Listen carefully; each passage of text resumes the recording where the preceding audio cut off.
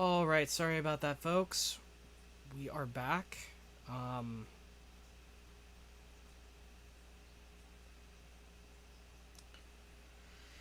Yeah, so that happened.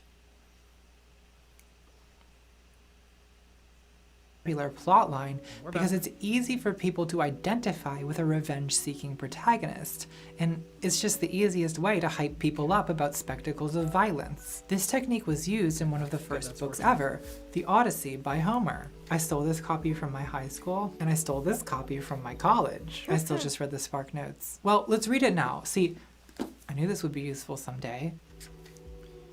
God, he's such a fuckboy. What does Athena see in this man? He must be really hot. Okay, I'm ready for my book report. So the hero of the story is Odysseus, and the whole book is him trying to get home to the island of Ithaca after, Okay, so in the prequel, Odysseus' shitty friend Menelaus throws a tantrum after his wife leaves him to run off with a Turkish guy she was actually attracted to. How dare she? So Menelaus dragged an entire nation to war instead of doing what any normal man would do and blowing off some steam at Femboy Symposium. Anyway, when Odysseus finally gets back to Ithaca, he finds that his house is full of men who are eating his food and drinking his wine and trying to marry his wife. So Odysseus, and this is the hero of our story here, he murders all of his wife's suitors as payback. And then he rounds up all the slave women who slept with the suitors, and he has them all hanged. And this one suitor, Melanthius,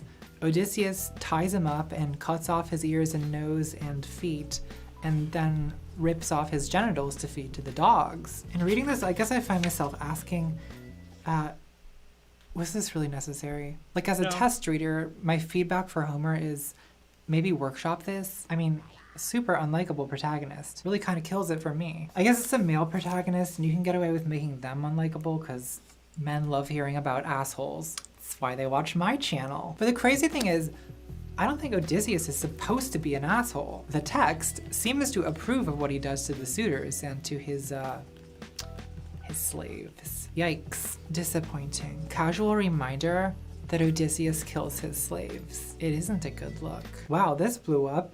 I don't have a SoundCloud. Give me money. Oh my god, this contact is fully horizontal. This is the last time we're doing cat eye contacts. Fuck this. It just seems disproportionate, you know? Like, it's not even eye for an eye because the suitors didn't kill anyone. They were basically just rude to Odysseus. But I guess you have to understand this kind of thing in cultural context. They came into his home, and they disrespected his wife, and probably she was into it, but whatever, we'll play along. So that was an affront to Odysseus's honor. And on the island of Ithaca in the year 1000 BC or whatever, honor was everything. Because this was a pre-legal society. No laws, no courts, no cops, school's out, fuck 12. So honor is a code of conduct enforced by reputation, and that's what kept people from stealing and lying and murdering each other, though it was also often the thing causing them to murder each other, because back then honor was the only thing protecting people from being taken advantage of. If you're an ancient Mycenaean king, and someone invites themselves into your house and drinks your wine and seduces your wife, well, you can't let them get away with that, because then people will walk all over you. So you need to get revenge to protect your honor, to maintain your reputation as a person who is not to be messed with. It's also the point of hard masculinity in honor cultures. Hard masculinity is a defensive posture, an intimidating posture. It showcases strength and hides vulnerability. We call it toxic masculinity now because in our society, it's destructive and dysfunctional. We've moved beyond the need for this, which is why it's possible for me to exist. If society collapses and we go back to Achilles and Odysseus, I'm in danger. I'm much too delicate for this Mycenaean savagery. Back in Homer's time, I'd be a slave at Femboy Symposium. Extremely sad gay sounds. Meow. But for people in situations where appealing to community or state law enforcement is not an option, such as kings of ancient Mediterranean islands, or gangsters who need to resolve conflicts outside of the law, or Wild West cowboys, hard masculinity has a function. It's a warning signal, like a skull t-shirt, or the stripes on a poisonous snake. And the poison is vengeance. justice served. So revenge is arguably the most basic form of retributive justice. The philosopher Francis Bacon defined revenge as a wild justice, according to the first paragraph of the Wikipedia article about revenge. Research. I am very smart, Nia. But in most modern legal systems, revenge is frowned upon, and for pretty good reasons. An eye for an eye will make the whole world blind, didn't you know that? If someone harms you and you get revenge by killing him, then his family is going to try to get revenge by killing you. It's a cycle of smashing. At the end of the Odyssey, the families of the suitors Odysseus killed band together and plot to get revenge by killing Odysseus. And literally the last thing that happens in the Odyssey is that the goddess Athena, who has an inexplicable lady boner for Odysseus, steps in and saves him by just making the families forget that Odysseus killed their children. So only divine intervention and amnesia stops the cycle of violence. But in reality, that doesn't happen very much, so these cycles can last for decades or even centuries. In Albania, there's an ancient code called the canon, which requires a family to commit murder in order to preserve their honor when another family offends against them. Life for life, blood for blood. This historically led to blood feuds between families that could last for generations, and in fact it still sometimes happens in parts of northern Albania. There's documentaries on YouTube about families who are trapped at home, possibly for the rest of their lives, because there's a vendetta against them, and if they leave the house, they'll be murdered. Historically, blood feuds led to a high mortality rate for young men, which may have contributed to the tradition of what are called Albanian sworn virgins. These are assigned female at birth people who would take a vow of chastity in exchange for getting to live as men. There's still some of them around, and in a very patriarchal society, they're socially recognized as men, allowed to wear men's clothes, use a male name Ulu, act as head of a household, inherit family wealth, and generally have the rights and privileges of a man. Extremely happy trans sounds, Ulu. I bring this up just because I think it shows how devastating the blood feuds must have been, because only desperation would lead a European country hundreds of years ago to support trans rights. No one wants that, so you know it was a last resort. Sworn virgins weren't transgender. Most were compelled to provide I for know their that, families. sweaty. It was just a joke, okay? Calm down. Revenge cycles also happen on a larger scale between communities, nations, ethnicities, religions. I'm worried if I give a real example, I'll be canceled for seeming neutral about a conflict where I'm supposed to take a side. So, in the interest of cowardice, let's say that the cat girls bomb the dog girls, and then the dog girls bomb the cat girls, and that cycle repeats for a few decades. And by that point, both nations have such a long and bitter list of grievances against each other that reconciliation is close to impossible. Extremely angry gay sounds. Nia. So a revenge-based code of honor is not really an ideal justice system. It's bloody, it's chaotic, and it produces these endless cycles of violence. So at some point in the growth of a civilization, something has to be done to control the chaos caused by vengeance. And the most popular way to do that is to create a state legal system. 2. Retribution. The extremely heckin' cute and valid German sociologist Max Weber defined the state as the organization with a monopoly on the legitimate use of violence. In an honor society with no rule of law, anyone is allowed to kill someone as long as they do so in accordance with the code of honor. But once you have the state, usually only the government is allowed to kill people. In ancient Babylon, there was a king called Hammurabi who enacted one of the first law codes in the world around 1750 BC, an era that scholars refer to as history times. The code of Hammurabi looked like this. The laws were crudely scratched into the stone using some primitive attempt at writing. I mean, it was like 1,000 years ago, so I'm sure they were doing their best. It's very good, sweetie. I'll hang it up on the refrigerator for you. I was expecting this replica to be bigger, sort of a Spinal Tap Stonehenge situation. The actual Hammurabi steles were about 7 feet tall, and they were publicly placed in the city so that everyone knew what the laws were, even though most people were illiterate, but hey, they tried, sort of. Let's read some of Hammurabi's laws. That's content, right? Cat girl reacts to the code of Hammurabi. Nias queen.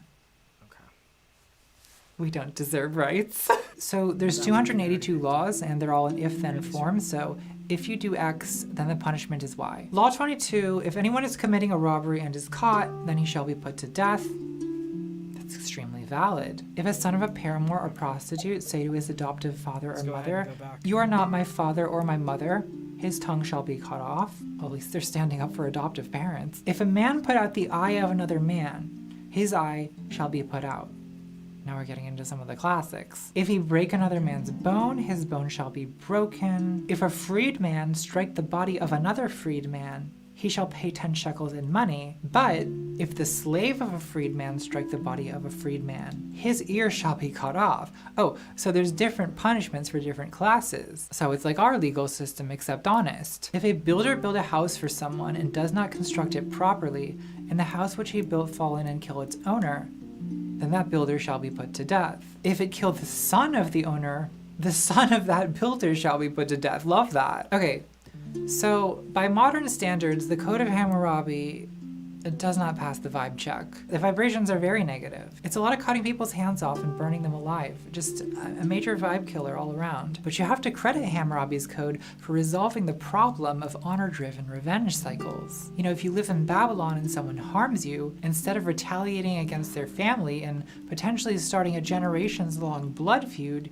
you take your grievance to the elders of the city, who reach a verdict and impose a sentence, justice served. So the involvement of a neutral third party is one major difference between vigilante revenge and a state legal system of retributive justice. Let's list all the differences. Revenge is personal in the sense that it's the victim who does the avenging. It's often emotional, an act of passion. It can be disproportionate, as in Odysseus killing the suitors for squatting in his palace. And it's sadistic. It's satisfying to the avenger. Revenge is sweet. On the other hand, a legal system of retributive justice is impersonal in the sense that the punishment is imposed by a third party, the state, and not the victim. It's therefore disinterested, so not in theory motivated by emotion, and also lacking the sadism of sweet revenge. It's also proportionate, again in theory. You know, an eye for an eye sounds brutal, but it's an eye for an eye and no more than an eye, and that could be considered humane compared to, say, revenge killing someone's family for an eye. And it's also consistent, so different offenders are supposed to get the same punishment for the same crime. I mean, unless you're rich, in which case, don't you even worry your little head about it, just pay some gold. It's fine. Girl, these contacts, like...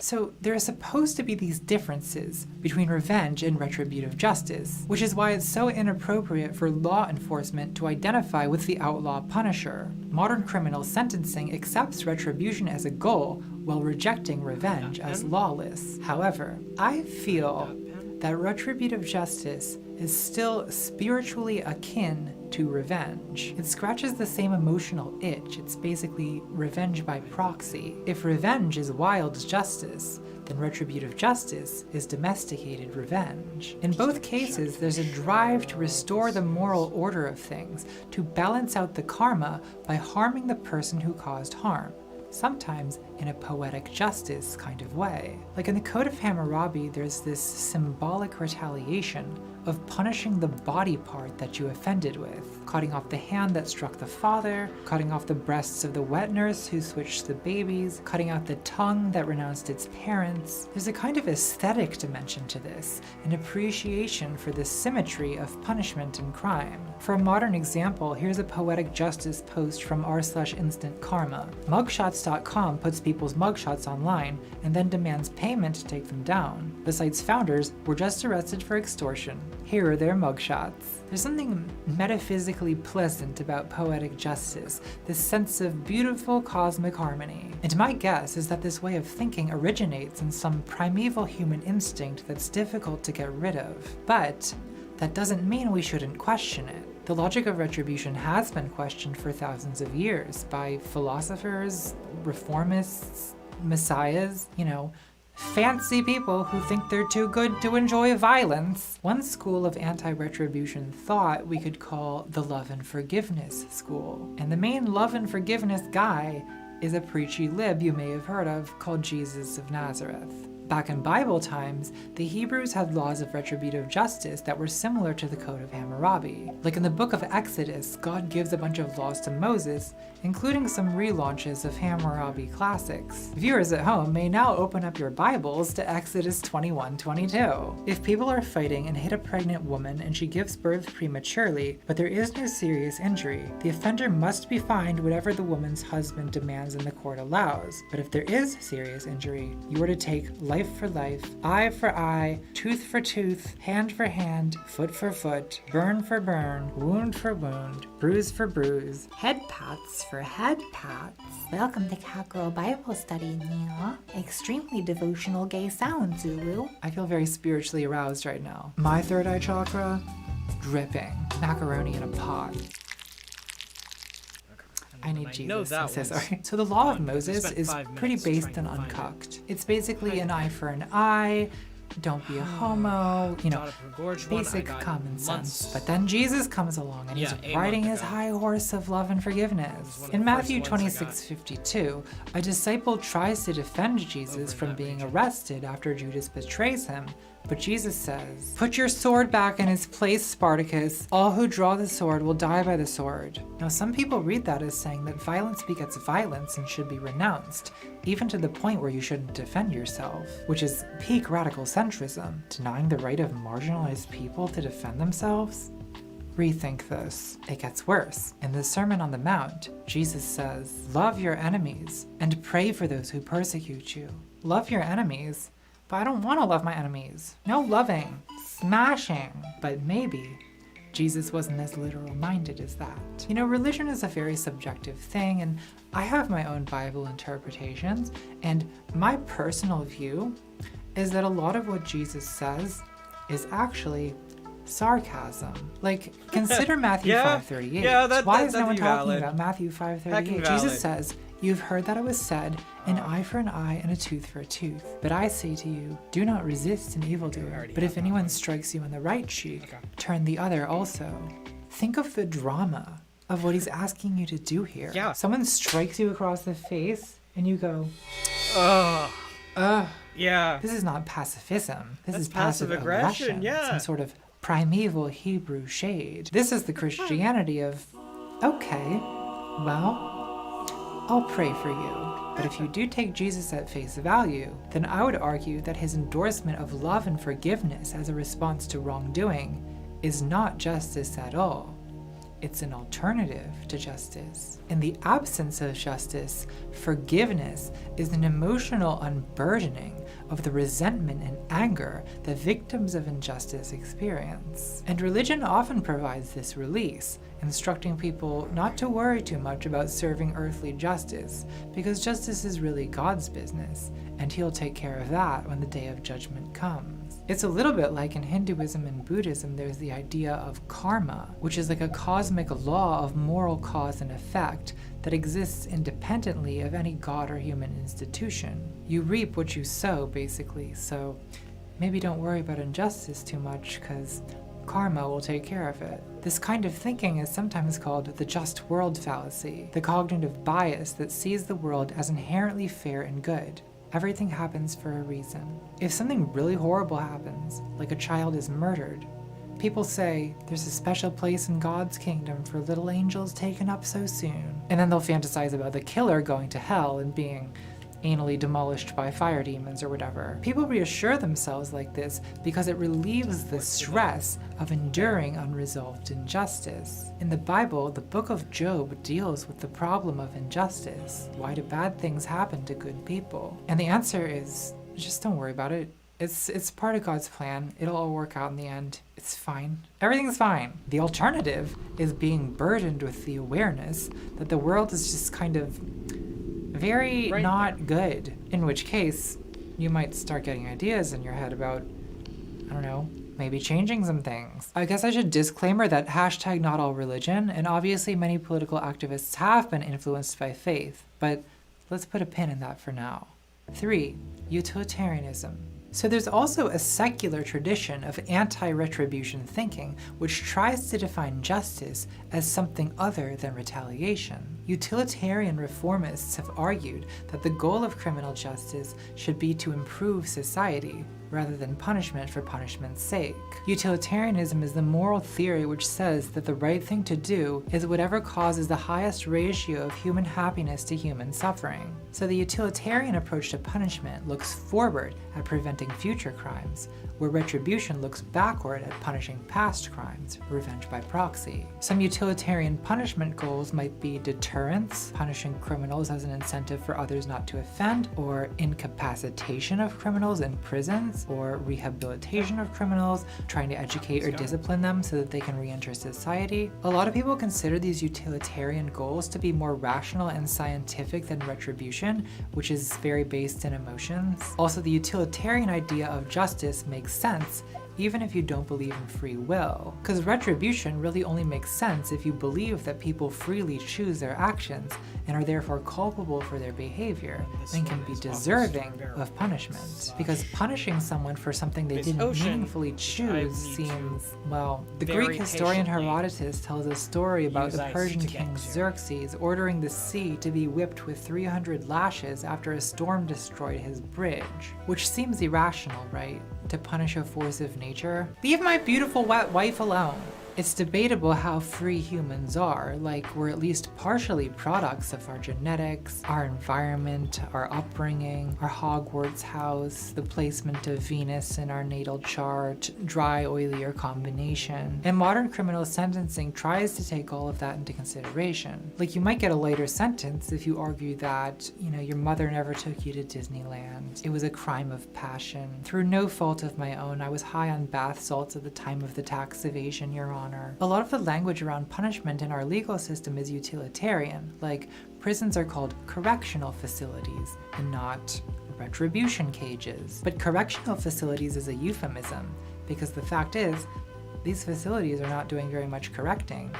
I'm sorry. In the United States, 2/3 of released prisoners are rearrested within 3 years, and 76% are rearrested within 5 years. And just think about the way we talk about incarceration. Like, if someone really evil gets a long sentence, we say, good, I hope he rots in prison. Like, when was the last time you heard about a criminal sentencing and someone said, good, the proven efficacy of our correctional facilities will rehabilitate this man and release him a contributing member of his community. So even the institutions we have that are supposed to serve a correctional or rehabilitative function are still obviously satisfying our urge to punish. I think the problem with utilitarianism is that, while it's very rational, it's often offensive to human emotions. And you can say facts don't care about your feelings, we shouldn't be basing our legal system on whatever sadistic caprice passes through your mind, and I agree with you. But the fact remains, if someone hurts your child, you don't want to rehabilitate him. You want to set him on fire. And this disconnect between the legal system and human emotion affects law enforcement too. A YouTuber called Jose has a video called Why Some Cops Think They're the Punisher, which argues that some cops and soldiers admire the Punisher because they relate to his military background while fantasizing about the moral simplicity of his vigilantism. Jose quotes from interviews with military Punisher fans who say things like, Castle doesn't see shades of gray, which unfortunately the American justice system is littered with, and which tends to slow down and sometimes even hinder victims of crime from getting the justice they deserve. Frank Castle is the ultimate definition of Occam's razor for the military. Don't worry about uniforms, inspections, or restrictive rules of engagement. Find the bad guys, kill the bad guys, protect the innocent. Any true warrior? That's the dream. So these cops and soldiers feel cramped by rules of engagement and use of force restrictions that are keeping them from serving swift and brutal justice. Law enforcement would be a lot easier if it weren't for all these pesky laws. There's a childish simplicity and dualism to this moral worldview. Find the bad guys, kill the bad guys. Again, it reminds me of the NRA rhetoric about how you need a good guy with a gun to stop a bad guy with a gun. They sound like 8-year-old boys playing cops and robbers. Good guys and bad guys. That's my impression of an 8-year-old boy. And to be fair, I totally understand the appeal of moral simplicity. People love justice served and instant karma videos for a reason. We take satisfaction in swift, decisive, elegant retribution. But the procedures of law enforcement and criminal justice don't allow for that. There's all these tedious roadblocks: right to an attorney, right to remain silent, right to a fair trial, presumption of innocence. A lot of police wish they could simplify things by being judge, jury, and executioner. But the function of police is supposed to be limited to making arrests and initiating criminal investigations. They're not supposed to be walking avatars of karma, dispensing free-form retribution in the streets at will, justice served, now with 20% more police brutality. But a lot of people defend the police when they behave like this, because the thin-wristed civilians are just as emotionally frustrated by due process as the cops. Well, did I just say all lives are bastards?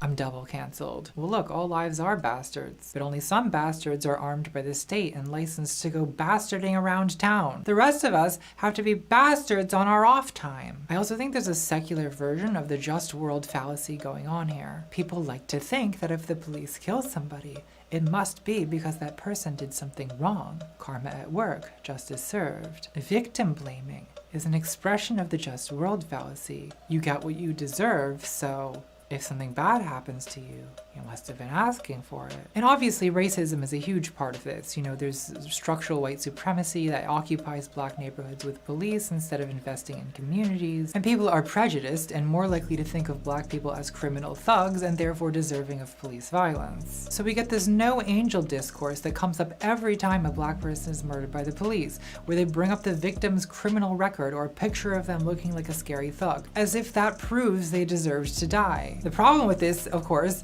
is that no one is an angel. There are no angels walking this earth. We're all flawed. We've all made mistakes. We've all done bad things. That doesn't mean we deserve to die a violent death. And then there's people like Breonna Taylor and Elijah McClain, who as far as we know were about as close to angels as humans come, but that didn't protect them. So that is 100% beside the point, because black people in America should not literally have to have white feather wings and glowing halos to deserve not to be murdered by the police. In fact, people of all races have the absolute right to be low-life, drug-addicted, petty criminals who contribute absolutely nothing to society and yet still not be executed by the cops, because that's what it's supposed to mean to live in a free country.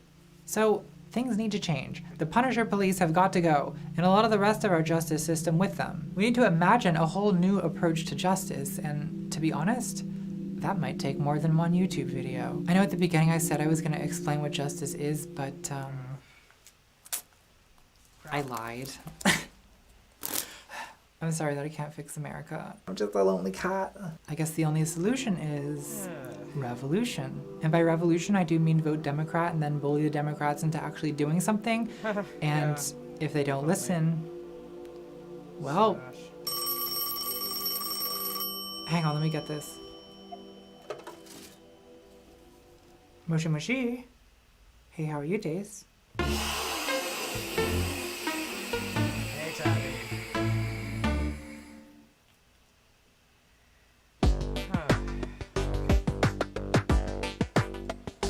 Let's go ahead and claim that expedition reward real quick. Jeez, I think I already got that one though.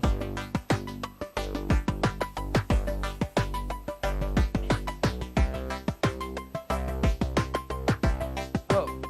Yeah.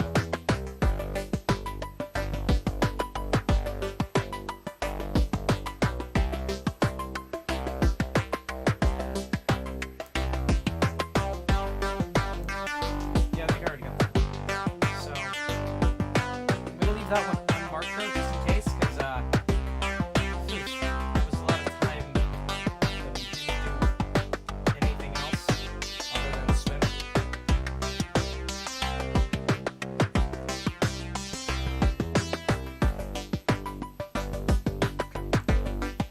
3 hours, go back.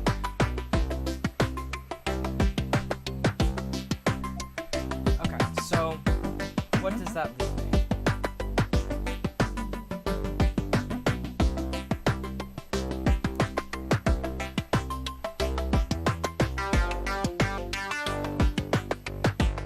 That leaves me 9 outstanding claims.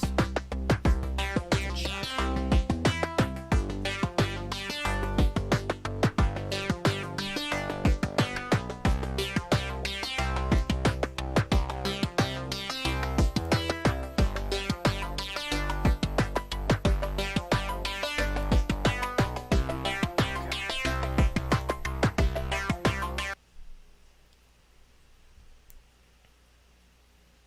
So, we're gonna go ahead and put on the long one. The last video she did was on J.K. Rowling. Haha. Yay. We're gonna talk about Joanne. Great. Bubble, bubble, Here we toil go. and trouble. Let's just listen to some more sultry Natalie. Fireborn and cauldron bubble. Something wicked this way comes. Magical deeds are afoot, dear readers. Magical darkness. Huh. A must. Yeah, obviously. Wow. Joanne, I want to talk to you, Joanne. What is it about Joanne's? I can't catch a break from these people. So, now that 2020 is finally over, I think we can let the record conclusively show that it was a year whomst is bad. And on top of everything else that was going on, truly the last thing we needed was the author of Harry Potter coming forward to announce there's two things she can't stand: bigotry and the transgenders. Ow. Elderberry wand, turgid, with a core of ice dragon, Lumos. Can we afford spells? Is that in the budget? Expecto Patreon. So you've probably heard by now about Joanne Rowling's transphobic tweets. Unless you've been living under a rock, in which case, get back under that rock, sweetie. There is nothing good going on up here. It's not worth it. Or Yeah, maybe you back under heard the that all rock. Joanne did was Everybody, say literally. biological sex is real. And now crazy gender ideologues and trans activists are trying to silence her. This is cancel culture gone too far. This is a witch hunt. Celebrities are under attack. This is the new Salem. This is Orwell's nightmare. This is a painful topic for me all around because as a transgender woman, I am honestly hurt by a lot of the things Joanne has said in the last year. But I also know what it's like to be the target of a Twitter mob. And I realize that to most people, complaining about being canceled, it sounds incredibly whiny and self-absorbed. Like you'd especially think that rich and famous people like J.K. Rowling would be above staying up alone at night reading mean things people say online. But you'd think wrong. See, you underestimate the fundamental sadness of the human condition, and no amount of fame and money is gonna fix that. You know, fame alienates you from other people. It dehumanizes you in the eyes of the masses, which can actually make you feel more alone, even when people are worshiping you as a goddess. Never mind how it feels when they're hunting you as a witch. The truth is that unless you've personally experienced infamy, being shamed and shunned on a scale the human brain can't really even understand, then you just don't know what it's like, and you don't know how you'd react in that situation. But Joanne knows, and when I see her getting trashed on the TL, there's a traumatized part of me that's unironically triggered by watching people cancel her, and I want to protect. My nurturing and compassionate nature sometimes gets the best of me. But there's also part of me that wants to join the trashing. How could you do this to me, Joanne?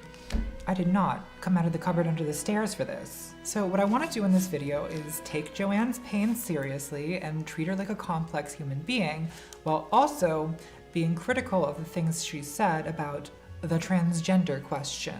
And I also want to explore where the Twitter mob is coming from, because they're in pain too. And don't they also deserve our understanding? So without further ado, let's go in with a MAC 224 tapered blending brush and see if we can find the truth. Swish and flick.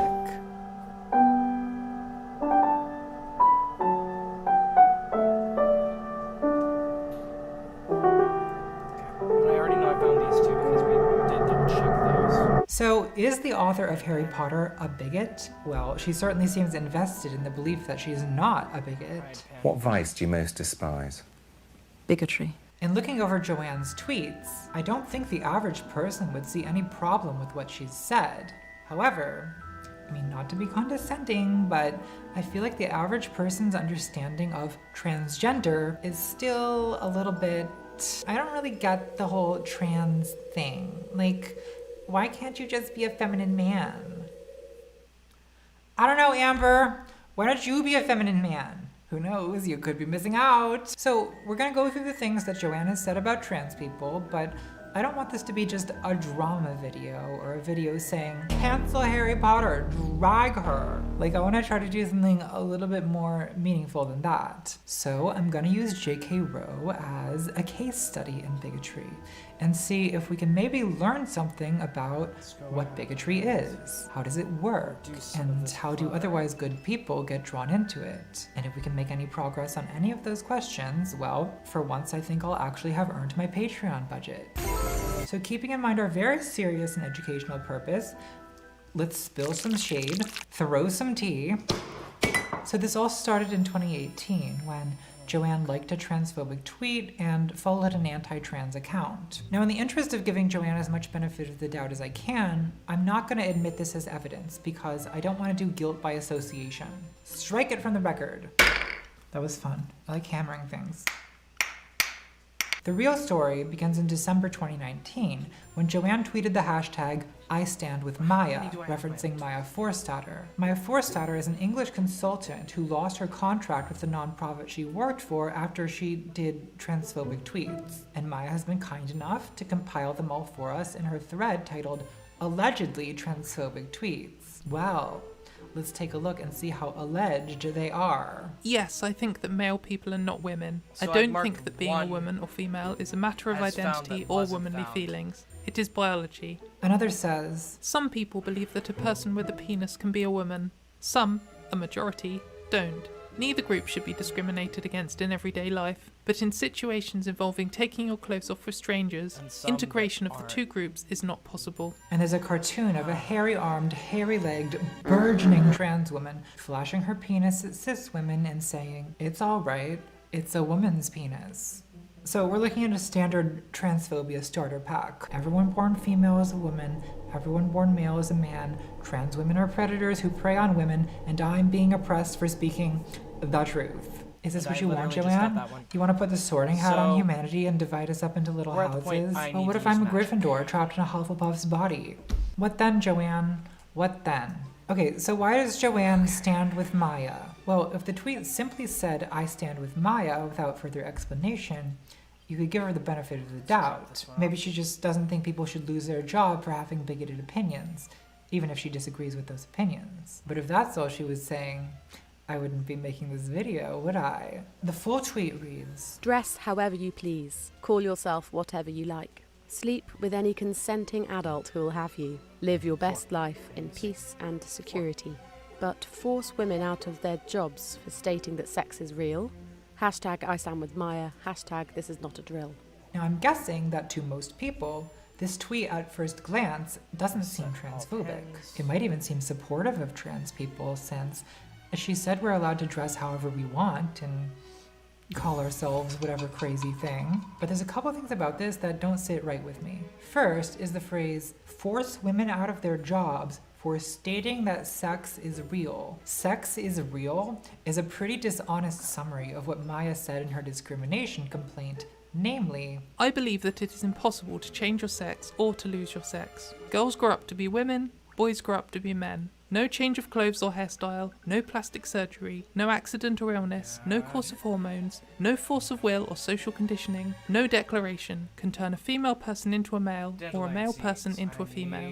if Joanne had said Maya had been 20. fired for claiming that a person born male could never be a woman and a person born female could never be a man, that would have been more accurate, but it would also sound contentious and obviously anti-trans. Sex is real is a euphemism designed to present Maya Forstater's transphobia as a simple statement of fact, basic common sense, which only crazy activists and ideologues would oppose. Transphobes love to play this game where they pretend that trans people just don't understand basic biology. That's our problem. As if I didn't start taking female hormones because I'm acutely aware that my body is not the same as a cis woman's body, that sex is real. You will never be a woman, Nathan. Every cell in your body is male and has a Y chromosome. Really? That's crazy. How'd you learn so much about science? You know, I don't really feel the need to have a second X chromosome. I get by with one. I make it work. I actually like the Y chromosome. I think it's a little more dainty, you know? It's a little softer, little more petite. The X chromosome has a lot of extra appendages, actually don't look you for think? dead And I lines don't with this need any now, more of those, thanks. I'm No trans person thinks it's possible to change chromosomal sex, and to pretend otherwise is to argue in bad faith. When we say that someone is a trans man or a trans woman, we're talking about psychological and social identity. So when transphobes say sex is real, they're not actually contradicting anything most trans people believe, except by implication. When transphobes say sex is real, what they mean is only chromosomal sex matters. They mean they don't believe in transgender identity, which they trivialize, calling it dressing up, fashion choices, whatever you want to call yourself. When Joanne says, dress however you please, call yourself whatever you like, she's belittling what it actually means to be trans, reducing it to a change of name and costume. It's similar to the language of casual homophobes. For example, the homophobic equivalent of Joanne's tweet might read, choose whatever lifestyle you want. Indulge your sexual preferences with any consenting adult in the privacy of your own bedroom, but force Christians out of their jobs for stating that marriage is between a man and a woman? Hashtag I stand with Kim Davis. A penis and a sausage cannot make a baby. she's not Checkmate wrong. the gays. It's just science. Homophobes trivialize what it is to be gay. They refer to it as sexual preferences, or a lifestyle, or what you do in the bedroom. We don't tell straight people to keep their lifestyle in the bedroom, but we should. Clearly, the straights are not oppressed enough. Being gay is more than what you do in the bedroom. It's also who you love. It's part of who you are, part of your humanity, and that's something that stays with you outside of the bedroom. So to dismiss it as sexual preferences is homophobic. Likewise, being trans is not a costume I take off at the end of the night. It's not a fashion choice. It's not a pet name some people call me. It's part of who I am as a person, you know? It's part of my humanity. And it's also the kind of body I have, a transsexual body. So telling trans people to dress however you want is not really a supportive statement. Unless you're supporting YouTubers wearing Louis Vuitton socks in their videos apologizing for being racist, which is not valid, and is in fact a hate crime. YouTubers are constantly dragging each other because we see ourselves reflected in the other, and we can't stand the sight of it. So after the Maya Forstater tweet, Joanne was silent about trans people for 6 months. But she took up the cause again in June 2019, first to complain about the use of the phrase people who menstruate in the title of an article trying to include trans men and non-binary people in a discussion of period poverty. That same night, presumably in response to her Twitter mentions being lit up by leftist teenagers who think Stalin did nothing wrong but Rachel Maddow is a war criminal, Joanne tweeted a thread again repeating the slogan that sex is real, adding, It isn't hate to speak the truth. and concluding with another backhanded statement of support. I respect every trans person's right to live any way that feels authentic and comfortable to them. I'd march with you if you were discriminated against on the basis of being trans. If you were discriminated against on the basis of being trans? If?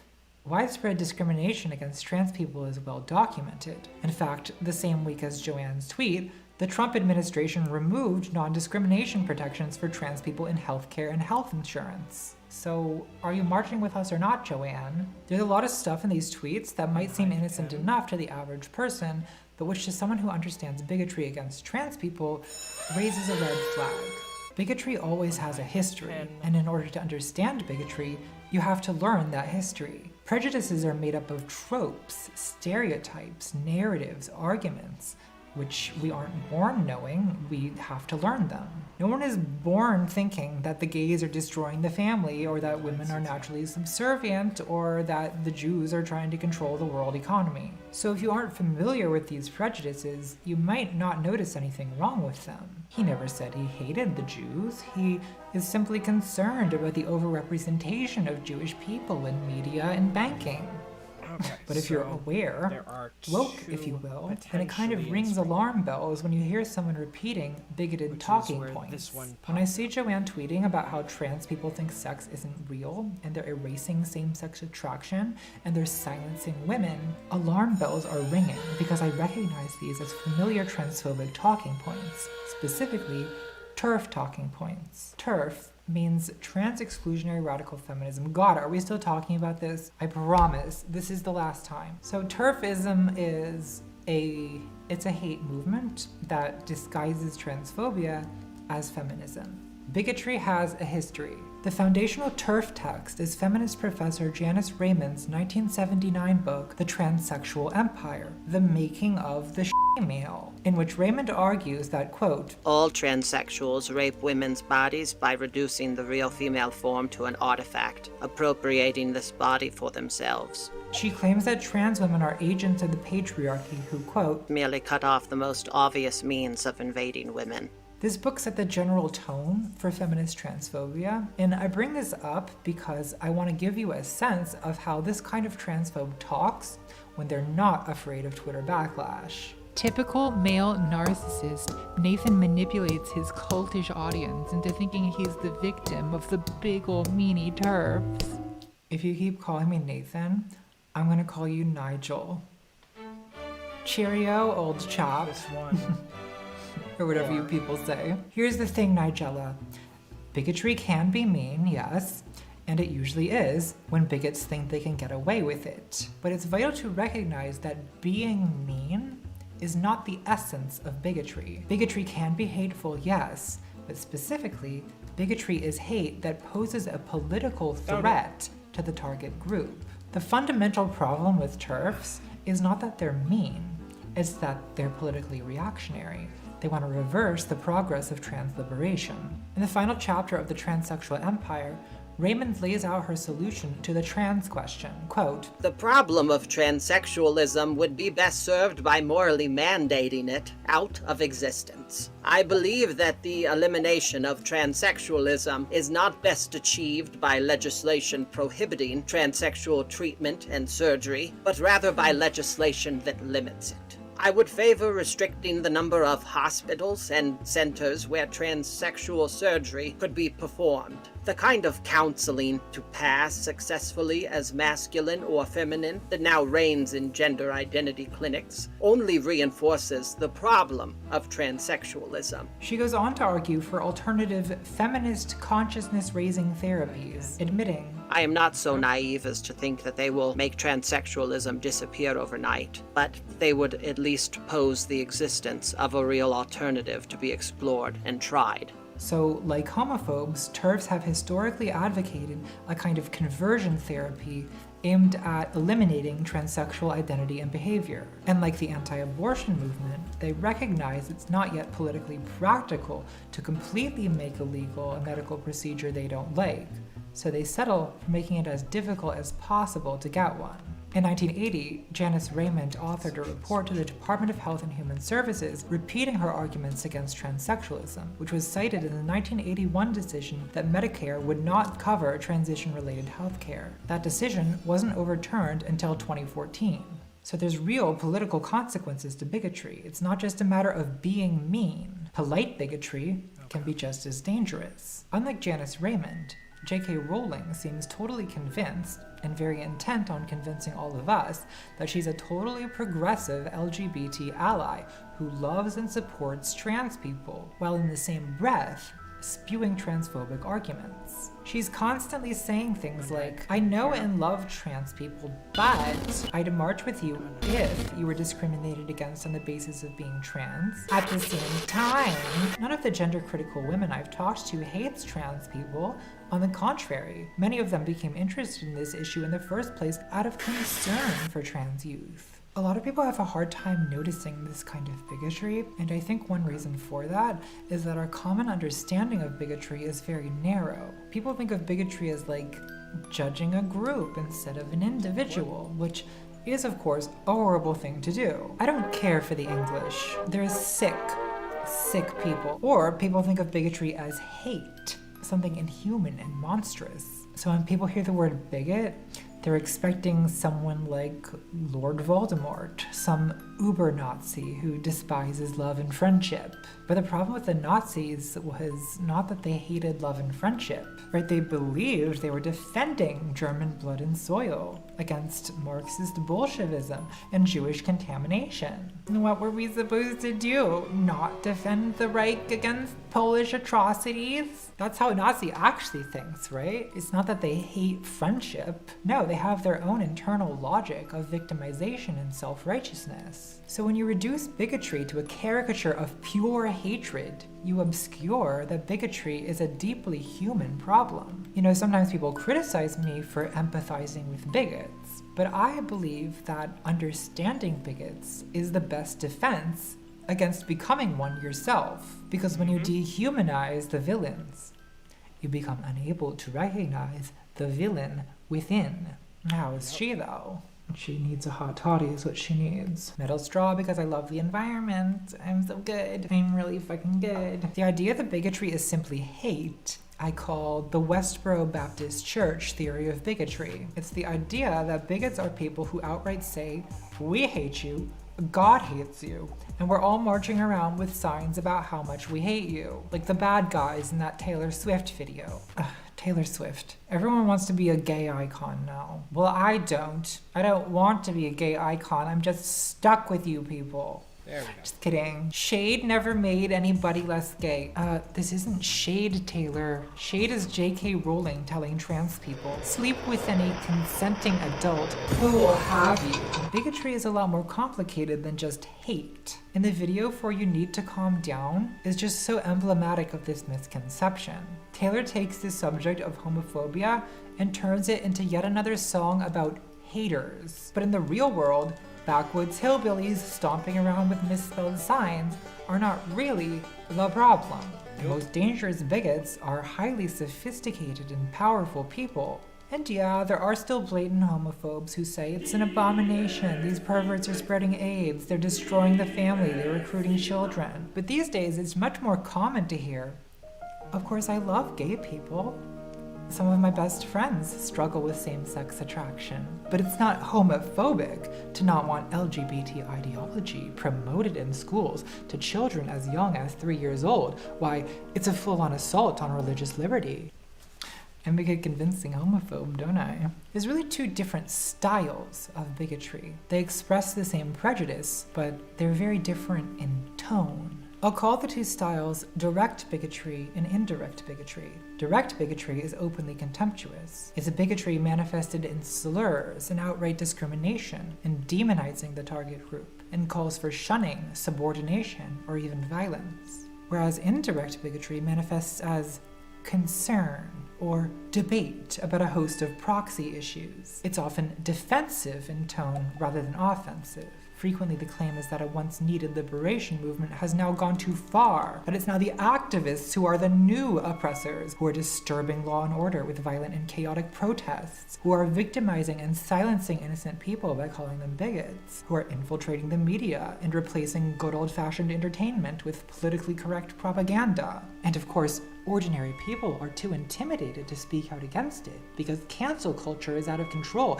and free speech is under attack. The direct bigot is always frothing at the mouth, ranting and raving about predators, perverts, invaders, rapists, brutish animals, vermin, rats, roaches, contagions. Whereas the indirect bigot is always defending something, always a knight in shining armor, defending women, defending the children, defending marriage, defending freedom, defending the family, defending our values, defending common sense, defending tradition, defending civilization itself, defending God. Oh yeah, He's they all do that, powerful, don't but he they? could really use your help, Mary. I think a lot of people take a borderline heroic view of themselves. And indirect bigotry flatters that self-image. Indirect bigotry often replaces the actual people it targets with some big abstract concept. Instead of Jewish people, they claim to be against Zionist-occupied government. Instead of women, they claim to hate feminazis or the friend zone. Gay people are depersonified as the gay agenda. Trans people become transgenderism, gender ideology, trans activists.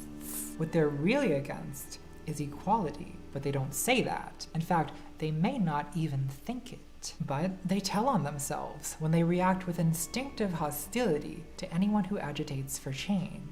It's not racist to think that Black Lives Matter thugs shouldn't disrespect the national anthem. It actually A book is. called The Anatomy of Prejudices by Elizabeth Young Brule really helped me with this video. One of the points she makes is that a lot of the time, bigotry is backlash. Ideologies of desire are, generally, backlashes against movements of equality.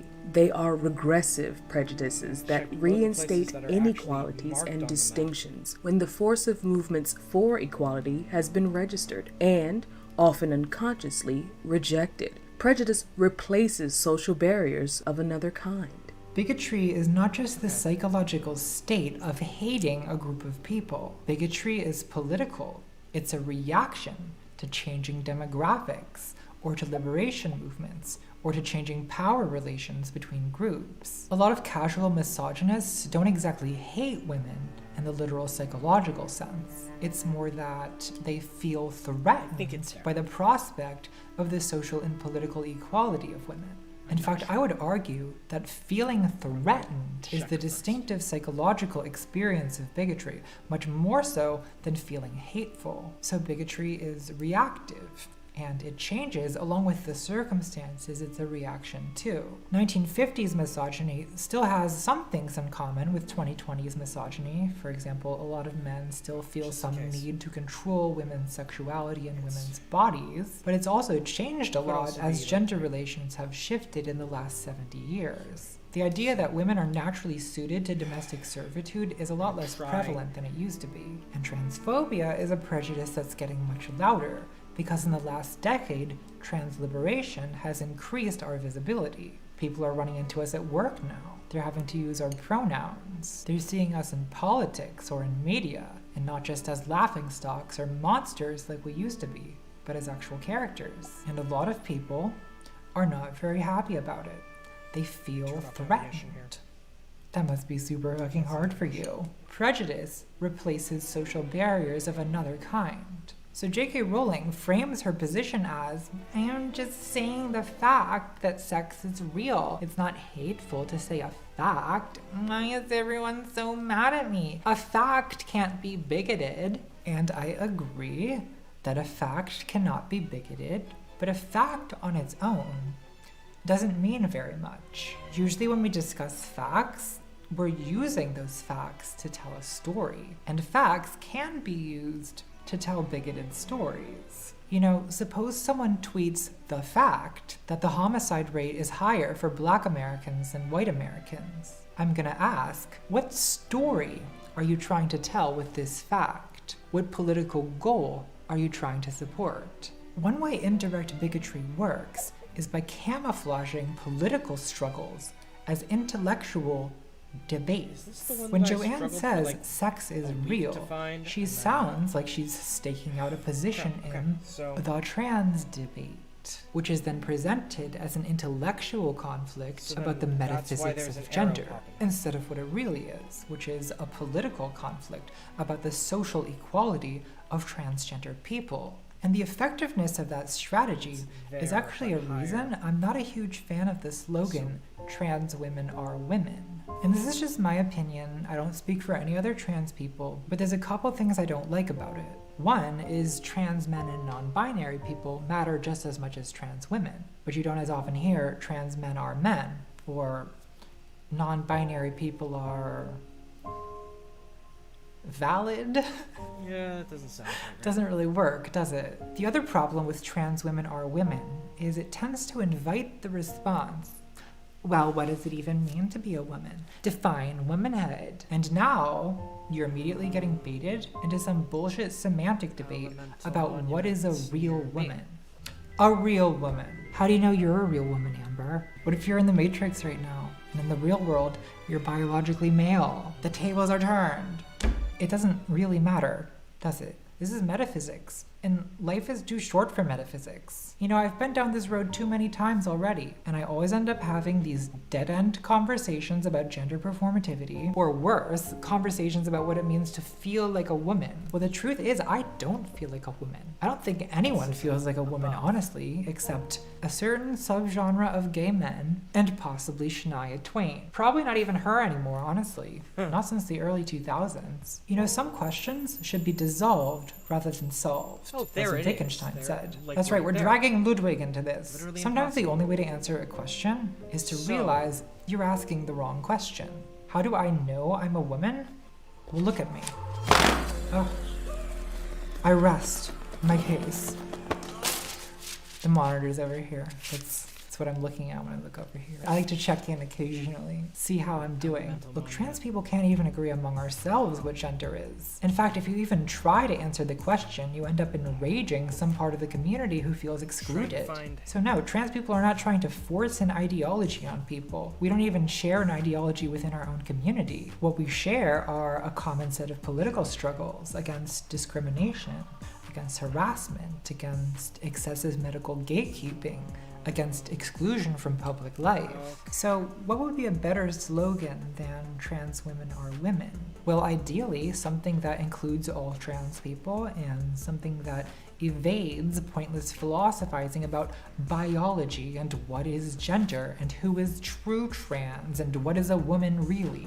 Something that centers what actually matters, which is freeing trans people from the stigma and discrimination that have historically prevented us from becoming equal members of society. So I know it sounds kind of outdated, very 1970s, but I personally like the slogan, trans liberation now. It's short, it's sweet, and instead of prompting, define womanhood, it prompts people to ask, what do you mean liberation?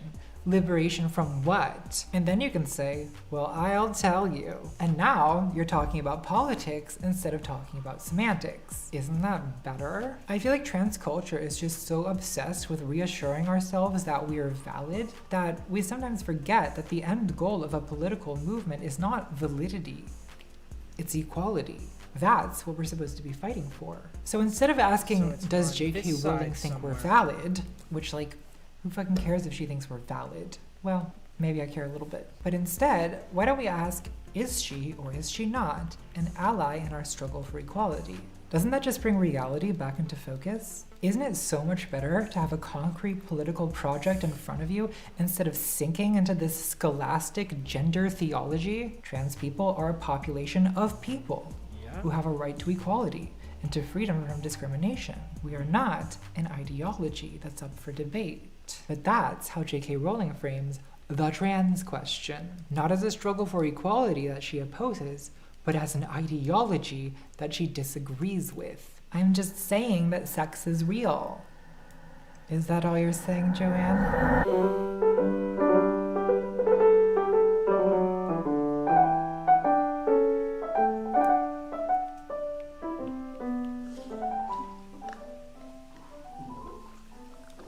Remember that scene in the Goblet of Fire in the prefect's bathroom? Moaning Myrtle, hey, how are you? I wonder if that inspired my love of baths. This bath is actually really nice. It's a lot of milk and a lot of rose oil, Epsom salts, just kind of everything that's good in baths all together. I don't want to talk about bigotry. I want to talk about baths. Can this just be a video about baths from now on? Is there a way? Oh, fine, I'll do my job. On June 10, J.K. Rowling published an essay to her website, which on Twitter she titled Turf Wars, which was just awarded the Russell Prize by the BBC for its brave display of unyielding transphobia, I guess. The essay is several pages long and outlines her reasons for speaking out on sex and gender issues. I refuse to bow down to a movement that I believe is doing demonstrable harm in seeking to erode women as a political and biological class and offering to cover predators like few before it. Where do I even begin with this one?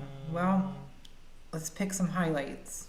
Woman is not a costume. Woman is not an idea in a man's head. Woman is not a pink brain, a liking for Jimmy Choos, or any of the other sexist ideas now somehow touted as progressive. Oh, well, my mistake. Here I was, thinking I was a woman, Turns out I'm just a man who likes expensive shoes. What a whimsical misunderstanding. Okay, well, that's it, everyone. The channel's over. Thanks for the likes and comments. I'm gonna head out now to the Jimmy Choo store, and then I guess I'll cut my tits off. Joanne!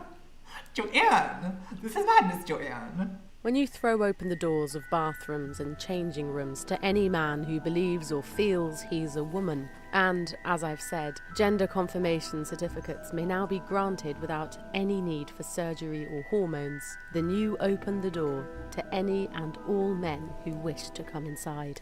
So look, I understand that some women are anxious about the thought of predators in bathrooms. And believe me, I don't want to share a bathroom with a predator any more than you do. Why are all my rose petals on this one side? Some of them need to come over here. Come here. I've redistributed the petals.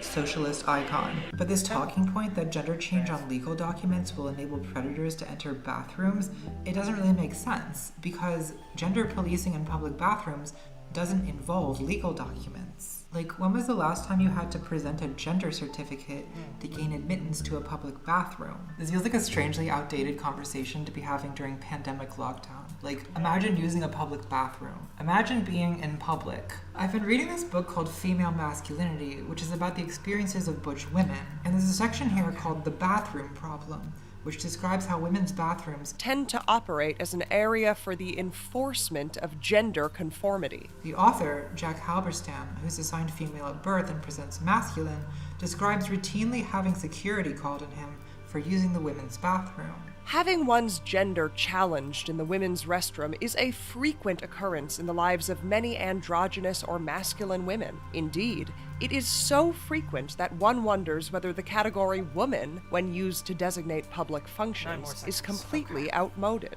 Queer literature is littered with references to the bathroom problem, and it would not be an exaggeration to call it a standard feature of the butch narrative. And that's very interesting to me because, as a feminine trans woman, I have not once been questioned or had the authorities called on me in a women's public bathroom in the entire time I've been using them, which is several years now. So when Joanne Rowling, a feminine heterosexual woman, calls for more bathroom policing to protect the lesbians or whatever, it just seems ignorant of the way bathroom policing actually works. Like, is she just so famous that she doesn't use public bathrooms anymore and she forgot how they work? How much could one bathroom entry certificate cost, Michael? $10? Women's bathrooms are policed according to femininity, not chromosomes. And there's no practical way to change that short of stationing a genital inspector in every stall, just to make sure no one's privacy is violated. That's a very good idea, Joanne. That's very good. Ironically, radical feminists aren't even trans exclusionary. They include trans men in their feminism because they were born women. Isn't it ironic that supposedly transphobic feminists think that trans men are women? Hello, operator. Could you get me Alanis Morissette? I have a new incident to report. So look, I could keep refuting points made in Turf Wars, which is basically just a series of common transphobic canards we've all heard 100 times before, but I want to focus in particular on some passages that I think are very revealing about the psychology of transphobia. What is it about the transgenders that some people feel threatened by? Well, Joanne Rowling gives us a lot to work with in answering that question. Joanne being a TERF is mostly terrible for trans people, but maybe the silver lining is that the most famous novelist in the world having a public transphobic breakdown is providing a wealth of insight about the interior world of a transphobe. In Turf Wars, Joanne claims her interest in the trans issue is intensely personal, and she has two reasons why it's personal. The first is she thinks that if she had been a child today, she would have been transed. Someone would have transed her. People are being transed left and right these days. It's a reasonable thing to be concerned about. Trans people, we're always on the lookout for the next person we can trans. That's all we want to do.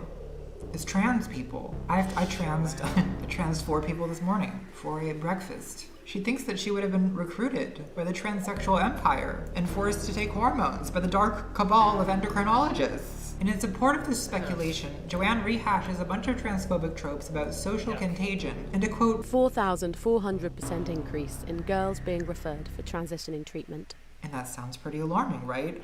4,400%. But you have to keep in mind that 10 years ago, only 32 assigned female patients under 18 were referred. And by last year, that number was 1,740, with the biggest increase happening 5 years ago, the transgender tipping point year. So that is a big increase, but it corresponds to the biggest ever increase in trans visibility. So it does make sense. And there's 11 million children in the UK, so let's say 5.5 million girls and 1,740 is 0.03% of that. And considering that around 1% of adults are some kind of transgender, 0.03% of kids is not really an alarming number to me. If anything, you'd expect it to be higher. But part of Joanne's problem here is that she seems not to really understand what being trans is. The writings of young trans men reveal a group of notably sensitive and clever people. The more of their accounts of gender dysphoria I've read, with their insightful descriptions of anxiety, dissociation,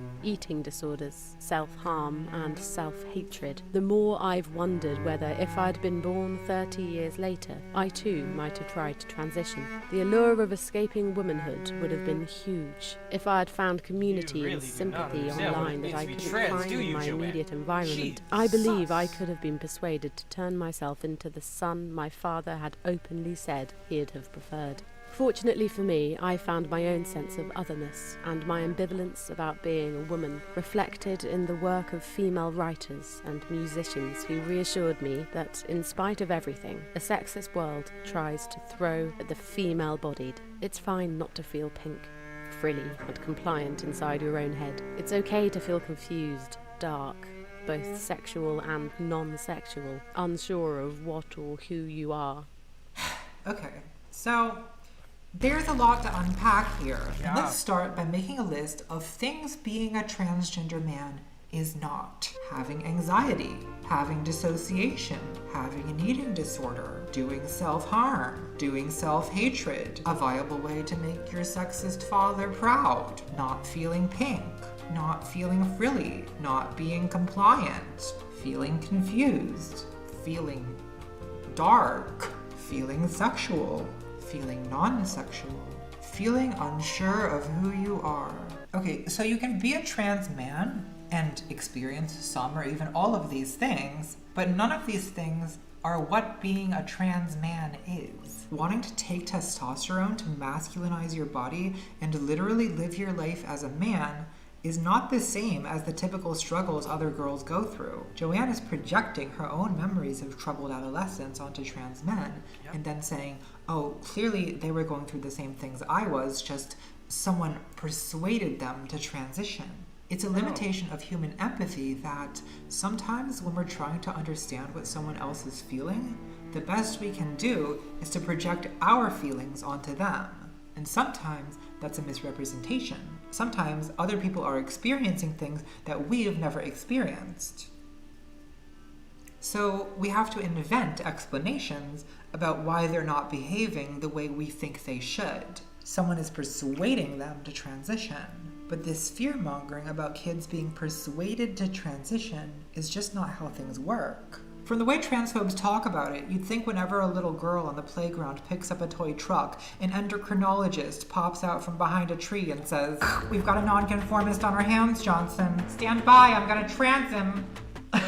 But this is the narrative that transphobes are pushing, in particular about young transmasculine people. Last year, a transphobic screed of a book came out that is essentially to transmasculine people what the transsexual empire was to trans women. It's called Irreversible Damage, The Transgender Craze Seducing Our Daughters. Chapter 1. The Contagion. Jesus. Laying it on a little thick, don't you think, Abigail? The argument is that female-to-male transgenderism is an infectious social disease, which is literally the argument Hitler made about homosexuality, but okay, great. I think a major problem with media coverage of trans issues is that not enough attention is paid to transphobia against trans men. Like after the J.K. Rowling story broke, Daniel Radcliffe came out and said, "Transgender women are women." And that's very nice of him, But a huge section of Joanne's essay is about trans men. In fact, she spends more words on trans men than on any other topic, so I think it's worth looking in particular at that. Something I've noticed is transphobia against trans men is not the same as transphobia against trans women. There's a lot of similarities, but they're really two different prejudices, and they come from different psychological places. In the same way that lesbophobia is different from homophobia against gay men. For trans women, I would say the distinctive experience of transphobia is being simultaneously treated as a pornographic female fetish object and as a dangerous male predator, the ultimate sex demon, this kind of incubus succubus who will ravish your wife and trap your husband. Your polygamous commune will be devastated. Whereas I feel like trans masculine people are less vilified, but so infantilized. I guess transphobes view trans men as women, so a lot of misogynistic tropes still apply. So much for transitioning to escape sexism. The story is often that these vulnerable, confused girls can't possibly decide for themselves what to do with their own bodies, so the courts must intervene to take control. Which is exactly what just happened in the UK, where trans youth under 16 will now need not only the approval of a doctor, but will need to seek a court order in order to get puberty blockers. And the justification given for this mirrored exactly Joanne's concerns about fragile, vulnerable teenage girls being unable to make informed decisions. In her essay, Joanne says, I happen to know a self-described transsexual woman who's older than I am and wonderful. Although she's open about her past as a gay man, I've always found it hard to think of her as anything other than a woman. Being older, though, she went through a long and rigorous process of evaluation, psychotherapy, and staged transformation. The current explosion of trans activism is urging a removal of almost all the robust systems through which candidates for sex reassignment were once required to pass. So that's what she wants. She wants robust systems of medical gatekeeping, which is the same thing Janice Raymond wants, just Joanne's more polite about it. I want to make a drink. Sometimes people ask me if I used to be a bartender. No, just drank a lot. Ugh, we're revealing leg again. The scandal. Putting a wet white chiffon thing over it is that much more chaste. Well, I'm an extremely chaste woman. I try to honor God with my body. That's why I got a sex change. I'm honoring God with my sex change. I'm not drunk enough for this. So I also want to point out that cis men and cis women are often transphobic for different reasons. A lot of cis men are transphobic against trans women because the thought that a man can become a woman threatens the certainty of their own manhood. It's similar to the reason a lot of straight men are homophobic. They feel their own masculinity is threatened by it. And of course, a lot of straight men are attracted to trans women, and they feel that that attraction threatens their identity as straight men. Back in my compet days when I dated men, for a couple straight guys I hooked up with, going down on me was like crossing the fucking Rubicon. This is it, Mr. Frodo. If I take one more step, I'll be the farthest from heterosexual I've ever been. Okay, Samwise, whatever you need to tell yourself. And afterwards, they go into this whole Cartesian spiral. What have I done? What does this mean? Who am I? I think for a lot of cis women, the very existence of trans men sends them into a similar identity crisis. I think a lot of women have had to fight a really difficult internal battle to make peace with their own womanhood. And for some women, confronting the existence of transgender people seems to open some old wounds. Like I've noticed in particular that some of the most virulent and obsessive TERFs are older lesbian women on the more butch side of things. And these women see hyper-feminine trans women in makeup and dresses, and they say, that is not what being a woman is. I've had to fight for my own identity against the idea that that's what being a woman is. These are just misogynistic stereotypes. You are a parody of womanhood. You're a fetishist. And when they see trans men, they say, you're a traitor. You're a self-loather. Why can't you learn to accept yourself as a woman the way I've had to? But this is all projection and misunderstanding. Trans women do not think that wearing dresses is what makes us women. And trans men do not think that not feeling pink, frilly, and compliant is what makes them men. These are meanings that J.K. Rowling is assigning to trans people's actions in her own brain because she perceives our lives as some kind of commentary on gender, with an implied ideology about what it means to be a man or a woman. But that's your interpretation, Joanne.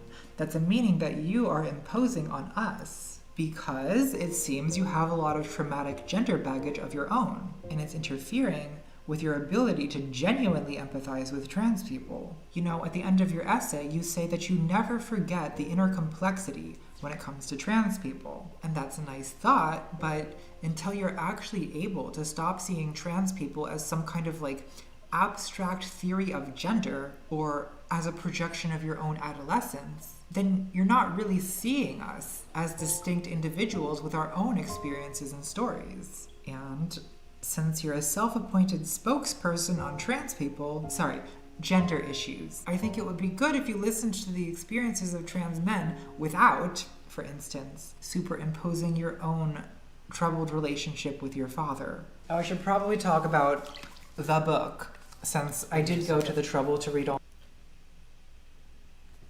You're ready to throw hands with someone over the fact that J.K. Rowling is enough of a turf to cause problems, or you're willing to throw hands with someone over something else? I'm confused, Kronos. What exactly happened? Paused so I could focus on this for a second. Okay. Sorry about that. So you're ready to throw hands with someone over what exactly?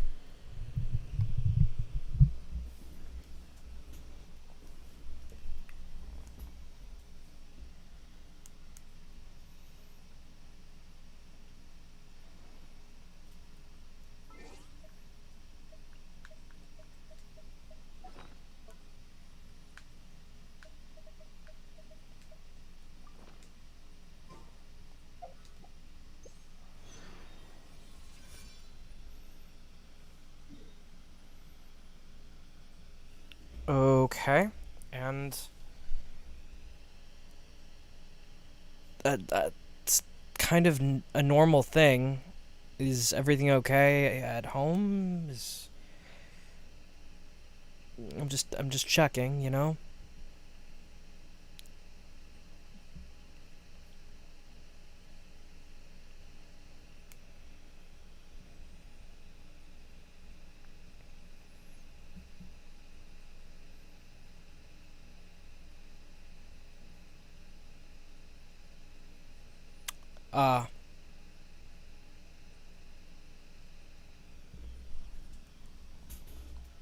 Okay.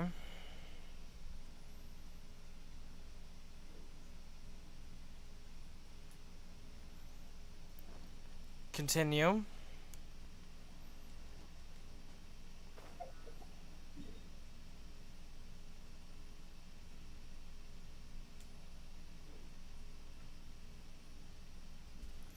Continue.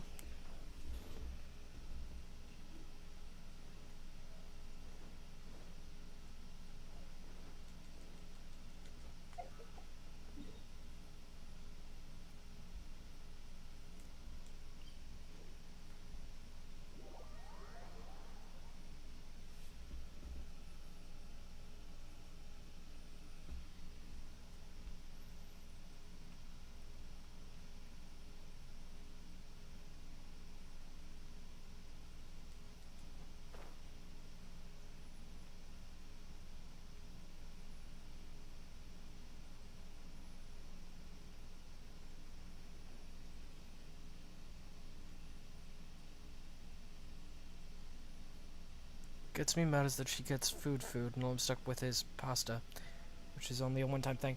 Oh, okay. For the record, pasta is actually better for you, if not eaten hot. Like, I mean, you can eat it hot, but you cook pasta hot, right? You're not supposed to eat it right away. Unless you're trying to go for the authentic Italian dish realness. What you're actually supposed to do if you're trying to eat pasta in a healthy way, you're supposed to cover it, put it in the fridge overnight after you've cooked it, reheat it in the microwave, and then eat it.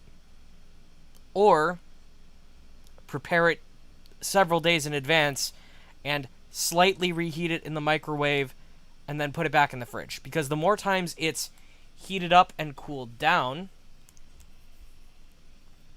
the stronger the noodle becomes and the harder the starch becomes, making it easier to digest and also lower on carbs.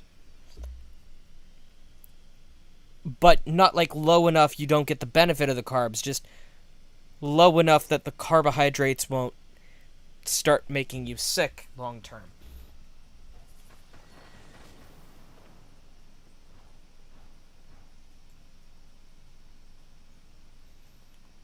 I missed an animalcule that simple.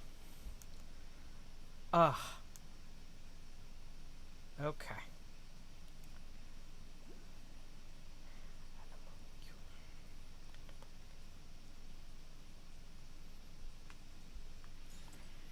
Okay.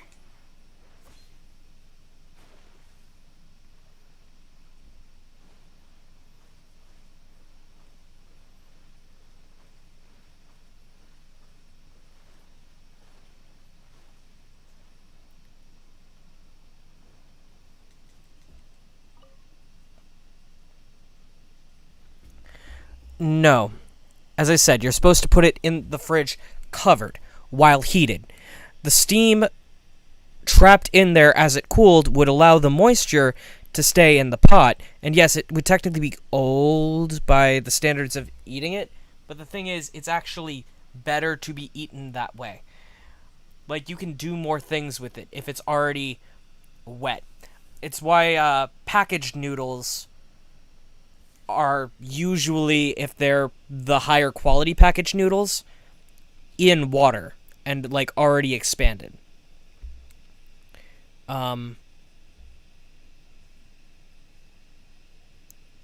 So you're only no, I'm saying prepare your meals ahead of time. If there's a lot of pasta, make sure that you've prepared your meals ahead of time, mark them with your name, stuff like that.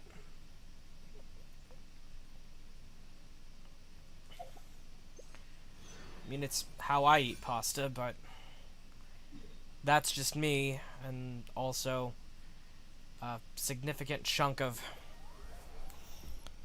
dietitians who recommend pasta be a part of the diet.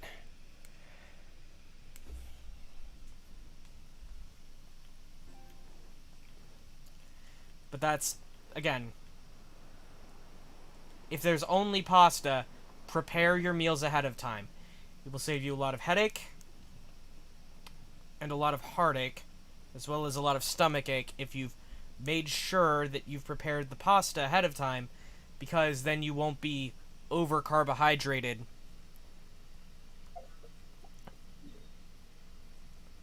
since you're only going to be eating pasta. Because I only eat pasta. I've been living on a ramen-only diet for a while, and the only times I've eaten anything that wasn't ramen was if it was something that was brought in from outside, like fast food that had been brought home. Like the tacos earlier this week, right? They were from a place in Springfield that I went to eat with my mom because it was the first, yeah. Like, I'm on a relatively ramen-only diet, and as I said, like, I guess technically there was pizza at one point this week, but it was, like, a week and a half old by the time it got here.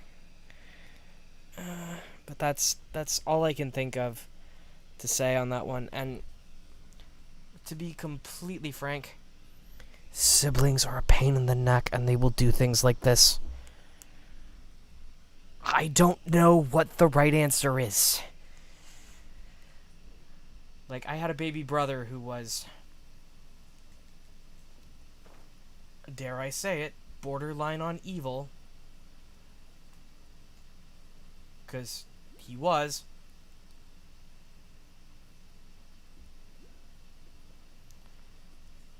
I mean, he actually legitimately is evil, but, like, in in Dungeons and Dragons terms, he is lawful evil. He's a fascist. But, like, he would do stuff like that all the time. Like,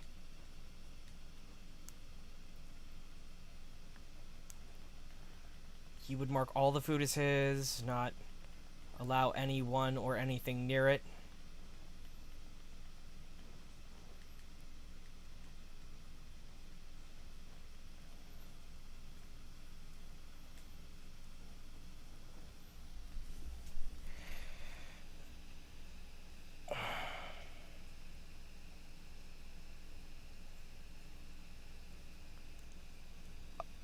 Oh, okay, I see. Good gods, that is, like, even when he went food shopping, my brother didn't even do that. Like my brother wasn't even that evil. Because he'd at least cook. He'd at least, oh good god, just, like, when my brother went food shopping, even he wouldn't do that shit. Because he knew there were people in the house who had to eat things a certain way.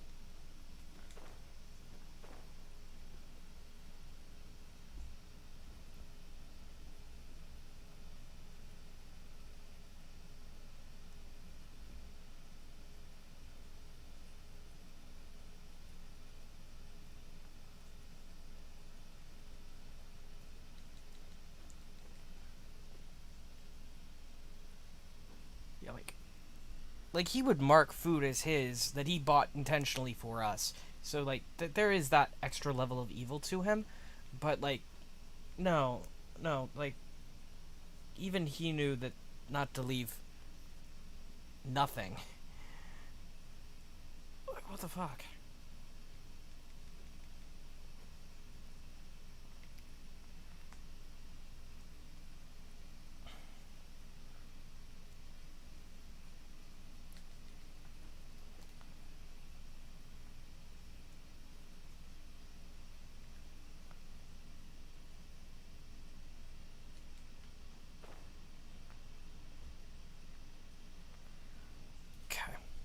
Okay.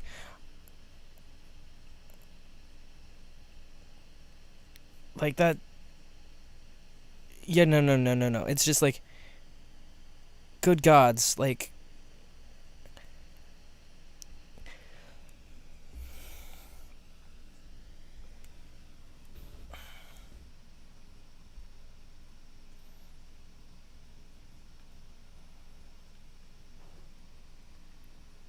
Hang on. Okay, so. Is it inside that pillar? Is that what's going on? Okay. I see. Right.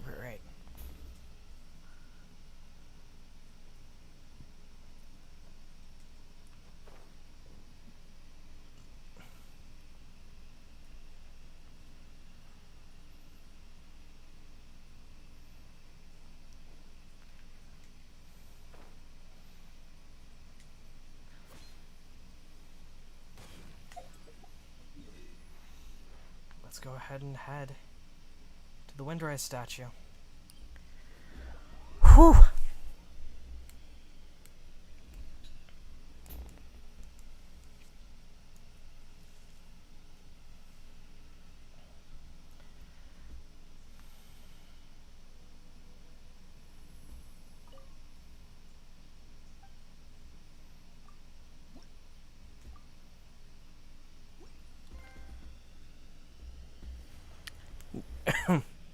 No. What I said was basically even my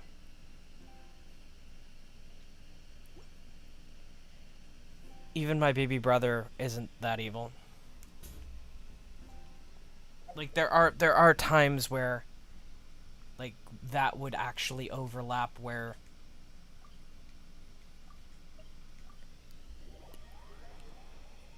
okay. Like, my baby brother isn't that evil, but there are times where my baby brother is that evil. It's complicated. When he was living here, and he was doing grocery shopping, he would buy food for everybody, but then he would mark all of the food as his, even though he bought it for everybody. Oh, okay. It's just, yeah, I also haven't eaten, so I'm a little bit out of it. Okay. Let's check our gadgets, shall we? We need glaze lilies. Huh. Gotcha. Glaze lilies.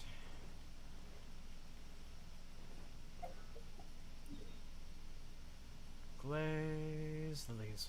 Yum. Okay.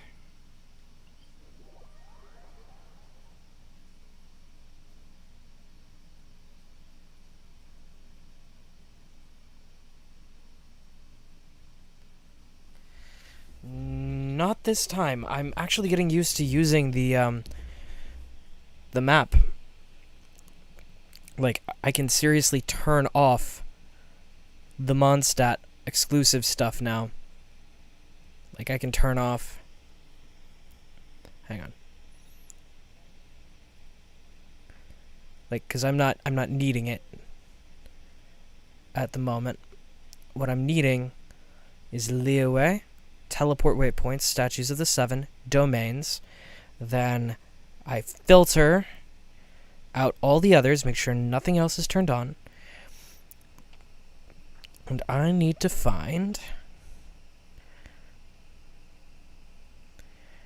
glaze lilies.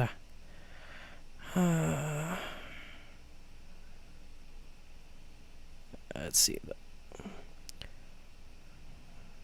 Local specialties, glaze lilies. There we are. Okay. So it looks like there's a whole bunch in Qingche Village, but there are also a few still. Okay. In Liyue Harbor. So I'm going to go ahead and zoom out a bit.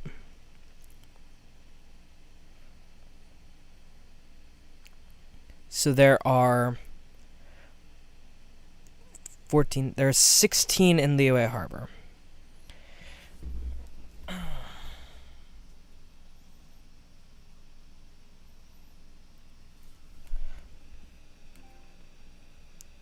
Part of the reason I'm looking for glazed lilies is because I'm trying to make Geoculus resonance stones.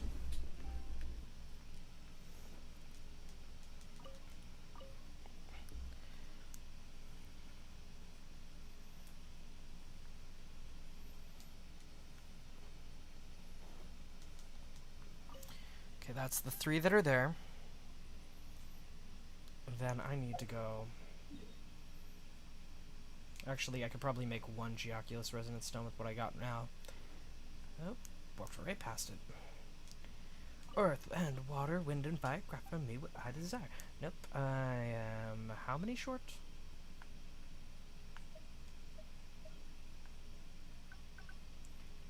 Too short. Okay.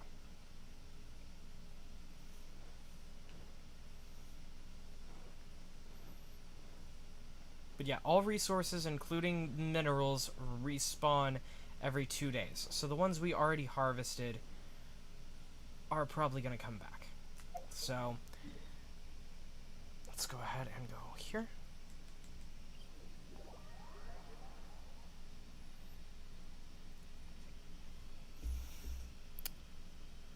We will harvest the other ingredients later. Oh, hello. Thank you for the subscription, Cotton Pop. I appreciate it.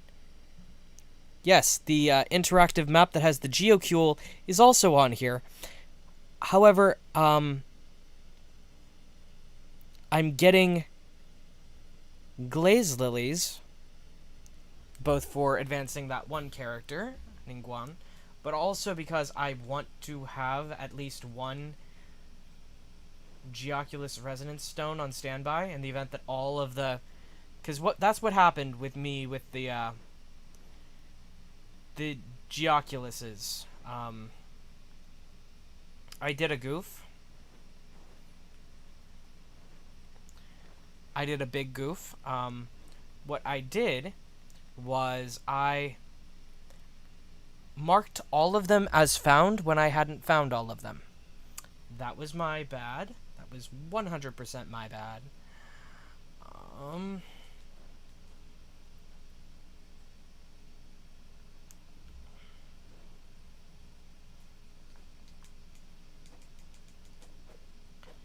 Can't harvest bamboo in town. Got it. Mm-hmm.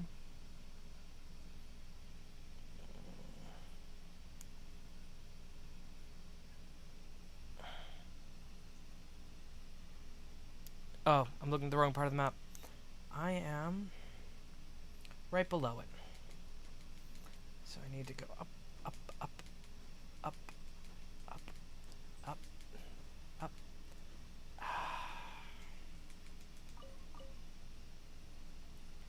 1, 2, and 3. Followed by... Might as well grab these silk flowers while I'm here. 1 right here. A couple more silk flowers here. I'm using the official Mihio map, so there are only a few minor discrepancies here and there from what little bit I've been seeing. Okay, I've got the ones that are marked there. Now I need to grab the one that's up. Because there's one up here somewhere. Up, up, up.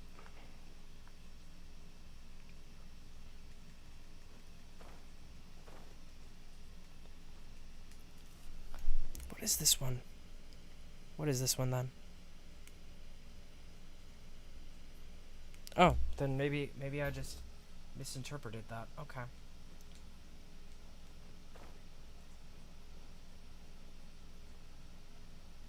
Oh, no, I already got it. Okay. Oop. That's, again, my bad. So this is that big open amphitheater chamber thing.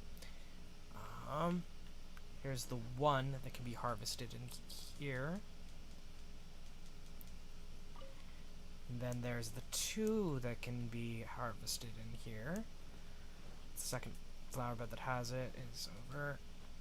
Wait, was it here? Oh, no, it's across here, but I already got that. Okay.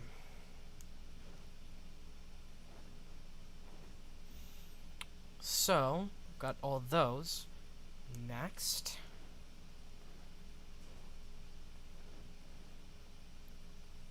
Should be one over here by Madam Ping. Somewhere. Yep, walked right past it. Okay, then immediately after that...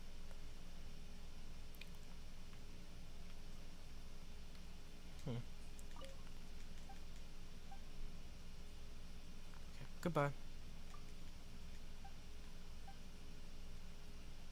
Okay, now... this way.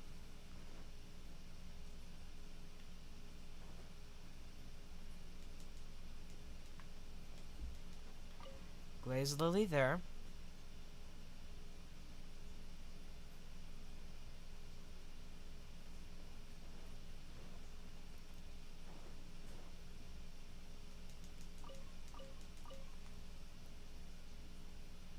supposed to be a couple up on top, I think, if I'm reading this right.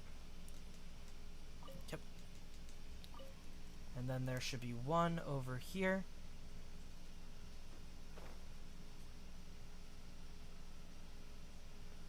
And kerplop.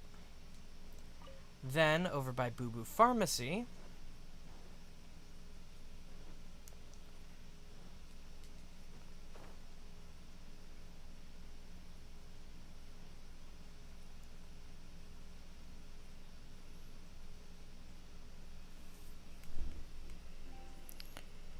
there's Boo Boo Pharmacy there. Okay. There should be 3 right here.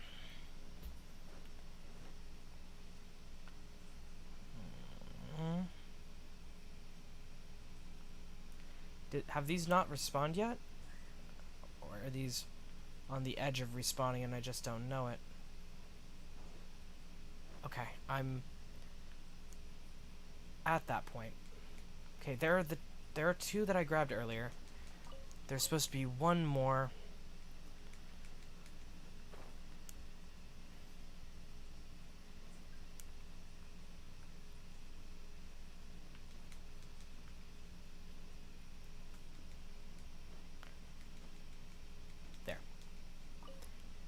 Okay, that takes care of all of the glazed lilies in the city proper.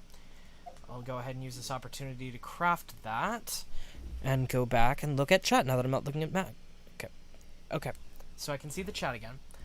Alright, I think, yep, that'll do it.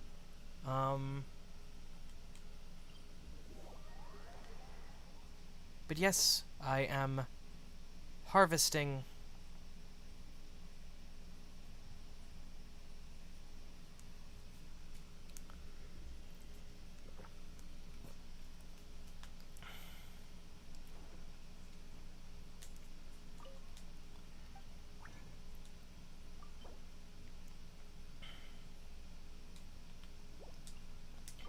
I've got a couple of these on hand now.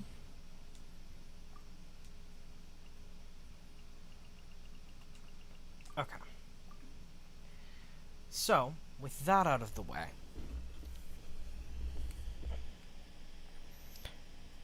I've been online for 5 hours. I'm really debating whether or not to continue because tomorrow might be my last free day before things start getting complicated.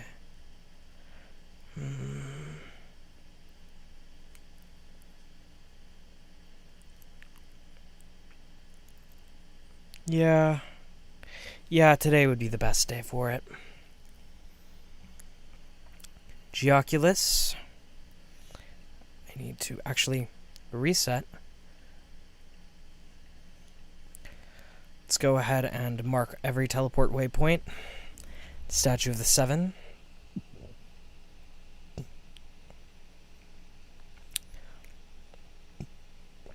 Mark all 131 Geoculuses. And we'll work our way around the map, starting within the city proper. Alright.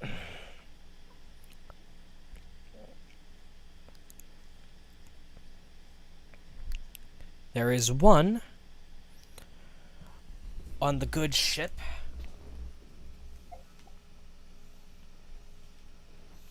That we have permission to board now.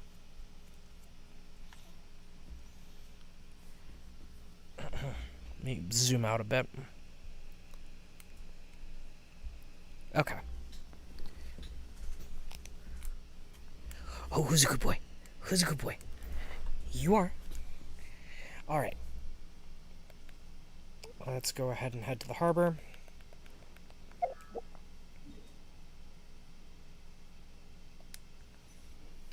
But there are no additional rewards beyond the ranking up rewards for that Statue of the 7. That is mildly sad. But hey, we got a little bit more stamina, so that's a good thing, yeah? Now I gotta find that one person who pilots that one boat.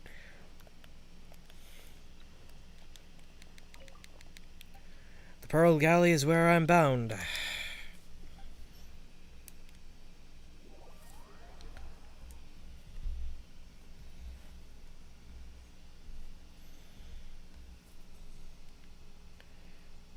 Yep. It is up there somewhere. So...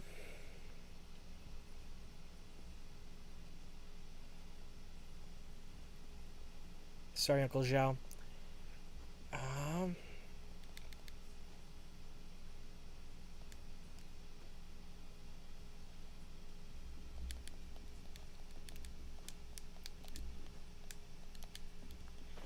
Okay. I need to find some way up there. Oh, what am I thinking? I can just ask to enter. They won't let me enter. How did I get around on this ship before?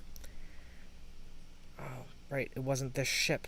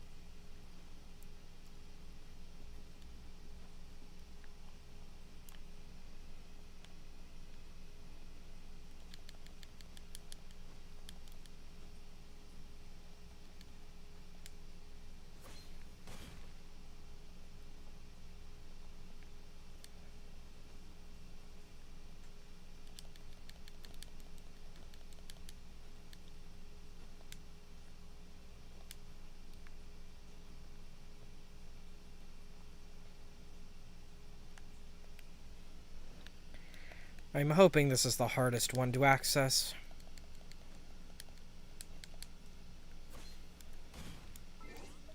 Because if so,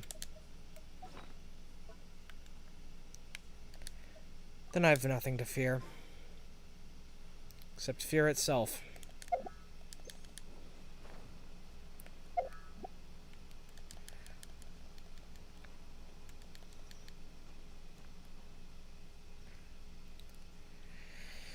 Okay, I can mark this one as found. Done. That one's found. That pin is hidden. Next.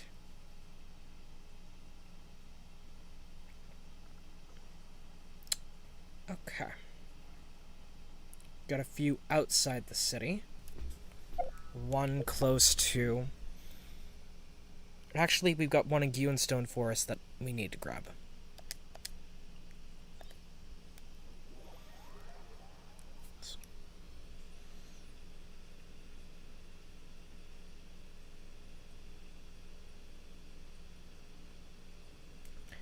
What? Like, it's not a waste of time because it also increases adventure experience. It also increases stamina, making it easier to explore the map. It expands my world exploration, which will inevitably have some mild or medium effect on my ability to find treasure chests when I am using the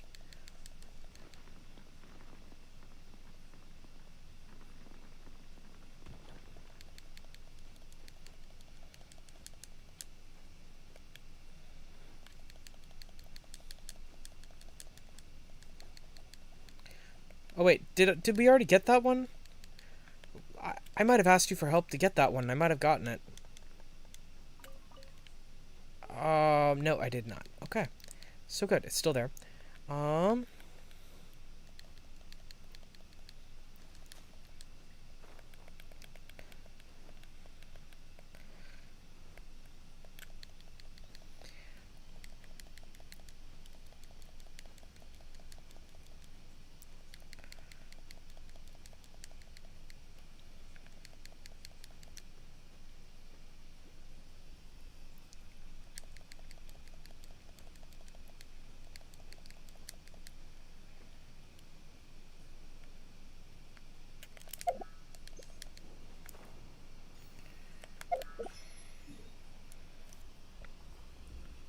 There's the one in Gwenstone Forest, so I can mark that one as found. Oh wait, there are a few in Gwenstone Forest. Wait, and there's one on Beto's ship? Wait a minute. Hide pin. Beto's ship.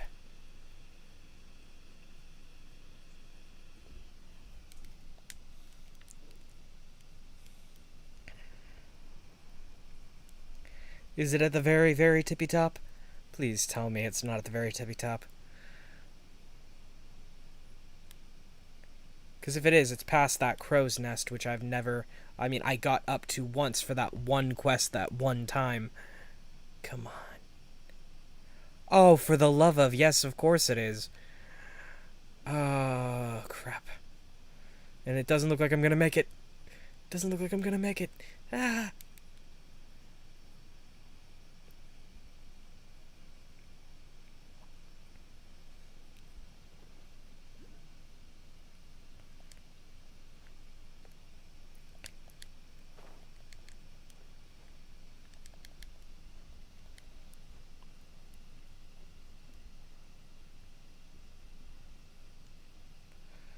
Oh, rest and recharge.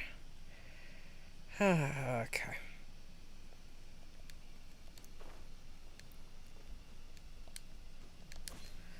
Crap. Well, shit. I see why I didn't get that Geoculus. Oh, good gods.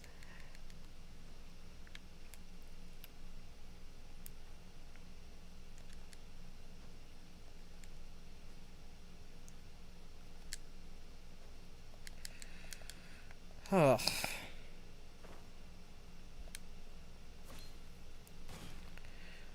Back on this side. This side's easier to climb. Mostly.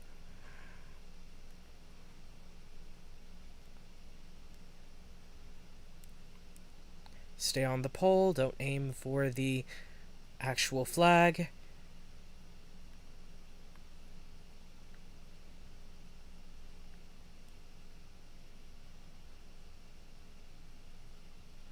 Keep going, keep going, keep going, keep going, keep going. Come on, Aether, you can do it. Come on, Traveler. You got this.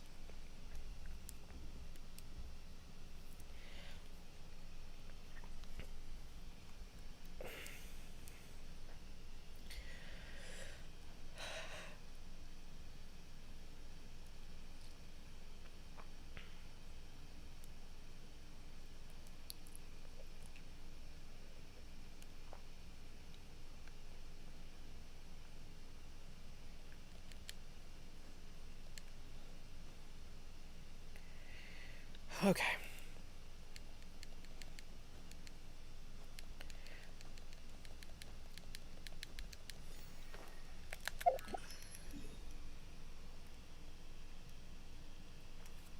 So there's literally one on every island of Gwenstone Forest? Why? Why? Why? Okay, hide that pin. I found that one.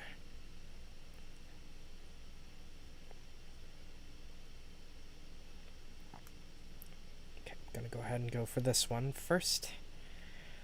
Hold on. You know there's one by the Statue of the Seven. Okay. Thanks for the warning.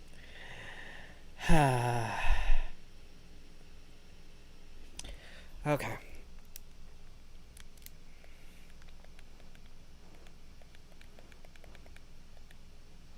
I think I might have already gotten this one earlier. On accident. While I was trying to make my way... Making my way... to the,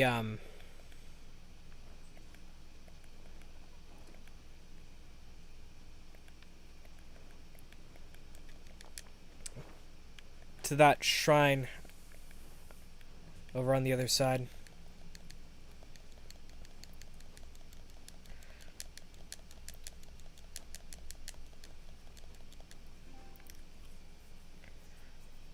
Okay. Double checking to make sure I'm seeing this one right.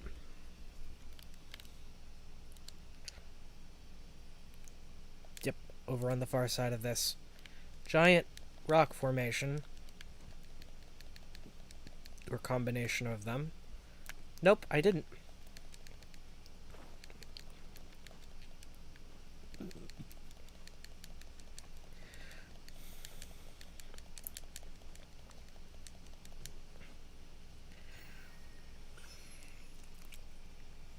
Okay.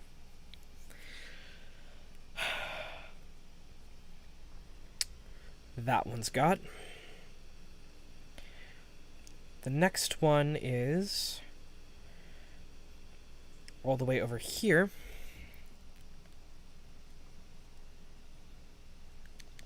Also on top of a rock.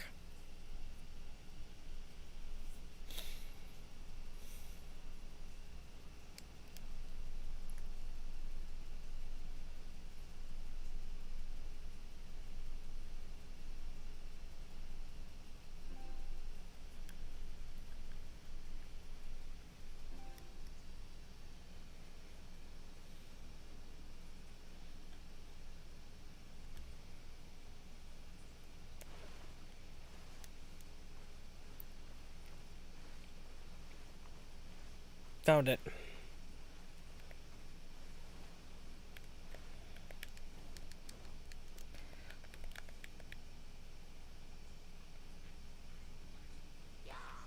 Damn. Up we go.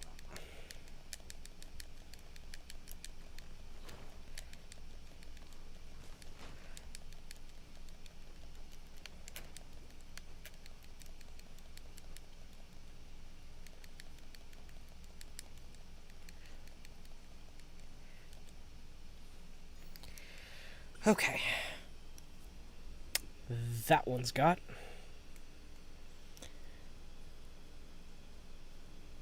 Okay. And then this one, I might as well just use the waypoint.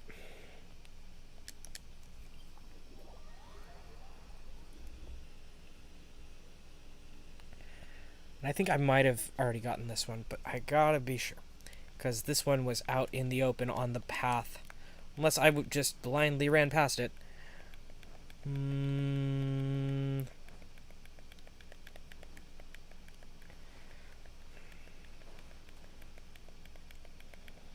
No, I got this one.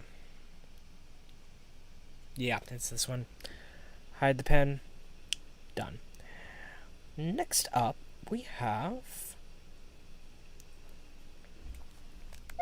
the ones next to this mountain.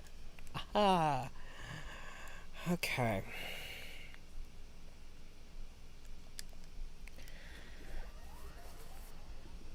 Check chat real quick. You maxed out your Zhongli spear? Nice.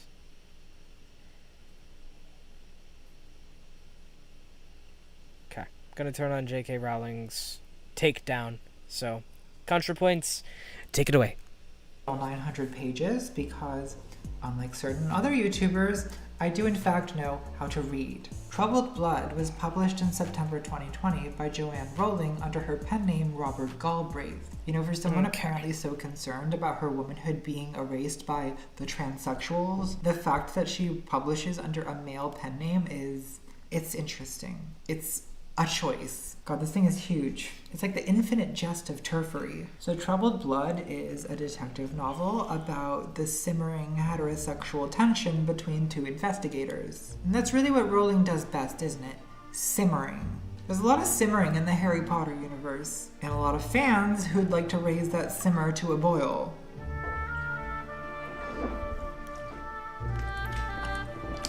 Hello, Daniel. I love you, grown-up Harry Potter. Let me show you my love, the only way I know how.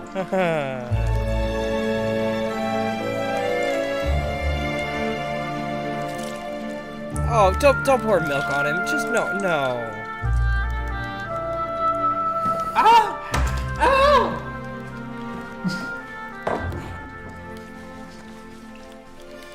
Is there going to be discourse about this? Like, if it's wrong to have compat feelings about Daniel Radcliffe, I don't want to be right. I will not be shamed for my shameful fantasies. Get out of here, Daniel. This is a final farewell to my heterosexuality. Goodbye, Daniel! And your little arm, too.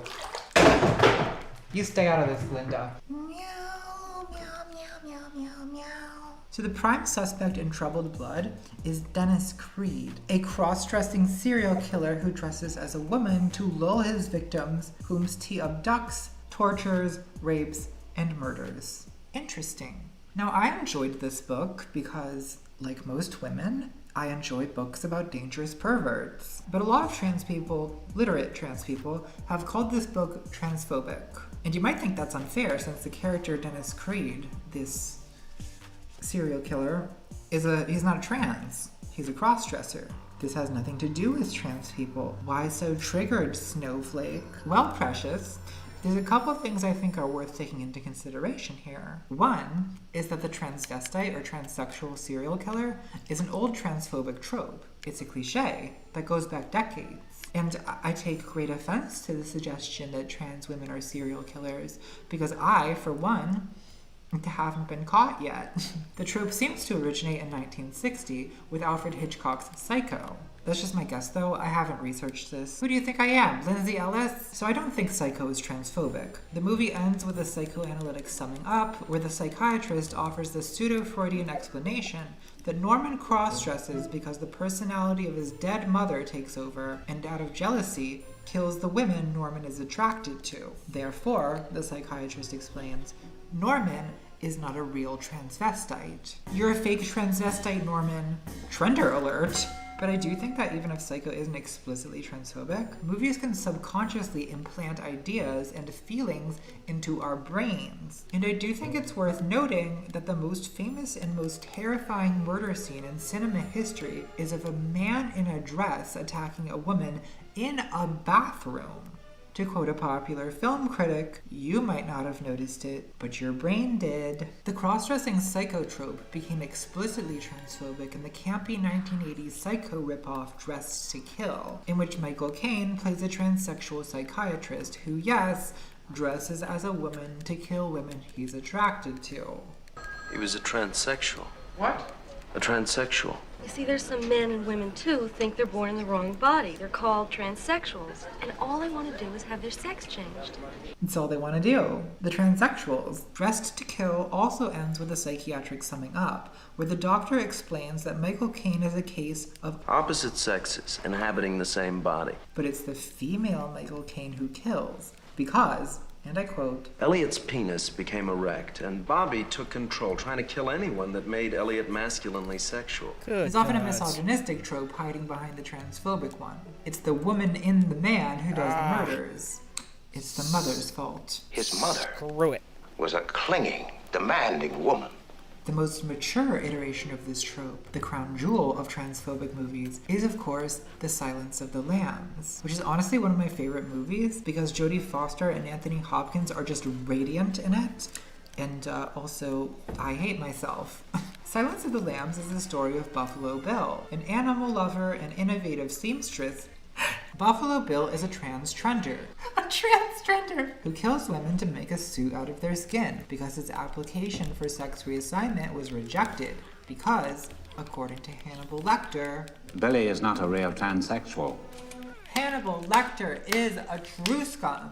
There's so much gatekeeping of trans people. I just want to use this opportunity to reassure my trans audience that even if you've only killed 1 or 2 people, you're valid. Good God. I entertain myself. That's how I continue to struggle onwards. Billy hates his own identity, you see, and he thinks that makes him a transsexual. But his pathology is 1,000 times more savage and more terrifying. More savage and terrifying than being a transsexual? Is that even possible? Okay, it's definitely getting brighter in here because the sun is rising. Silence of the Lambs differs from its male-gazy predecessors in that it kind of feels like a radical feminist movie. Clarice is a perfect blend of strength and vulnerability, and every man in this movie is a pig, except maybe Hannibal Lecter, the only one who actually respects Clarice, the only real gentleman, with his Goldberg variations and his sketches of the Duomo. Chilton's a pig, the entomologist is a swine, even Crawford's kind of a pig. The pigs are pigs, Miggs is pigs, and Buffalo Bill is the ultimate pig. Die Überschwein. It's in the original German. The fuck am I talking about? And he's obsessed with death's head moths, this demonization of the most self-congratulatory metaphor for gender transformation. I can't believe I finally emerged as a beautiful butterfly. Show don't tell, Lily. Oh my god, I can't wait till trans people have so many rights that it's okay to make fun of us. There's a lot to work with. So Silence of the Lambs is a good movie. I'm not saying it's inherently wrong to make a movie or write a book about a transgender serial killer, but there is an issue of representation. You know, for decades, there was close to zero good representation of trans people in movies or TV, but a whole host of cross-dressing serial killers. And that has an effect on the way people think. When it comes time to debate bathroom bills, and people are subconsciously remembering Psycho, that has serious consequences for trans people. It's getting so bright in here. The sun has risen. And it's also not psychologically good for us to grow up only seeing monstrous caricatures of ourselves in media. Like, even as late as my early 20s, I didn't know any trans people, but I'd seen these transgender horror movies. I think the most positive approximation of representation I knew about was like Frankenfurter and Divine. And both of them are also psychotic murderers, just, you know, in a fun way. Should have just gotten her those cha-cha heels. So I knew back then I was some kind of a trans, but I guess I felt that it was basically the moral equivalent of being a serial killer. Not something you tell other people about, that's for sure. And things have changed in the last 10 years. I mean, it's a different world for trans people than it was. And there's trans people now who are 10 years younger than me who don't even hate themselves. Can't relate. Right. So this takes us back to 2020 and Troubled Blood. Joanne has written a book about a serial killer who dresses as a woman to kill women. Groundbreaking. Now, this is such a cliche that you'd kind of expect a seasoned writer like J.K. Rowling to subvert it somehow. Give us a remix, turn it on its head, humanize the monster in an unexpected way. You know, give her a little Half-Blood Prince moment. Or at least do something new with it. But she really doesn't. It's just Buffalo Bill all over again. I guess I should read you some passages. I'm reading it on my phone. I'm not bringing the book out and pretending to read on the book. You can see from my little bookmarks that I read the physical book. There's stuff yes, I'm a YouTuber, and yes, I read a book. So here's the psychiatrist. There's always a psychiatrist, isn't there? Here's the psychiatrist's diagnosis of Dennis Creed. He's a classic sociopath, you see. A pure example of the type. He scores very highly on the dark triad. Narcissism, Machiavellianism, and psychopathy. Devious, sadistic, unrepentant, and extremely egotistical. You see, he's what we in the medical profession call the baddie. Quoth Dennis. It excited me to watch a woman who didn't know she was being observed. I'd do it to my sisters, but I'd creep up to lit windows as well. If I got lucky, I'd see women or girls undressing, adjusting themselves, or even a glimpse of nudity. I was aroused not only by the obviously sensual aspects, but by the sense of power. I felt I stole something of their essence from them, taking that which they had thought private and hidden. He soon progressed to stealing women's underwear from neighbours' washing lines and even from his grandmother, Ina. These he enjoyed wearing in secret and masturbating in. Remember when she wrote books about wizard school? Ho ho, dear readers. So Dennis Creed is characterized as a narcissistic male fetishist who preys on women. And like, okay, there really are men who fetishize women's clothes, for example. I mean, Freud talked about this, right? Partialism, where sexuality focuses on a body part or an article of clothing. And Freud theorized that fetishes emerge from the unconscious trauma that occurs when men discover that women don't have a penis. Boy, have I got news for Dr. Freud. But considering that Joanne has been doing a lot of gender-critical reading over the past few years, it's kind of hard for me to ignore that narcissistic male fetishist who preys on women is exactly the way a lot of TERFs characterize trans women. Remember, The whole gender-critical feminists with concerns about trans youth routine is obfuscation. These people are bigots. And it's a pretty common canard among TERFs that trans women are hypersexual and hyper-aggressive, right? These inherently pornographic sex demons. But can't we just have a reasonable debate about this? Are trans women sex demons? Why, yes. Yes, we are. The bigots are simply correct. We're sex demons. You can't even talk to these people. Like, how do you engage with this level of vilification? I used to take the bait and argue that, no, actually, I'm not a sex demon. Unless you want me to be. But it's counterproductive to make that argument. Why? Because my not involved in human trafficking t-shirt has people asking a lot of questions already answered by my shirt. So I have a hard time believing that the character Dennis Creed has nothing to do with Joanne's beliefs about trans people. And I also want to note that Dennis's cross-dressing is described not just as part of the sexual satisfaction he gains from invading women's privacy and invading women's bodies, but also as a deliberate strategy of deception. Dennis says on page 854, so you know I actually read this fucking shit. In a wig, bit of lipstick. They think you're harmless, odd, maybe queer. You're the nice man who's safe. And earlier he's described as... Dennis Creed had been a meticulous planner, a genius of misdirection in his neat little white van, dressed in the pink coat he had stolen from Vi Cooper and sometimes wearing a wig that, from a distance to a drunk victim, gave his hazy form a feminine appearance just long enough for his large hands to close over a gasping mouth. So this character, sprung from Joanne's imagination, cross-dresses as a way to disarm his victims. They mistake him for a woman, or as, you know, and that causes them to lower their guard. And this reminds me of one of Maya Forstatter's allegedly transphobic tweets. Pronouns are rehypnol. Important article by Hairy Legged Harpy. AKA Vulvamort. She who must not be named. Followed by J.K. Rowling. Because of course. Pronouns are rohypnol. Rohypnol is roofies. And there's a picture of a pill with she on it. Pronouns are like rohypnol. They dull your defenses. They change your inhibitions. They're meant to. You've had a lifetime's experience learning to be alert to him and to relax to her. For good reason. These instinctive responses keep you safe. It's not even a conscious thing. It's like the hairs standing on end. Your subconscious brain is helping you not get eaten by the saber-toothed tiger that your eyes haven't noticed yet. I want to be alert. I want others to be alert. I want people to see the real picture, and I want those instinctive reactions that we feel when something is wrong to be unblunted, undulled by this cheap but effective psychological trick.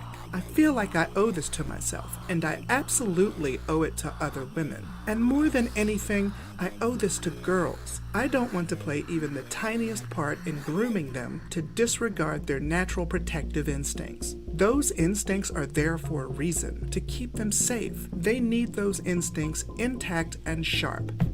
And that's why I won't use preferred pronouns. Using rohypnol on others isn't a courtesy. Okay.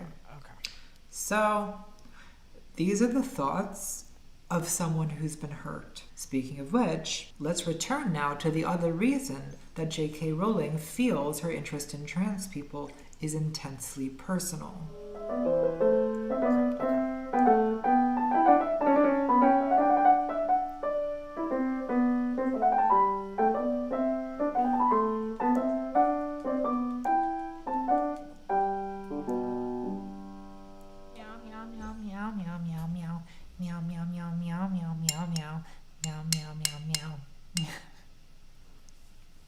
I was born this way.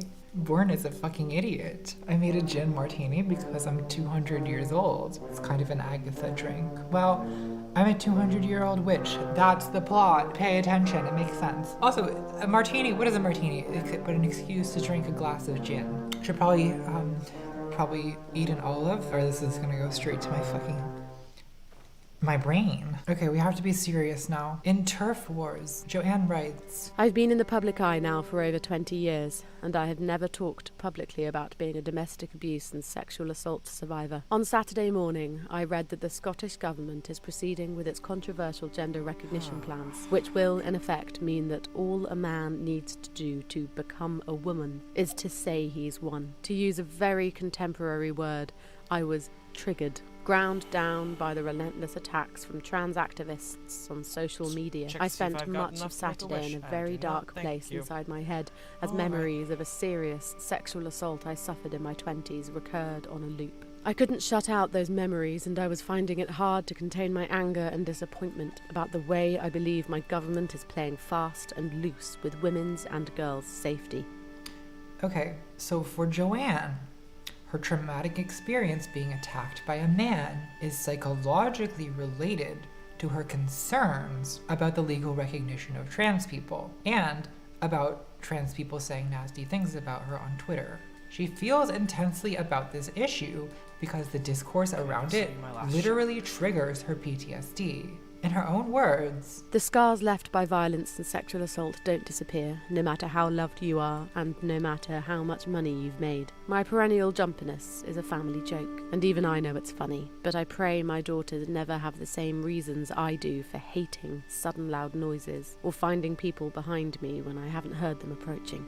a common symptom of trauma is hypervigilance, a constant alertness to danger. This is described in a very wise book called Conflict is Not Abuse by Sarah Schulman. The traumatized person's sense of their ability to protect themselves has been damaged or destroyed. They feel endangered even if there is no actual danger in the present, because in the past they have experienced profoundly invasive cruelty and they know it is possible. I want to respect that having a trauma trigger response is a real experience of suffering that is not the victim's fault, even in cases where that response is irrational or politically incorrect. For example, if you got mugged by a black teenager, I wouldn't judge you if you felt a little jumpy around black teenagers for a while. However, if that jumpiness motivates you to become a campaigner for more militant policing of black neighborhoods, then you are participating in anti-black racism,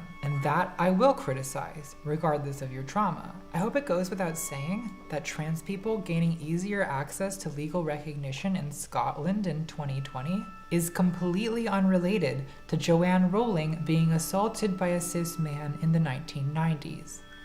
This is a non sequitur. So it's a little odd to me that while Joanne is self-aware enough to recognize that her hypervigilance is the result of trauma, and she's self-aware enough to realize that her hypervigilance is often irrational to the point where she herself finds humor in it, she's somehow not self-aware enough to realize that her fears about trans people are an irrational manifestation of that hypervigilance. And again, it's not that I'm unsympathetic to her trauma, and I would be nothing but sympathetic if her feelings about this amounted to simply being triggered by, for example, perceiving someone as male in the women's bathroom, which is something most trans women are sensitive to. Like, I've spoken to trans women who are worried they don't pass or who know they don't pass, and who do everything they can to avoid using a public bathroom because they don't want to make cis women uncomfortable. Yeah. So these trans women go through life every day compromising their own comfort and safety to protect cis women's feelings of comfort and safety. But Joanne's transphobia has so outgrown the scope of an automatic trigger response. It's become a fixation for years, to the point where she's written a 900-page novel about a serial killer who cross-dresses to trick women into being less vigilant. And now, the primary political cause she's decided to use her superstardom to champion is opposition to trans liberation. And past trauma is just not an excuse for that. Like, if you're against gay marriage because you were traumatized as a child when your father left your mother for a man, you're still a homophobe, right? You're not less of a bigot because your bigotry has a tragic backstory. In fact, bigotry often has a tragic backstory. Bigotry involves feelings of being threatened or attacked, so it's often rooted in trauma. After the collective trauma of 9/11, Americans felt threatened, not just by Al-Qaeda, but by the entire religion of Islam. And this was used, and is still being used, to justify wars, discrimination, travel bans, hate crimes. Feelings of victimization are often used as a justification for aggression. And when the target of that aggression is a marginalized group, the result is bigotry. Now, what TERFs say is that it's actually the trans activists who are the real aggressors, who are the real bigots. Trans women are men. They're agents of the patriarchy, creepy perverts demanding access to female spaces. TERF is a misogynistic slur designed to silence women. It's biological women who are the real victims. The real victim. So often in debates on social issues, we're faced with two opposing sides, both claiming to be the victim. And we're often told to believe victims, believe marginalized people.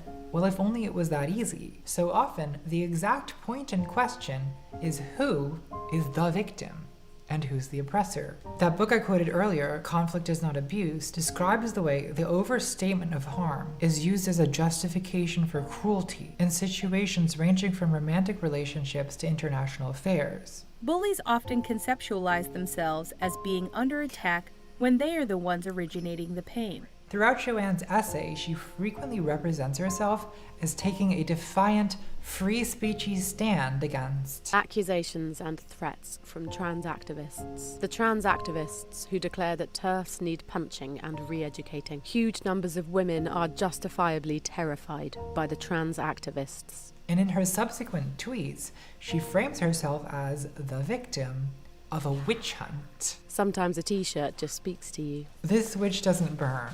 This is the new Salem. Women are being attacked online for taking a stand against the transsexuals. This witch doesn't burn. Let's see what else we have for sale at wildwomenworkshop.com. Fuck your pronouns. Trans men are my sisters. Sorry about your dick, bro. That's a good one. I'd wear that. Don't call me sis. Cis is a vile slur against my tender normality. Must be really hard for you, not being a tranny. War is peace. Freedom is slavery. Ignorance is strength. Trans women are women. Got the sense of persecution. This is Orwell's nightmare. This is how Nazi Germany started. First, Hitler told the transgenders they were super hecking valid, uwu. Then he burned their books out. Wait. Oh. No, that's actually the opposite of what happened. Slurs, feminist t-shirt. Nice trilby, it's very dapper. Slurs, man-hater, feminazi, prude, witch, bigot. Wait, bigot? Are we reclaiming bigot now? Is bigot a slur used to silence the females? Joanne wrote in her essay that she was standing up in solidarity with women who have histories like mine, who've been slurred as bigots for having concerns around single-sex spaces. Slurred as bigots. There's something so revealing about the claim that bigot is a slur, because so much of indirect bigotry is an attempt to reverse the roles of victim and aggressor. Isn't calling people bigots the real bigotry? It's good. It's very clever. A white racist will hardly ever use the phrase white supremacy. No, they say white genocide, always on the defensive. And now transphobes are bemoaning lesbian extinction. The same conservative media who 10 years ago were portraying lesbians as like angry, mannish have now created this mythology of lesbians as these virginal damsels in distress who are threatened with invasion and now extinction. On one front, by the dark cabal of endocrinologists who are somehow coercing them into becoming men. Elliot, no, you can't possibly be doing this because you're 33 years old and capable of autonomous thought. Clearly, you are tricked by the transgender lesbian extinction agenda. And on the other front, by trans women who, we're told, are slurring as bigots. Lesbians who won't sleep with them. Joanne claims that none of the gender-critical women I've talked to hates trans people. On the contrary, many of them become interested in this issue in the first place out of concern for trans youth, and they're hugely sympathetic towards trans adults who simply want to live No, they're not. lives. But the only gender-critical women she mentions by name are Maya Forsyth, Seriously, who though, I just- would not describe as hugely sympathetic Yeah, to trans yeah, adults, thank you, and Natalie. Thank you for Magdalene pointing that out. Burns, Appreciate it. about whom Joanne says, Magdalene was an immensely brave young feminist and lesbian. Magdalene was a great believer in the importance of biological sex and didn't believe lesbians should be called bigots for not dating trans women with penises. okay, so I agree it would be awful to call someone a bigot just because they don't want to date a woman with a penis. But are you sure that's why people call Magdalene Burns a bigot? Are you sure she hasn't said anything else about trans women that might lead people to think she's less than hugely sympathetic? You are fucking blackface actors. You aren't women. You're men who get sexual kicks Yeah. from being treated like women. Fuck Welcome. you and your dirty fucking perversions. Our oppression isn't a fetish. You pathetic, sick fuck. Hugely sympathetic.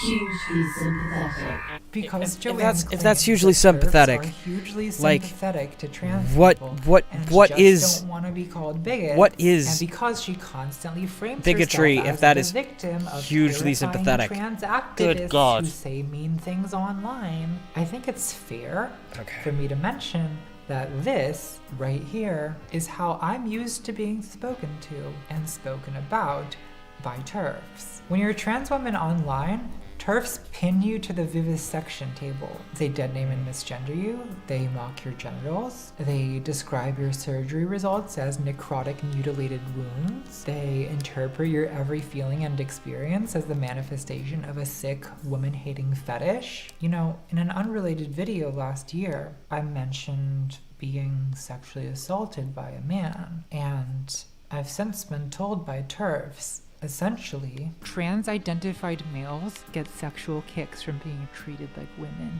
Nathan probably enjoyed his so-called rape.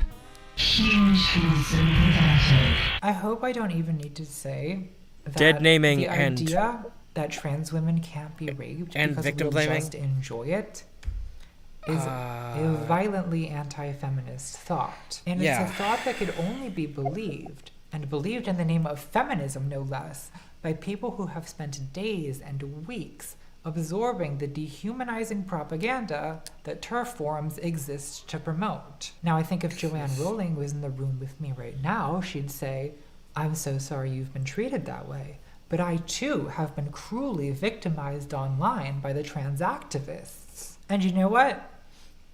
I'm sure that's true.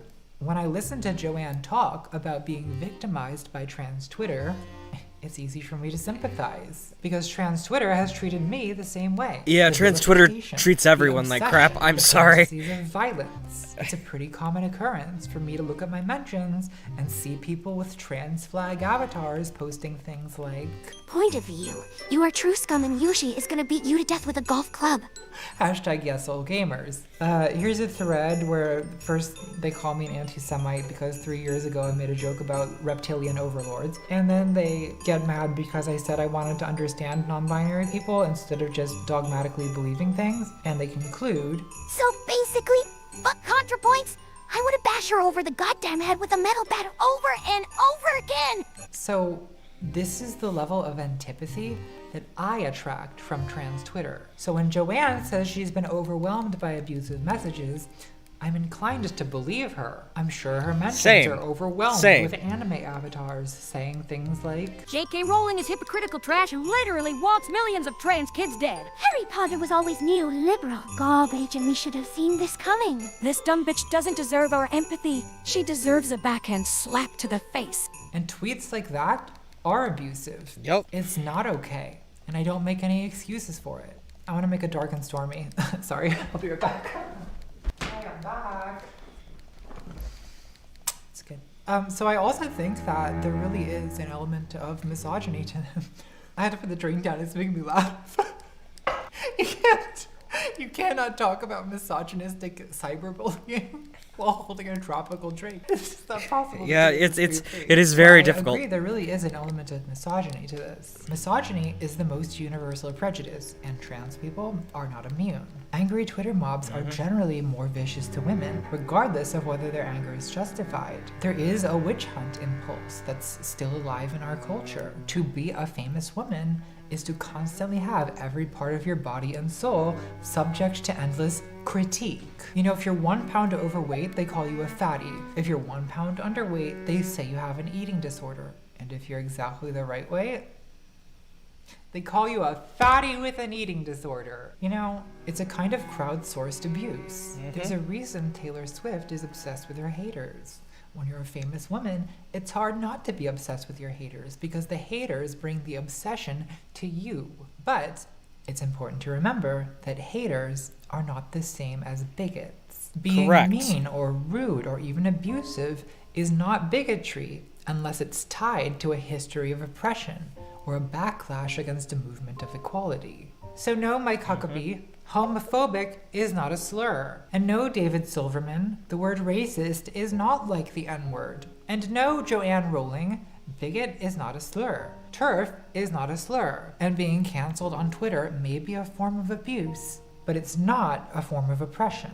And I say this as someone at this point most known for complaining about cancel culture. Oh God, is this my legacy? A lot of trans people have been very mean, verbally abusive even, to J.K. Rowling. But most people criticizing Joanne, or criticizing me for that matter, might be hurt and angry, but they're not violent. But when you're receiving hundreds or thousands of messages full of hurt and anger and hate, you experience it as one huge tidal wave of loathing crashing over you all at once. And that 0.1% of messages that really are violent, they become emblematic of the way the whole experience feels. And if you've been the victim of abuse before, the experience can be pretty triggering. So it's just not always as simple as the victim and the abuser. Sometimes victims are also abusers. Sometimes abusers have a history of victimization.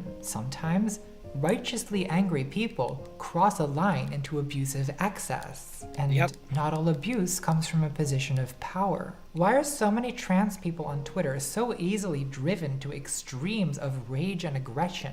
Well, there's a passage in Conflict is Not Abuse that I think applies just as well to trans Twitter as it does to TERFs. People living in unrecovered trauma often behave in very similar ways to the people who traumatize them. Over and over, I have seen traumatized people refuse to hear or engage information that would alter their self-concepts, even in ways that could bring them more happiness and integrity. The undiscovered traumatized person's refusal is rooted in a panic that their fragile self cannot bear interrogation, that whatever is keeping them together is not flexible. Perhaps because supremacy in some produces trauma in others, they can become mirror images. And of course, many perpetrators were or are victims themselves. A lot of TERFs have been treated very horribly by men, and they misdirect some reflection of that abuse at trans people, a vulnerable group who they can mostly get away with hurting. Unlike standing up to powerful men, right, which would be dangerous and difficult. And a lot of trans people have been very horribly treated by men, by TERFs, by strangers on the street, by their own families. And for some of those trans people, canceling celebrities on Twitter is the one kind of power they have. Plus, a lot of extremely online trans people really don't have a strong sense of conviction in their own identity, which is why they need constant external validation to prop them up. They need to constantly be told that they're valid, that they really are the gender that they say they are. And if someone even obliquely threatens or questions their fragile self-concept, they lash out, Twitter being their only weapon. You know, Joanne, you say at the end of your essay that all you're asking, all you want, is empathy and understanding, and I've tried to extend that to you in this video. But trans people also deserve more empathy and understanding than you've given them. Sometimes you should look at some of these Twitter accounts that are always raging against you and raging against me for that matter. In between the raging, look at what they're doing. They're begging for money to pay for healthcare, begging for money to pay for housing, You are worth hundreds of millions of dollars, Joanne, or pounds, or gringotts, or whatever you people British have. people. And trans people are out here literally begging for health care. They're begging, Joanne. How powerful could the trans agenda really be? Joanne, you have so much power and influence, many, many times more than what I have. And I have much more power and influence than most trans people. You know, I am in a very different situation than most trans people. I have a lot of other things going for me in this world, but a lot of them have nothing. They have nothing, Joanne. And I think you should take that into consideration next time you decide to speak out about how trans activists are oppressing you. Get it together, Gorge. Are you listening to yourself? What are you doing, Joanne? You know, a lot of trans people have gone through life being rejected and humiliated and excluded over and over again. So they're traumatized. They're easily triggered by anything that reminds them of past betrayal and abandonment, which is something I think you could empathize with. Joanne, you are famous for writing a book about a neglected and abused boy who lives in a closet until he's whisked away to a magical world where he and his freaky friends find acceptance in each other. I remember when I first met you all. Biggest bunch of misfits I ever set eyes on. We're still a bunch of misfits. Well, maybe, but we've all got each other. So many trans people have found comfort in this story and an escape from a world that doesn't offer a lot of comfort to trans people. So for you to use your fame and influence to rally the backlash against trans acceptance, it feels like a betrayal to a lot of people. And I don't blame them for feeling that way. I feel it too. So Joanne, Joe, Mother, I'm sorry about the Twitter mob. I know how much that sucks. So if you ever want to take me up on it, I'll buy you a drink to apologize for that. But otherwise, I think we're done here. As a trans person, I like to believe in the power of human metamorphosis, but I realize that at this point, you're being constantly love-bombed by transphobes and constantly trashed by trans people, so it would be pretty difficult to change tracks at this point. You'd be 1 in a million if you pulled that off, and I don't know, Joanne, maybe you are 1 in a million. I mean, you wrote The Prisoner of Azkaban, and that shit got me through 5th grade, so who knows? Maybe you have another miracle in you. But I'm too old to believe in magic now, so I'm not gonna sit around waiting for a letter to Hogwarts. Okay. I guess that's it. Mischief managed.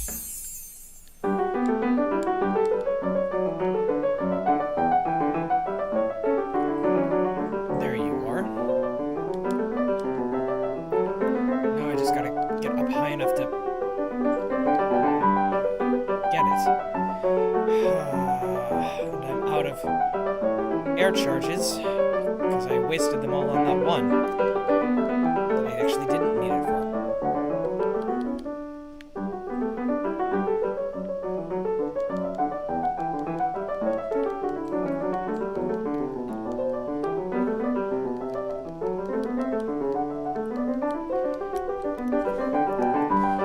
Wait to recharge, climb up the mountain, let go of the mountain.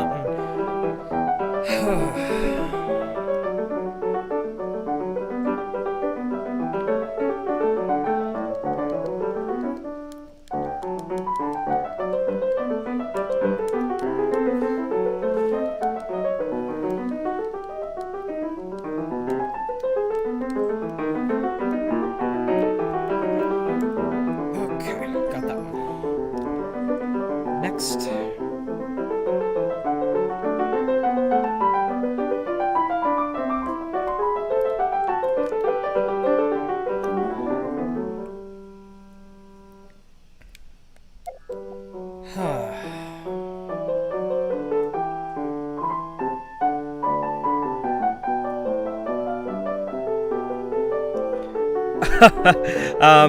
Yes, here's the thing.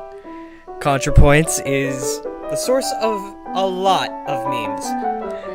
She is, like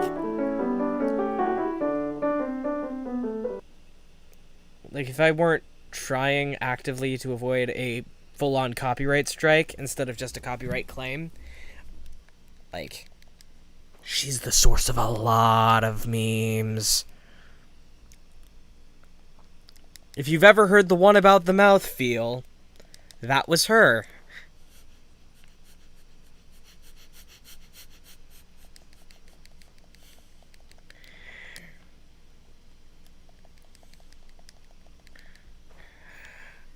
Okay, got that one.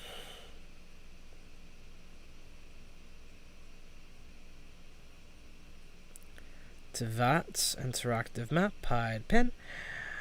YouTube.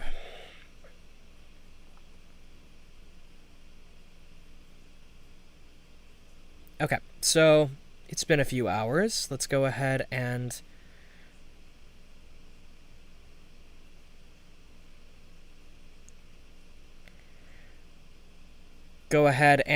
listen to David Pakman, because apparently, in addition to funneling money into his own businesses, apparently, All right, I want to talk about not one, but two different apparent financial scams that we've learned about over the last 24 to 48 hours. I've told you now many times it is going to take months, if not years, to learn the full scope of the grifting and scamming and wrongdoing of the former administration, and the financial aspect of that are a big piece of it. Let's start with part one, Donald Trump's presidential salary. We are still learning more and more about the different lies around Trump's finances. Donald Trump is reportedly worth about $2 billion. I know there are claims that it's like 4 or 5. The best guess is he is worth about $2 billion. The presidential salary is about $400,000. Okay? We now have reason to believe that Donald Trump, despite promising to donate his presidential salary, that he did not donate the last 6 months of salary, about $200,000. Now, remember, he pledged to donate his full salary. He said, I don't need the money. I'm doing this for the betterment of the country. Yeah.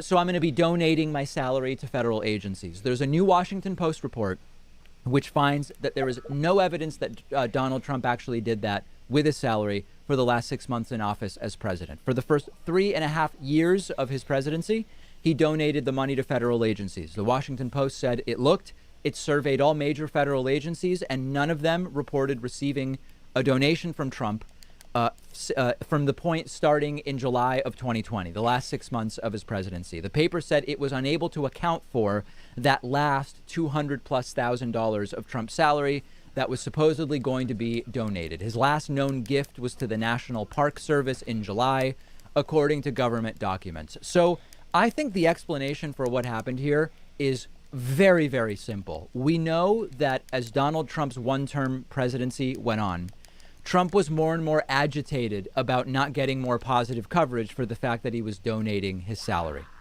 I think Trump got sick of the fact that he wasn't getting the coverage he wanted. Trump is both cheap and greedy. So he said, if my salary donation isn't buying me any positive media coverage, I'll just keep the money. That would be very on brand for Trump. I don't think we have to look very far for a sensible explanation. Also, by the way, making it extra bizarre that Trump apparently didn't donate the last 6 months of salary is that, remember, it wasn't right over I have enough money, so I'm going to stop making money and do the presidency, but donate my salary and just make nothing for these 4 years. Trump kept making money while he was president. He reportedly made $1.6 billion over those 4 years, meaning that even the salary he donated is like 0.1% of what he made. And he still apparently didn't donate the full salary despite his promise. Now, I think it's important to mention, just to be thorough, the Washington Post clarified, we were unable to verify Trump's donations, and we did not get a response when we asked for comment. It's theoretically possible that he donated it somewhere and we don't know where and we just can't track it down. It's possible. But again, the point is he had been doing it to federal agencies, reporting it. There were disclosures. There was documentation. The paper trail stops with 6 months left to go. The paper went to Trump's business and asked about it. They went to the former lawyer who helped arrange the donations. Nobody responded. Okay. Now, also, some may not know, Trump continues to receive a pension of $220,000 a year as a former president as well. So there are people who wrote to me and said, David, this is a sign that Trump is broke. I actually doubt it. That would make keeping the money more logical. Certainly, if Trump was broke, it would make sense to keep that last 200,000. Trump's not likely broke, and that's what actually makes the story even wackier. It's Trump. The fact that he is so cheap, despite being a $2 billionaire, is actually even more stunning than Trump somehow ending up broke. But no, he made 1.6 billion during his 4 years in the White House. I don't think he's broke. But there is an even bigger scam, okay?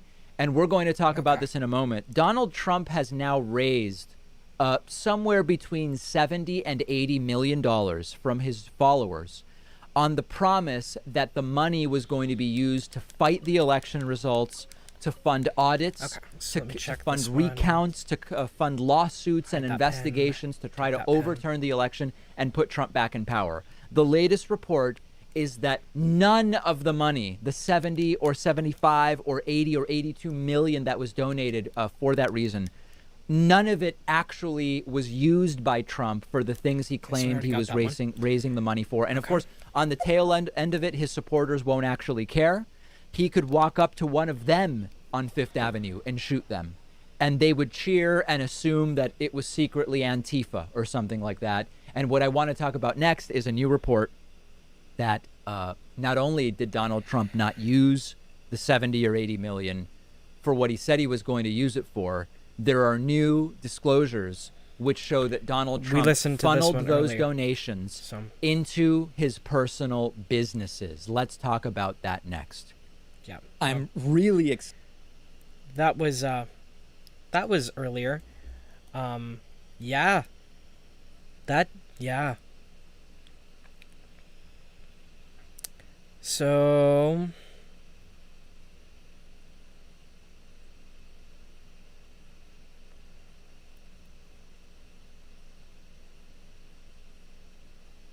let's see. Hang on. Nope, that's a no. Hang on. Videos.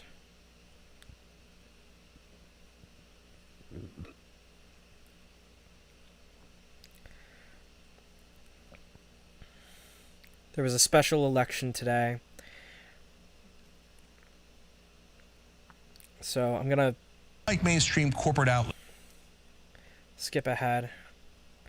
Actually, you know what? I'll just look it up. It's Ohio 11.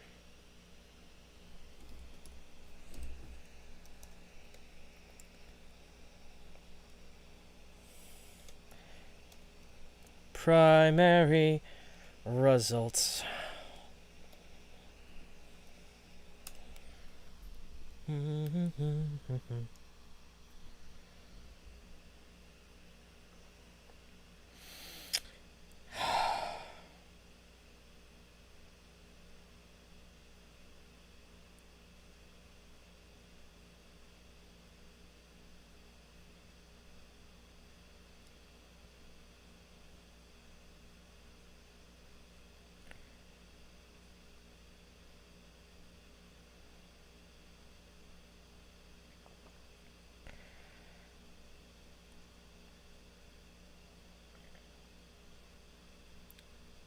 Well, all hope is lost.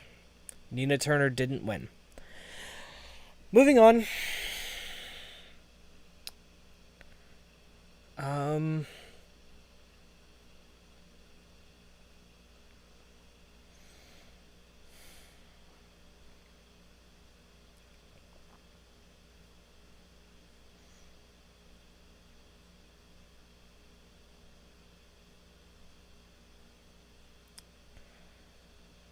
Okay.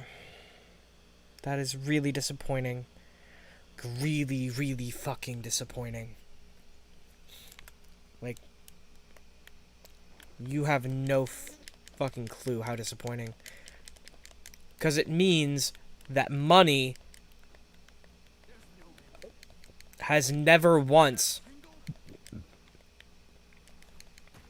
been wholesale beaten out by good ideas on the merits of those good ideas. Sorry, just forgive me for being mildly depressed. I'm always perpetually mildly depressed. It's just that this made it worse. Run.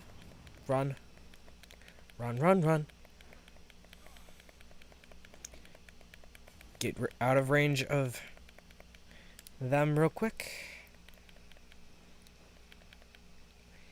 Okay, yep. Okay, good.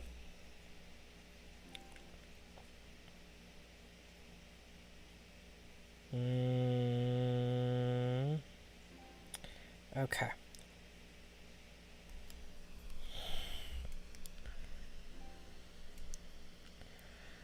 Let's see here.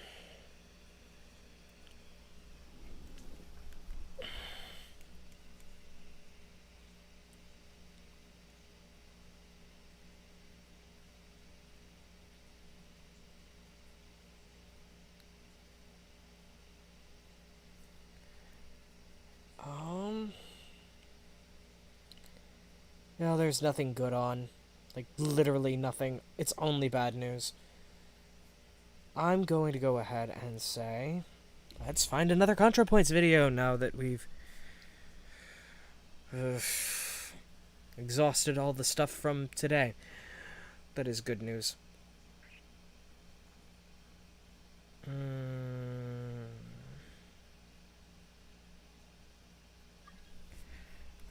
I'm gonna reject for a bit. I'm still Geoculus hunting.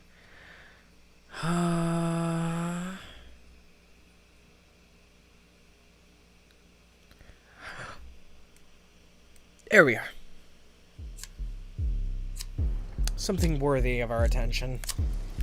A meme. In reverse. Hello, my devilish darlings. It is I, Lenora LaVey, your hostess of horror, and I'm here to warn you that some viewers may find tonight's program disturbing. There will be discussion of transphobic slurs and violence, and graphic displays of anime. Ugh. So if that's gonna make you sad, please don't watch this. Unless you enjoy sadness. I know I do. But your macabre mother wants you to take care of yourself. So here, I made you a wet pot of hot tea, and you can take it out on the balcony and pour it on some pedestrians. That always cheers me up. 1. Traps.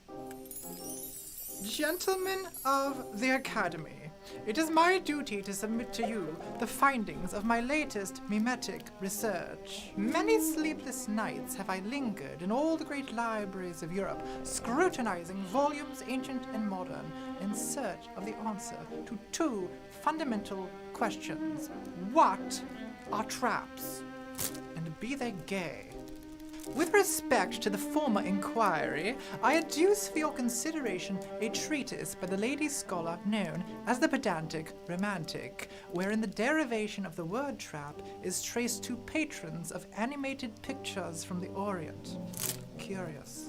The chronicle begins in the first years of the present century, when devotees of picture forums would proclaim the idiom, "It's a trap," alongside the likeness of one Admiral Akbar, to suggest that some manner of deception had taken place. Contemporaneous to this was a most whimsical mania for depictions of nymphic Japonesques, to some of which the aforementioned slogan would be rejoined. The implication being that the subject of the portrait was not in sooth a daughter of Eve, but rather that the spectator had fallen prey to some manner of transvestite skullduggery. Furthermore, it appears that from the first, the designation trap has signified not only transvestites, but transsexuals as well. And this must needs be remarked, for 'tis evident such persons oft times inflame the lust of ordinary men. It is hence with respect to this phenomenon I pose my second question thus. Fellas, is it gay? I'm sorry, who are you talking to? Gentlemen Hi, of Nigel. the Academy. Did you get thrown out of Dairy Queen again? It must needs be remarked. please stop breaking into my house. I shall be the queen of dairy. Hi, Nigella. I'm sure you will be. Crossdresser. Hi, I'm Natalie Wynn, biological woman. Can we pan the camera down? My hair is less high. Our trap's gay. The meme, that will not die. Originating around 15 years ago on 4chan, the word trap refers to either a male crossdresser or a trans woman, especially in a context of neotenous kawaii decadence. The meme, "Are traps gay?" is a mostly jokey debate about the sexuality of men attracted to dick girls, futanari, MTFs. You know, a lot of these men don't know or care about the difference between a trans woman and a crossdresser, so it's kind of pointless to get hung up on that. The meme peaked in popularity about a year ago when someone released the worst specimens of the white race into the wild. Are traps gay? One of life's most important questions. Are traps gay? Traps are gay. Yes. Will there be transsexuals in the ethno state? Hopefully not. To the men who meme about this topic, it's all lighthearted fun.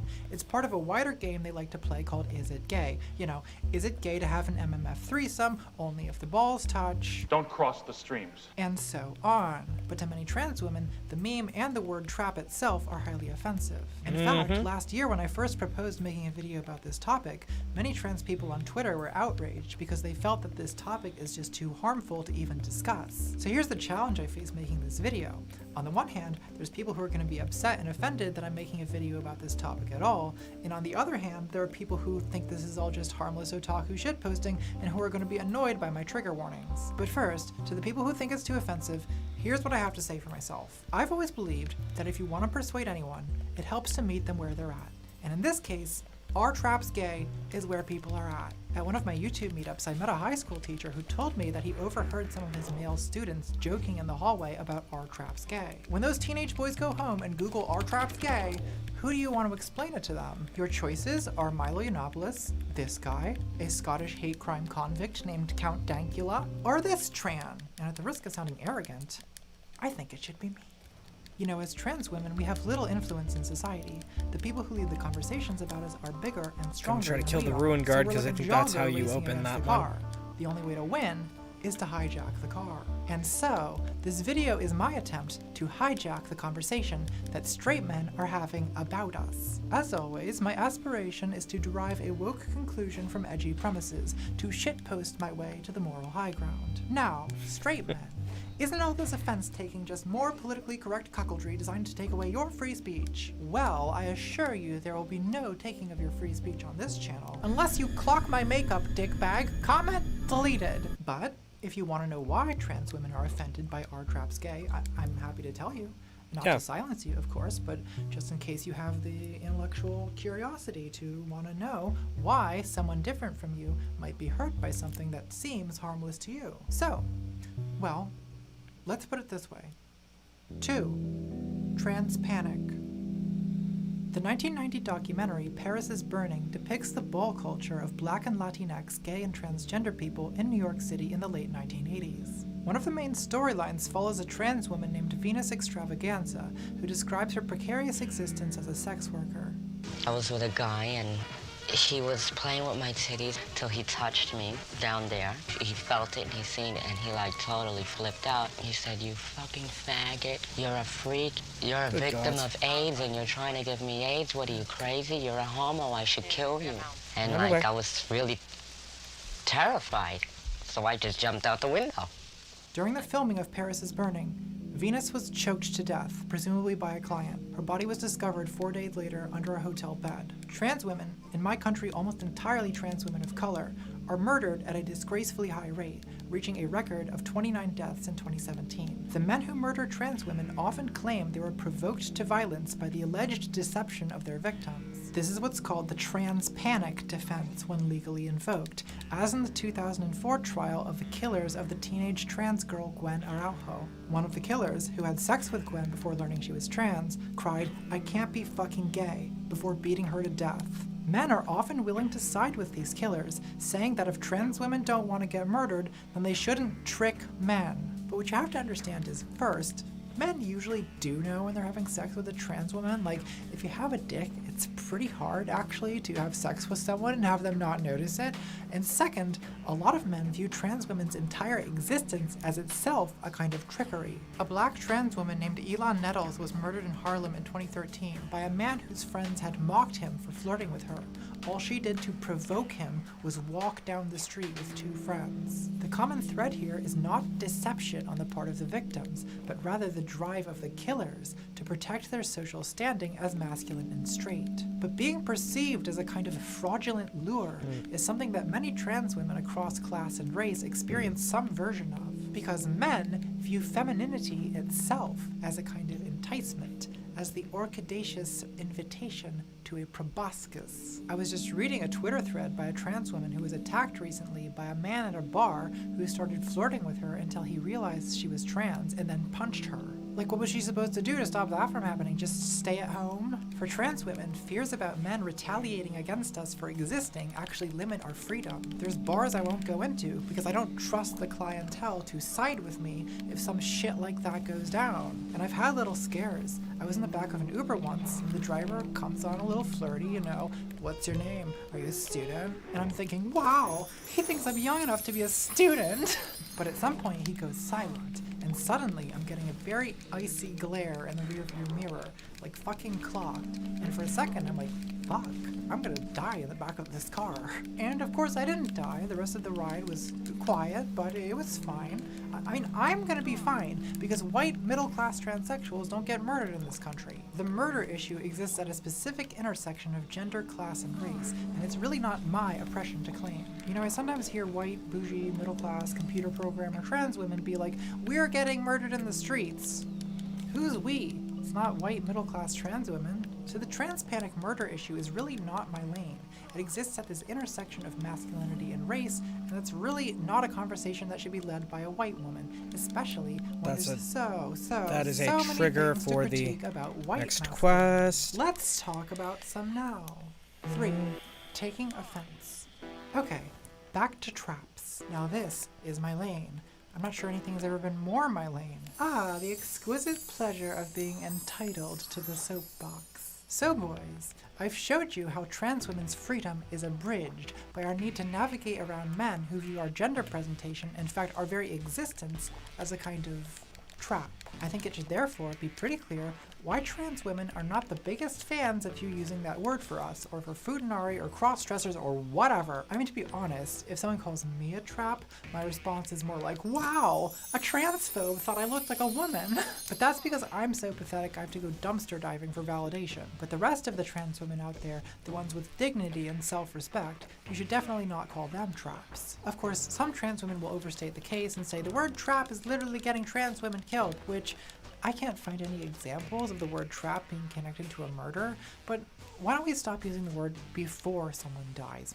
Yep. Because what you're doing when you call trans women traps is you're showing that you think of us the exact same way as the men who try to justify attacking us. When a man kills a trans woman, literally the argument he trots out in court is that he was trapped. And that's what you're reminding us of when you use that word.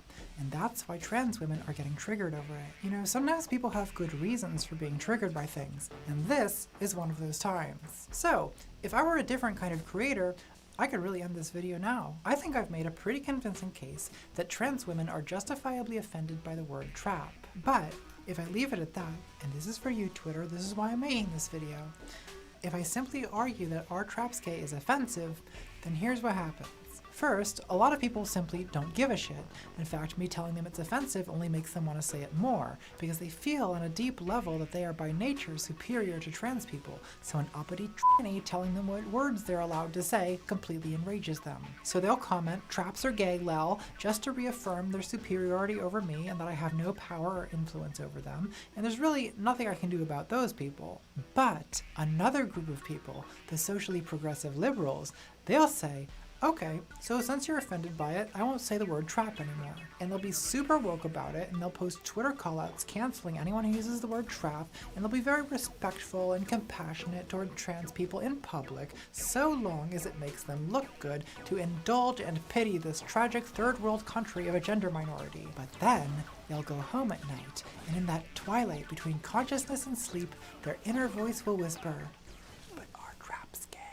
And then, years later, when their son brings home a transgender girlfriend, we'll suddenly watch all that shallow wokeness vanish like so much politically correct vapor. Real acceptance has to be built on real understanding. So it's not enough for me to argue that "are traps gay" is offensive. I also have to argue whether traps are gay. So, are traps gay? Let's watch an instructional video to learn more.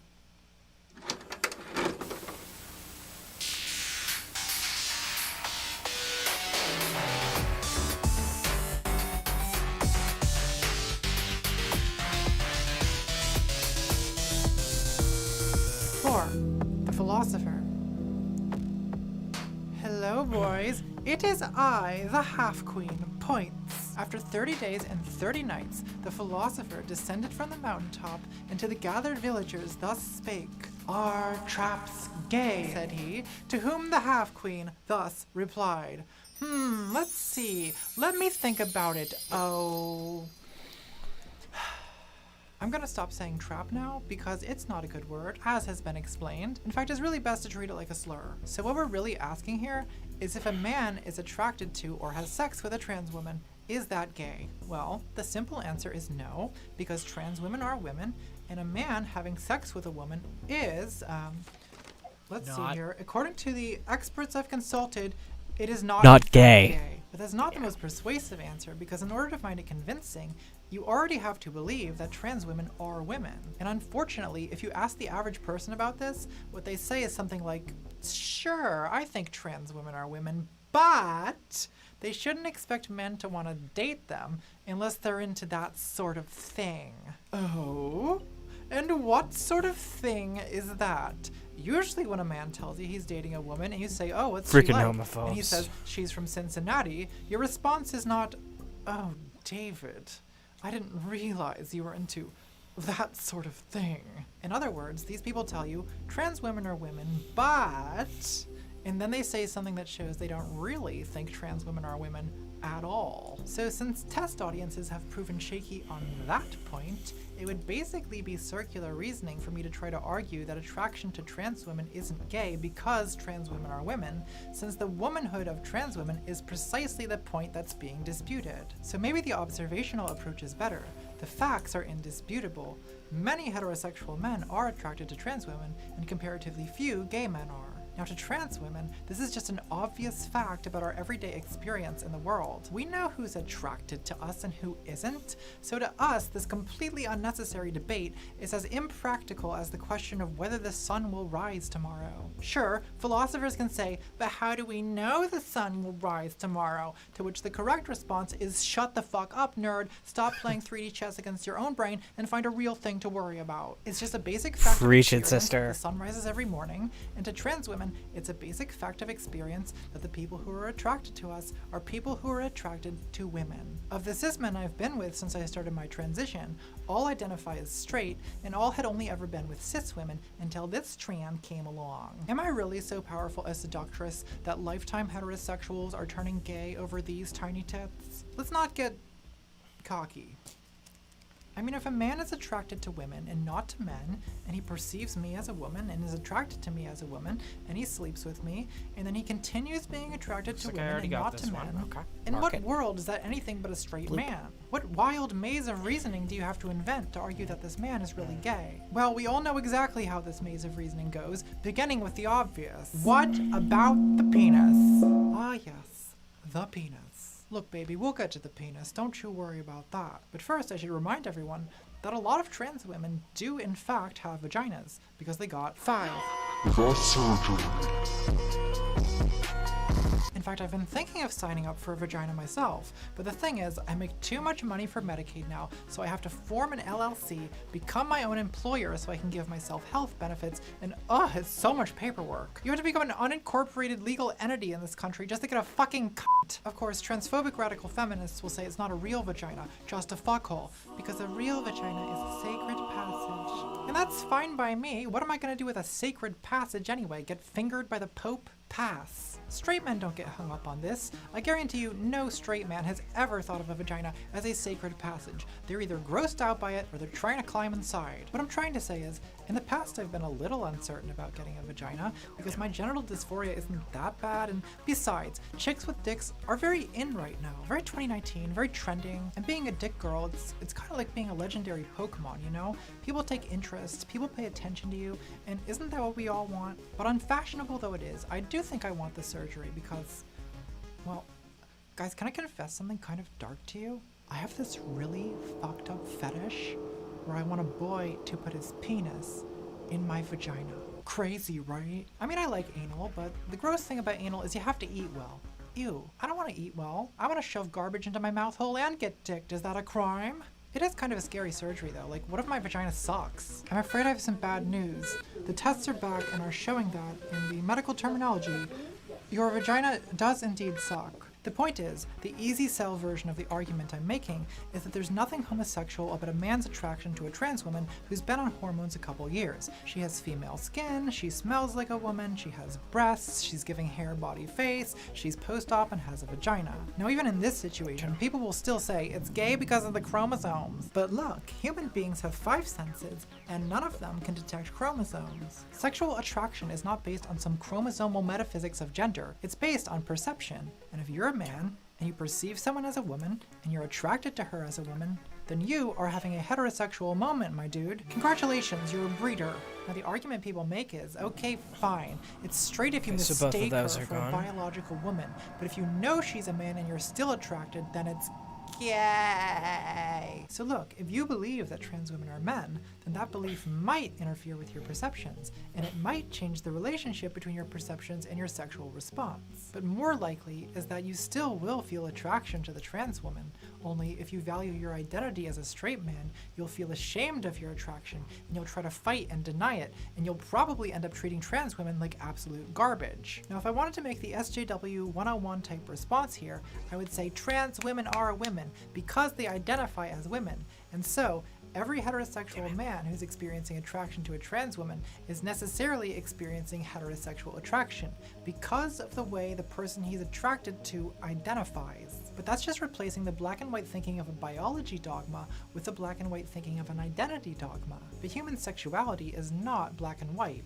It's not even shades of gray. It's a multicolor acid trip. It's Centaur Donna Summer charging at you with a spanking paddle. So sexual attraction is not based on chromosomes, but it's not usually based on psychological identity either. Most of the time, initial attraction anyway is based on what I'd call presentation, how you look and act. And I think that's especially true of men. They get turned on by that initial visual pop. They see, they conquer, they come. I mean, you have to admire the simplicity of it. Sometimes I wish I were a man. So look, if what you want is a woman who pops, then rest assured there are plenty of trans women who pop. Maybe you don't think I pop, but you'd be hard-pressed to argue that any number of trans models and actresses don't pop as much as any cis woman pops. So the pop is undeniable. No one's questioning the pop. In fact, without the pop, it never would have occurred to men to call trans women traps, because they wouldn't be trapped if they weren't attracted in the first place. But a lot of men seem to think that the pop, the visual presentation of a trans woman, is some kind of illusion or facade that at some point will be dropped, revealing that our womanhood is a sham and that we're really men. Now, here's a big difference between dating a trans woman and dating a drag queen. If you date a cis drag queen, at some point, you're getting a man, honey. As explained by the only good YouTuber, Jasmine Masters. I don't want to date nobody who want to date me like this, because this comes off. And you're not doing nothing with this. But if you date me, there's no de-dragging. There's no moment where I become a man. Baby, what you see is what you got. At least on this side. This is my natural side. And this is my biological side. When we're discussing people who are trans, we immediately say in the first paragraph trans woman and then refer to them by their biological pronoun because biology is the nature of the pronoun. So everyone's always hating on trans women for being stereotypically feminine.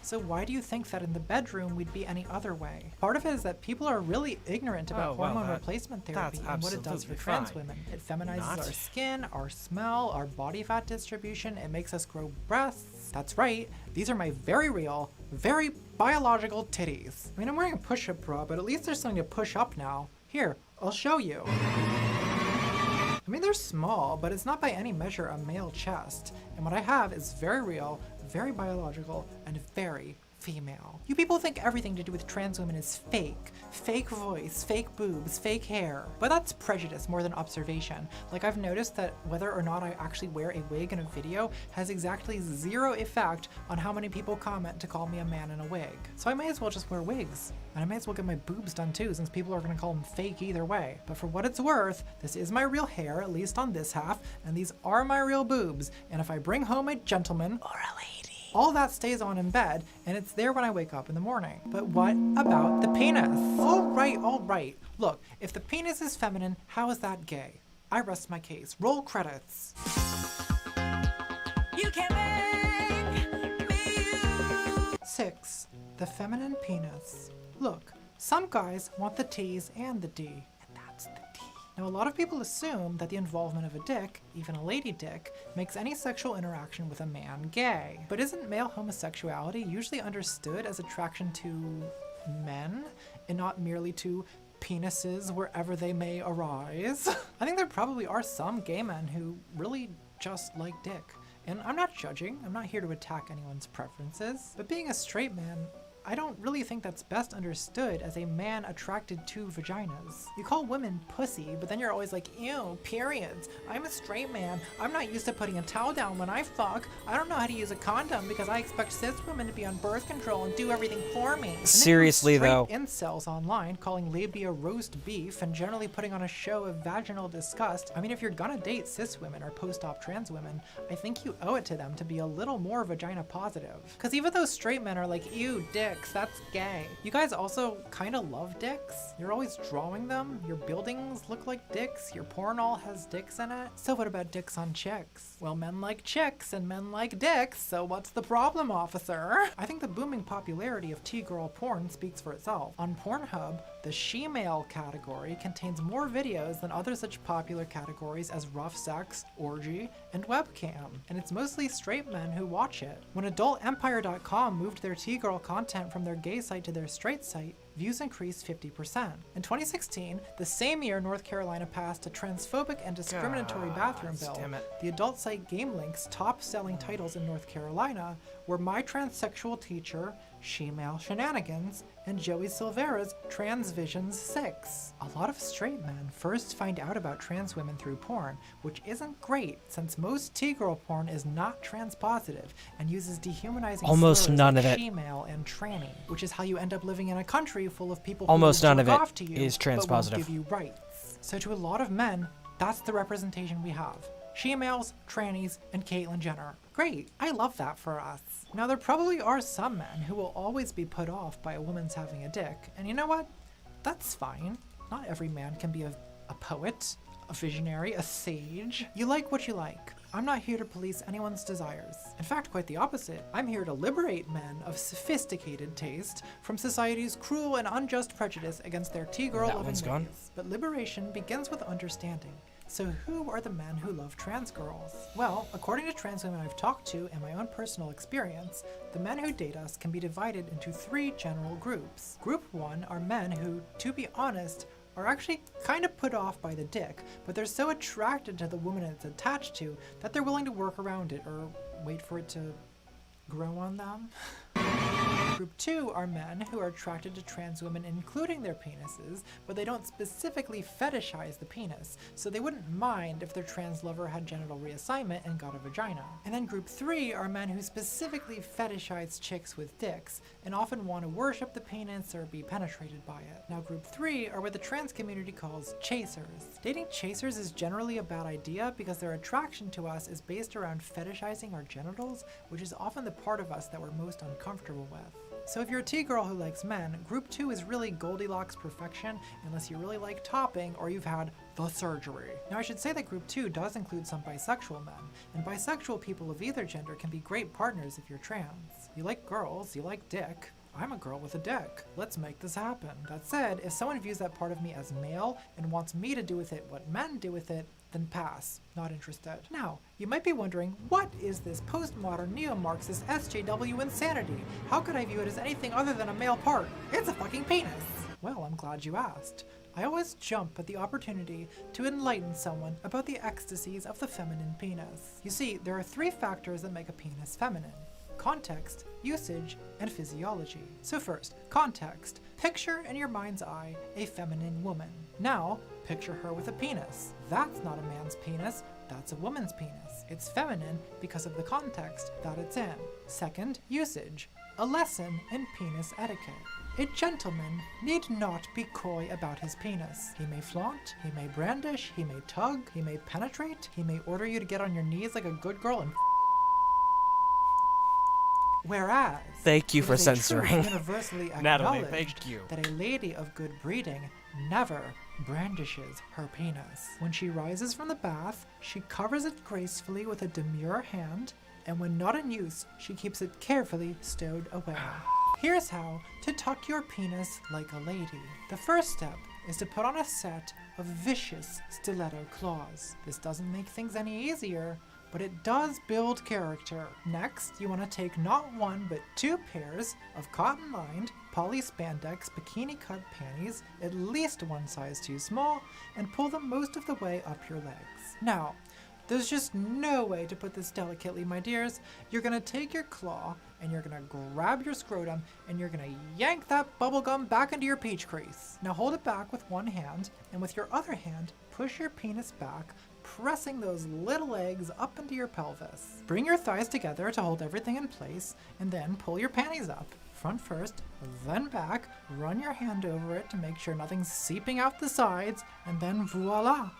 It's like it was never there. For more information, you can purchase my book, Talk Your Penis, with a new foreword by Dr. Jordan B. Peterson. I've now explained both the context and the usage of the feminine penis, so let us now turn to physiology. Most people don't realize that taking feminizing hormones actually changes the anatomy and functionality of the genitals, shrinking everything down and softening everything up. That means changes to a little thing not a lot of people are talking about, but something I've been trying to raise awareness of, start a conversation, open a dialogue, really get people talking about 7, the mouthfeel.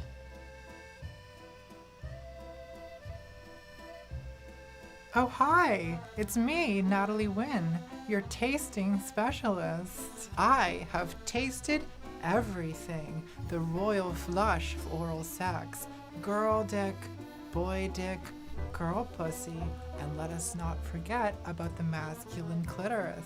But today, we amuse the palate with the feminine penis. Now, with respect to flavor, the feminine penis has more sweetness than the masculine penis and fewer truffle notes, while retaining the fundamental dick umami. With respect to mouthfeel, the feminine penis is of course softer and smoother than the masculine penis and does not become as turgid. And as for the cum taste, well, it is a known fact that girl cum is clear, liquid, and tastes of saline, whereas boy cum is milky, viscous, and more acidic. It is therefore the consensus among sommeliers that sucking a female penis is not gay. Cheers!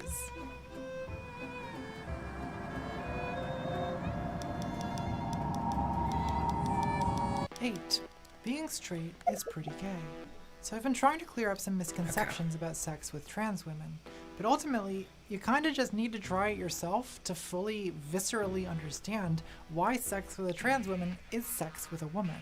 Now, we must always be wary of being overly simplistic in our thinking. Sexuality is complicated, and while it's undeniable that many straight men are attracted to trans women, the messy reality is that A lot of straight men are also attracted to male cross-dressers. Before I transitioned, I was a cross-dresser, and I didn't present super womanly either, like fully Dr. Frankenfurter. And that's why I'm so iconic. I showed the world that in 2 years you can transition from literally Dr. Frankenfurter to a very real, very biological drag queen. But even when I was that baritone-voiced transvestite, I still got semi-regular messages from men being like, so I'm a straight man, but I'm like really attracted to you when you dress as a woman, and it's really making me question my sexuality. Now, I could flatter myself with some kind of retcon and be like, well, maybe those men just picked up on my inherently womanly female energy essence that I've always had since I was born a female biological soul trapped in the body of a cross-dressing baby. But let's be real. There are straight men who fuck cross-dressers. There are straight men who fuck drag queens. There are straight identifying men who fuck other straight identifying men. What is going on here? Straight men, what is your deal? Who are you? What is your life? How did you become straight? Did they recruit you? Were you groomed? I blame the parents. Let's go back to the game you guys like to play, the one I call Is This Gay? The commonly understood definition of homosexual acts is that they're sex acts between people of the same gender. But I've heard men argue that if a woman puts on a strap-on and pegs a guy, then that's gay.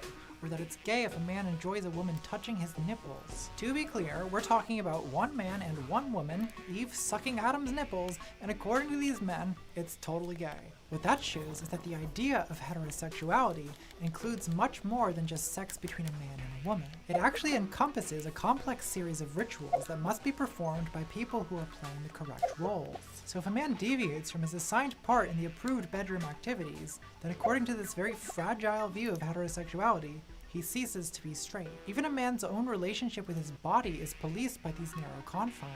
For instance, some men won't even wash their own assholes for fear that some involuntary twinge of anal pleasure might transform them irrevocably into raving homos. I mean, to be fair, before I washed my asshole, I was a quarterback. Now I'm a cheerleader. P-I-C-T-R-O-Y, don't tell the coach I was a guy. This obsession with the details of what sex is allowed and what prohibited reminds me of what psychologist Jonathan Haidt calls an ethics of purity and degradation. Basically, it's a style of moral. I'm listening to ContraPoints while I'm trying to gather geocules, geoculuses, or geoculi, or however you want to properly make the plural. Code is basically an ethics of purity, a kind of kosher law governing straightness, and the Is This Gay game is I have theology. to find Now this whole line of thinking has been reduced to absurdity some way pretty to get up to that of one. all people, Count Dankula. If you class yourself as a straight man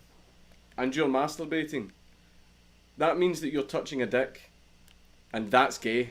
Well memed, my lord, well memed.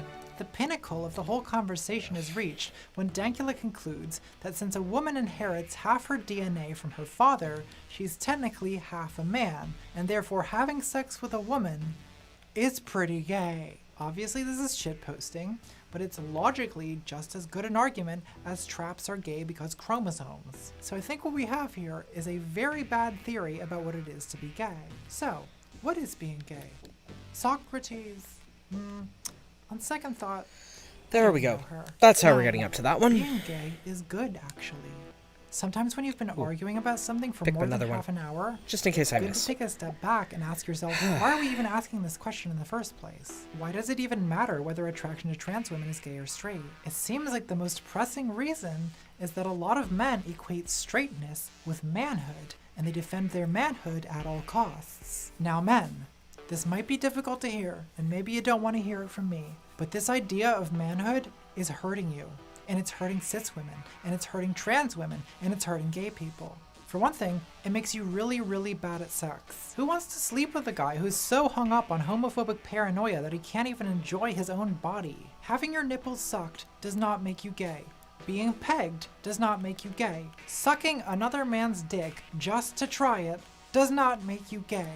And why? Because being gay is a socially constructed identity defined as a type of person who's persistently attracted to people of the same gender. If you're persistently attracted to people of the same gender and you identify with the word gay, then you're gay. If not, then you're not. and nothing you can do will change that.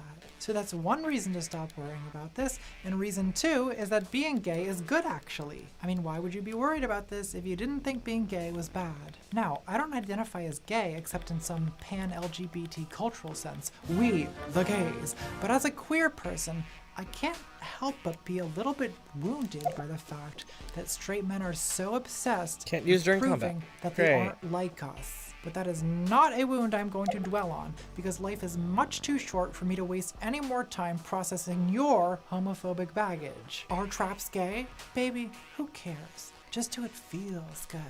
That's the simple answer, but the truth is that when people say traps are gay but there's nothing wrong with being gay, that is nothing but a sneaky attempt to call trans women men and to reinforce the stigma against dating us among the group of people who are in fact most attracted to us. Because it is mostly straight men and not gay men who like us. And the gay stigma is the reason why only a small fraction of the men who are attracted to us are willing to openly date us. And the stigma is very real.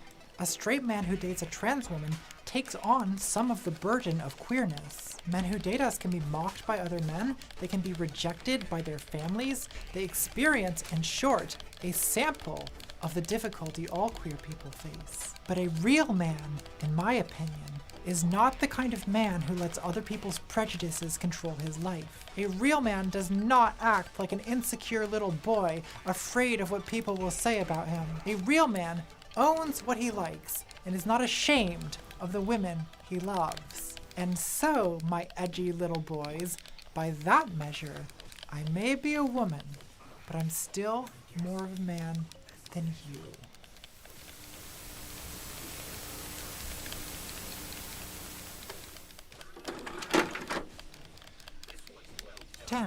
I have feelings too.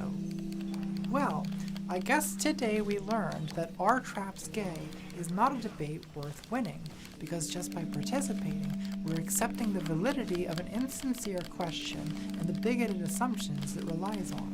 Now, some harsh words have been said about men tonight, and I think that harshness is deserved, #NotAllGamers. But also, this video completely centers men's feelings. And I have feelings too, goddammit. And some of those feelings are not all that different from the anxieties men have. Let me explain. So I identify my sexuality as queer and poly, which in my case is politically correct terminology for confused slutbag. Before I transitioned, I dated women, and I still do have lesbicious and lesbiniacal feelings, but early in my transition, I encountered a lot of TERF shit, and it really scared me off dating cis lesbians, which I never have. Even before Yeah, well, I transitioned to the question, we've already listened to the video where she finally just acknowledged that, yeah, no, she's a lesbian, but it took a bit. How to fuck men. But when I first started messing around with men, I was terrified, because men are scary. And in my early transition, I'd only dated bisexual trans people and NBs. And as an aside, some of those experiences were really revelatory. A person with a vagina can be fully a man in bed. That teaches you something about gender. It might be hard to learn otherwise. And loving a trans woman, I still sometimes do struggle to fully believe that I'm a real woman, but to experience another trans woman, not just as a woman, but as the radiant model of womanhood, that's an experience that's meant a lot to me. And if you're attracted to women, Now I and can that's an finally grab experience this you haven't had, Oculus. Jesus. you're missing out. But what I was going to say is bisexual, trans, and non-binary people are a pretty safe group of people to date when you're early in transition, because they're pretty chill about anatomy and presentation. But if you're going to date cis-het men, you need to be serving women. And I guess you don't need to, but it doesn't hurt. And I did wonder if I was woman enough for it.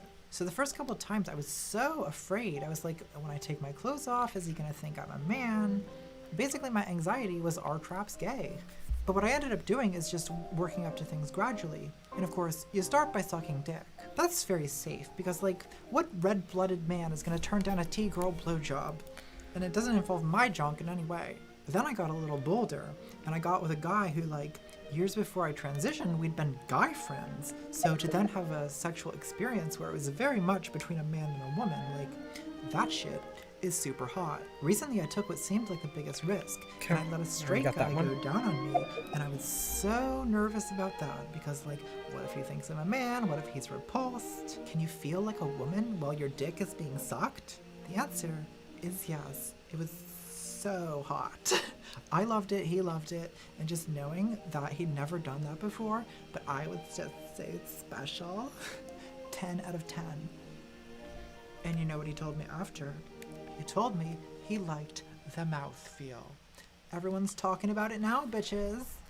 So look, I really don't want to shame men for being anxious about dating trans women because, I mean, I was anxious too in the other direction. But I do want to shame men for treating trans women like they're dirty little secrets. And I do want to shame men for dehumanizing us and voting away our rights by day while jerking off to she-male porn by night. And I do want to shame men for refusing to date us because they're not fucking strong enough to shoulder 1/100th of the burden of stigma that every trans woman carries every moment of every day. And I do want to shame men for attacking their trans girlfriends because they couldn't stand being treated like a gay man for 5 minutes. That is pathetic.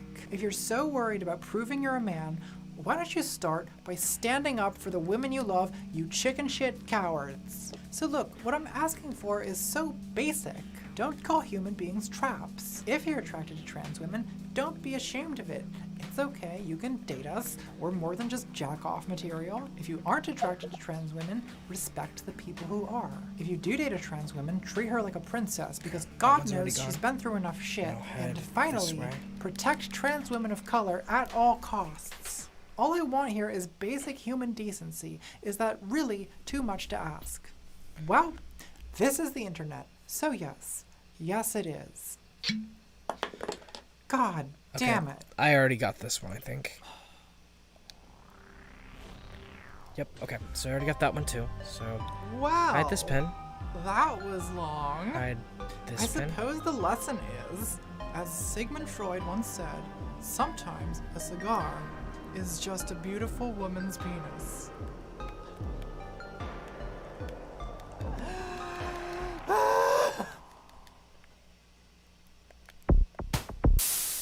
You must think that you are so unique, trying to educate all the free, blissfully unaware of how crude, heard before, bigoted and plain rude.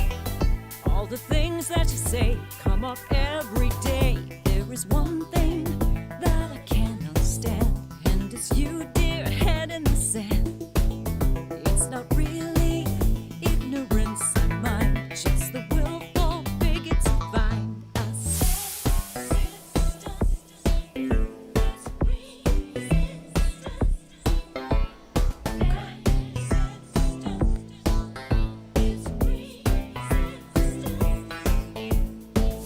There is one thing that I cannot stand, and it's you, dear, head in the sand. That's not really ignorance of mine, just the willful bigots who find us. Don't let them define us.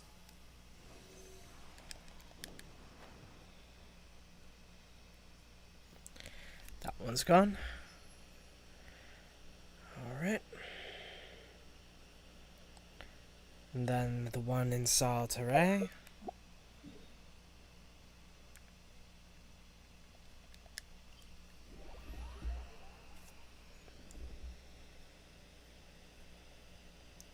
Yes, I am going effectively along the border, along the coast.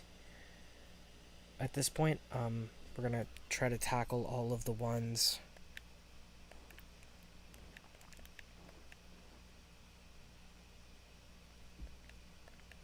that aren't on the coast later.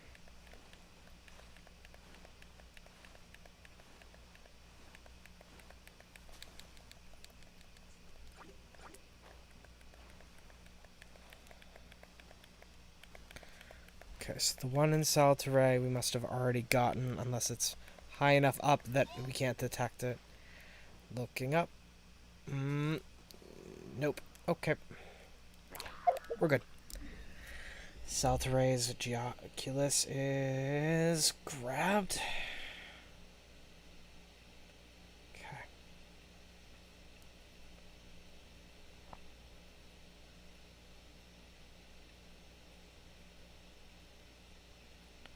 Go ahead and go down, back down here, make sure I've got the two.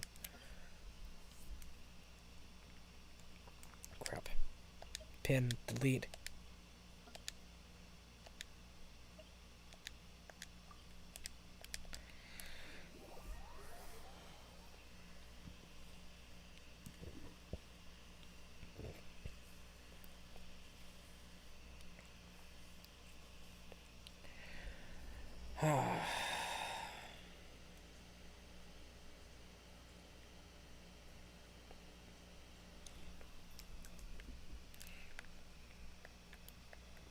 Under the bridge, I'm guessing.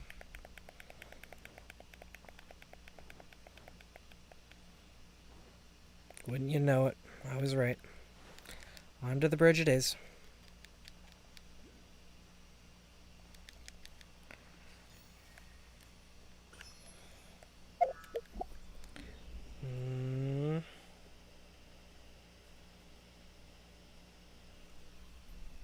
Okay.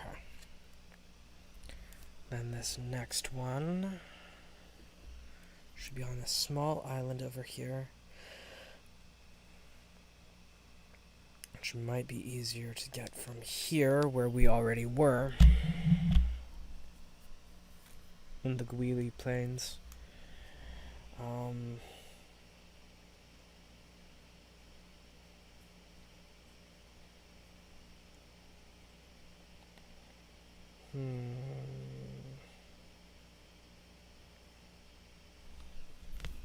Okay.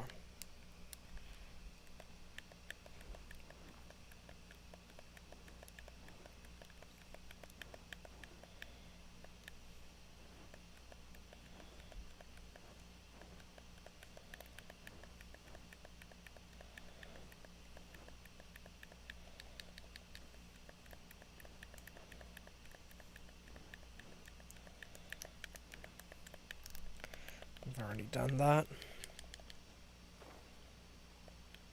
Whole mess over there. Damn it. Run. Yeah, I've already paid mine, thank you. Goodbye.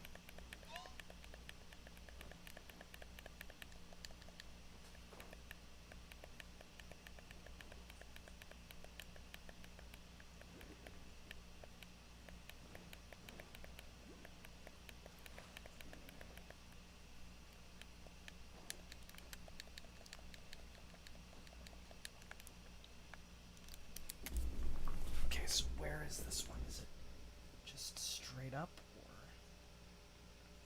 is it somewhere else? Oh, that's interesting.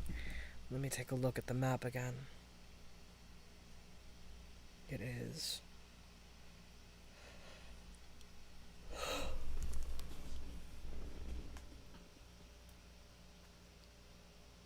directly below me.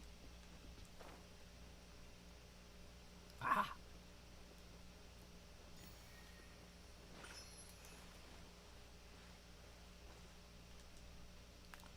Run. Don't have time for that.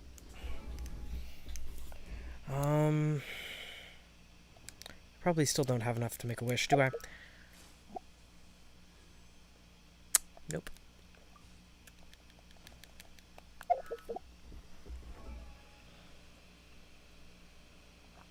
Alright, so I can go ahead and bloop these two out of existence.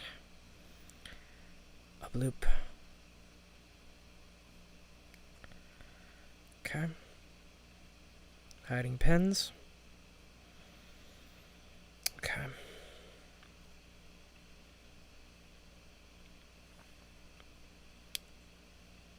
Guess that just leaves, starting at Stone Gate, going south. No.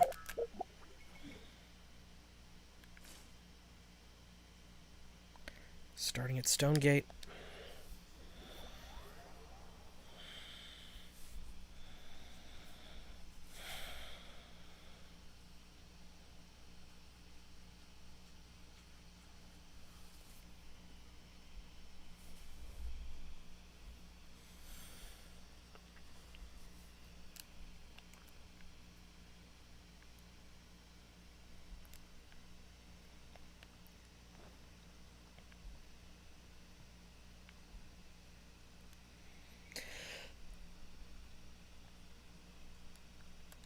Double checking to make sure there isn't one up here. Nope. Okay.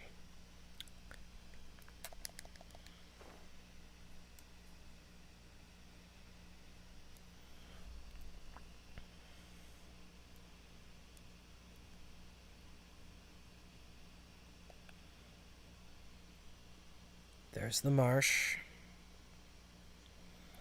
Here's where the road splits and we're gonna have to come back to.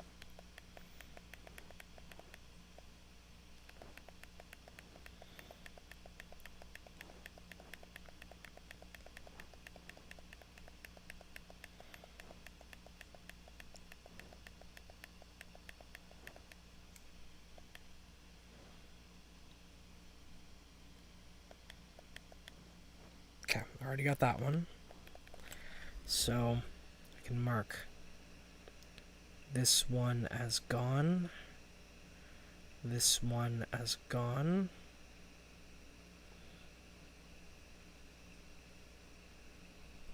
Check this one real quick. To the left.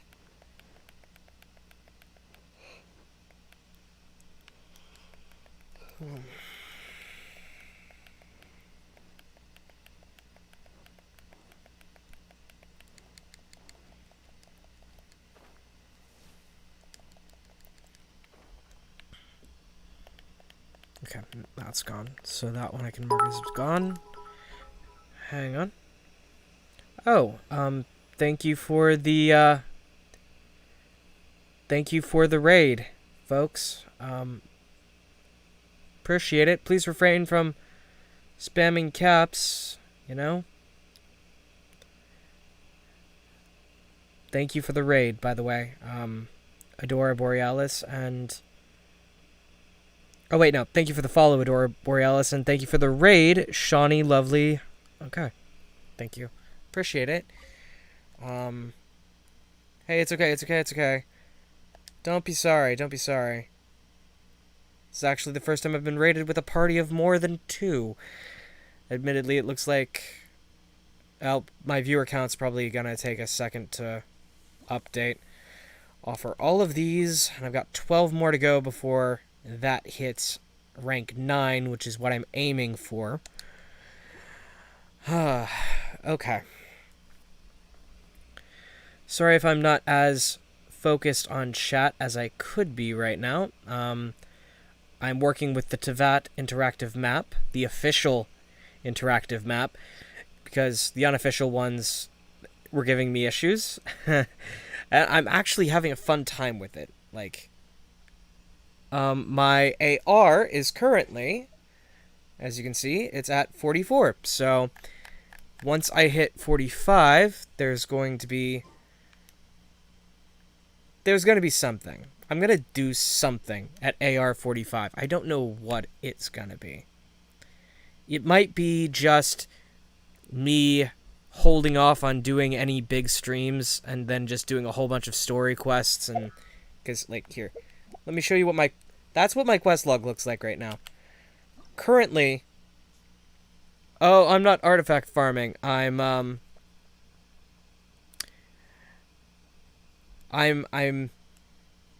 geocule farming, basically. I'm hunting them all down for maximum stamina, and I'm gonna do the same for electrocules. But I've only got 3 story quests left, and I've got 3 hangouts, so that's a total of 2, 4, 6, 8, 10, 12, 14, 16, 18 days worth of content left to go on... Oh, yeah.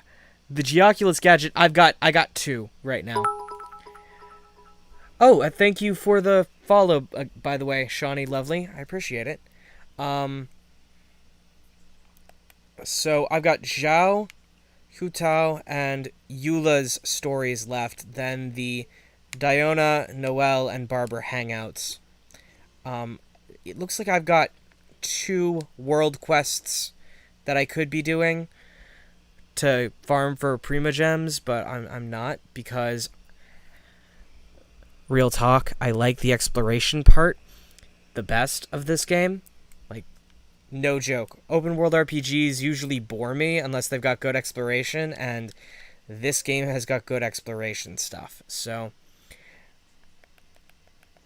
I am in paradise playing this game, I swear. Like, I finished all of the Archon quests that have been released up to this point. I'm kind of in paradise, because it means I don't have to worry as much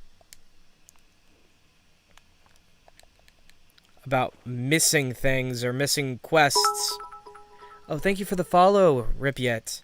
Appreciate it. Yeah. Hey, it's okay, Croto. Don't worry about lurking a bit, because the heavens know I need the increase in viewership, because I am so close to hitting affiliate, it's not funny. So, the average viewer count definitely helps. Yeah, actually, let's go ahead and check that. Oh, thank you for the follow, Drunk Off No Sleep. Appreciate it. Let me go ahead and pull up my Twitch real quick. Oh, not my Twitter. I want my Twitch. Jeez. Jeez, lack of food brain. Come on. Come on. My Twitch. My creator dashboard, please. I do not want to watch my own stream. I want to look at the creator dashboard. Click. Okay. So, real talk. Community insights. Here we go. Achievements. Effective today, or at the top of today, I was 8 away. So I don't know what's going on with that. I think a couple spam channels followed at one point and then unfollowed. So got my hopes up a bit. That said, my average viewers is currently at 0.57, which is something I really need to work on. But I will figure that out at a later point. Moving on. That's a bore. So, any suggestions on topics to listen to next? I have a tendency to listen to political podcasts and YouTubers. Oh, yeah, Lost Riches is coming back. Yeah, you're right. Thank you for following also, Troy Cooler. I appreciate it.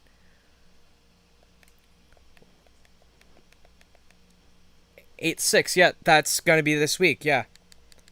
I'm excited because I didn't get to participate in that event. I'll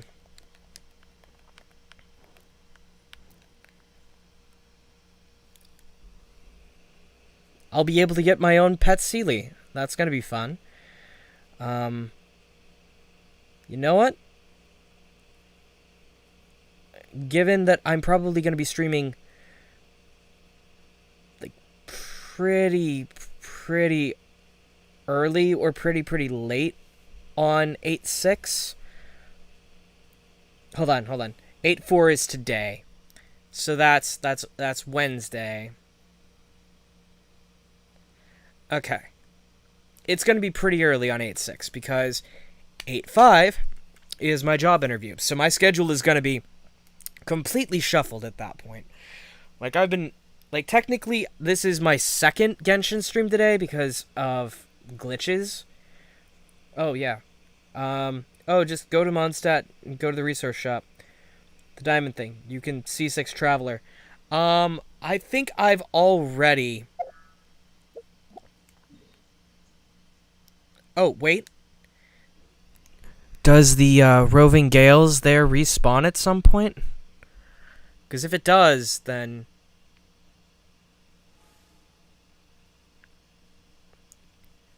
Because, here's the thing, I've already gotten that one.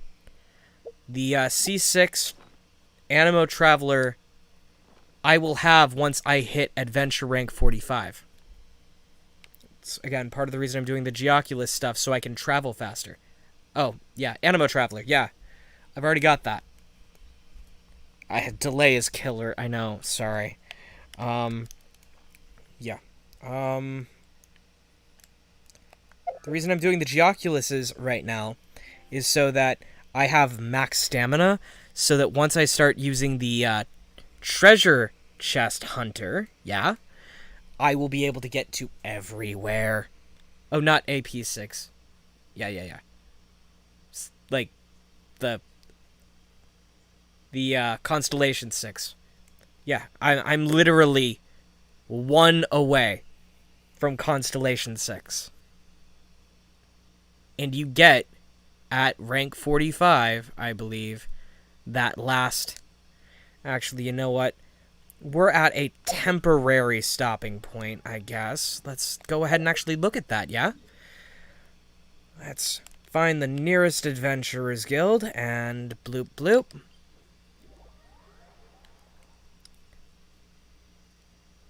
Yeah, I do believe it is level capped. Here, I believe it is adventure level capped. Let me go ahead and look.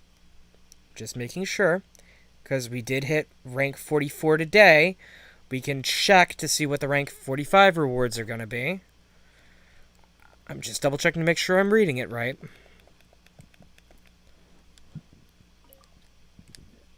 Ad Astra Abyssos, Catherine. Go ahead and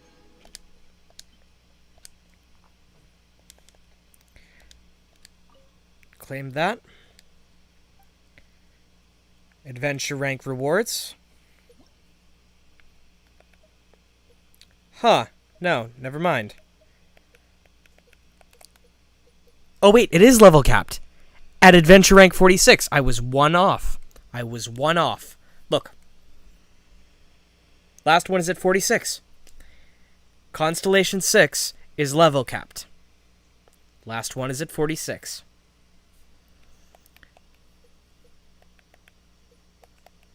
Constellation and Ascension for the Traveler is capped. And you can't even view more than a certain point ahead. So yeah.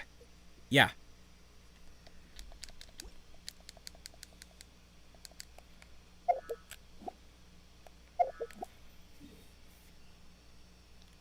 Okay. So, anyway, hi everyone. We're still going.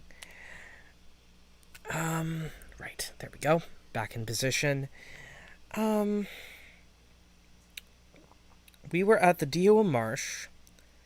We already deprived most of the marsh of its geoculi. There is one place in the marsh we haven't looked, but let's take a look at what's close to the Wangshu Inn first, just to make sure we're not missing anything. We're going to use the Wangshu Inn as a launching point for a Geoculus that's out in the middle of the sea. Then there should be one under a bridge that I've already gotten, but I'm going to double check on that one. Let's see here. That way.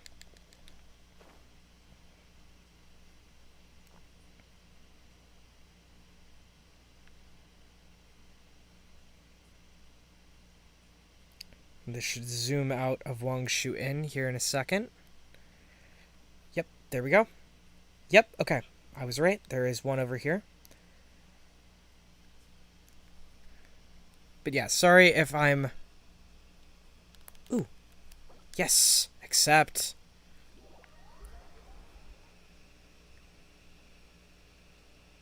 Geo Traveler is not level capped. Animo Traveler is. Animo Traveler is. Okay. We are heading this way. I am still doing the Geoculus hunt. Because... why the heck not? Zoom.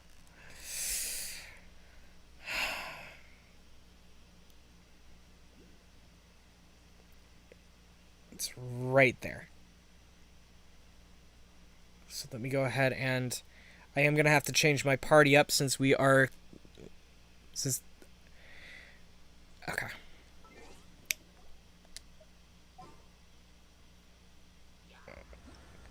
And the Trail of Destruction has just begun.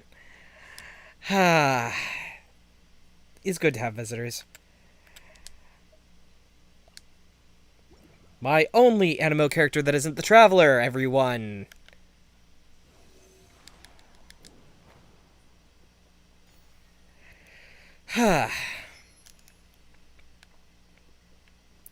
Yay, so that one is definitely real. Okay, I can go ahead and mark that on the map.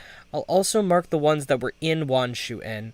I don't remember. Was it you who was helping me with these when I found it, Krotos, or was it Notkia?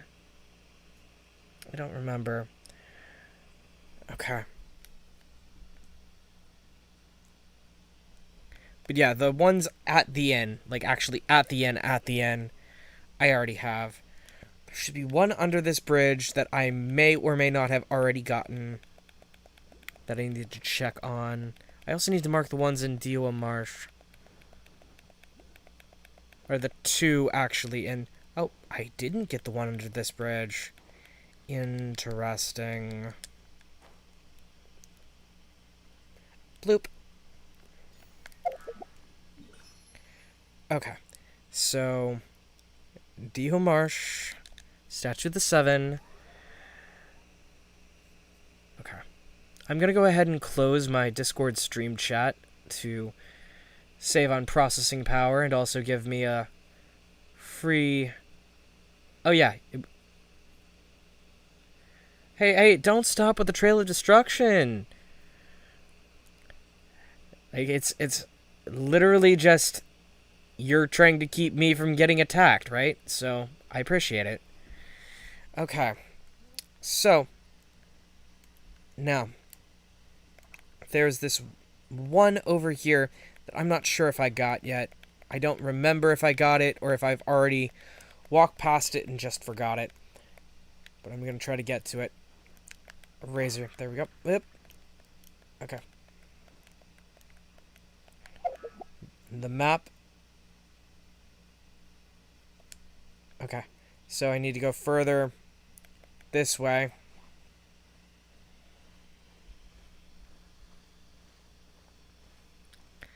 And then now to get across to that one, I think I'm going to have to Actually, I'm going to have to maybe recharge my stamina just a bit. Okay. You were the one who helped me with the ones at Wanshu-in. See, I knew it was one of the two of you, but I wasn't sure which one. I know you helped me with a ton of the ones over by the mine. Okay.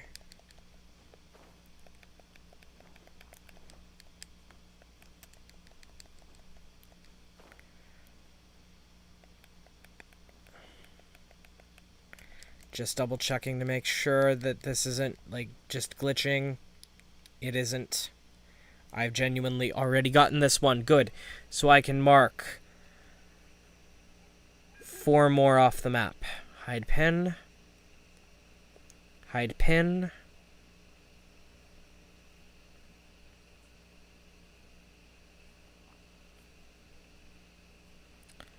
Hide this pin. And then hide this pin. Okay.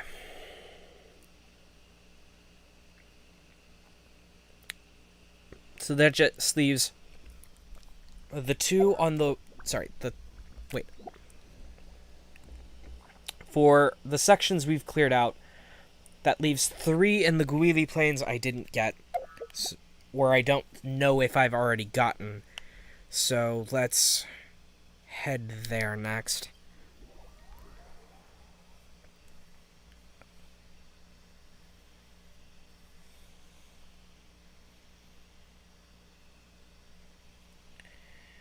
Thank you for the help, Krotos, by the way. Keeping the enemies off of me and killing everything that gets in my way. I appreciate it. It's a lot of help. Again, thanks. The one that's literally right here. Nope, looks like I already got that one. Okay. So then the one that's up here but not here, that is near here, because like I'd already gotten it up to Geo statue rank 7, so there are going to be a whole bunch of duds at some point here. Okay, here's one we hadn't gotten already. Right there. And oh, it's because it was tied to one of the clovers, and I didn't know what the clovers did before. Okay.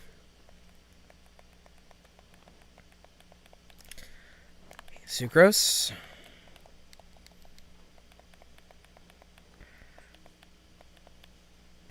Okay.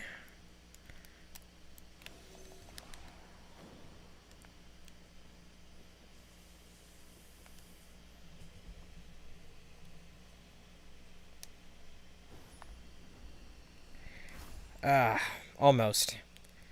Trying again. Got it this time. Okay. Huh.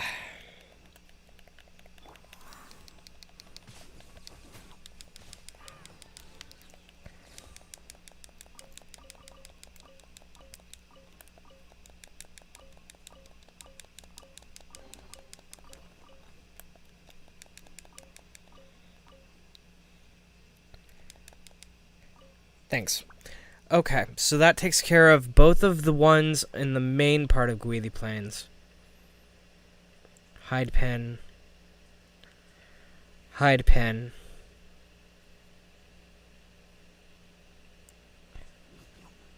Yes, sorry I'm boring, folks. Okay, now for the one that's at the border of the Gweely Plains and the entrance to the city. The easiest way would be from the one at Luho Pool again. Right.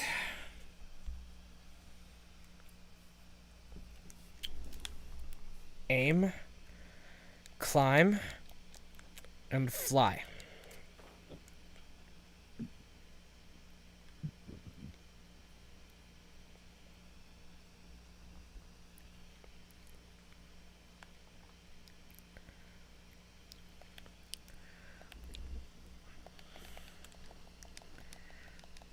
I think I might...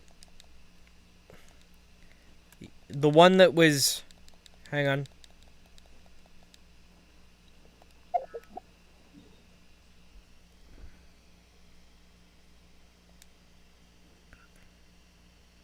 Yeah, I believe I did. I mean, if I didn't, hey, I can always craft a geocule locator. Yeah? Let's see. Let me zoom in. Okay, so this one is supposedly further this way, I think. And if it doesn't pop up by the time... Yep, okay, there it is. Finally popped up on the map. Good. Up, up, up.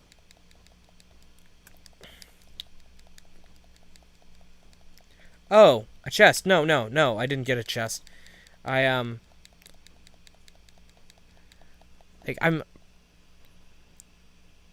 Oh, a chest that could only be unlocked with a... Jeez.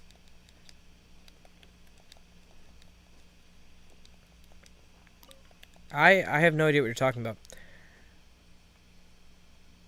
Chest that could only be unlocked with a geostructure. Huh. I don't know. But I know I got this geocule here. Sorry. Just trying to hit the map rather than hit characters. Hey, Boreas, leave. Okay. There we go. Map. So.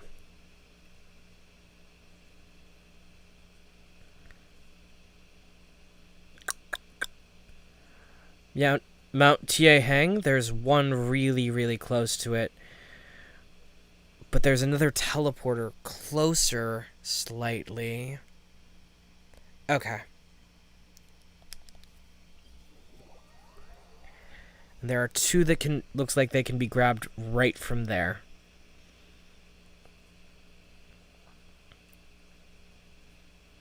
I already know I got the one at the center of the Dunyu ruins, so before we do this, I'm going to go ahead and mark that one. I know I already got that one for certain because that was part of a quest.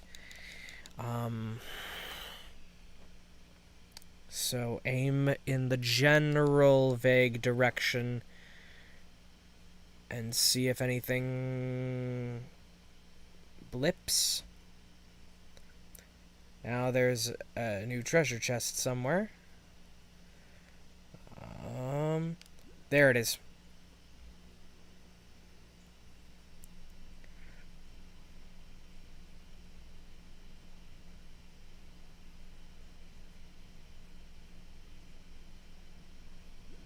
I just missed it. Okay. So I need to aim more. I need to aim more to the left or to the right. Aim more to the right. Southeast rather than east. There it is.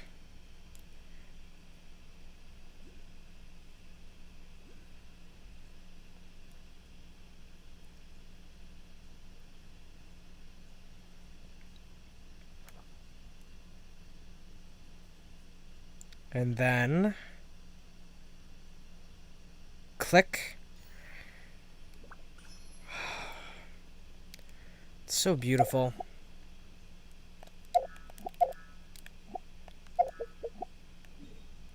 Keep forgetting I don't have the camera equipped because I'm using gadgets. My day.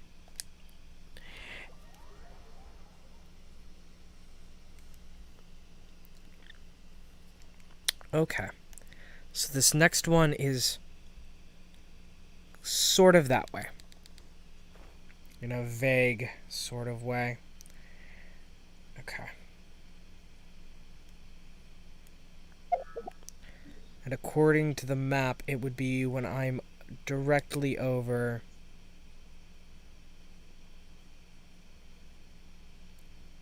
here where it should pop up. Check the map. Nope. Okay. Turn around. I probably already got this one. Oh, nope. No. There it is. Why is it...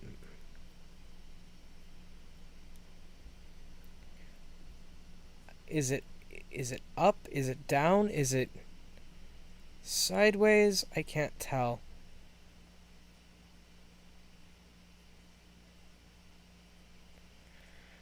Oh, boy. So no, I was right about its location. Sort of, but now I can't see it because of the mini-map.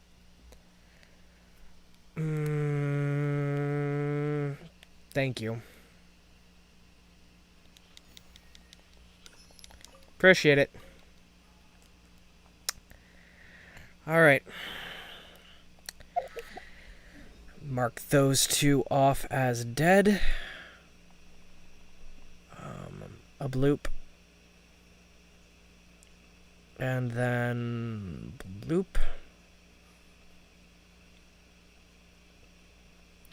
Those two are gone. Next is this one.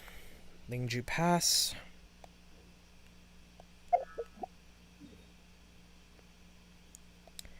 Oh, no. What the heck not?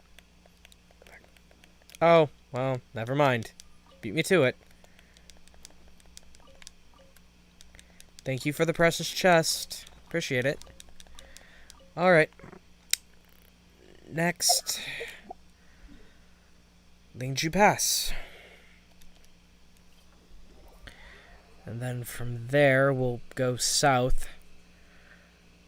Work our way around until we've got the last of those out of the way. Oh, yep, of course. Like, right there.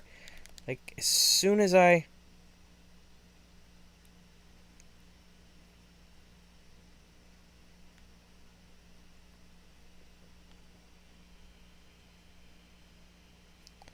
There's one right here. Okay. There's that one. I need to mark that one as found. Hide pin. Next, on the opposite side of Lingju Pass. Opposite side.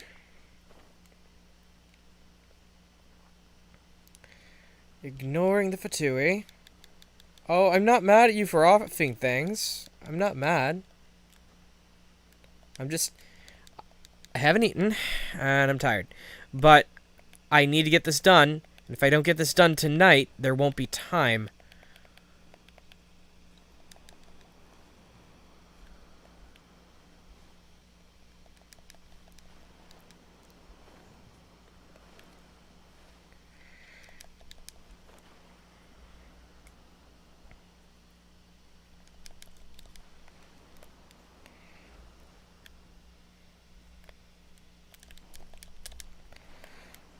Jump too soon.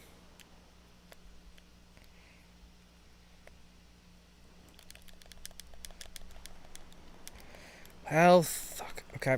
Guess I'll just have to get there the long way. Okay.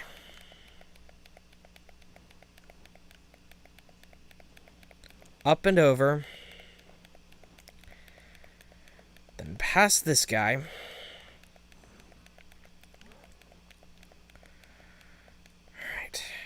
Then around, over, crap, try again, back up, past this guy,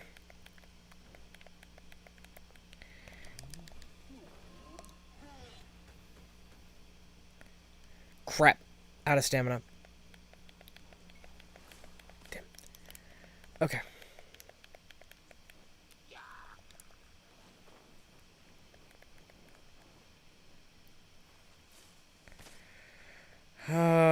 Okay. Trying again.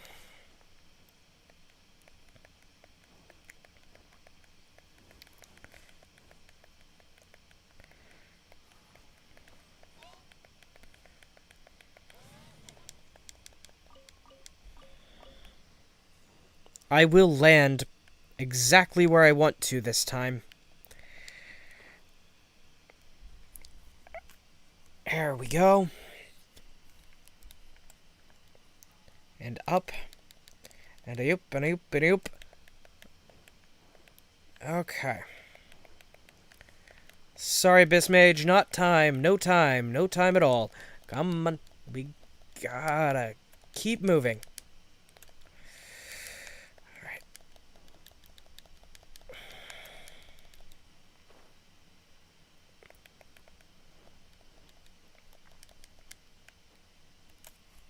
Okay. I think I might have already gotten this one. Yes. Okay. Good. Mark this one as found. Check. That just leaves further south. And then further north. Up and over.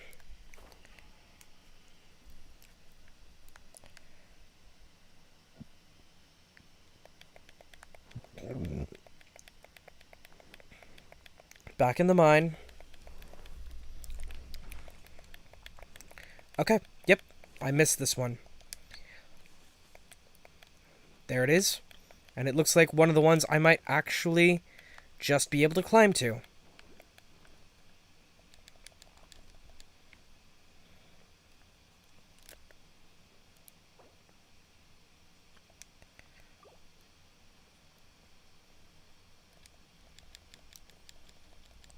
Up, up, up, up, up, up, up, up, up. Come on. Ah, come on. Just let me finish climbing you. Ah! Stupid.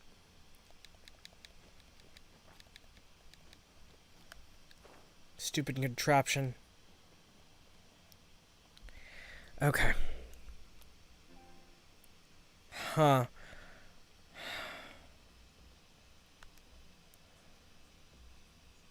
Oh, I'm an idiot. I should have climbed from this side.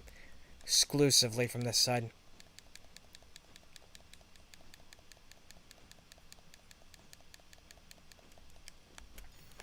There we go. Hide pin. That one's done. Next.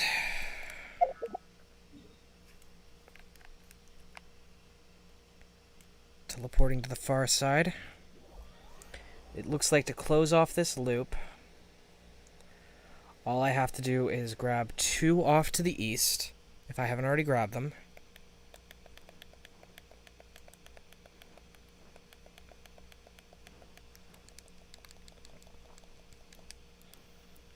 Okay, so where on the map is that? That is just off of that cliff there, so I need to be pointing there.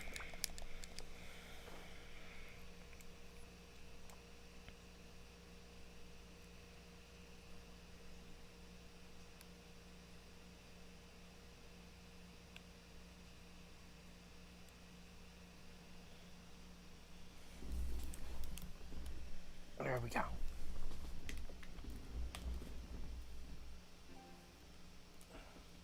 And then there should be one in Jingzhu Pool, but I think I already got that one, but we're going to double check after. We've got these two, and that will close off the...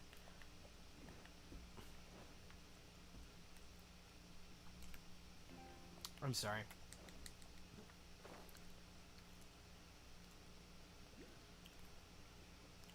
That will close off the loop.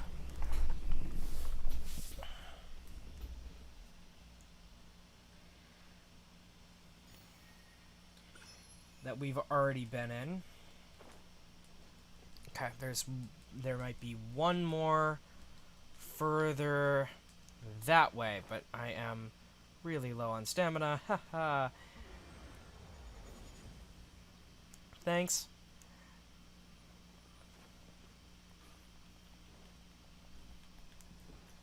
Rats. Okay. Bingo.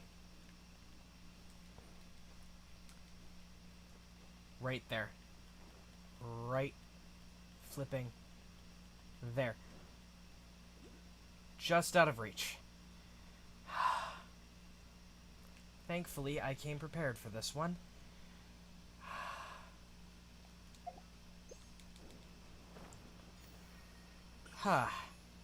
Good.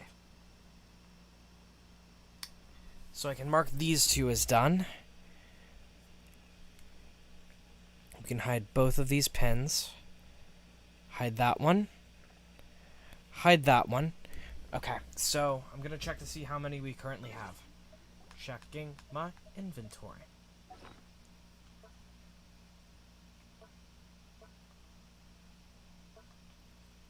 Okay, I just need 2 more to get the achievement in the Adventurer's Experience Guide. So, okay, check the one at Jingzhu Pool. Thank you for those of you who have stayed through my laggy stream and my glitchiness. I appreciate it. Thank you for your help, Croto, by the way.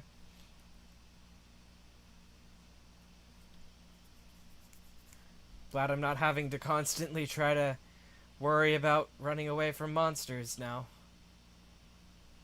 It's a relief. Okay. This one here at Jingzhu Pool is actually on top of something. So, is this that tree? Because if this is that tree, then I have already gotten it.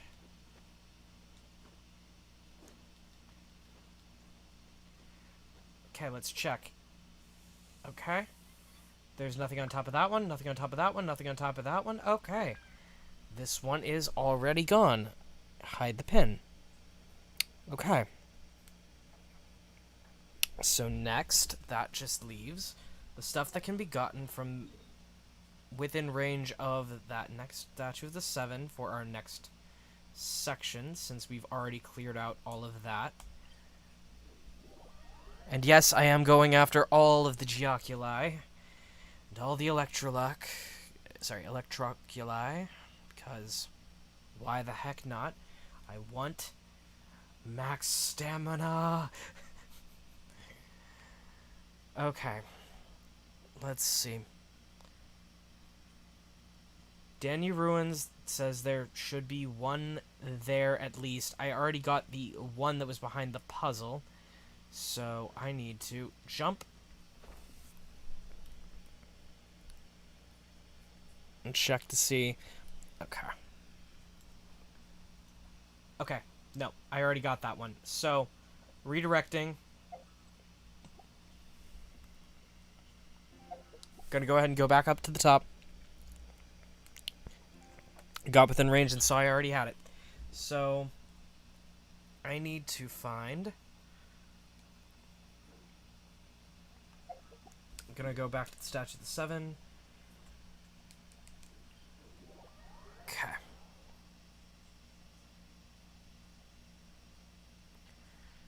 Okay. So I need to aim more specifically and less vaguely in that general direction.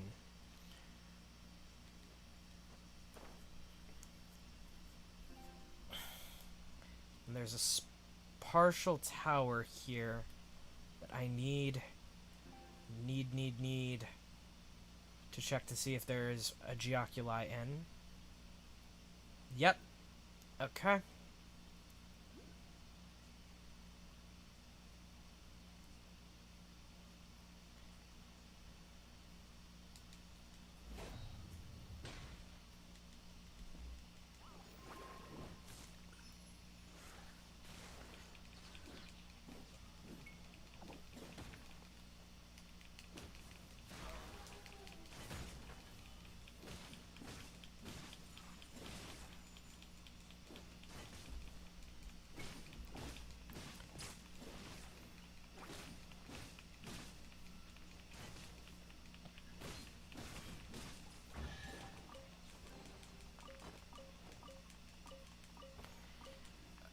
Okay.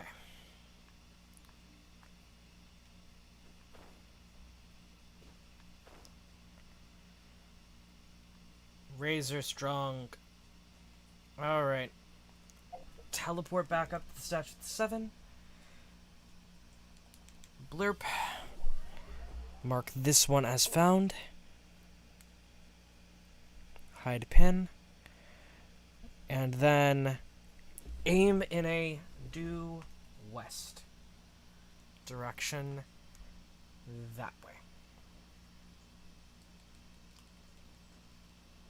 Climb. Climb.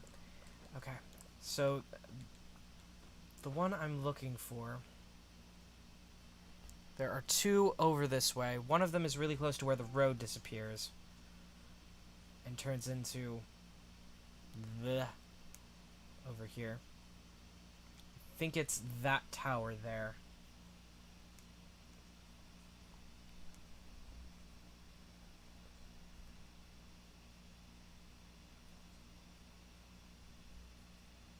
Nope. Okay.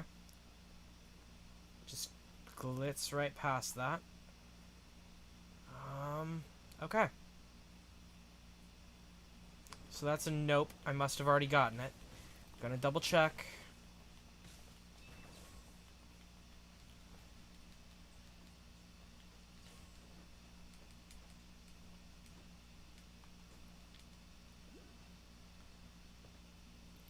Yep. Okay.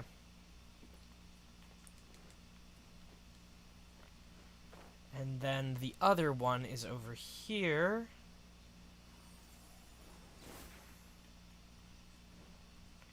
Thank you.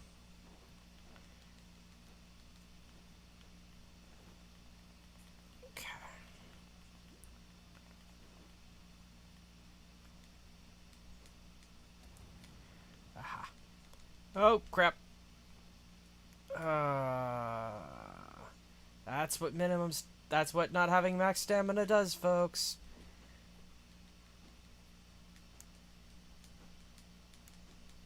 Hinders your exploration potential.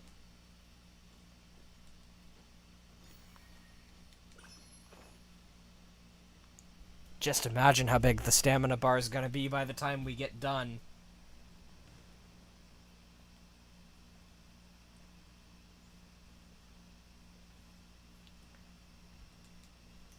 With all the various regions of Teyvat.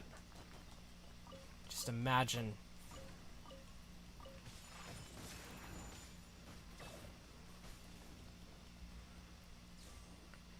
Okay.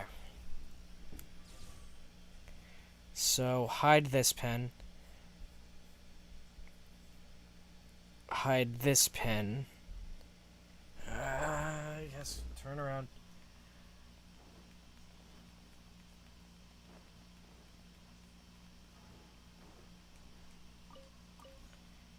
Thank you. The next one we need to go for is we need to check.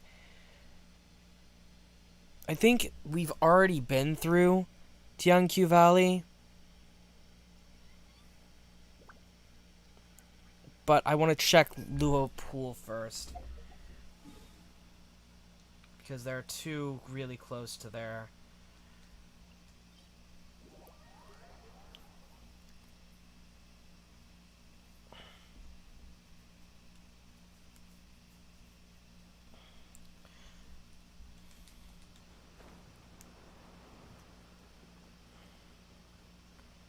Okay.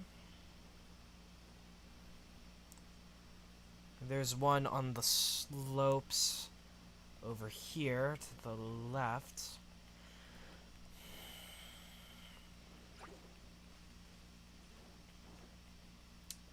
Yep. Okay. Think it might be behind this. Crap.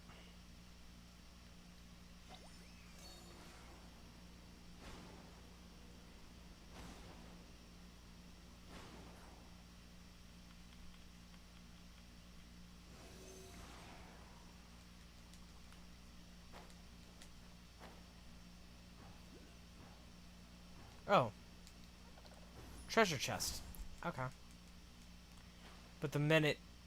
So it's a treasure chest that disappears the minute you, the minute the timer runs out. So I need to bring the Anima Traveler here for that one because Sucrose is not fast enough. Alright, so am I... I was staring right at it. Thank you. Okay. Then from here, across the pool, past the slopes. Whoop, thanks.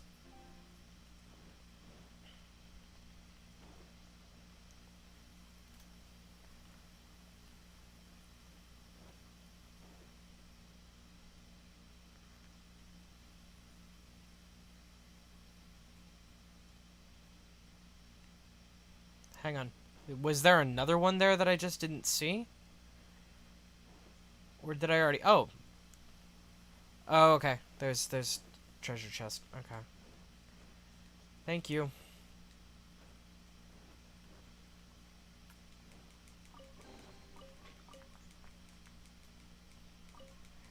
Appreciate it. Sorry. I'm trying to find...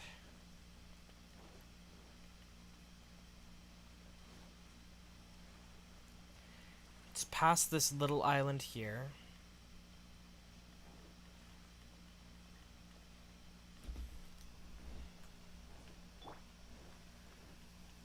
Past these dendro slimes.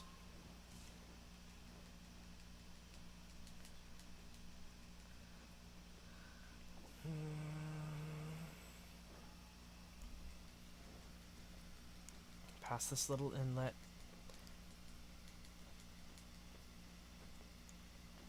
Waiting for what stamina I have to recharge.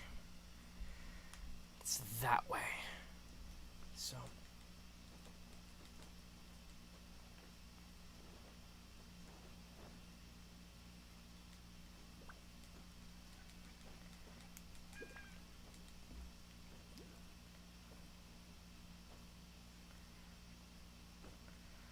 Show off.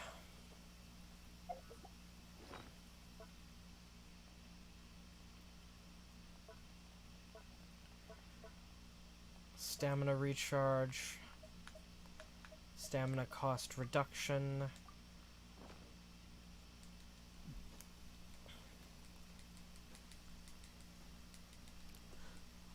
I still wound up falling to my death.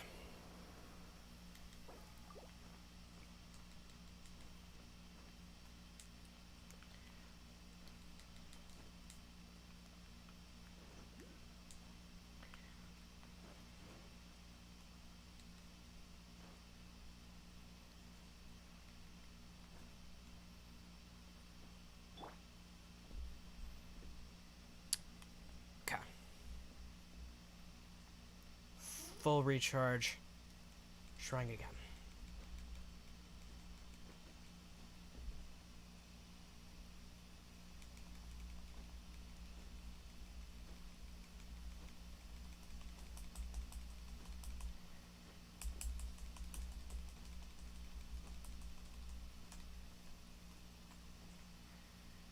It'll take me a minute to get up there. I'm still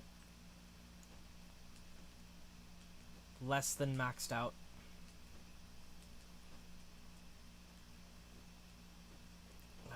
Okay. Further up, further up, further up. And a oop, and a oop, and a oop, and a oop. Dig.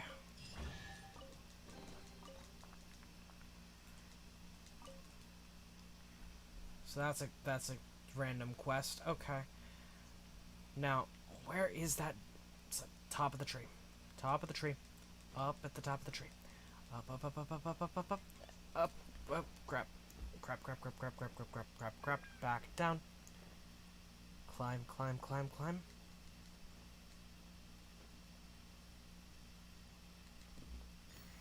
Huh. Okay. So I can mark that one off. I can mark the one before that off. The one that was in the tree. The one at the top of the tree.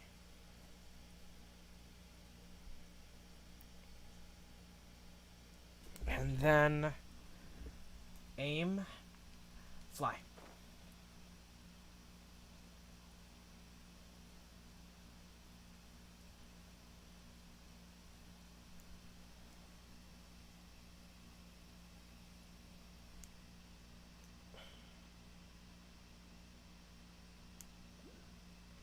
And I'm right on top of this one, aren't I? Yes.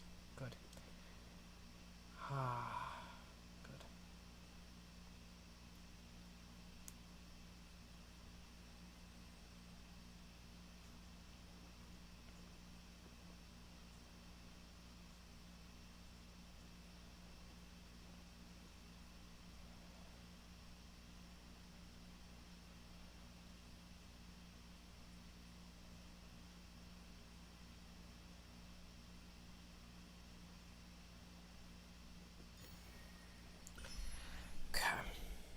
Mark that one off as well.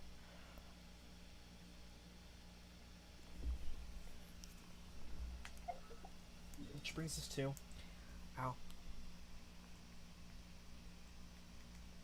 Teleport. Alright.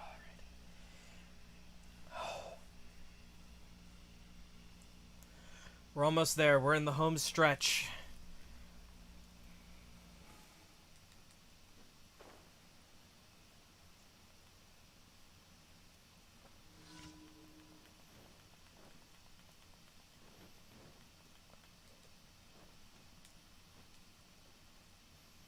And I am out of air elements. So I'm gonna need your help.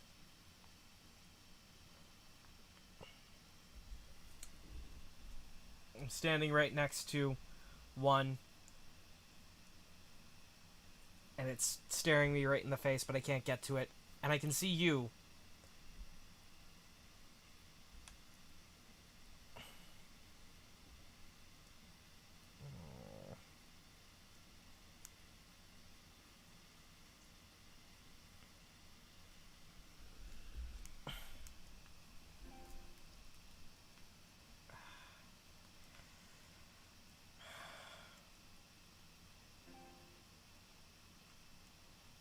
Okay. Thanks. Thanks. Appreciate it. There we go.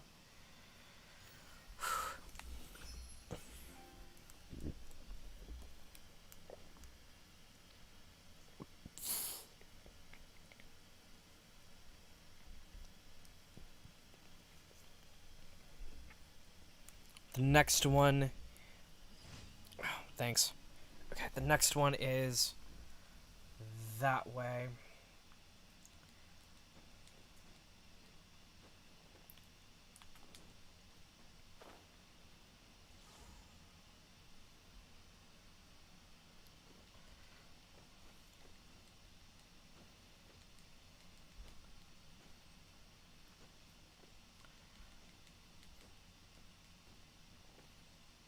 Waiting to heal.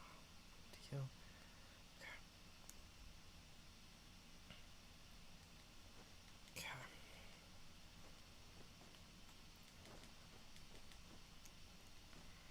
Okay.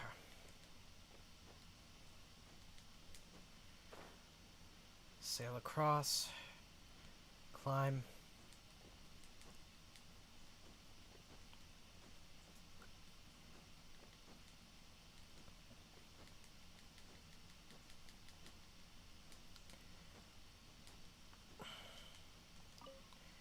Okay. And then it should be that way.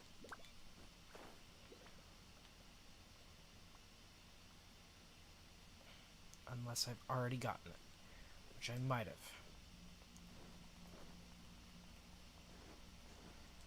Up, up, up, up, up. And...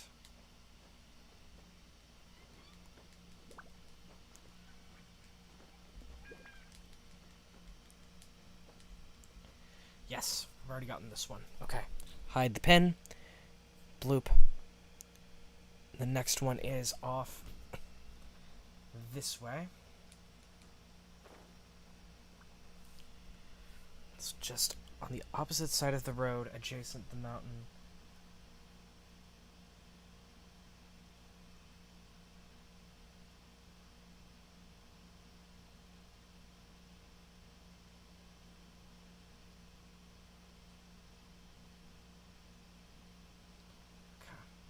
Gonna sink a little bit, make sure it's not just gonna glide down just to make sure I'm not missing anything. 'Cause it's supposed to... oh, there it is. And it's above me, isn't it? Crap. Oh, wait. Or is it oh, it's below me. I lucked out.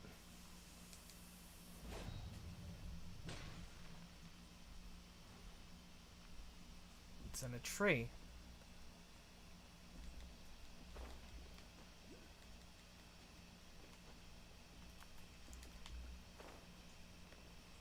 There we go. Okay. Hides the pen. Bloop. Okay. So the next one should be along the bridge to Joy and Cursed, which I don't know if I've gotten this one already. I might have.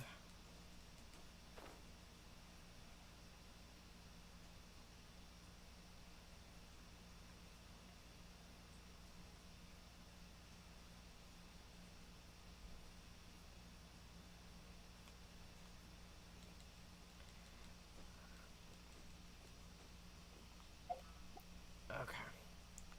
So it's not underneath the bridge to Joy and Cursed unless it's way higher up. Okay.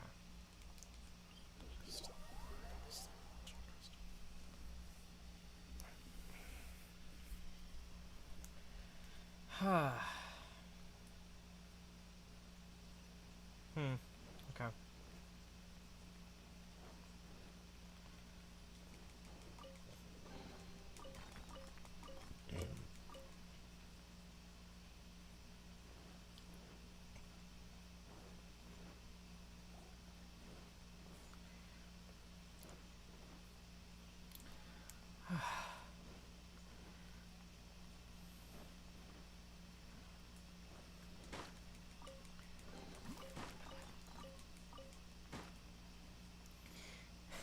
I know it's not your fault.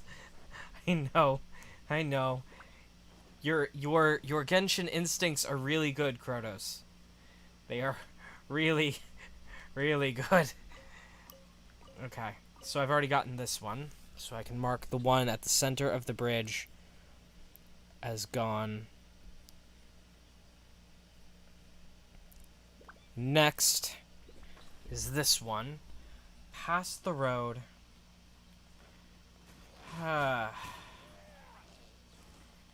Yes, I know. I see it.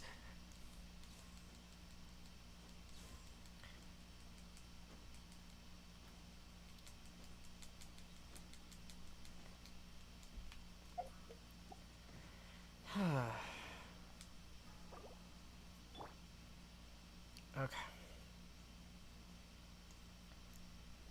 Am I just looking at this wrong? Hang on. I am looking at this wrong. It's not that way. It's this way.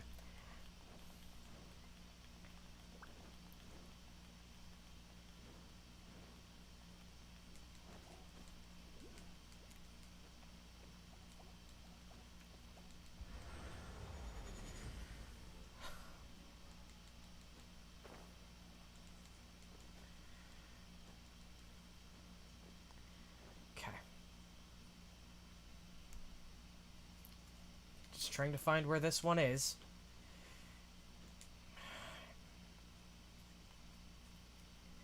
It's that way, but it's like it's got to be higher up. There's no way that it would be lower. There it is. Up.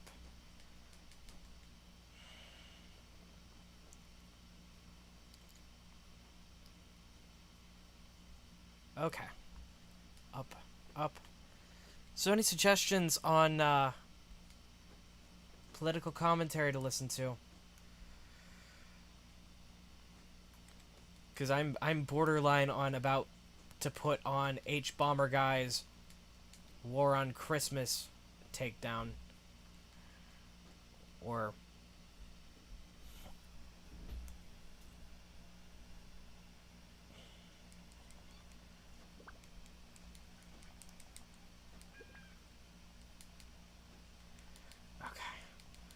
flat surface. Good. Because he did a good video on why the War on Christmas doesn't exist.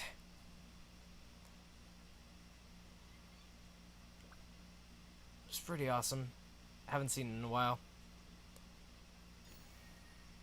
Used to be a yearly thing for me.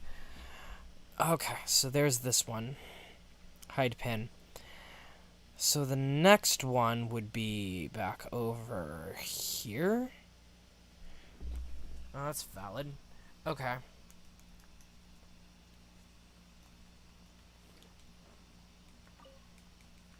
I'll go ahead and grab the chest that spawned down here.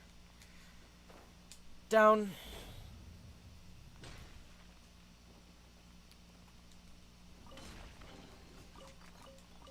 Thanks. Alright.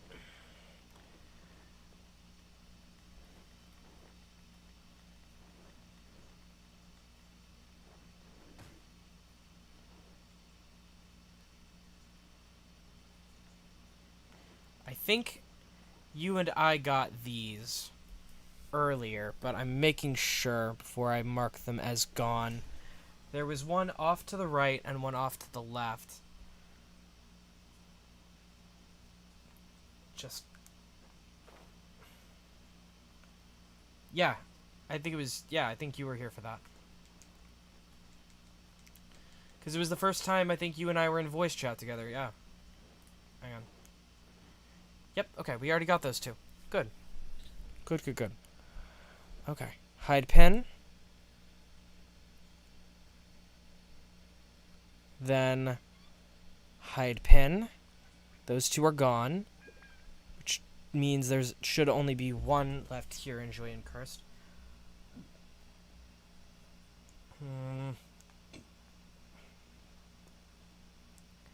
And it's in the frickin' water.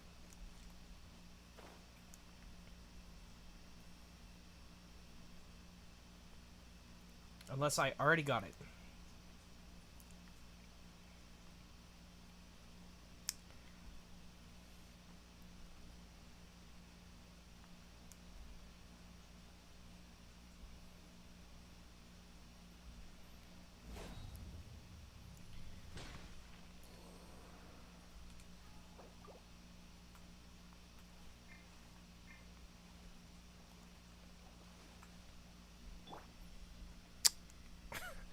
That's a big nope.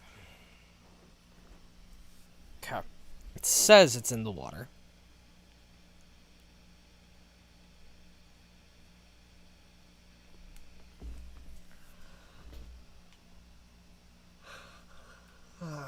On the side that has ruins on it.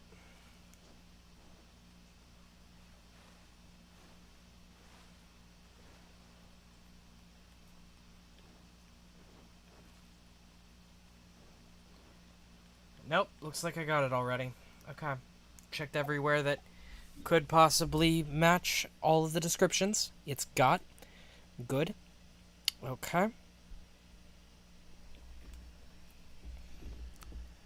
So, King Young Peak. We already got the one here, I do believe. Yeah, I'm gonna go ahead and turn on H-Bomber Guy, because I'm not going to do the War on Christmas one. I'm going to find one I haven't actually seen.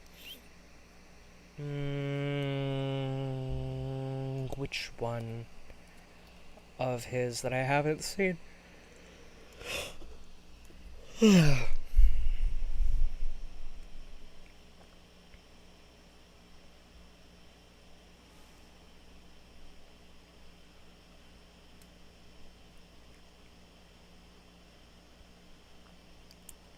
Climate denial, a measured response.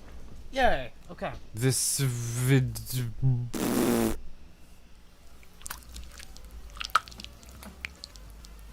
Oh, you like your peanut butter, don't you, Mortimer? Oh, he's a good boy. Oh. Hey friends, did you know that climate change is definitely real and definitely affected by human action? I had to ask because, well, some people deny that that's happening. And this video's about them.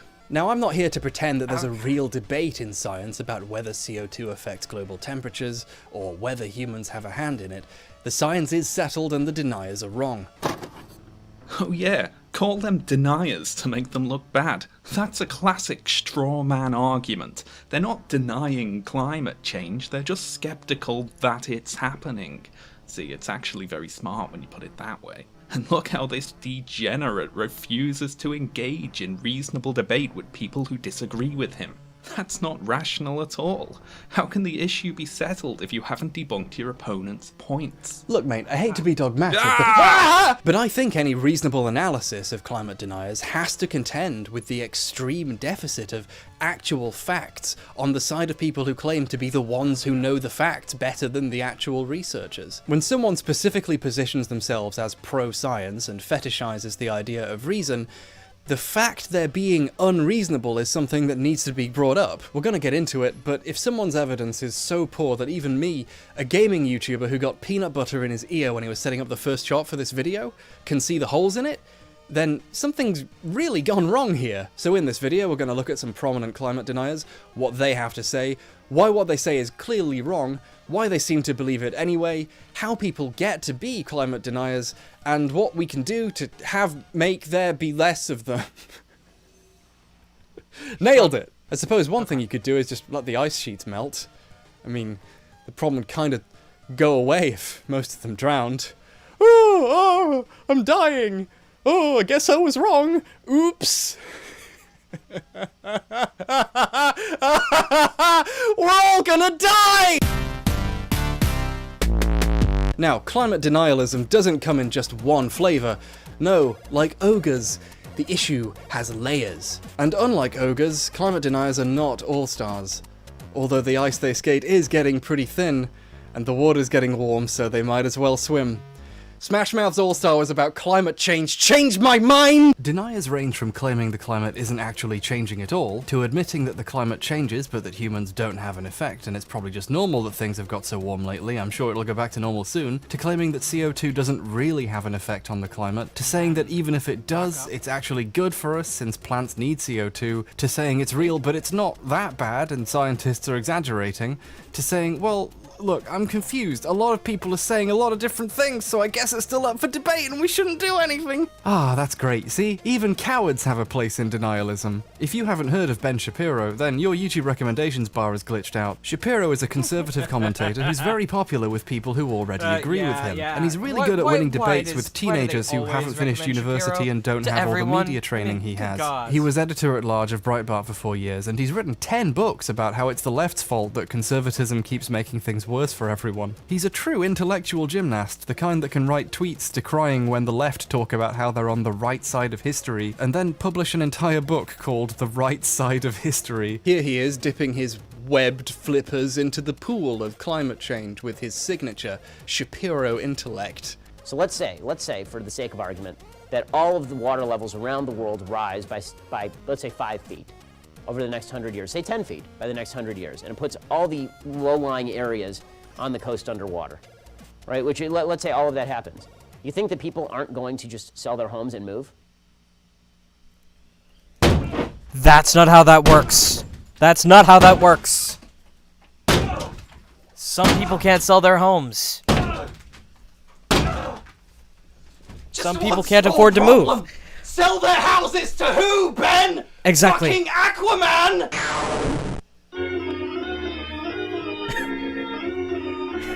But yeah, some people can't afford to move either, so they'd probably just wind up drowning. Right.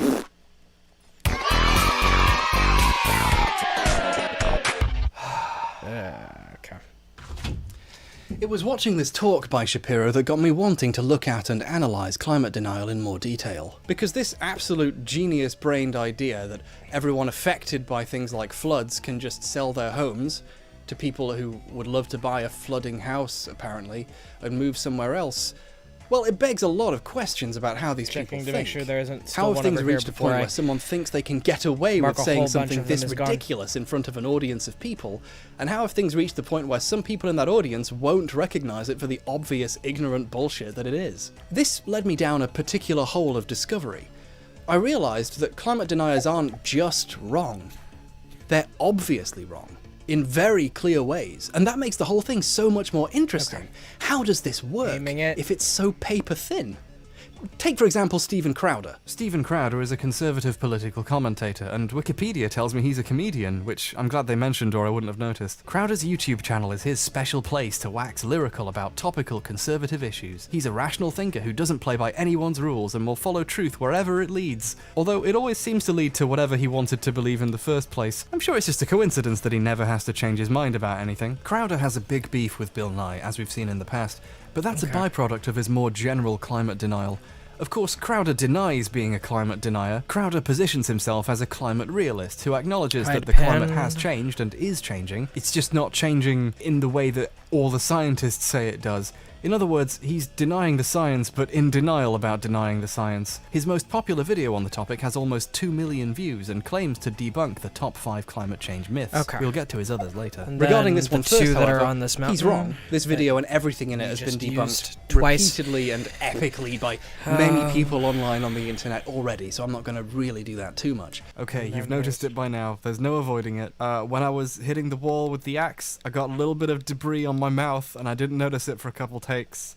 Just try not to look at it and we'll all get through it together. What I want to draw attention to here is how blatantly wrong it is to anyone who's willing to do even a smidgen of research. One of the myths he tries to debunk is that the ice sheets are melting. Number 2, you've heard this one everywhere. The ice sheets are melting! If the ice sheets were melting, it would cause an increase in sea levels as all of the water in the ice makes its way into the oceans.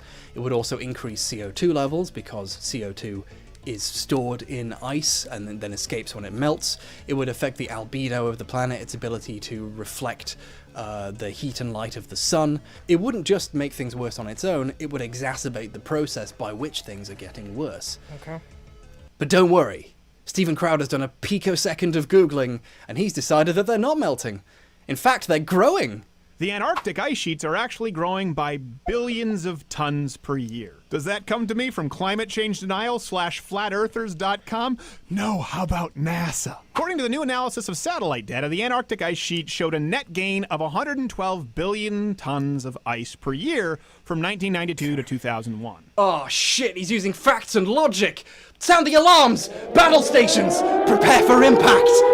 Actually, one question. When you said ice sheets, that's a plural sound. Could it be that there's another ice sheet, say in Greenland, where the opposite is true and it's melting really quickly, and maybe there's a net loss of ice? I wonder what he'll say about... He doesn't bring it up. He doesn't just pretend Greenland doesn't exist. According to the European Environmental Agency, between the years of 2002 to 2011, Greenland lost an average of 215 billion tons of ice per year. Then in 2012, it lost 500 billion. So if you do some quick maths there, you'll probably notice that even if Antarctica is growing at the rate Crowder says it is, which we'll get back to that later, over 100 billion tons of ice per year is now water in our oceans, which appear to be rising for some inexplicable reason. Look, if you live in Venice, just sell your house to the Innsmouth people and move away. It's fine. There's also the slightly deeper problem that Crowder's point about the Antarctic ice sheets isn't actually true either. The article that he posts up links to a study in the Journal of Glaciology entitled Mass Gains of the Antarctic Ice Sheet Exceed Didn't Losses. even realize I Note went that far down. Antarctic ice sheet, because it's talking about the Antarctic ice sheet on its own, and not the one in Greenland, which is melting. The study was focused on a specific part of East Antarctica, which most climatologists agree is growing. The question has been how much, and whether this offsets the overall losses in West Antarctica, which is melting, and whether Antarctica overall is losing or gaining ice. Linked in the description is a really interesting breakdown by Shannon Hall for Scientific American. No, Paul, not the blog section. An actual article exploring why other climatologists disagree with this particular study's findings. The study calculated the height of glaciers using methods which other scientists have argued is less accurate than other available ones, which presents a danger of the results bird having egg been thrown off. And spot. furthermore, the study assumes that the height increase is all ice, whereas others would contend it is largely or partly snowfall, which is a whole lot. I think I got less the one water. here, but Other studies using different techniques conclude a much had to smaller land here to increase, make sure. which means the net change in ice in Antarctica would be a loss and not a gain in ice. In other words, Crowder found basically the one study that contends that the mass gain exceeds the losses elsewhere in Antarctica, not net in terms of all the ice now sheets, for just Mount in Antarctica. Hulao, And where when- there are... Oh, that's it, the one. That's looks the one like there's proof. 6 right But next to each other. Tons of people disagree about this, and they have pretty good reasons to. I highly recommend you read the article for yourself. Or, I mean, you could even read more than one thing before coming to a conclusion. I could spend an hour on this paper, and maybe one day I will, let me know in the comments. But we're pressed for time, so I will point out that the main author of that paper is not just NASA. How about NASA? More than NASA work on things individual people with names do. The main author of the paper, Jay Zwally, was interviewed in the Scientific American, and he had this to say.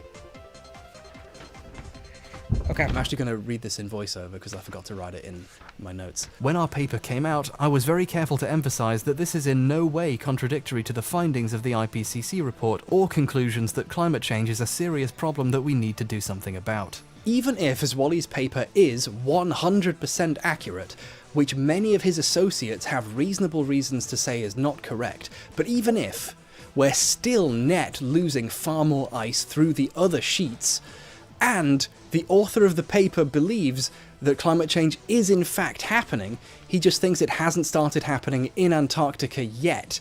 And that actually does make some sense. The last thing to start melting would be the coldest place in the world, right? I just realised that I don't know if it's actually the coldest place. Pretend I said one of the most coldest places. Oh, I'm gonna weasel my way out of all of my mistakes. Oh, I learned it from watching you, Stephen! Crowder's website is just full of this shit. The website is largely very short articles about how AOC is a demon, or healthcare is communism, or women's bodily autonomy is basically the Boxer Rebellion, usually ending in links to whatever video he did lately that's tangentially related to the subject. The articles themselves are authored by the site's editor, Courtney Kirchhoff. I hope it's not Kirchhoff. I could check how to pronounce her name, you know, do basic research, but I feel in the spirit of things I should just not fucking bother. One particular article that interests me is this one from March this year. Climate change fail! Melting glacier is growing again! The article is the usual waffle about how everything's always changing and therefore climate change isn't a threat or something, but the point it's dancing around is that a glacier that has been melting in the past is currently growing. Then there's another couple paragraphs of needless editorializing about how this proves there's nothing wrong with the climate, claiming So that I've the got these melting was two. caused by human action is Which wrong ones am I because it's seeing not melting that I'm anymore. just Weird missing? Hang on. pontificating about I'd big pin. government wanting to Gotta mark control the two that I people's did lives, grab. and a gif from Zoolander. In other words, it's the most educated piece of conservative journalism I've seen all year. Hey, H Bummer Guy here. Two things about this interest me. Firstly, just want to point out that there's no mention of Greenland in Crowder's website or in his videos at all until the exact instant they think they can find a mention of it that proves what they think is happening. Secondly, even though they think they've finally found proof that things are better in Greenland, it's still just thinly disguised bullshit. The problem is the impression that Crowder and his website want to give. Here's a graph of the mass of Greenland's ice sheets from late 2016 to January 2017. See? It's just like she said. It's just a natural ebb and flow. Sometimes ice melts, but it comes back. See? It's almost gained back all of the ice that it melted in the same time. It's fine. But that's a weirdly specific span of time for someone to talk about, isn't it? Why would they just show you that? I mean, time goes back a little bit further than that, doesn't it? Let's zoom out a little bit further to, say, 2002.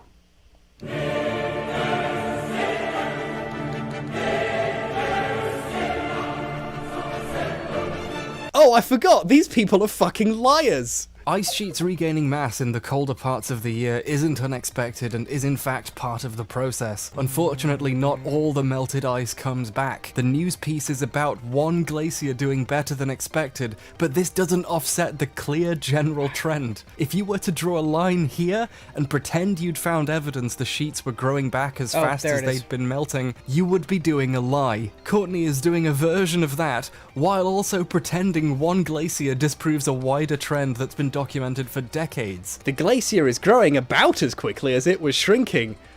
Oh my god, the word about is doing some fucking legwork there, isn't it, Courtney? Every single time it's documented that an ice sheet or a glacier actually gains in size, there's always a conservative or some blogger willing to point at it and go, look, that proves there's not a problem. Look at this and only this. The science was lies.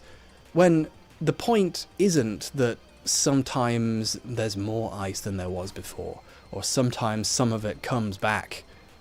The point is that, on the whole, there's less of it. We're losing more than we're gaining. One glacier is not an entire ice sheet. It's not unexpected that ice sheets grow, and the clock on how big ice sheets used to be didn't start 6 months ago. If everything's proceeding as normal, where did all this fucking water come from, Courtney? So here's the thing. Let's think about this now. Towards the Crowder was wrong for a variety of reasons, one of which was so simple that all you had to do was point out that there's more than one ice sheet. The one on his website is debunked But seriously, by zooming out I didn't on know a Steven graph. Crowder was Nothing like, I've pointed out that here is much of a special or liar. unique. Like, I thought he was like I pretty said, bad, this stuff but is like, obvious what to the anyone who's hell? willing to read a paper for themselves or do almost any kind of critical thinking or fact checking. What I want to draw attention to here he's a terrible is bigot. this Don't get me wrong. obviousness Like itself. Because if Crowder cares Oh. about science and facts and reason and truth, etc., blah blah blah, how did Crowder miss this? I think it would be a mistake to interpret this as pure ignorance. A much better explanation is that Crowder's business model has nothing to do with finding the truth or rational discourse or raising anyone's consciousness. His Found business model one. is about serving a demographic of conservative people who already feel a certain have way to about the get world, to it and the is the product he's problem. selling is ideology. Crowder's work isn't about having a real debate or debunking the science. It's making an audience that thinks climate change is fake feel like they have a good reason to believe that. Crowder's audience is people who want their pre-existing beliefs validated. They don't actually want the truth. They want to feel like what they already think is the truth. And this, it turns out, is a profitable business model. Not just in terms of the ad revenue from the views you'll get when you're telling an audience what they want to be told and how smart they are for wanting to be told it, but also in terms of merchandising. Crowder doesn't sell brain pills, yet. He sells a mug to drink them out of. You know what's genius as well? You can't actually just fucking buy the mug, like on his store. No, his store's just, you know, the fucking shittest merch ever. We had to discount the socialism baby onesie. Our warehouse is full of onesies that no one would ever buy. If you want to get into Crowder's #mug club, Crowder does a daily show for Blaze TV, basically Netflix for conservatives, and they charge a subscription of $99 a year. But if you do it through Crowder's website, they send you this mug. Made in China. So, the mug costs $99. You can't actually buy the mug. You cannot buy the mug. You have to $99. And this is the point, really. Crowder makes a decent living not having to do research. I found another. And instead serving an audience a piping hot daily serving of confirmation of their beliefs, which they eat up uncritically, because the point isn't learning, it's reassurance that they were already right. Got both. And then they all take Hide a a sip pin. in unison from the most expensive Hide a pin. utensil they'll ever own, which they bought specifically to signal that they support Reason Man and taking back the media? Is Crowder just mad that Fox News dropped him from the network? Crowder's duplicitous falsehoods work specifically because the audience there were wants two to further believe south them. that I- Not because they're ignorant, but Okay. because they want to be. Heading back. Crowder's specific grift is in using the right power words, truth, logic, rationality, reason, science, to mask this deliberate ignorance in a technicolor dreamcoat of intellect. So the Jesus incredibly poor work fucking in his Christ. videos is because they know these people will eat it up and trust that they did the research for them, so they don't have to. The ignorance of the audience occurs because they're only ever fed this stuff by their favorite conservative news websites and YouTubers and influencers, so they never have to stop and look at the real facts. They're convinced they are. They're just further down a chain designed to only feed them facts that they want. Once you're wired into the conservative echo chamber, follow conservative thinkers on Facebook and YouTube and Twitter, and read their news websites and buy their mugs and pills and books, you will only ever come into contact with facts and information that happens to confirm your worldview. And we can see here just how easy it is to take a very specific thing that seems to confirm it, abstract away any inconvenient truths, and then present it as Oh, wait, we proof already that did this, you didn't were we? already right and very smart and rational Yeah, for with the, believing it too. The work is shoddy, and the holes are poorly wallpapered over Then- with scaremongering about the dangers of big government There's this Nino-like. boss here Not because they're that I genuinely never trying to triggered. convince outsiders to change their minds. It's to try and protect the Okay. insiders You from just try to having avoid to that change boss their fight right minds. there. If And, John Kerry and Alexandria Ocasio-Cortez are Earth's climate change archangels, then just let the motherfucker burn. Ah, finally, someone partaking in rational discourse. These people need to be taken seriously. They have to invent a world where the Crap. problems that conservatism couldn't solve simply aren't really there. And frankly, I support this way of thinking. I would hate to have to live in the same world as horses. Weird, smug little pricks with their eyes and teeth. But I've done some this pen. research, and it turns out that horses don't exist! Yay! Yeah, no. The horses don't exist thing is literally. Yeah. The horses don't exist thing is a meme created by doing The scale of the problem is same so big, amount of isn't it? research that I can Steven see why Crowder the did. climatologists I know try not to bring the topic up too much in conversation. It's just depressing, especially if you agree with them, isn't it? Thinking about the scope of the problem. A lot of sweeping changes will have to be made very quickly on a large scale, or we'll be stuck in an uphill battle against the climate in the future. And given that we can't really personally bring about many of those changes on our own, what's really left to do on planet Earth other than wait to see what happens? And there's one run out more the down clock here eating Nutella straight out of the that jar. I don't know if I grabbed.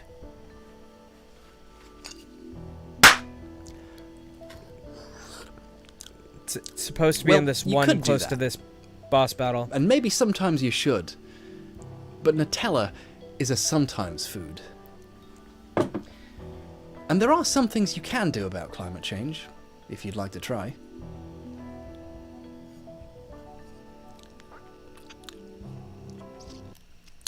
I'm cleaning it. I don't want to get it on my hands later if I pick it up again.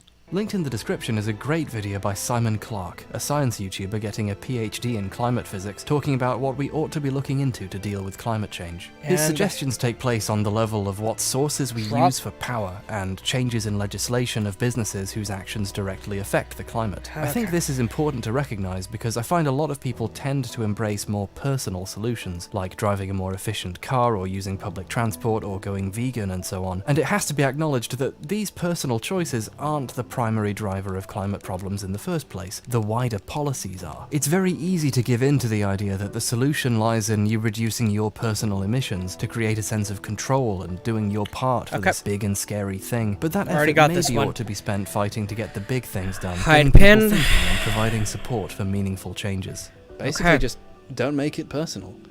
Climate change isn't your fault. It's the Koch brothers' fault. Hey, Mortimer, what happened to my... Mortimer, no! You know who else has lots of information about the environment? This video's sponsor, CuriosityStream. They've recently expanded their library and there's more than 2,400 titles there now, including Climate, A Few Degrees Less, which breaks down the carbon cost of many key industries and what can be done to reduce them, and outlines the efforts of the Deep Decarbonization Pathways Project, a global consortium whose goal is to prevent future climate crisis. Access to CuriosityStream starts at $2.99 a month, which is less than a jar of Nutella will cost you and significantly better for your health. But if you sign up at curiositystream.com/hbomberguy and use hbomberguy as the promo code, the first 31 days are free, so you could watch documentaries and have a jar of Nutella.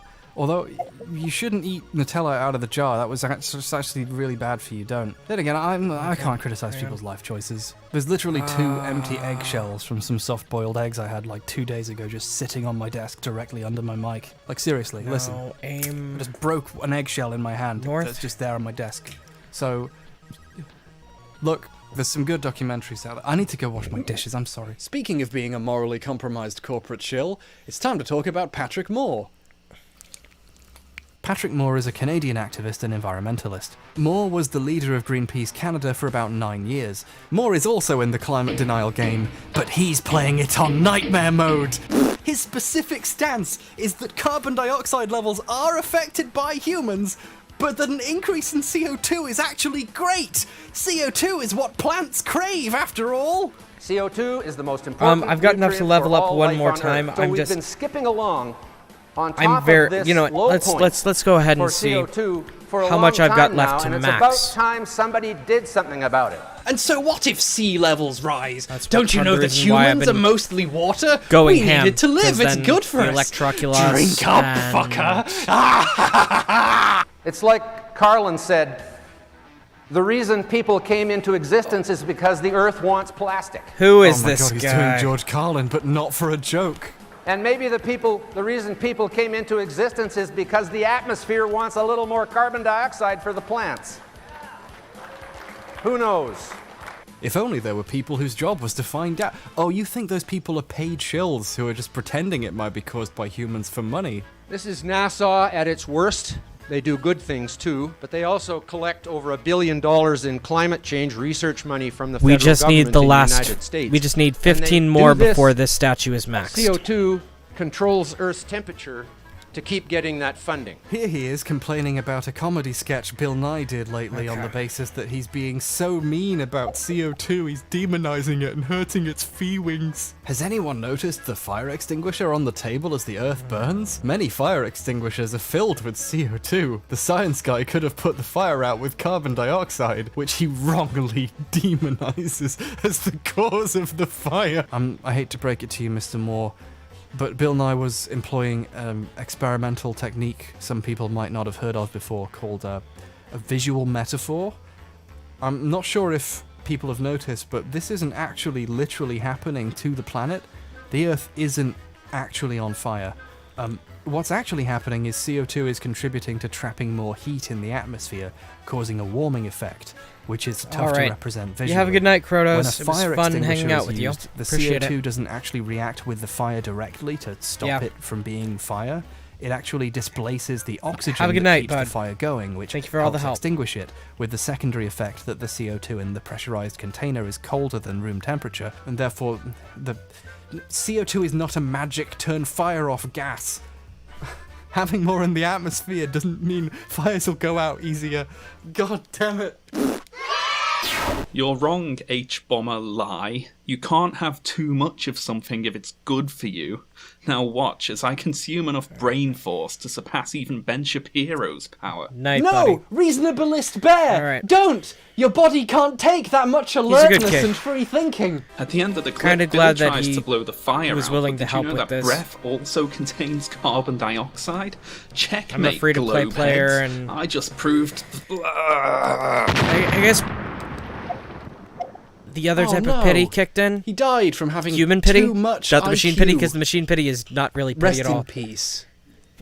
If you didn't like that character, he's dead. He's gone now. Since quitting Greenpeace over differences in policy, and Greenpeace have done everything they can to distance themselves from him since he left, Moore has become a consultant for businesses that get a bad rap from environmental organisations. As a former higher-up at Greenpeace, Moore's a great catch for these industries. It's a Okay, I already got compelling that one. narrative. Here's someone who Hi, really Pen. did care about the planet, but he's come out against the people who say we're being unethical and saying that actually we're good. So we must be. Stephen Crowder's second and third most popular videos about the climate are interviews with Moore. He's also gone on PragerU as well to list off his regular talking points, but in an even more stilted manner. I think something's wrong with PragerU's teleprompter. This keeps happening when people go on. He's just a real get, you know? He's the guy from Greenpeace, and he says global warming's not real. We got him, we just have to keep quoting him. It's like we're right. We don't have to check or anything. They don't drag this guy onto everything because he's right, because he's not. They drag him on because they can say Greenpeace founder debunks climate in their video titles, and everyone who wants to believe this can go, oh, well, that sounds about right. And, you know, not actually check what he's saying or anything, which is all wrong. Basically everything he says about the climate can be debunked if you question it, but no one watching this is going to, are they? They think these people have already done it for them. Moore positions himself as the sensible environmentalist. You know, not like those senseless ones that accept the science and for some reason think we should do something about it. I suppose it is sensible, in one sense of the word, to take money from big companies to try to rehabilitate their image. I'm sure the Koch brothers pay very well. I hate to sound like I'm beating a dead dog here, but I wasn't joking when I said that. This talk here is at the Heartland Institute, a conservative and libertarian think tank dedicated mostly to opposing the scientific outlook on climate change. It receives a very large portion of its funding from the Koch Foundation, an organization founded and run by the Koch brothers, two incredibly wealthy, ultra-billionaire oil barons who have spent literally decades spreading this kind of misinformation. It's almost as if this whole thing is just a bunch of rich people trying to hold on to their money by paying to spread lies. By the way, they're one of the main donors to PragerU and the Rubin Report. What a surprise. It's actually pretty clear why Moore's imagination immediately goes to being paid to support a scientific conclusion. After all, that is what he's doing. Patrick Moore's denialism is wrong, and obviously wrong, because of course it is. So, and this one his I didn't have corporate cheerleading is just immoral. But he goes one step further sometimes in a way that I find special. You see, with How could it get denialism worse? and with general anti-science fakery, there's a line that you can't cross. There's a reason why a lot of these people say things like, oh, well, you know, I'm not an expert, but... So here's my take on the climate change issue. On the climate change issue, I'm not going to pretend that I'm an expert in reading the studies. Don't worry, Ben, you didn't have to volunteer that information. It was already obvious. This tacit admission of potential ignorance is an important part of the trickery, because if you claimed to actually know what you were talking about, it would become crystal clear you were deliberately lying when it turned out you were so obviously wrong. But if you say you're an amateur, there's deniability. If Shapiro says something wrong, well, like he said, he hadn't looked that hard into it, and he's not an expert, so for all you know, he wasn't lying. My purpose here is not at all to pretend to be a scientist, but to get you, the viewer, to think about real science. I'm not pretending to be a scientist. I just want you to have a think about the one and only one piece of evidence I'm going to show you. With bullshit, even with ridiculous bullshit, even with obvious lies. I mean, yeah. There is a line. I'm establishing this because the right does in this 2014, a lot, yeah. Patrick Moore tripped on his own dick and fell all the way through the line and onto a live rail and electrocuted himself. Metaphorically, of course. I'm sure a lot of you know what I'm referring to here. It's the thing Patrick Moore is known for more than anything now. I'm referring, of course, to the weed killer incident. Okay, so some background here. There's a product called Roundup, which was originally produced by Monsanto but has later been acquired by Bayer. It's based on a chemical called glyphosate, a chemical Monsanto discovered and patented, and it's the most used herbicide in the United States, and on the planet for that matter. However, there is some evidence that Roundup causes cancer if you come into heavy, repeated contact with it. There isn't evidence, to my knowledge, that crops treated with it become dangerous to eat, or that limited domestic use is dangerous in this regard, but farmers who use it in large amounts and other agricultural workers like groundskeepers have an increased likelihood to be diagnosed with non-Hodgkin's lymphoma, a form of blood cancer. Roundup's current owners, Bayer, have recently been ordered to pay billions of dollars in damages after it was found Roundup had failed to inform customers of the potential risks of using their product. Over 300 more federal lawsuits have been filed, and Costco recently discontinued selling Roundup. It was also banned in France in January. While all of these allegations were happening, French journalist Paul Moreira asked Moore about the safety and potential risks of glyphosate, and Moore, in an attempt to defend the herbicide, said this. I do not believe that glyphosate in Argentina is causing increases in cancer. You can drink a whole quart of it and it won't hurt you. Now, obviously you shouldn't drink weed killer. This was either a mistake or a lie, but Moreira had a sense of humor and asked him if he would like to drink some. You want to drink some? We have some here. I'd be happy to, actually. But then, click! You can see it in his eyes. You can see him realize he's taken the lie to support the big corporation a bit too far, and he just said he'd be happy to drink weed killer. What follows is, I feel, one of the most informative clips about the ideology that underpins denialism in history. I'd be happy to, actually, but not really, but... Not really? I know it wouldn't hurt me. If you say so, I have some glyphosate. No, I'm not stupid. Ah, okay, so you... No, but I know so it's dangerous, right? No, people try to commit suicide with it and fail fairly regularly. Tell the truth. It's not dangerous to humans. No, it's not. So you're ready to drink one glass of glyphosate? No, I'm not an idiot. This is a funny clip, and it was shared widely when it happened.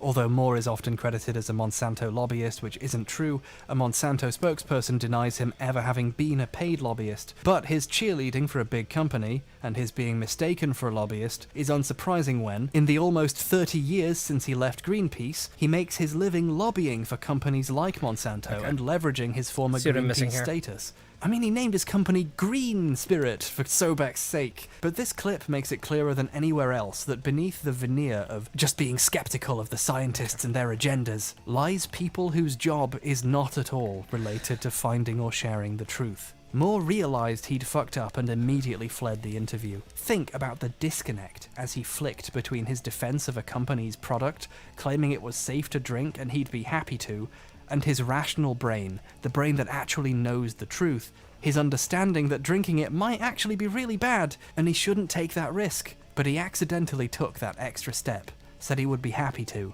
and now has to argue that he would love to drink some, but he won't because he's not stupid. Climate denialism isn't just a bunch of people who are wrong. It's a bunch of people being paid to be wrong on purpose, to deliberately spread doubt of the truth, mislead the people who are honestly trying to be skeptical, and confirm the beliefs of the ignorant who want to pretend they're skeptical, and ultimately this contributes to perpetuating the profits of a few rich individuals who do not want to be made to reduce their profits or risk being held accountable for the effect their profiteering is having on the world we live on, at the expense of that world. To pretend that there is a real, legitimate, non-astroturfed debate about whether climate change is caused by humans and represents a potential threat is to give in to propaganda from people who are lying and know they're lying and are so used to lying that they will tell you it's safe to drink a weed killer that might be giving the farmers who work with it cancer. They will tell you that being alarmed about a credible threat to humanity's future makes you an alarmist. They will lie to your fucking face while telling you they're the true warriors of science and logic. Something can still be done about the climate. It simply requires dispelling these corporate lies, seeing past the people selling you the chance to pretend you know better than scientists, agitating for real political change, and advocating for a culture that actually accepts science, actually employs reason and skepticism, and doesn't just pretend they're magic words that can be used to make you sound clever. Almost everyone thinks science and facts and logic and truth are great. We all agree that those words are lovely and mean good things. The problem is, a lot of people set out to prove those things are on their side, instead of following those things where they lead. It's very easy to be misled by rhetoric into thinking that one idea is more reasonable than another, and it's even easier to find someone who's willing to tell you that what you think right now is already the reasonable thing. So that doesn't make you actually right, though. I'm not a very smart person, and this isn't a self-deprecating joke I'm doing here. Everyone who thinks Dark Souls 2 is bad can attest to this already. I remember once I went to mail a letter and accidentally put the sunglasses in my other hand into the mailbox, and I just tried to quietly erase the memory of watching the sunglasses fade out of view and then drop from my hands as at the very last moment my brain went, hang on. I'm saying this because while humans can be very smart about some things in specific, sometimes humans are, in general, very bad about a lot of things. It's very easy to look at a horizon and say, well, it looks flat to me, or to discount the work of scientists because, well, it just looks a different way to you. And it's very easy to dismiss anyone who might be an authority on an issue as, well, an argument from authority. After all, a PhD is just a piece of paper. It doesn't necessarily mean what that person says is right. And you would be right to assume that. But I also think it's wrong to use that as a deliberate strategy to avoid dealing with the fact that sometimes people do know better than you about complex issues. If you find it easy to discount hundreds of people's life's work because you reckon you know better based on one paper you've read, then you might as well have put your brain in the mailbox. So it turns out there's an advantage to being as rubbish as me.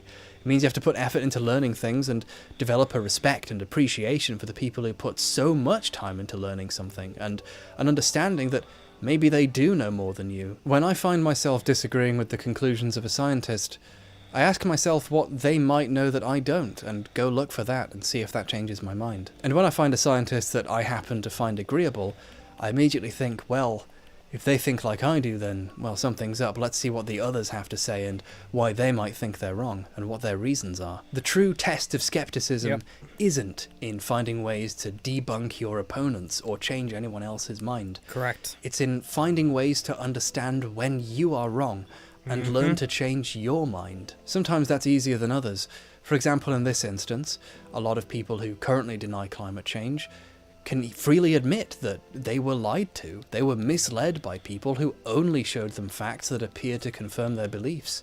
They hadn't really thought that hard about it. In fact, their thinking had basically been done for them. They'd given over the thinking to someone else who it turned out they couldn't trust, and now they can think for themselves and maybe come to different conclusions. I changed a lot the day I realized that there are people out there who make a living making you feel good for believing what they tell you. And frankly, it gives me hope that that happened to me. Because I know I'm a foolish person, and if I can learn and grow and change, then there's hope for all of us. And I believe that even you, yes, you can one day come to accept the truth that horses don't exist. That's what this video is about. Goodbye. Yes, the whole horses don't exist thing is a meme that started with this video over the fact he did the bare minimum amount of research and came up with that conclusion because Steven Crowder did less than that. It's like, yeah. Oh, wait, he did a video on flat earthers? I have got to see this. I'm sorry. Okay.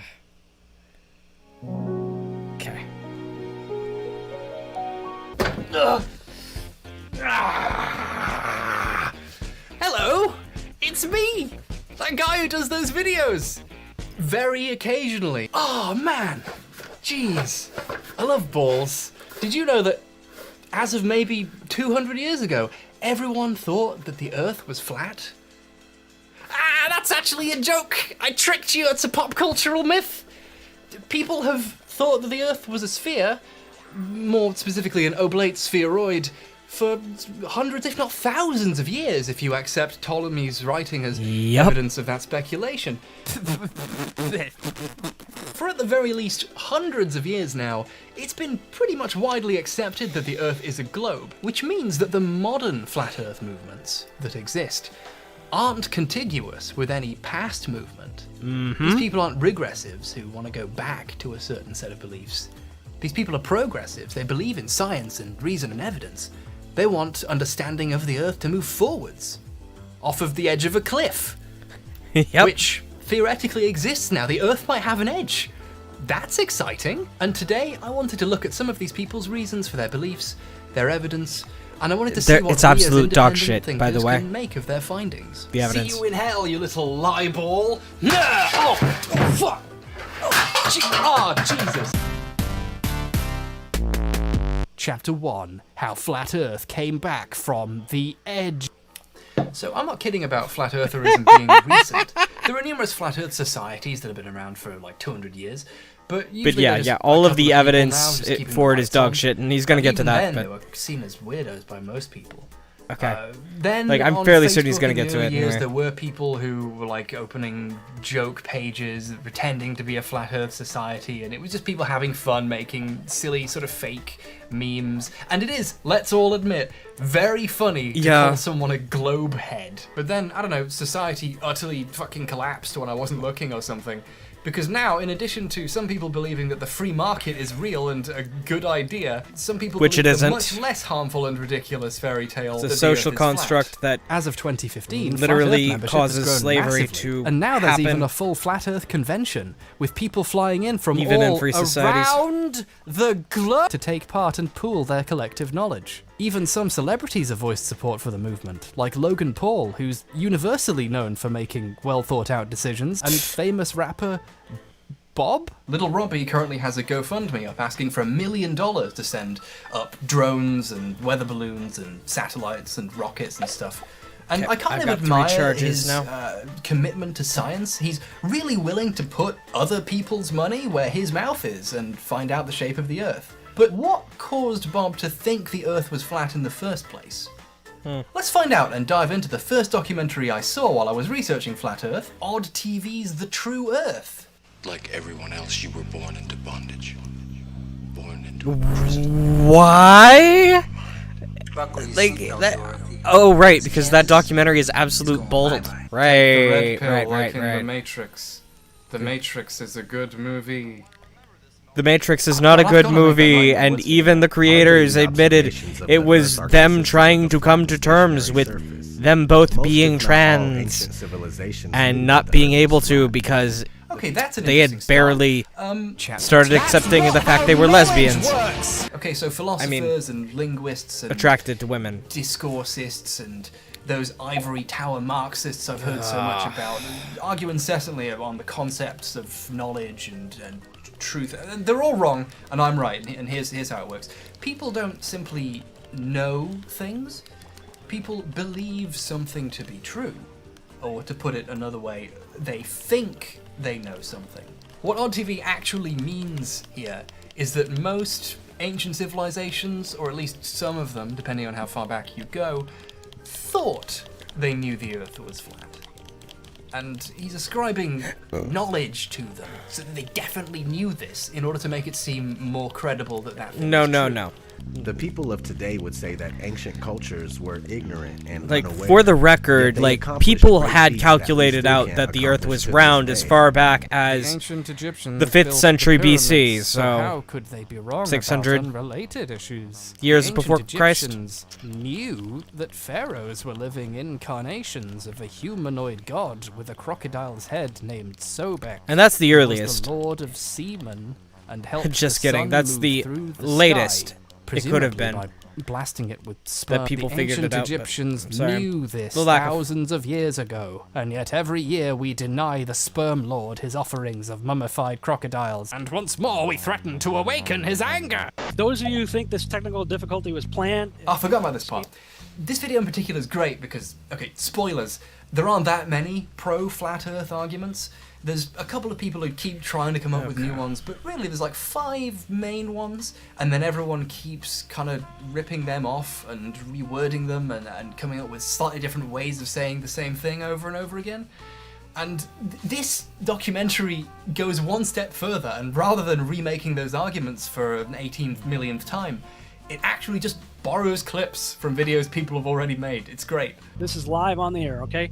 I'm going to zoom in on the Earth in Photoshop, image, adjust, levels, and I'm going to bring the levels up. Uh-oh. What is that? Why is there a square box around the Earth allegedly taken from the scientists on the moon in Apollo 17?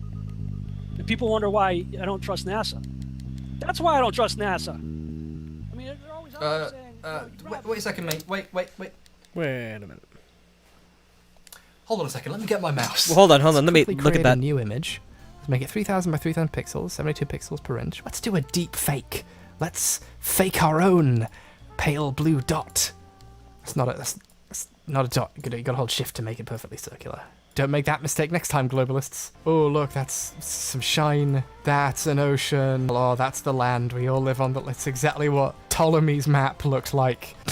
So, if we were to do this adjustment right here with the image levels, turn it all the way up, you'll see that there's no nothing goes up. Nothing goes up at all. That's wow, two. look. If only they'd properly cut the Earth out, NASA could have gotten away with it if it weren't for those meddling Photoshop users. Let's save it as a JPEG, and let's make it medium compression. Except So this is like an here's average the amount thing. of JPEG compression for an image on the internet. Now, let's quickly open up our untitled 1.jpg in Photoshop ourselves. Now let's turn the levels up. Oh my god. Yeah, here's the thing. Oh my god. It's a fake You can't. Earth picture that wasn't cut out properly. It's JPEG compression. You fucking idiot. Okay, I'm already incredibly bored of this documentary. It's the same music clip playing over and over for 30 minutes, and it's jarring having all these other voices just kind of come in. It's just not very well made. And I've decided to just move on to other people's videos, which usually make the same points anyway. We might even run into one of the videos that they stole. But one thing I do want to bring up is I'm gonna go ahead meme and that I saw posted take here a break first, and here I've in a seen it around sec. since then. Towards the end of the First things first, documentary, drop when I off was what watching we it already the first have, time, I see had how to many pause more and we have just to kinda find. laugh at it. It's this picture here. It's so fascinating. Because we're gonna start It's probably so hitting duds again direct, here soon. and it doesn't get what it's really saying. Like, just maybe don't brag too triumphantly about how you don't read books. Leeway reward. Chapter 3. He Who Smelt It. Anyway, one of the main folks credited with getting the ball rolling in Flat Earth, it's a little joke from me to you, is Mark Sargent and his video series entitled Flat 7. Earth Clues. I've now Only heard 7 about 2 or actually 3 remain on the dozen map, and people I've got say that this series how many is more what left really on got my them into the whole mini-map thing and over taking it here. seriously. Are we inside a Truman Show enclosed world, thousands of miles wide? It's just like in the Truman Show. Thank you for the Oh, follow. God. Temporary Be nice, account be nice. 131. Growing up I on know it's South probably not Whidbey gonna Island, last, Washington, Mark Sargent started his career Yeah, there are playing like computer 31 games left on the professionally map, in and Boulder, only Colorado. 7 of them oh, great, are real. a fellow gamer. He must be reasonable. Early in 2015, he released a series of YouTube So, videos I'm gonna have titled to start Flat Earth collecting Clues, which delves into the ingredients possibility of our human before we finish civilization this. actually being inside a Truman Show-like enclosed system. I also have to make sure my my dog gets a chance to use the restroom. So we'll be back. I might not be as talkative as I was, and while I'm listening, when I do get back, I do have to make sure that everything's going okay. But yeah, welcome to the start of the Wednesday stream, I guess. Oh boy. Right. I'll be back in just a bit.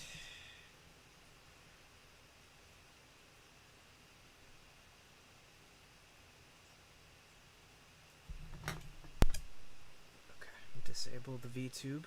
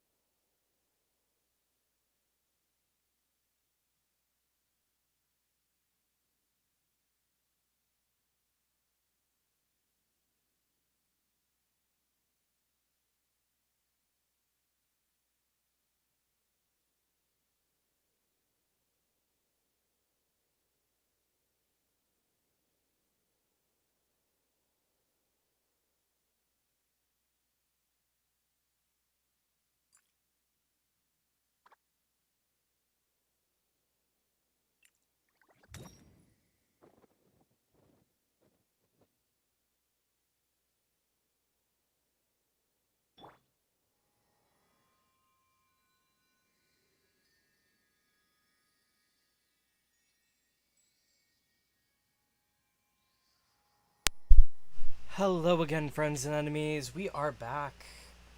We are back. There we go. Alright. If you're noticing me sounding a little bit more peppy, it's because I've got my cute little puppy here. Who's a good girl? Who's a good girl? She's my daughter, and I take good care of her. Yes. Alright, like I said before, we're going to go ahead and check on this reputation reward from Liyue. I think it's because we completed a quest while we were in the middle of all this, thanks to,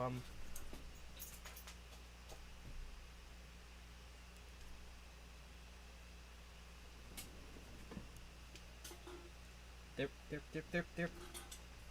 Good girl. Alright.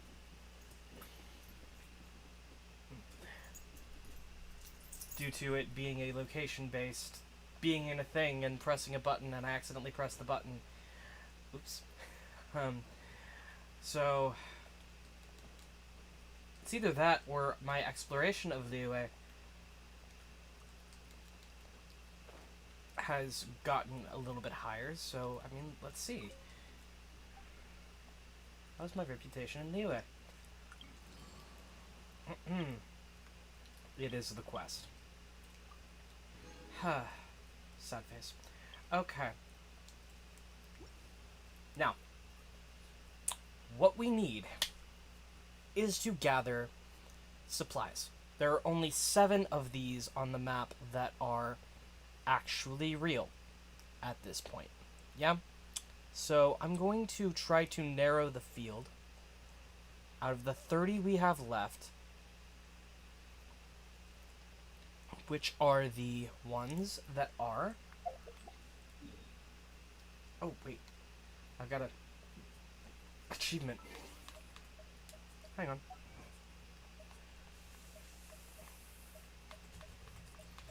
Mondstadt. Upgrade statues of the 7 to their maximum level. Awesome. Okay.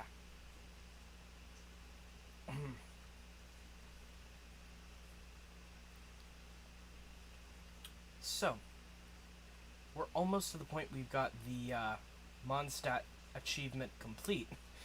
Yikes. Thankfully, we're nowhere near that for Liyue.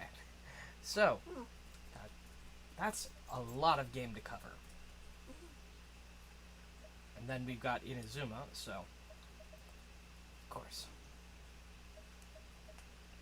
Let's take a look at this notice that popped up. Because I didn't read it earlier. Probably should have. Ooh, the new event. Lost Riches event. It starts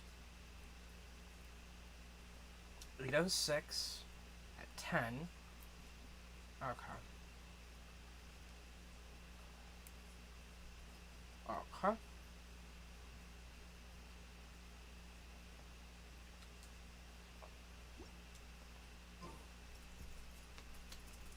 So that's just a reminder about the day after tomorrow.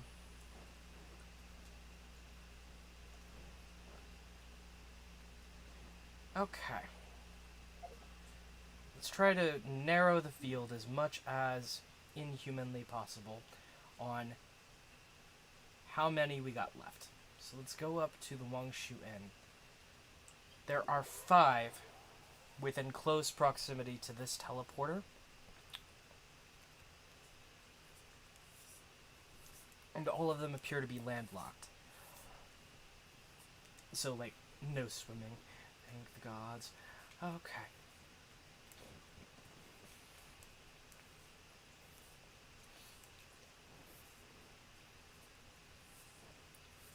Okay. Let's try seeing if... Okay, the first one is somewhere in this village. This ghost town.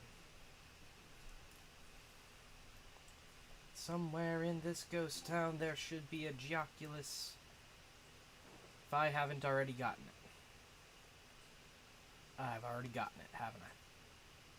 Mm-hmm. Alright.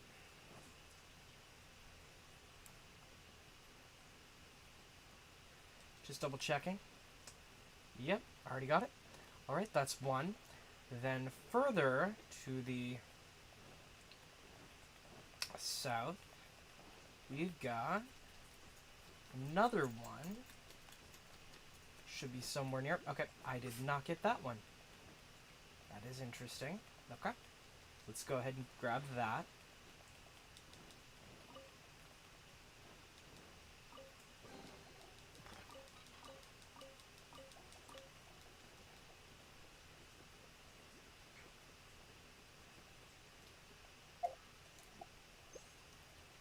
Damn. Why? So annoying. Just die. Die, die, die. Okay. Alright, you... Alright, there we go. Alright.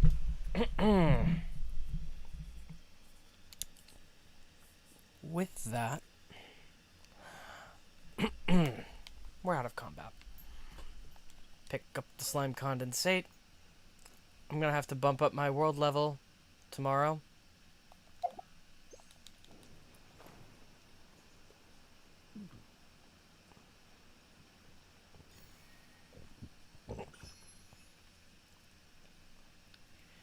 Okay, then there should be two more. Inland.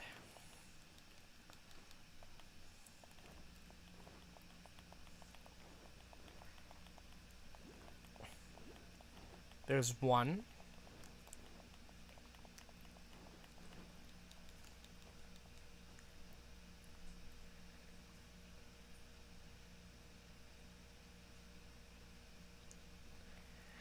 Is it above me or below me?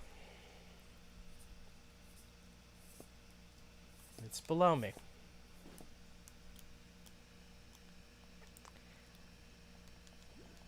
So is there a way into the mountain?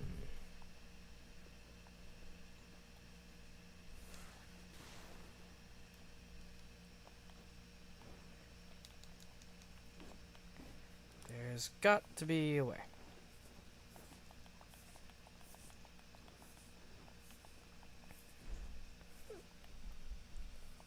Bingo. Ooh, look.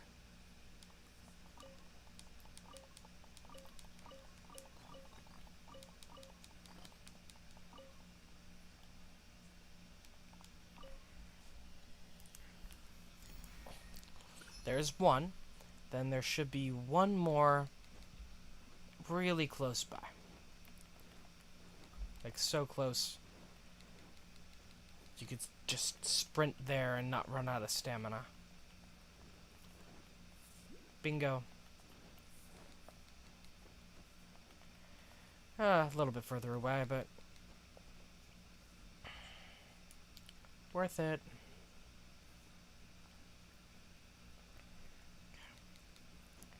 Can I climb this tree? No, it's too small. It's way too small.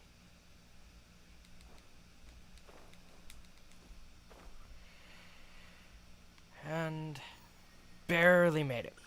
Okay. So that takes care of 4 pins.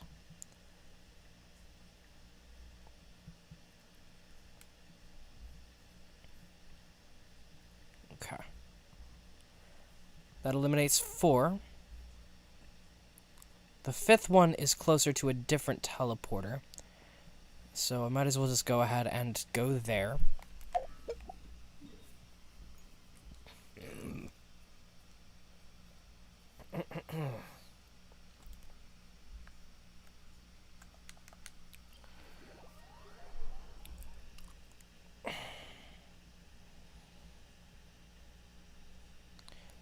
And doing this, and I'll have to double check to make sure I'm calling it right before I say this. So that give me a moment, because I really want to make sure I say this right. So give me a check this last spot. It's in a square.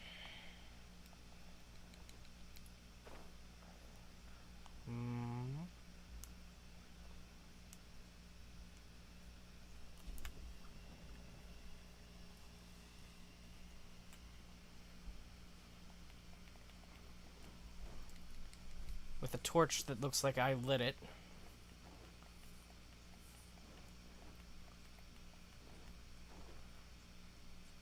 It's that one. Okay. We got that one while we were doing one of the story quests a few weeks back. Ah, there we go. So, let me zoom out really quick here and see if I'm right. No, I'm not.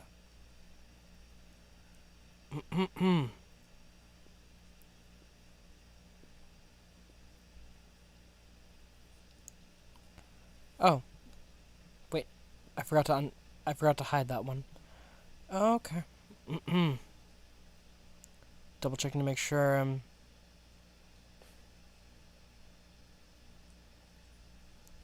Okay. Yeah. We only have 15 pins. All of them are in the general vicinity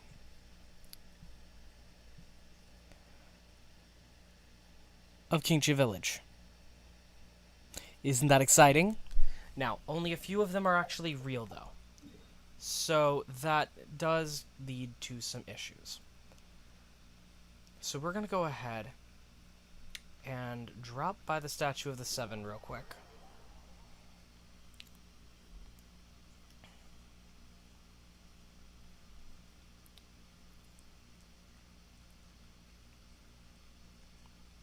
Because let's be real, we want to make sure we have everything just right. Only 4. We only need 4. We only need 4. So we need to make sure we eliminate the 15 pins we have left. And then if we wind up short... Oh, right, sorry. By the way, hi, Sonus Yokata 123. I appreciate it. I appreciate the saying hi. Hang on. Yep. Starting here.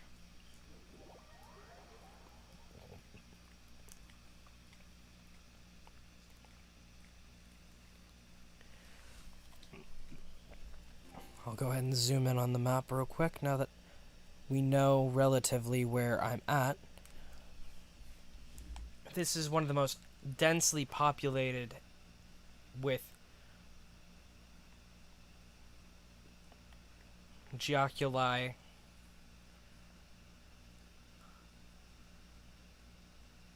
I've seen the map, so odds are I got a lot of these already because, again, only 4 of them are real. So this one's one of the duds. Hide pin. Now I need to follow the road around to the left, then I need to follow the road back around to the right.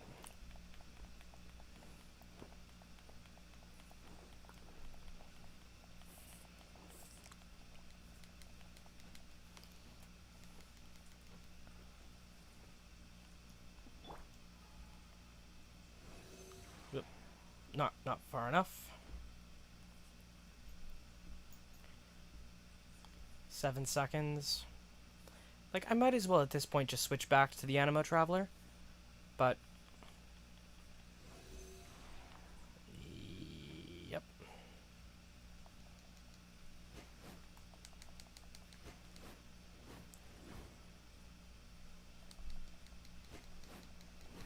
Because basic Animo attacks ain't gonna cut it. So... BRB.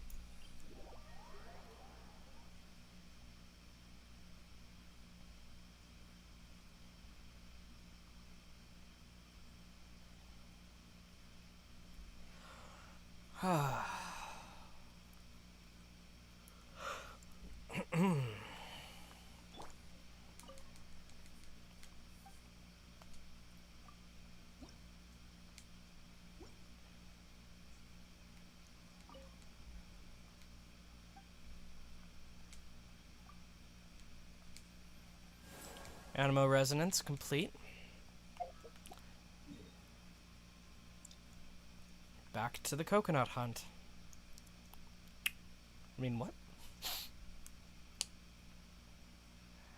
Anywho, while we're doing this, so I don't have to keep talking, and so I can actually, like, zone in and focus. You Back already to said listening to Truman Show H. Bomber earlier in go. the description. Like, at least reference a different movie. In other words, this is the video series that everyone else is cribbing from. So we should probably check it out, shouldn't we? 2 hours. I always wanted to do this joke, and this actually took me 2 hours. Well, that was a waste of time. Okay, I've now watched Mark's entire 14-part plus extras series about how the Earth is flat, which took a couple of hours. And what really jumps out at me is how shockingly boring and unconvincing it is. Like, you think this is the original one, this is the one that got him, and it's a slideshow with like a guy kind of rambling, and he talks like he's really convinced, he knows the truth. And I assume people believe this because they're like, well, he sounds really into it. He must be onto something. But it's like really, really unconvincing. In order to summarize the point in any one of those videos that they make, you would have to edit around and cut across in time so much to kind of formulate the actual point so much that it would feel deceptive, like I'm sort of pulling some kind of trick by trying to get to the point he's making in a simpler way. And the evidence that he refers to is so thin on the ground that it doesn't even meet any burden of proof for it to be something that I would need to debunk anyway. Part 7, for example, Long Haul, is the one that really sticks out to me. It takes him 10 minutes to effectively say, I looked up some flights and I think they show the Earth is flat. That's all he had to say, but it takes 10 minutes. I promised myself when I was researching something like Flat Earth that I would try and find the strongest possible versions of any argument that I responded to or debunked, because with a movement as big and full of all kinds of sort of amateur people as Flat Earth, it's very easy to find someone making the point very badly and go, ha, and then pretend you've discredited the entire argument, and I didn't want to do that. And I just want to acknowledge here that it's really weird that the guy everyone credits with getting them in on it is... the videos are bad. Like, watch them, please, if you can stand it. It's just not very well put together. And that's just a bit weird to me, because they're supposed to be the best ones. Take the long haul flight one I mentioned already. 2 months after that came out, someone who's clearly seen that one has already honed the point that Sargent was trying to make down into one that's actually a good video, and that video has like 6 times more views. We'll get to that video in a second, but first, if the globe model is wrong, what's the alternative? I think it's time we looked at what a flat Earth map actually looks like. Chapter 4, Discworld. But not the fun one. This is a poster I had made of Gleason's new standard map of the world. It was made in the late 1800s, and it shows what purports to be what the Earth actually looks like when it's flat. Now, this isn't the exact map that flat earthers use. What they use is a version of this that's projected the same way.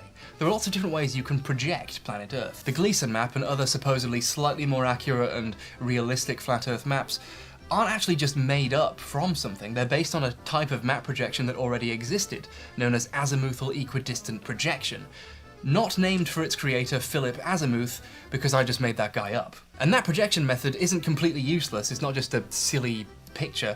It's good for being able to tell what angle and distance you are from the North Pole. This is really accurate to where you are in relation to the North Pole, especially compared to other projections where the North Pole is like the wrong size or in the wrong place, because otherwise you wouldn't be able to see it properly, because flat maps are just inherently always a bit wrong. It also, as you can see, looks pretty nice. In fact, a stylized version of this projection is used as the logo for the UN, because they're in on it. Obviously. Most notable things about this map, the North Pole is now directly in the center of the Earth, and instead of there being a South Pole anywhere, it's now encircling the entire Earth in a giant wall of ice.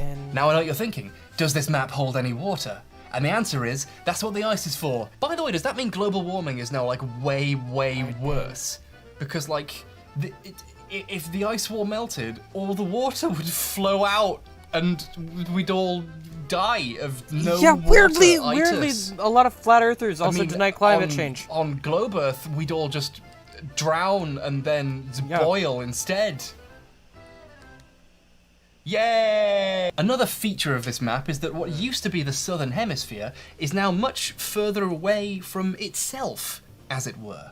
Australia is now much further away from Africa or South America. And also everything is increasingly distorted the further out you get. Australia is now much wider than it used to be, even though people have actually measured Australia and it's about as long as it is wide. But clearly Sobek got to those guys too. How does this affect travel? Because obviously now that all the shapes and distances are very different, especially in the southern hemisphere. That's done. Surely flight plans would be affected by this? They'd have to account for the non-curvature of the Earth and everything being in a different place? Well, luckily, this is something Mark Sargent and the clever disc boys at the Flat Earth Society say actually makes more sense on a flat Earth.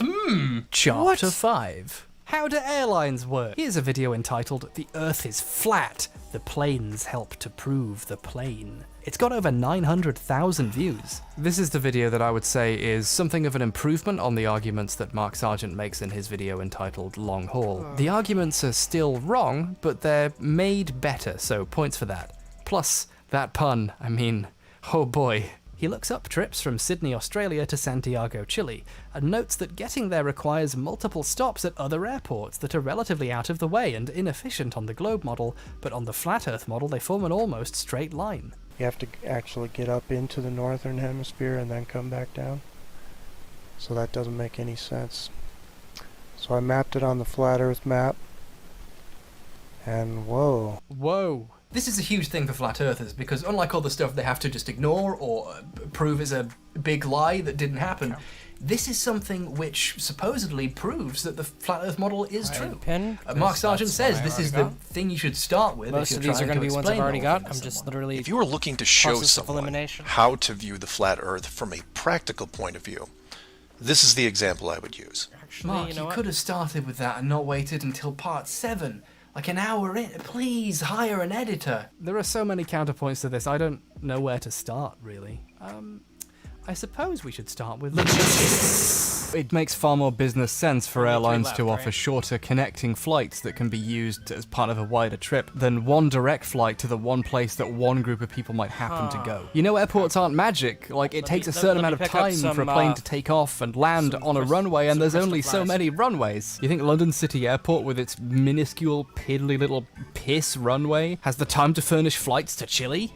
What are you talking about, mate? That said, that doesn't mean that long-distance flights like this never happen. There's actually a direct flight from Sydney to Santiago, Qantas QF27. It goes non-stop and takes way less time than the non-direct routes. On a flat Earth map, QF27 would take far longer than these supposedly direct paths, and also the distance would be so much longer that the plane would run out of fuel and crash in the ocean. How does this guy deal with the existence of this flight, or a flight with just one connection that doesn't go the direct route on a flat Earth map? Well, they actually do pop up on his flight tracker. That's the first clue I found to these flights existing. But I don't think this flight ever takes off. It's available only Monday, Wednesday, and Saturday also, to kind of pinch you out and make you do something different. He actually says that they're not real. I don't think either one of these two flights are real. They're just kind of there to keep guys like me from figuring this shit out. He sees through Qantas's dastardly trick to sell tickets to a plane that's real. You can watch this footage of the flight. Look, why would Qantas do all of this just to make people think that the Earth was a globe? What do they get from that? Like, what's the... I don't understand. The guy tries to do Johannesburg to Perth too. And once again, we only have one non-stop.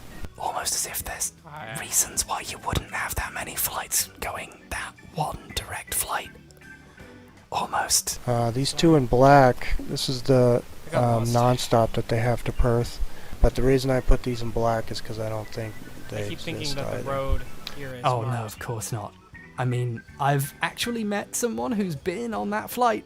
But whatever, maybe they're in on it too. Maybe I'm in on it too. Hail Sobek. We need to keep everyone thinking the Earth is a globe. That way we can... hang on 1 second. Yeah, why are we doing this again? I thought it would be funny. When he maps those supposed more direct trips he found onto the flat Earth, and by maps, I mean draws shit squiggly lines that in no way match up with the flight plans, one of them doesn't make sense on the flat Earth either. It goes all the way out of the way to Sydney before it doubles back and heads to Perth. These are all the flights to Sydney, so it still looks like a pretty long shot to Sydney. But who knows, maybe this map isn't even correct, who knows, I don't know. Maybe. Rather than think that he might be this wrong. Map of the flat Earth isn't correct. Maybe it's. Maybe. Chapter 6. Where's the curve? Oh, there it is. Another thing flat earthers dispute is the curvature of the Earth. I mean, if it's flat, it can't be curved, can it? Okay. Well, I guess it could be slightly convex, but they don't bring that up for some reason. The main way they do this consists of filming horizons or finding footage of horizons and saying, well, I don't see a curve, which, you can't see the curvature that close to the ground. Perspective doesn't work that way. And then they go on to assert that all footage that does show a curvature from high up is faked, either on purpose, by, like, movie studios working for NASA, or accidentally Trying to through think flaws in what camera equipment. Some the types of materials wide-angle are, camera but lenses we'll- distort we'll- perspective. And almost we'll all go to small town and action we'll cameras like GoPros have make very more of wide-angle this. lenses to film as much as possible. The assertion flatties then make is, well, the appearance of a curvature is therefore the result of looking at the flat horizon with these lenses. And if you correct the footage, the Earth is clearly actually flat, like in this video by the channel called Flat Earth. Although apparently its original name was the Mr. King Tuts. Someone rebranded. Where's the curvature of the Earth? None of you can debunk this video. Anyone with half a brain can see how they use deceptive wide-angle fisheye lenses to deceive you. You can't use the word deceive twice in a there it sentence, that is. just doesn't scan. Oh, and in It says keeping it's with Flat higher up. Earthers just copying each other all the time, this video is literally just taken from another channel. Now, in my opinion, this is the actual closest that Flat Okay. Earthers have ever got to actually being right about anything. Here's a quick test I did with my old GoPro. The GoPro's wide lens means it can see a lot at once. In fact, it even saw the trash I was sure would be out of the shot and didn't bother picking up. However, this perspective is distorted. I can tell you right now my floor is flat and doesn't curve downwards here. As I move the GoPro closer to this totally normal shaped sex museum postcard, we can see the distortion become even more exaggerated. The beautiful pride flag is ruined. It looks like Graham Linehan has touched it. This is me holding a measuring tape just to give another reference. The curvature of the Earth is definitely susceptible to being exaggerated by wide-angle lenses. But like with JPEG artifacts, you can't just move a slider and say, ah, it proves I'm right. It's not... Look, I'm gonna use my video editing magical skills again to show you something. There isn't like a magic fix fisheye lens button in a video editor. Whenever I've had to correct fisheye lens footage for a video, I've had to do it by using an effect that corrects distortion and then dialing in the angles manually. And this stuff is really hard to do by eye. The best technique for doing this is to find something you know is supposed to be flat and then correct until it looks flat. See, that tape turned out to be there for a reason. A clever trick. Now, I'm going to give you 3 guesses what part of the footage flat earthers use when they are trying to correct footage to prove that the Earth is flat. Did you get it? It's hard to see, but the correction is clearly too much if you know what to look for. On the ground, certain things curve in weird directions just slightly, and at certain angles during the video, the Earth starts to look slightly concave. Our daily observations of the Earth are consistent with a flat and stationary surface. I just want to acknowledge how fucking funny it was when I was watching this documentary for the first time and it fades from a thing saying our world is flat and it's a wide angle shot that's not been corrected properly, so it looks like it's curved. It looks like the planet is concave. How do you fuck it up this bad? From this high up, the Earth's curvature would in fact be visible, but probably very slight. You'd have to use a ruler to make sure. But exactly how curved it would have been is hard to tell because of the nature of the footage filmed with these lenses. You know, the reality is the Earth Can is configure flat. party in the current. You can't actually see the curvature of the Earth Right. from the window of a passenger plane. They don't go high enough to show more than like a degree or two, basically. You can see the curvature of the horizon, but only from high up. And I mean really high up. Not airline high, not even Mary Jane high. I'm talking U2 high. Come on in here, Bono, The Edge, Adam Smain? Not that U2, silly. We have fun. I mean, of course, the Lockheed U2, a high-altitude spy plane used by the US government. You might remember the U-24. Its operating height of 70,000 feet, almost 3 times the height of a commercial aircraft, violating international law numerous times. Getting caught violating international law numerous times when it turned out it wasn't very good at spying. Getting shot down over the Soviet Union in 1960. Getting shot down in 1962 during the Cuban Missile Crisis and contributing to the Cold War nearly escalating into full-scale nuclear war. Luckily, the US government gave up on illegally spying on other nations with a shit plane they can see in 1980. Wait, hang on. They're still using it! Here's James May, the least shit guy from Top Gear, taking a ride in one. You can see that at conventional airplane heights, the horizon is fairly flat. Hopefully this early shot of the horizon looking really flat establishes that the lenses aren't distorting anything here. As he reaches the maximum height, the atmosphere stops being breathable and the sky starts to turn black. At the higher altitudes, we can finally see both the staggering beauty of our little blue world, but also a slight yet pronounced curve on the horizon. So I think it's fair to say that, in conclusion, the Earth's curved slightly, I win. This has just been a brief rundown of the flat Earth points that I feel are at least more credible than the rest. They get increasingly weird and tangential from here on out. For example, almost all flat earthers say that the moon landing was faked, because if we actually went to the moon and took pictures of the Earth and it showed that the Earth was a globe because it's in different positions, in different pictures, you can't have done that. So the moon landing has to all be faked, with the extra caveat that goes on top of the regular moon landing conspiracies, which is that it was all done simply to make people think the Earth was round for some reason. They try and counter the fact that you can't see things on the other side of the horizon by claiming that cameras with long enough zoom lenses, like the Nikon P900, can actually show things that should be behind the horizon, which, no. That's not what's happening. The camera can see further than your disgusting human eyes, which I thought the point was they were the only things you could trust. But no, apparently now we're supposed to trust the globe heads at Nikon. I've pronounced that company's name both of the ways that people pronounce it now, so everyone gets to yell at me. Also, Mark Sargent has actually said this. He thinks that the moon gives off its own cold light, which makes things colder and therefore proves that the moon isn't just a rock floating in space, it's part of the big firmament that some flat earthers think. Just 1 second. What the fuck? Arranging this to be in the shot properly makes it actually really hard to dial. I want you to appreciate that. Hello. Hi there, is that popular gaming YouTuber Up Is Not Jump, who also incidentally has a master's in chemistry? This is the third time I'm recording this because I got my lines wrong the first time and then the microphone wasn't on. Excuse me, can moonlight make things cold? No, the moon reflects light from the sun, and the intrinsic property of waves is basically all waves have energy because they have a frequency. It's just the nature of the universe. Oh, okay, cool, thanks. Great, that was easy. Bye. Wait, you don't want me to do a funny sketch or something? I can do a joke here. Nah, the video's looking too long already. I decided to leave in the tangent about fighter jets, so it's probably not worth it. No, wait, don't go. I can prove mathematically that this is the correct way. This all, I feel, leads to a necessary and important question. If all of the evidence for the flat Earth is so, well, easy to throw out, why do people actually believe it? Chapter 7. Why do people believe things that are obviously wrong? Because they're stupid. Bye! Would you like to build a beautiful website easily? Good, so would I. No, we're not actually going to do that. That would be unreasonably rude. Let's take these people a bit more seriously than that. Some of them are clearly very knowledgeable. Some of them have like big, important degrees in serious fields. They know way much more than I do about all kinds of actually useful things. Some of them take evidence very seriously, clearly, and they believe in the scientific method.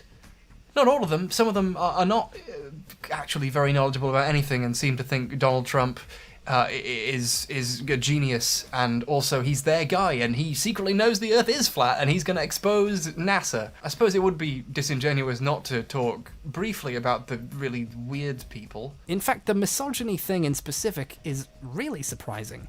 One of Mark Sargent's inner circle, Patricia Steer, gets a lot of hate from other factions of flat earthers for supposedly Inner circle. being in it to be popular. Or some go even as Come here, far as to girl. say Come that here. she's What you actually doing a under secret there? CIA plant designed to make flat Earth look bad, and or trick people here. with her appearance into making them believe the wrong version of flat Earth. You better wake your ass up. All of them is fucking satanic puppets. Yes, that's why they flashed this one on TV. No doubt about it, was put there by the CIA on YouTube to distract the masses that want to learn the truth. Yes, the earth is flat, but you can never take it from these sodomites. Of course, they go lead you in the wrong direction. Wake your ass up. There go your Patricia Spear right there. It is a plant by the CIA. 100%. Frankly, even the people who like Patricia are super weird about it. I mean, Mark himself made a video just dedicated to how pretty he thinks she is. Which, like, it's fine. It's okay to find someone attractive. That's okay. But it's a bit weird to, like, make a video about how pretty you think she is, right? Still not as bad as the people who think that she's a deep state plant designed to make flat eartherism look bad, though. Or the people zooming in on every picture of her face they can find in order to speculate that she's a secret trans woman. And I know what a 44-year-old female looks like. You are a 20-something. Being a woman in a conspiracy theorist movement is apparently grounds to have your body, history, goals, agenda, every single tiny thing about you speculated upon. You know, I try and jokingly make fun of people when people act weird on the internet, like keep it light. But honestly, this stuff is so fucking disgusting, I'm not even gonna make a joke here. Patricia's wrong about the Earth being flat, but she deserves to be in a movement that's better than this shit. Come on, guys. To be honest, the people treating Patricia like that, and the people being mega racist on Flat Earth Facebook pages seem to me like the real plants designed to make Flat Eartherism look bad. They don't make it look as bad as this guy does, though. I'm flowing on with a song for your mom. Tell her Earth's flat and her ass is the bomb. Tell her I'll be back with a smack for her son. Then tell her she's fat like a Renaissance cunt. Tell her all that, then tell her one more. Tell her that you were the son of a one. Oh no, everyone's gonna think I'm trying to misrepresent flat earthers as misogynist. Flat earthers don't inherently disrespect women, okay? It's just a lot of them happen to. Was I right? The Earth's fucking flat, Holocaust denied. Hitler was cool and not a bad guy. Talmudic Jews the control of your mind. I just couldn't wait to bring Hitler up, could he? Good gods, what is with this guy? Fuck. Oh, that's surprising. Like 2 days before this video was going to go online, that guy's channel got deleted by YouTube. I wonder why. I guess it will always remain a mystery. Chapter 9. Flat Earth fucked up my recommendations, and you have to suffer with me. Oh great, I accidentally went to the shitty side of YouTube. You click on one vegan, Flat Earth, neo-Nazi rap. I just had to say that phrase, but it's all true. And now my recommendations are full of the really weird people who seem a bit like they might be using Flat Earth as a refuge for some kind of deep existential emptiness, and film themselves walking around in public asking people if they think the Earth is flat in a Buffalo Wild Wings parking lot and yelling at people at a bar. You're saying that he dips his nose down, but you don't know how. You were making he dips his. You see there, I tried to have a conversation, and of course they don't like it because they start losing the argument because they can't make any real points. Ah, my favorite kind of reasonable debate, the kind where you walk up to someone in public with a camera and demand they debunk Flat Earth. He seems to be following the Ben Shapiro strategy of making videos, where you give it a title like, oh, I kicked their asses with my smart boy brain, and then you actually watch it and it's them making a complete ass of themselves. Thank you very much. Have a great night. You're disturbing, I guess. Okay. Bye. It's going up online. 26,000 subscribers. You think you could destroy me? Well, I'll have you know. Fucking Jesus Christ. Anyway, I think this was a productive day. What? God, in this one video, Productive he's got a Lunar day? Lambert shirt on. He's made Lunar Module or Homeless Tweakers Shelter. And he's going around filming random people on their day off from work or at work, asking them if they think the Earth is flat, and they keep awkwardly nodding and saying he's right in the hopes he'll go away. You ever seen the Earth curving? Me neither. You know why? It's because the Earth is flat and it doesn't spin. Look into it. When you get home, go on YouTube and check out the Flat Earth. Not Spielberg, they say it was Stanley Kubrick. Okay. Kubrick, that was the rumor. Whatever it was is Hollywood trickery. It's so awkward, and he's so sure he's owning people and looks smart. I'm getting sympathy anxiety for the people he's talking to. It's just, no, stop it. Well, let me ask you this. Do you think that looks more like a lunar module or a homeless tweaker shelter, if you had to pick one? Is this really happening? Just if you had to pick one. Why did he choose such an unwieldy quote to use on the shirt he designed and then was going to say a lot in a video?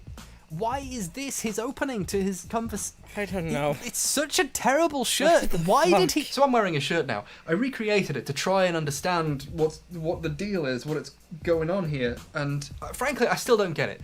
It was a complete waste of time. If I ever open a merch store and you see this shirt on it, it's the one shirt that I made of these, so I'll sign it or something if you want. Please do not wear it in public though, no one will want to be your friend. So yeah, we probably should at least acknowledge it. Some of these people believe there's a global, flattle conspiracy to control the world and eat everyone's minds. Some of them are misogynists and some of them are really racist. It could be one of these bloodlines in this sort of elite. Oh, it's the Rothschilds, is it? Oh, okay. That's normal. And some of them are vegan neo-Nazi rappers. But I'm sure every movement has its share of problematic people who embarrass everyone else and who they wish would go away. I can't think of any left-wing YouTubers who are like that. Oh, it's me, isn't it? Dispensing with the really sort of weird elements of the movement. The question still remains, why do people think the Earth is flat if the evidence is so bad? Frankly, I'm not very good at figuring out why other people do things. I just do what Sobek commands me, and in return he ensures that my harvest is bountiful and my sperm is never-ending. So we're going to have to turn to an outside source to do all of this deep thinking stuff. Let's find out what popular talky thinky man vtuber has to say for himself, shall we?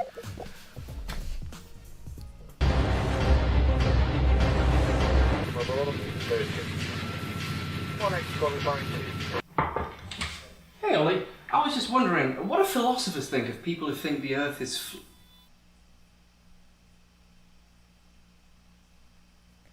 Hi, Abigail. I'll just reference the video you made a year ago, it's fine.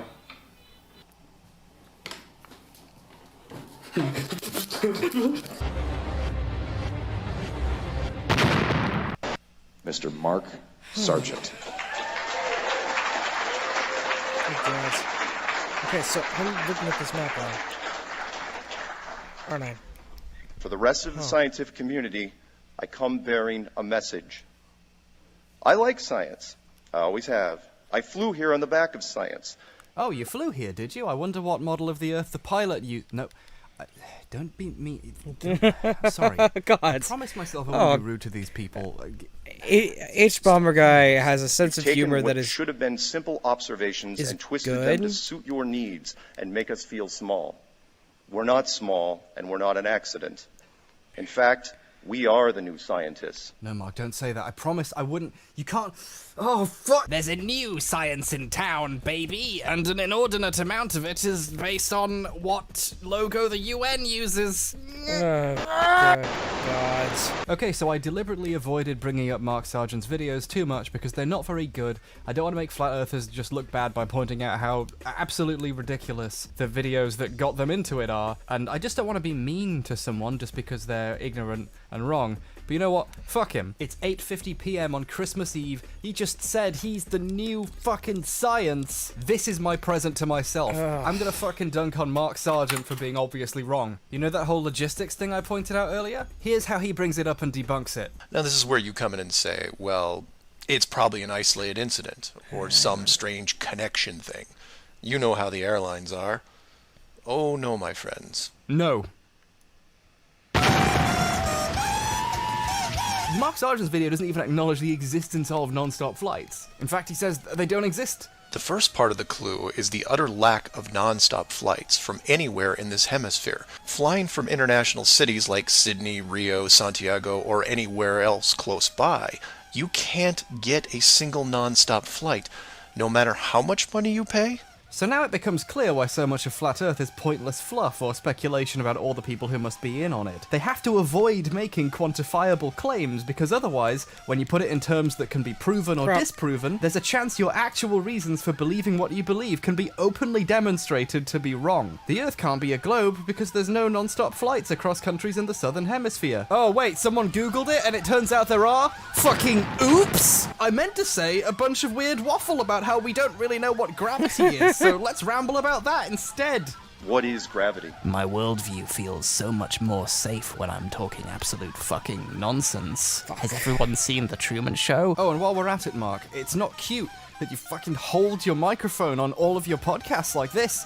It makes for terrible audio. We can hear you fumbling with it constantly. Just put it on a stand. The person you've been streaming with my mic for is like on years a stand. has a stand. Admittedly, Why it's have sitting you on my not bed, copied her thing? Just use a stand. Good also, God. it's very clear you Jesus. were wearing a clip-on mic when you came out to do this speech, and I guess you fucked it up because the audio didn't work. Okay. Just pick up. I'll do this just in case. So you decided you had to use the onboard mics, and then you weren't even using them right, so a guy had to come and correct you. Oh, we're gonna do both. Sorry about that. Why do you have so many problems with microphones? If you just googled how to do sound, your videos would have been like 30% more bearable. Whose video was that with the moon and the clouds? Yeah, and I don't even think that was the moon. That looked like the sun. Was it?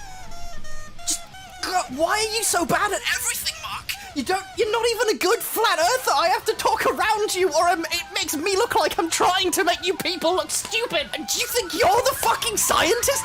Fucking Jesus Christ! I think what really gets me...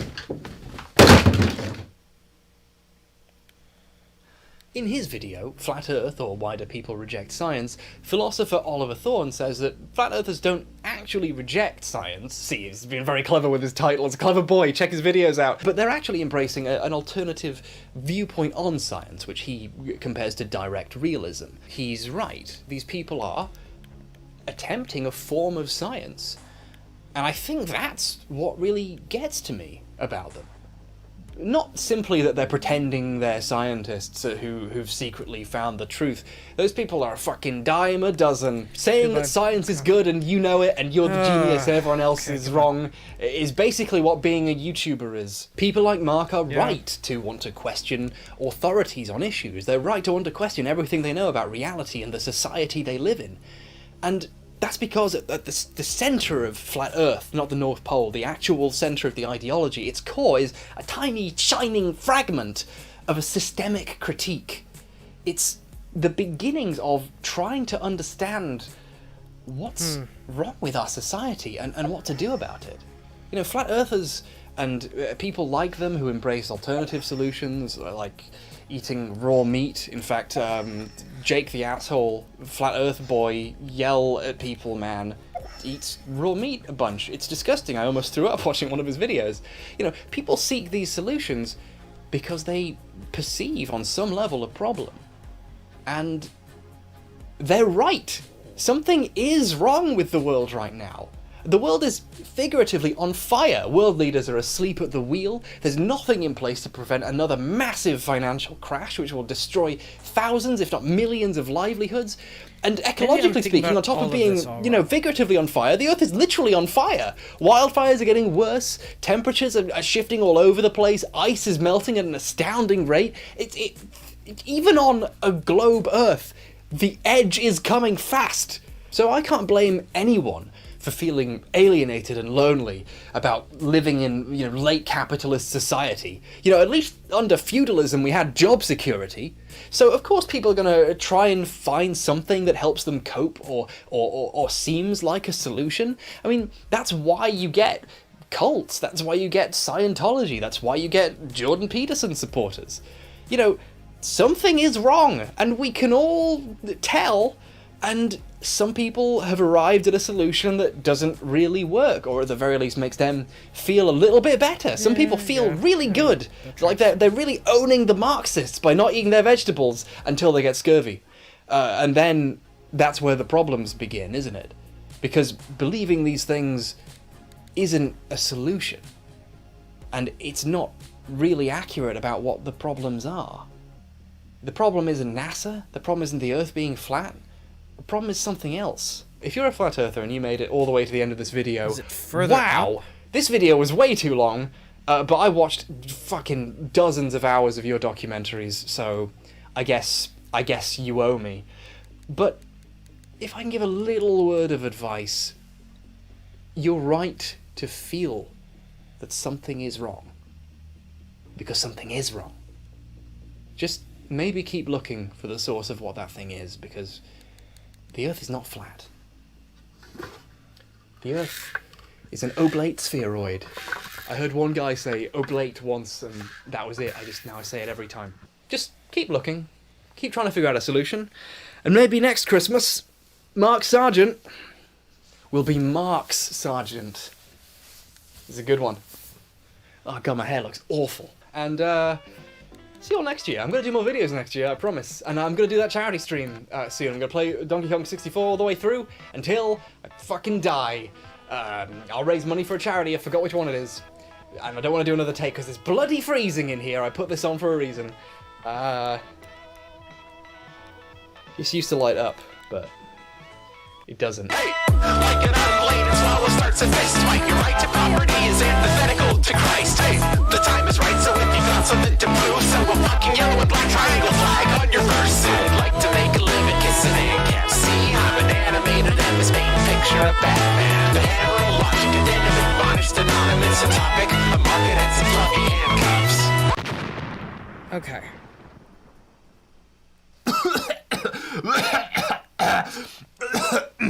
Excuse me, can moonlight make things cold? I feel like I'm actually being rude to a person by doing this. Yes. I'm really sorry.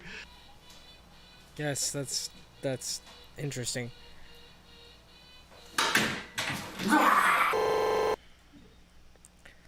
Let's look at that closer. It's that one.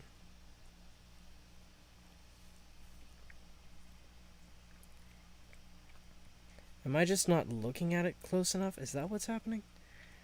Is that literally what's happening? So I'm just not looking at that position on the map closely enough.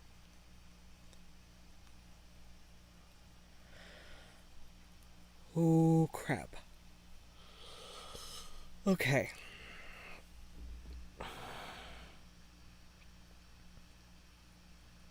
So I'm at the correct spot on the mini-map.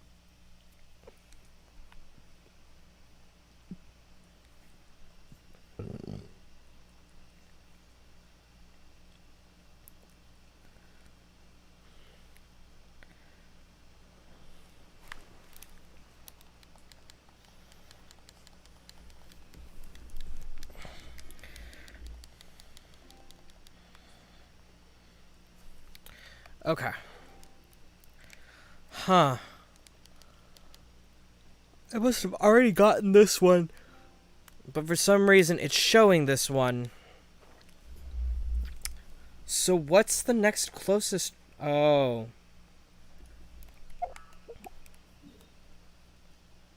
Oh.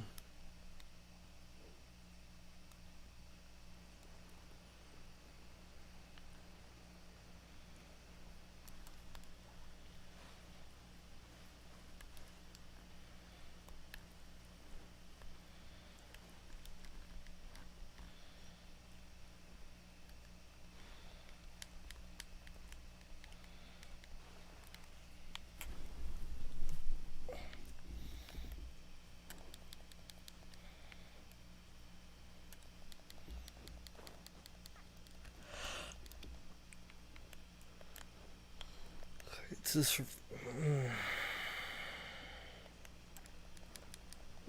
Nope. It's this puzzle. This is the next one. Which I already got the one here, I think. Yeah. So.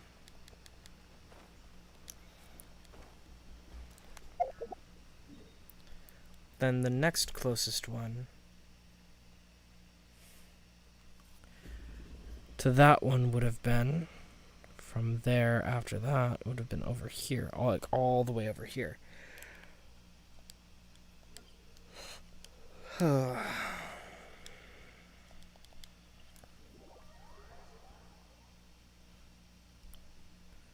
Like, I'm at the point I'm thinking about refreshing the whole server, or at least my little personal pocket within this server. Restart the app, because it's starting to look more and more like an app problem than a personal problem.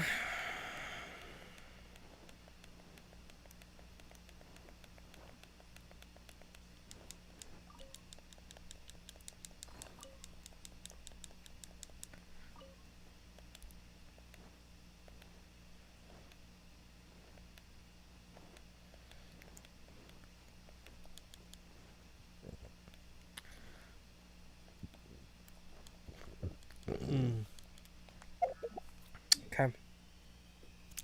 So it is that one that I kept trying to get and then couldn't. So I'm going to teleport to that, and we're going to go ahead and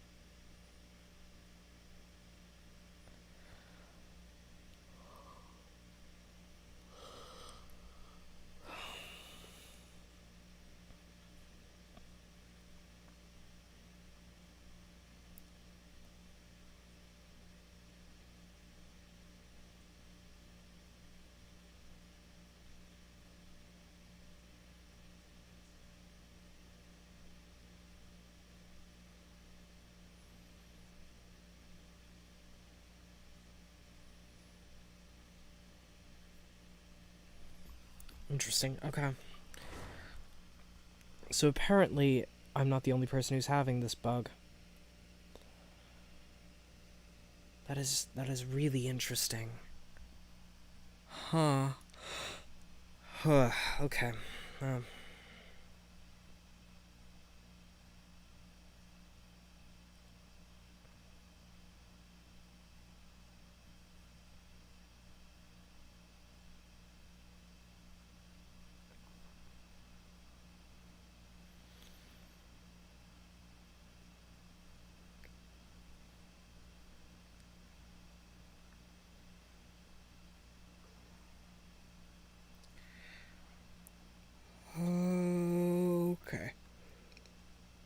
That...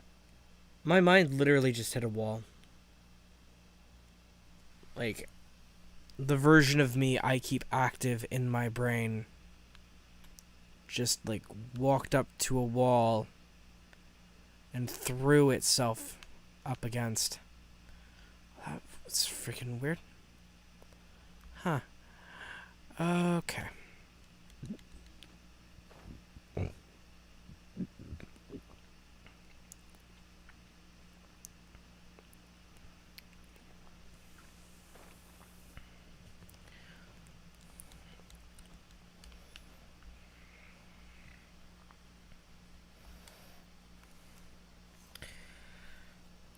Gonna try again.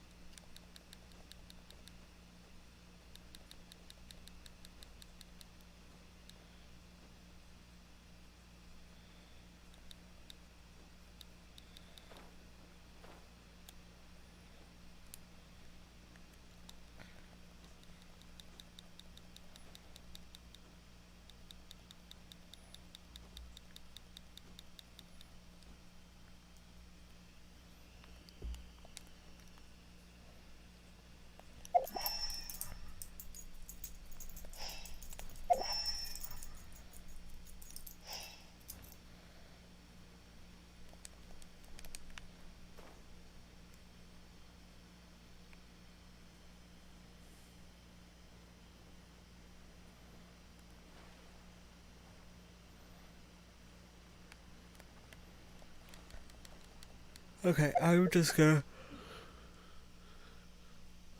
say, what the hell?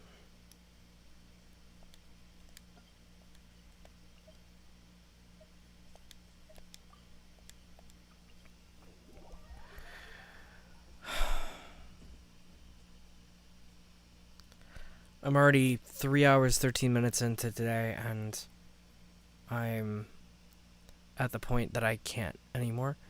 So we're gonna drop this off at the statue.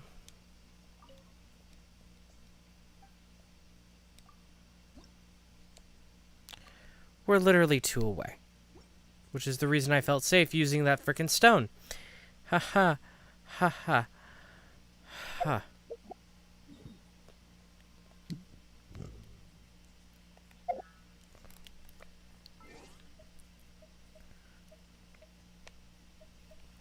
You know what? I'm gonna go ahead.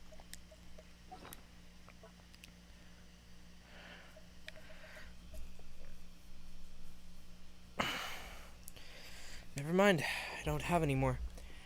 Okay.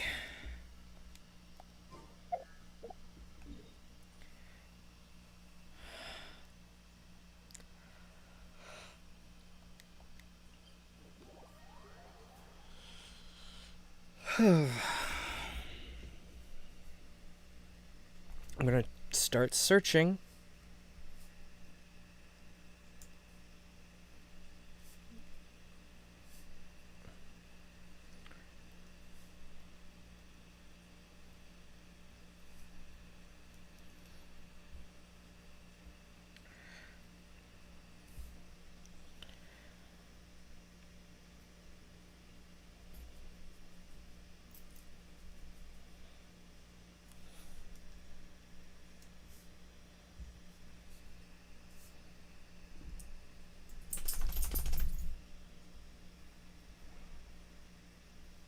Geoculus,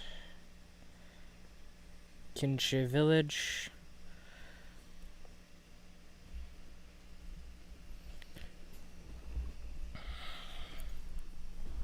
Okay.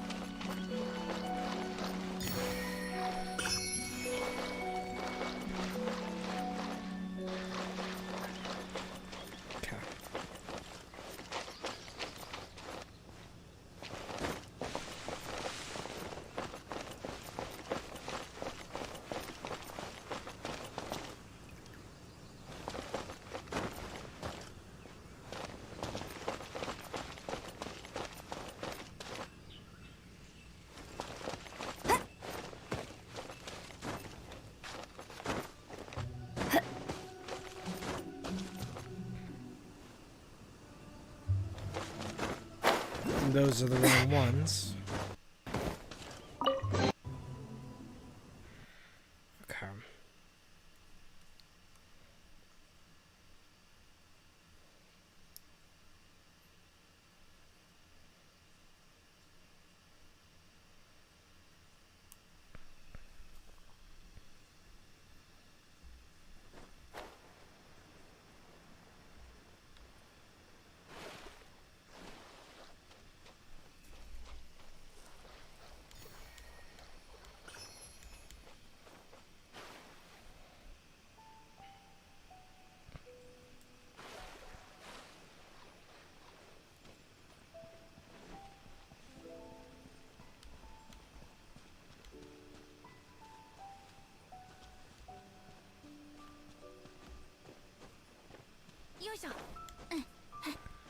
I'm thinking in the wrong direction, aren't I?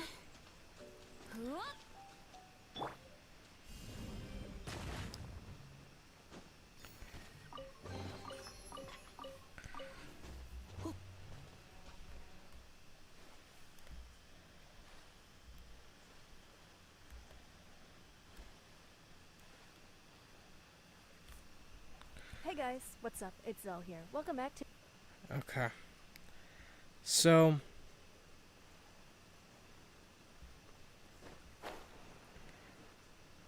none of that is helping me.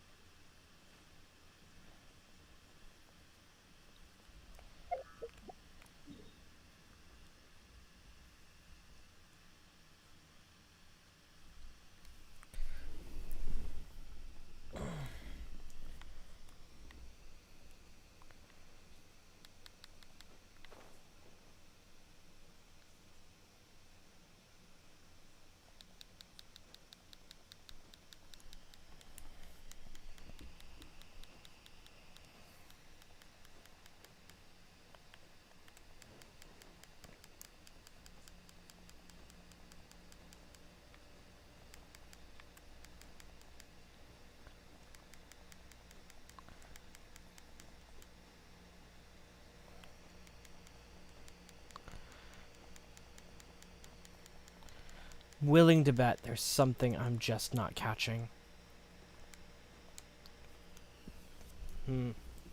Okay.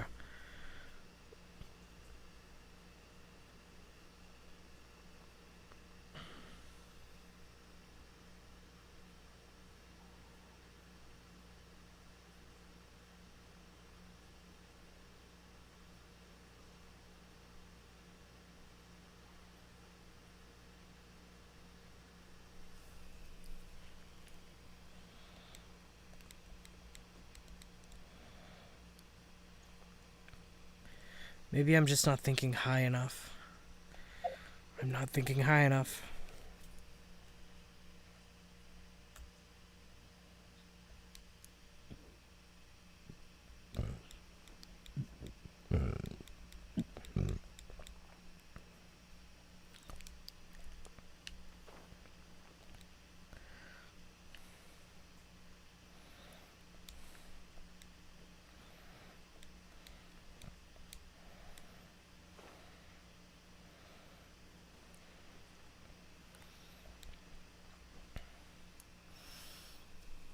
Okay. I'm not thinking high enough. I'm not thinking high enough. I'm not thinking high enough.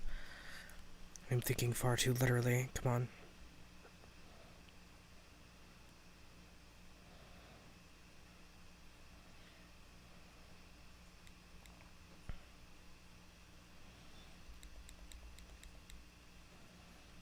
Outside the box, outside of the confines of a traditional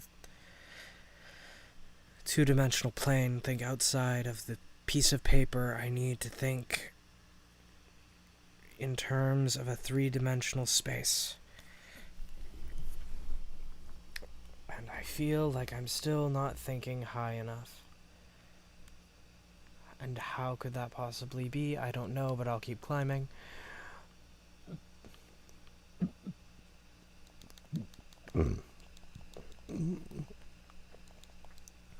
Ow. Ow. Oh, that's why I'm belching. Jeez. Oh, sorry, it's the lack of anything on my stomach except for caffeine. Finally catching up to me. Okay. Okay. Found it. Oh. I was literally thinking about it all wrong. Go figure. Silly Tony.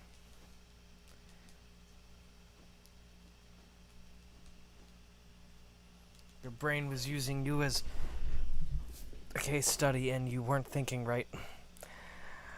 Oh, wait, what?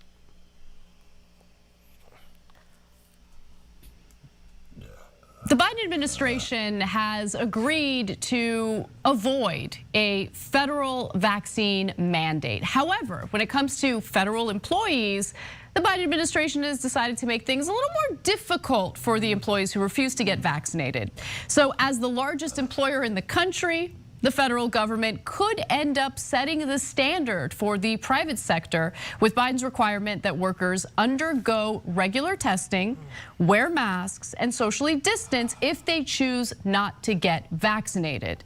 So vaccine requirements typically allow exemptions for religious or medical reasons, but Biden's policy doesn't specifically or specify any exemptions, instead allowing anyone who chooses not to vaccinate to undergo once or twice weekly testing and may face travel restrictions alongside the masking and social distancing requirements. Listen, the idea of having a Q-tip shoved up my nose twice a week sounds awful and incredibly uncomfortable, and that would encourage me to go get vaccinated if I were a federal employee under the Biden administration. Now, obviously, I'm already fully vaccinated because I don't want to die and I don't want to, spread a virus that could kill those around me. Now, of course, you can still spread the Delta variant if you are fully vaccinated, but it lowers the possibility of that happening, and the likelihood of you dying after you've been fully vaccinated is it's incredibly rare, 0.01%. Now, with that said, the companies are now looking to Biden for some guidance on what they can do regarding their own employees, right? Can they enforce a company-wide vaccine mandate? And it looks like more and more companies are looking to do this. A day after Biden announced the new approach, the Walt Disney Company said that all of its employees would need to be vaccinated within 2 months. Walmart, the nation's largest private employer, said it would require vaccinations for workers at its Arkansas headquarters. Meatpacker Tyson Foods announced Tuesday that it will require its 120,000 U.S. employees to be vaccinated fully this year and will pay them a $200 bonus to do so. And there are some local governments that are going even further than Biden has, including New York City, which will become the first U.S. city to require proof of vaccination for a variety of activities for workers and customers, indoor dining, gyms, and performances, to put pressure on people to get vaccinated. And I think that that's actually a really good idea. Polling does suggest that people are much more willing to get vaccinated if it means that their travel will be restricted if they refuse to get vaccinated. And I'll get to those numbers in just a second. But Cenk, what do you think? Is this going too far? Are these companies, for instance, going too far in forcing their employees to get vaccinated? I mean, you're boss here, so. Yeah. No, of course it's not going too far. Look,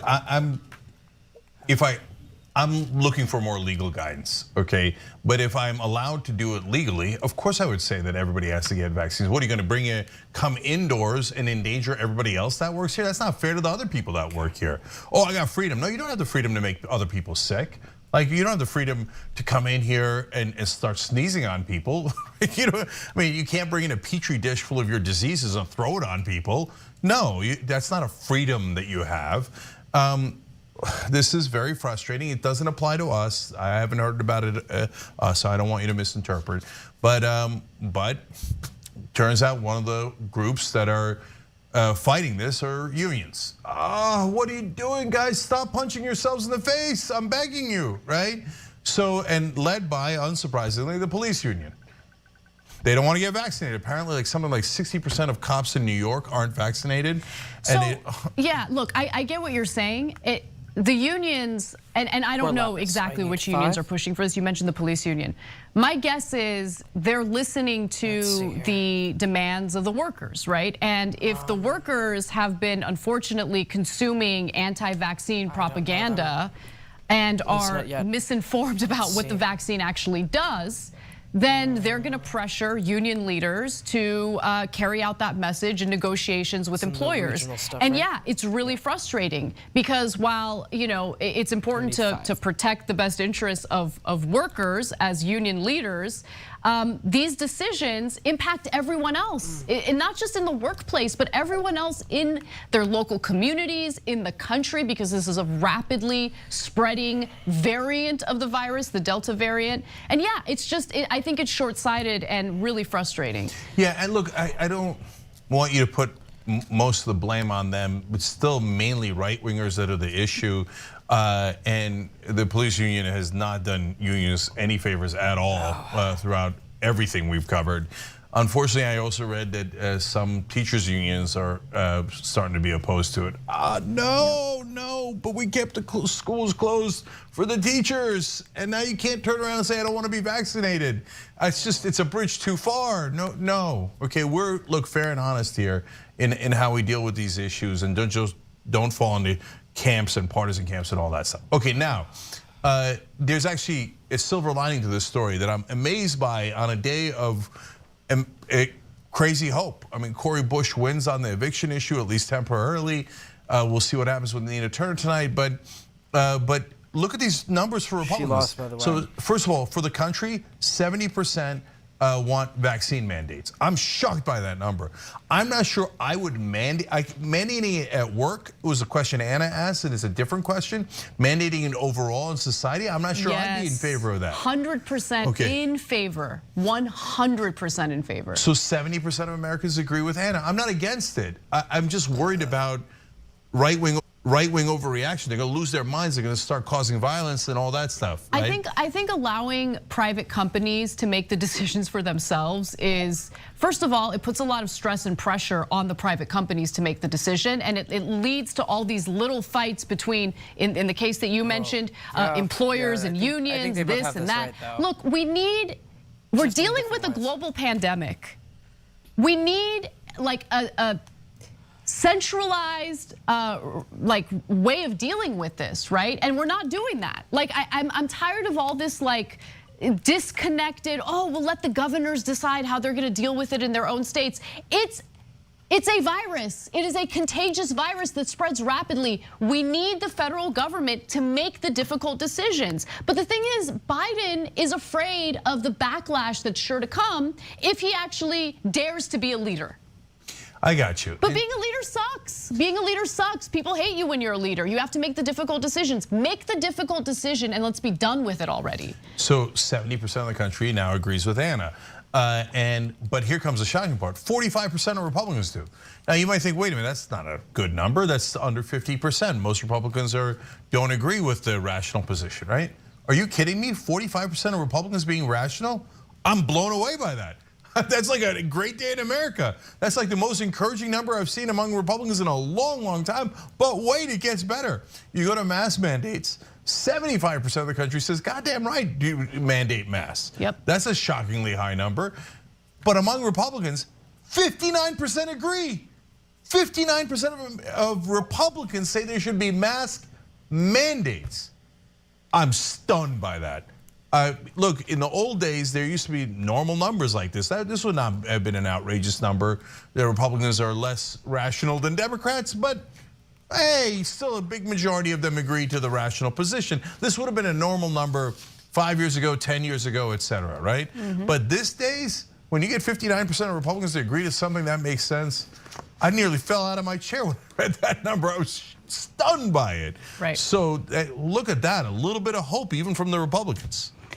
I think that people are ready to be done with this, right? And so we kind of live in this bubble where all we hear are lunatics in right-wing media spreading disinformation about masks, making this a culture war issue when there's really no need to make this a culture war issue.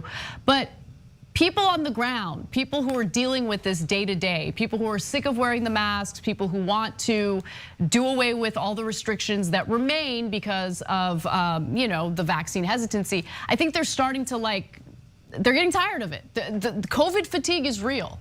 It's especially real, I think, among people who have done everything that they've they were supposed to do, right? And we're still, I mean, it's been over a year and a half at this point, and we're like, I'm losing my mind. Like, I'm ready to go to a rave. I want to go to a rave.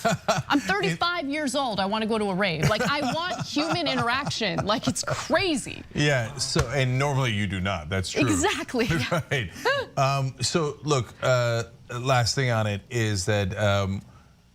You know, Candace Owens said something about, oh, if it was real, then a lot of people in their own families would have noticed COVID, right? And nobody does. No, apparently a lot of people do, because a lot of Americans died and tons of Americans got sick. That's, I think, why you're seeing 59% number out of the Republicans, because the actual voters themselves have now gotten to the point where they're like, yeah, Uncle Bob's dead, and Aunt Janine got sick, and so did, you know, my cousin, and yeah, maybe we should wear a mask. And by the way, after Uncle Bob died, I'm gonna go get the vaccine, right? So I think it's beginning to, reality is finally beginning to catch up with actual Republican voters, and it's having a significant impact. Thanks for watching The Young Turks, really appreciate it. Another way to show support is through YouTube memberships. You'll get to interact with us more. There's live chat, emojis, badges. You've got emojis of me, Anna, John, JR, so those are super fun. But you also get playback of our exclusive member-only shows and specials right after they air. So all of that, all you gotta do is click that join button right underneath the video. Thank you. There. Closest teleporter.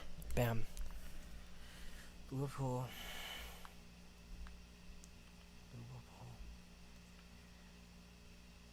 Bam. I mean, that was good news, so I wanted to play it, cause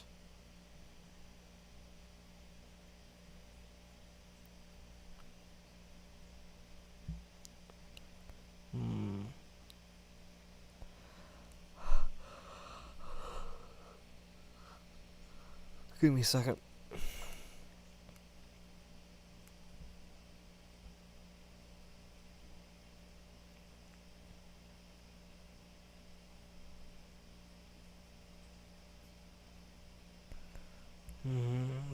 Team Trump terrified he's lost his mojo.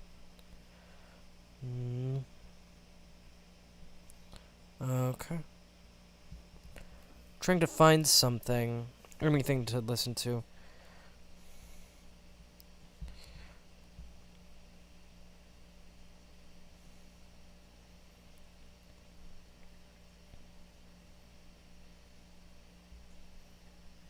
Oh, there we go.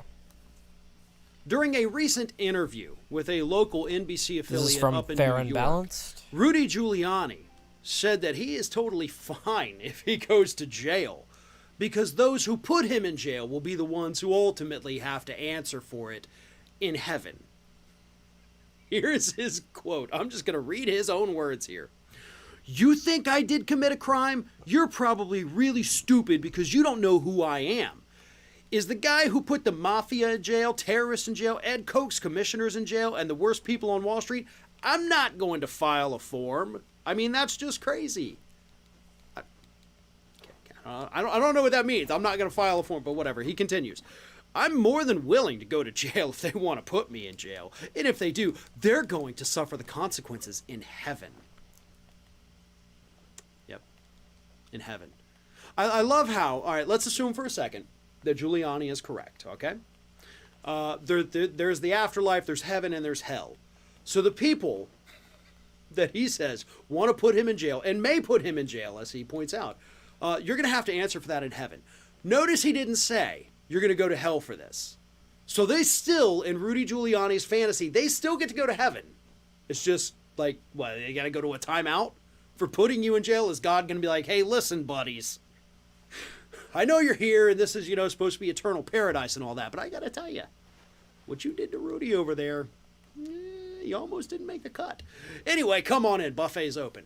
I don't know how it works out, but hey, at least the plus side is you still get to go to heaven. Here's the thing. Rudy Giuliani obviously still under investigation in the state of New York for acting as an unregistered foreign agent on behalf of Ukraine, lobbying Donald Trump on their behalf, the pro-Russian Ukrainians. That investigation is ongoing. Rudy Giuliani's two close buddies, Igor Fruman and Lev Parnas, have been charged. Still waiting on the COVID really delayed all the trials and everything on that. They have been under sanction, those two individuals. Okay. But they've also, based on reports coming out over the last few months, they've also been cooperating. So yeah, that's probably not good news for Rudy Giuliani. Oh, and for the record, Giuliani did go on to continue and say, like, hey, he's totally innocent.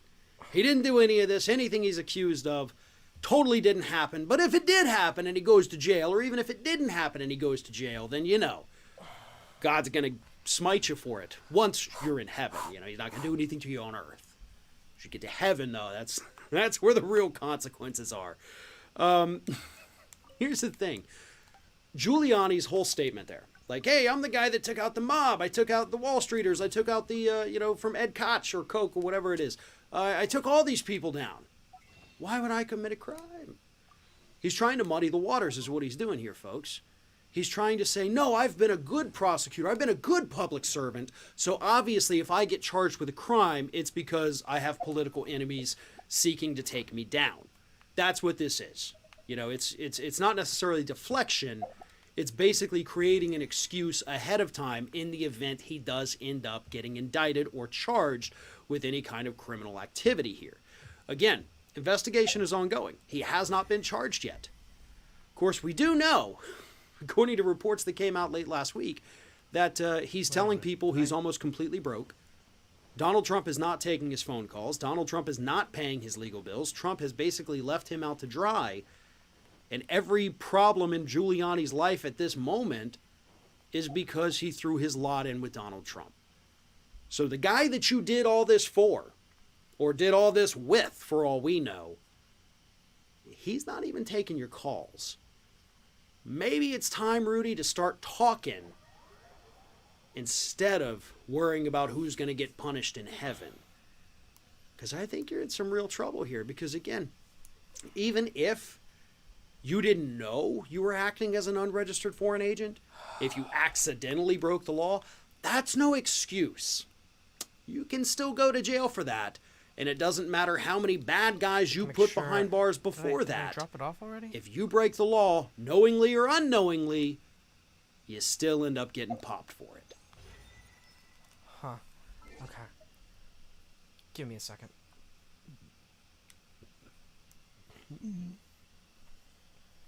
I think the server might have reset. Maybe.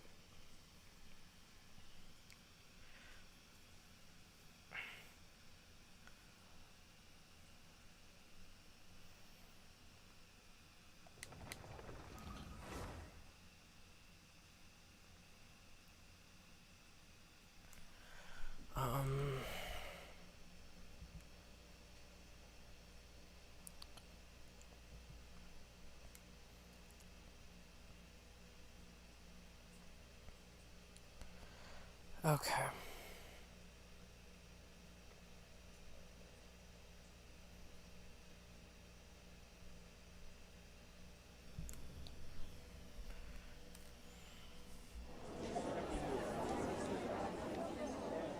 Ladies and gentlemen, a fascist.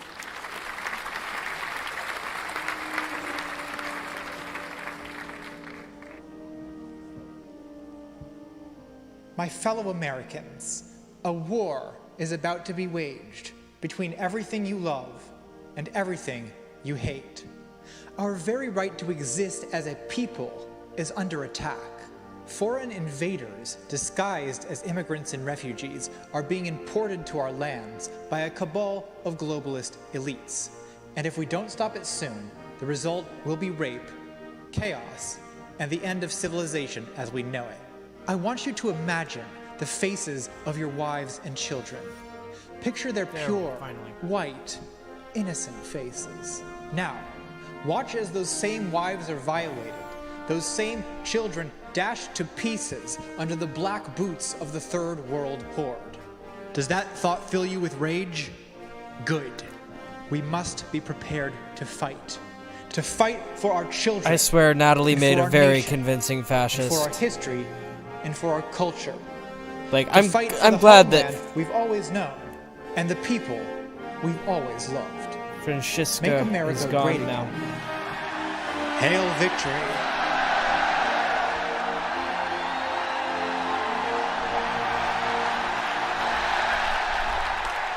Jesus. Ladies and gentlemen, a leftist.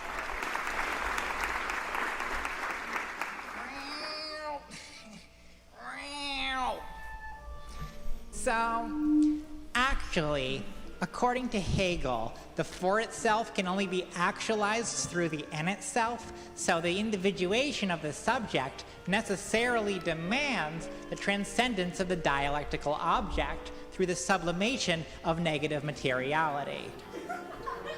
Oh, fuck you, you fucking racists. Death to capitalism. Hail Satan.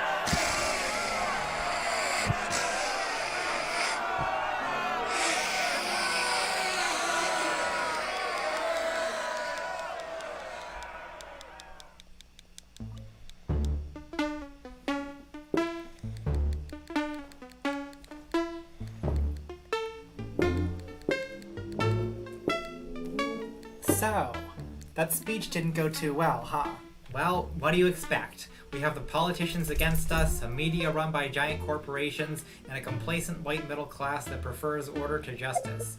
Opposition to leftism is hardly surprising. So let's accept that all that's true. The game is rigged. Fine. Now, how do you respond to that situation? Do you change nothing about your strategy at all and then blame the system when the predictable happens? Or do you try to improve your rhetoric somehow? Look, I don't really need optics advice from a bougie queer aesthete who puts style over substance and thinks that shining a pink light on everything can cover up her counter-revolutionary Trotskyite tendencies. I mean, are you even a communist? No, I'm not a communist. Well, why not? I like stuff. I like this, and I like this, and I like this. And that's why I can't be a communist. Justine, you do realize that Marxism distinguishes between private property and personal property, right? You're allowed to own possessions, you just can't exploit people by owning the means of production. Well, most of my stuff was made by Chinese slaves. Well, you should feel bad about that. Look, I'm just trying to help you out here. Queer eye for the Marxist-Leninist, you know. Actually, I'm an anarcho-syndicalist. Right. Do you have any friends who aren't leftist militants? That's what I thought. You know, Tabby, people think you're weird, and they're afraid of you. Well, fascists are afraid of me. Really? Well, let's take a look at your Twitter feed. Let's see. We've got guillotines, Soviet memes, liberals get the bullet too. Bitch, no wonder why everyone thinks you're some kind of scary terrorist. Okay, Jesus, let's hear your mind-blowing revelations about respectability politics. Great. Let's start by taking a look at these patches and pins. Positives first. The rose is great. Love the rose. Fantastic. Now, the hammer and sickle. We're gonna need to get rid of that. I'm just wearing it ironically. No, don't you start with that. It makes me think of bread lines and gulags, and it needs to go. Well, maybe you're right. Fine, I'll get rid of it. See, I can think about optics. What's that in your bag? Oh, this? Yeah. We're gonna need to do something about that too. Now hold on, getting rid of the hammer and sickle is one thing, but Marx is a foundational thinker in the history of progressive I'm not talking about getting rid of Marx, I'm talking about giving him a makeover. I mean, just look at the cover of that thing. It's making me depressed just looking at it. Red and gold, what is this foreign shit? Like a Chinese or a Soviet flag? It's un-American. I don't trust it. I don't like the cut of its jib. So you want a Marx Engels reader wrapped in an American flag. Oh, I can do you better than that. Let's start with a gradient, add a grid, maybe a wave grid. Let's get some shiny fonts, maybe a bust, a pink bust with 3D glasses. Pink glasses, maybe some palm trees. Oh, yeah. Okay, that cover is sexy. Lots of brands. I swear. More. Oh my god. It's beautiful. Okay, one more. A pink field. Shakelet. Yes, girl, yes. I just realized that I actually hate you. Hello, fellow whites. Do you have a moment to talk about the need to secure a homeland for our people and a future for white children? Get the hell out of here before I smash your face, you Nazi bitch. Effective, isn't it? Well, I see your point. But this whole Antifa thing, I can't help but wonder, from a strict PR perspective, if there's some way you cannot do that. Are you saying we shouldn't punch Nazis? I'm saying if 30,000 people show up to counter-protest Nazis, you won't have to.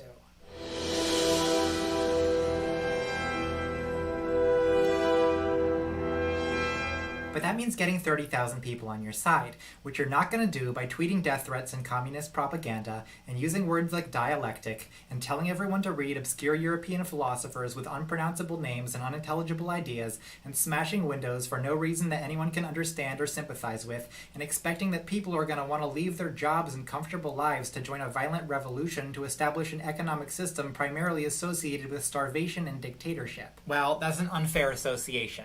Real communism doesn't lead to starvation and dictatorship. Has there ever been real communism? Well, yes. Between 1910 and 1912, in revolutionary Eastern Cameroon, a thriving, though short-lived, communist utopia did flourish, until it was smashed by Western imperialism. Right. But what's the chance of that actually happening on a large scale in the near future?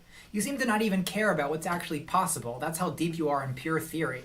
And if anything is anti-Marxist, it's that. You know, sometimes I think you secretly don't want your ideas to succeed. You actually enjoy being a pariah whose political ideas never gain any traction.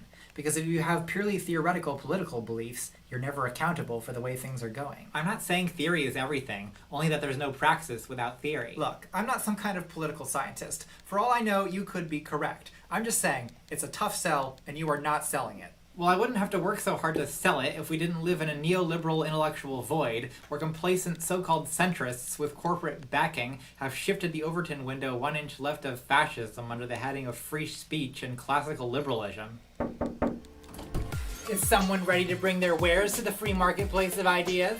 Get out! Hey, you leave centrists alone. Thanks, Justine. Jackie, get out of here. You're embarrassing me in front of my Antifa friends. I'll see you at brunch. Mimosas. What the hell was that? Brunch? You got a brunch with these people? Well, it's more of a boozy afternoon tea. Afternoon tea? Does Jeeves bring around Madeline cookies and fresh sliced lemon wedges? No, but I do have a very nice Windsor China tea set. Unbelievable. You get the bullet too. You get the goddamn bullet too. Oh, come on. Me?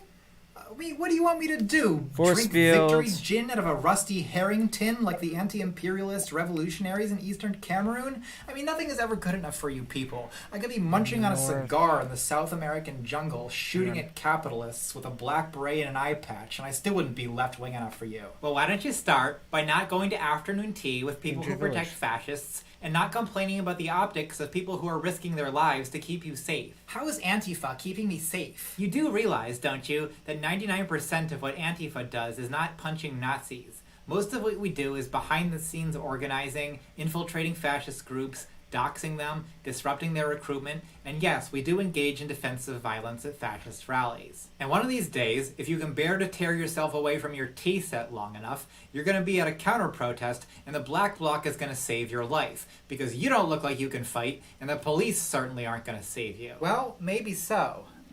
I mean, I'm the first to admit, these are not Nazi punching hands, so I'm not going to get in your way.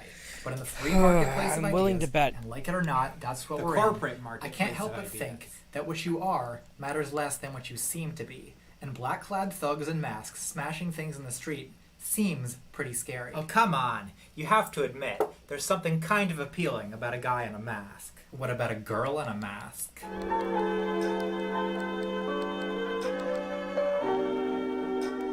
I think we should just be friends while I figure myself out. Well, it was worth a shot. Look, my point is you can't just win the war in the street. You also have to win the war in the heart and the mind. You mean the propaganda war? Shh! Don't call it propaganda. There could be liberals listening. Look, what the left needs to get, and what the centrists need to get, and what only I and the fascists seem to understand, is that reason doesn't matter very much. Oh boy. Here we go. What is it the centrists hate about social justice warriors? It's not that they don't have good reasons in support of their arguments. It's that they're not cool, right? Social justice warriors are not cool. What do you mean? They're not popular? No. I mean they're not cool. You can be unpopular and still cool. In fact, it can be cool to be unpopular. So what does it mean to be cool? Cool is calm, detached, and in control of yourself. And the leading complaint about social justice warriors is that they're emotional. The social justice warriors who everyone cringes at online are people who I'm sure are nice people, but who are having a bad moment, and they're caught on camera in the middle of an outburst. They're out of control, and that's the problem. It's not cool. Look, this detached, ironic, pretend not to give a shit posturing that white men mistake for rationality is really just the self-celebration of comfortable, privileged people with nothing at stake. People on the left are never going to be cool because anger and emotion are rational responses to injustice. I thought you'd say that, but what you're failing to consider is that it's possible to be both angry and cool. And what do you get when you sprinkle a little anger into a glass of cool? What? You get ice cold.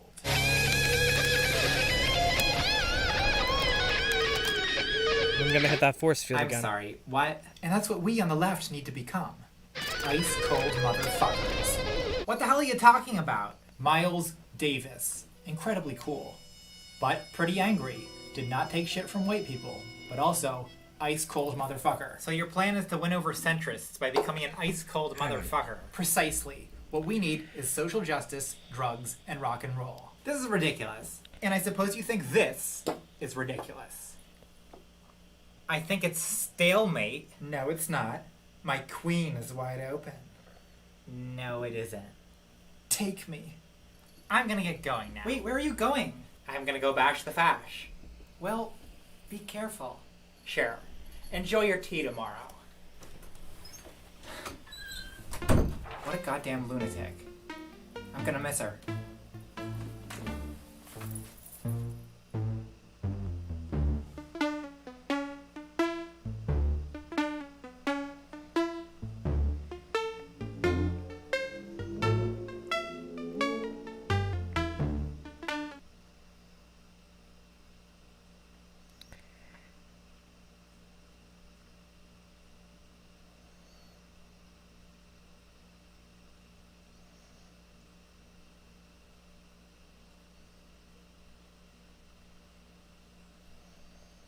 Force field north of Kinche Village, west. When you look into the pools of the 9/11 memorial at the World Trade Center, you start to ask yourself questions. Why is the world bad? What did all these people die for? Well, for freedom, I guess. And like, American values? But what are those values? What kind of freedom is it that we have? Nope. The 9/11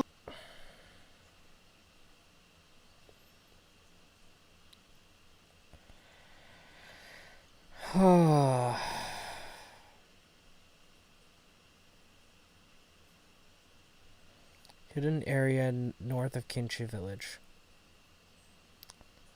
Not hidden, it's a quest. It's a quest, you can enter it. Come on, tell me which quest.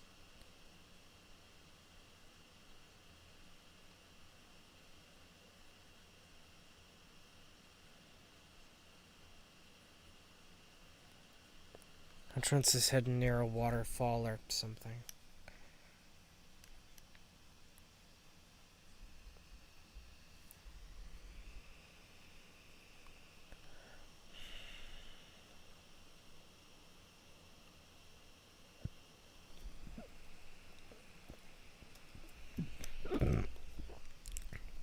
Sorry. Sorry. Oh, okay. Waterfall.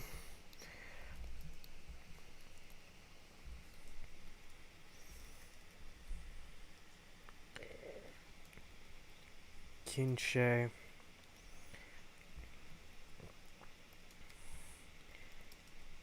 Hidden Kinche Village. Find a way into the vault. Okay. I think this...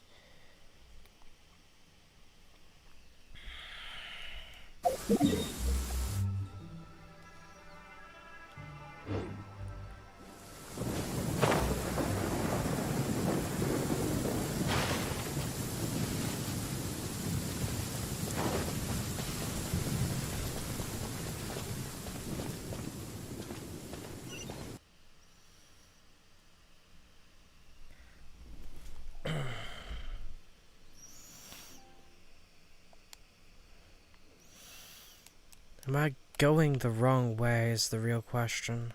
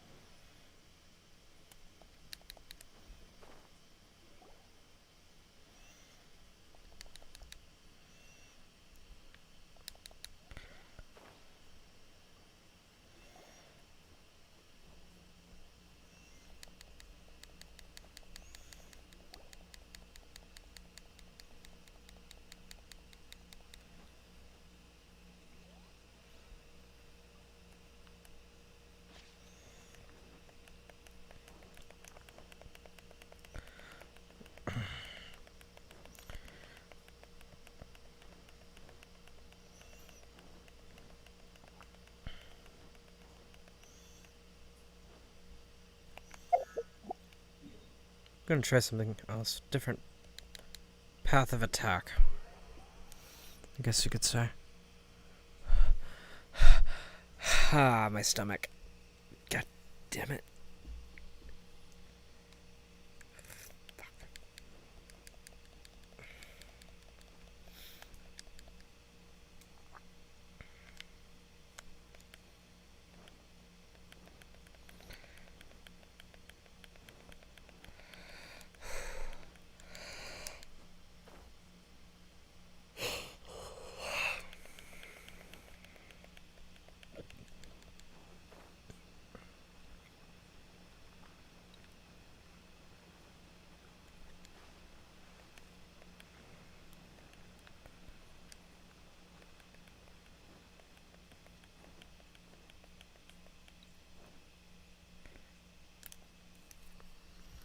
Okay.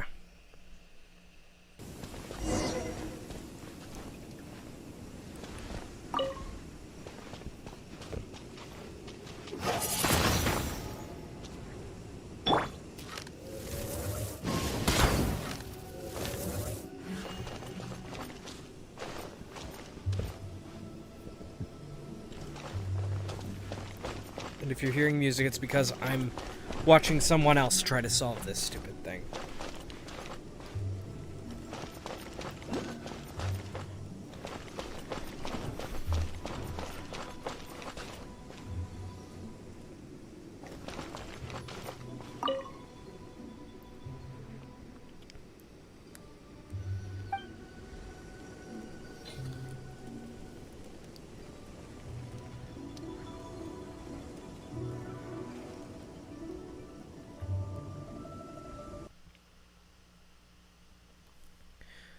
Okay, so the fragments.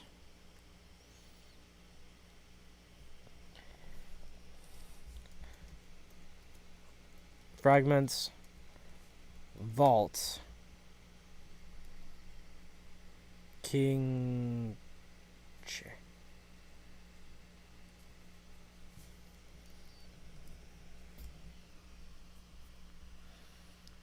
King Che Village, King Che Ruin Fragments. Okay.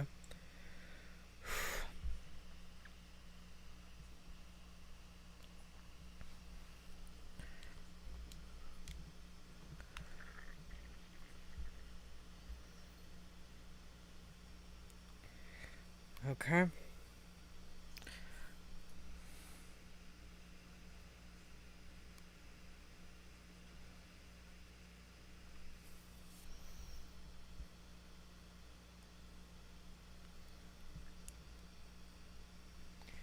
Three nearby spots with large orange crystals.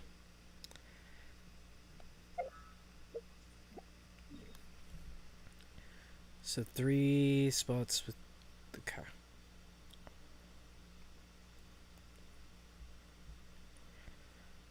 Okay.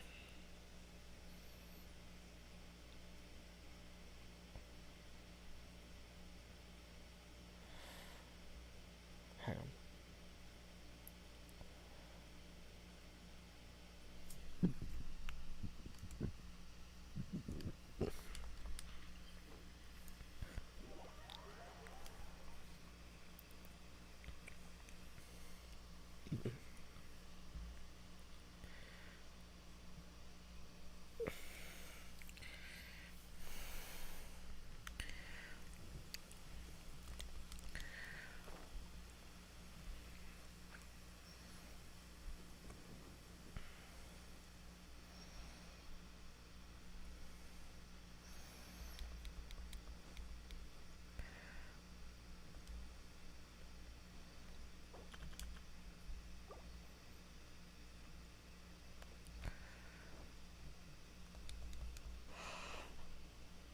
Wait, is this that quest I kept getting stuck on? Holy fuck.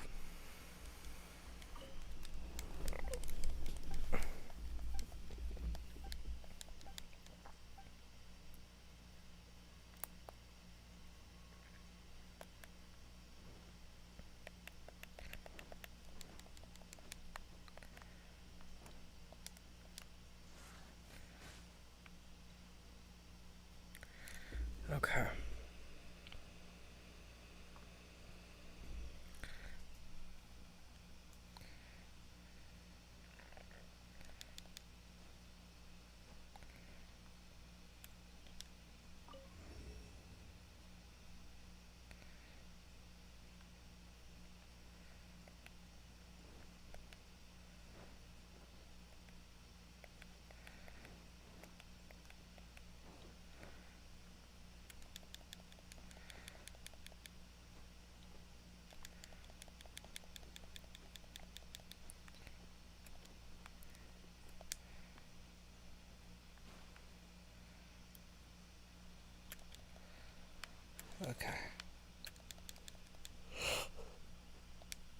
Okay.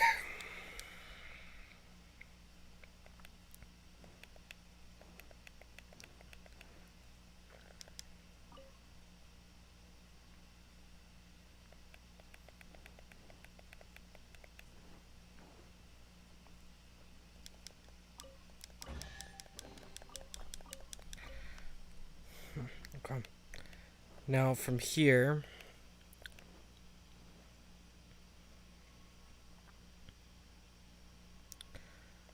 whole bunch of trees.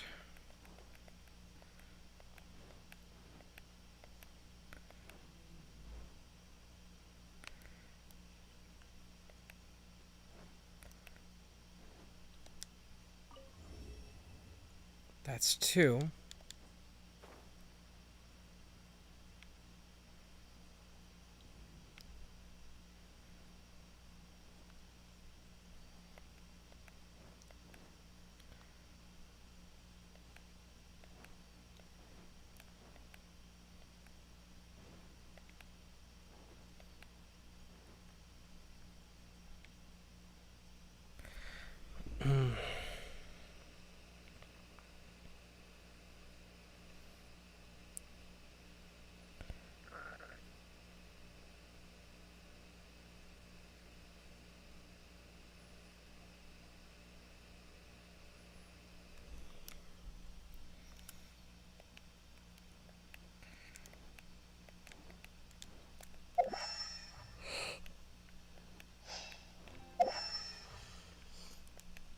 Okay.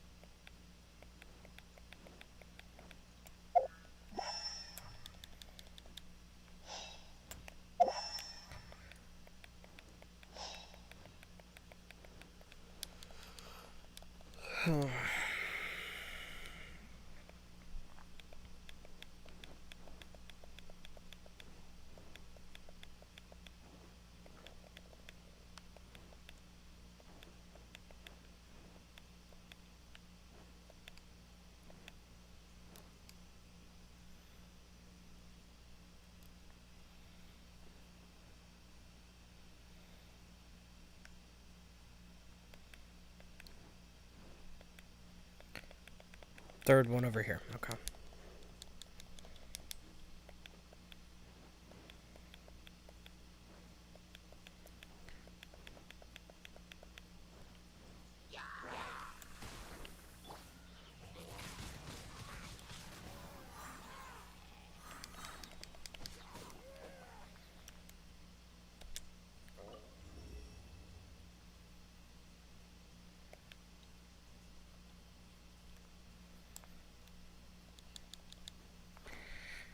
Okay.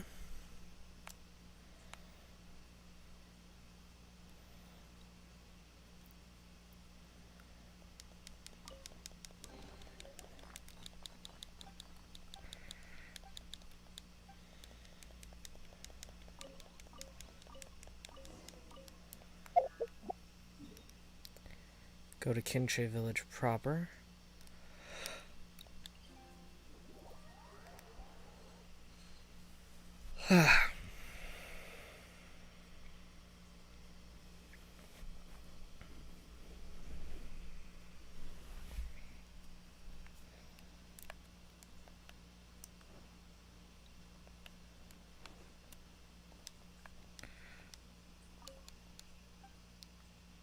Goodbye.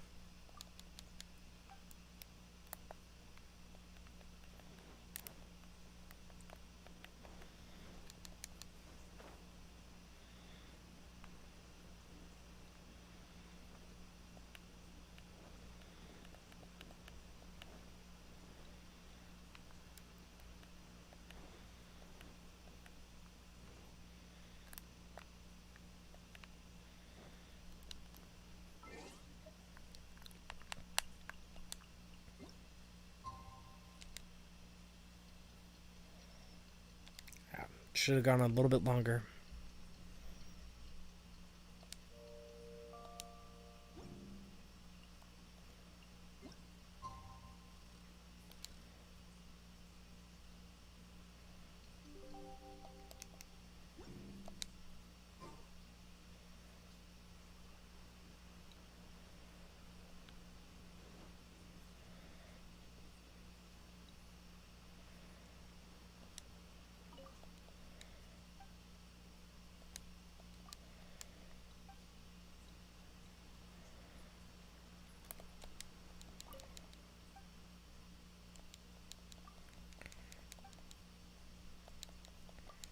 Sure. Okay. We already heard the story. I was just hoping that there might be some dialogue option that I was missing.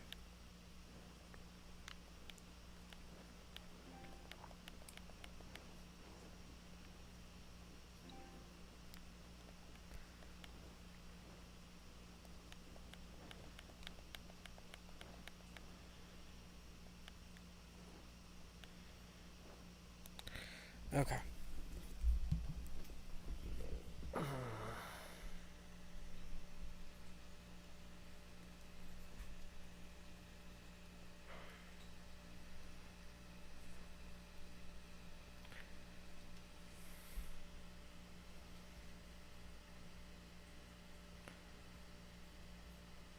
says to look for Master Lu.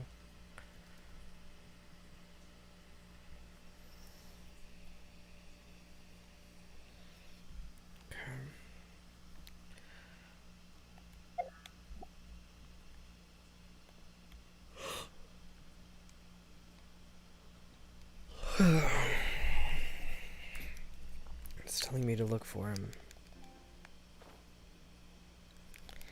Sorry, this just keeps happening.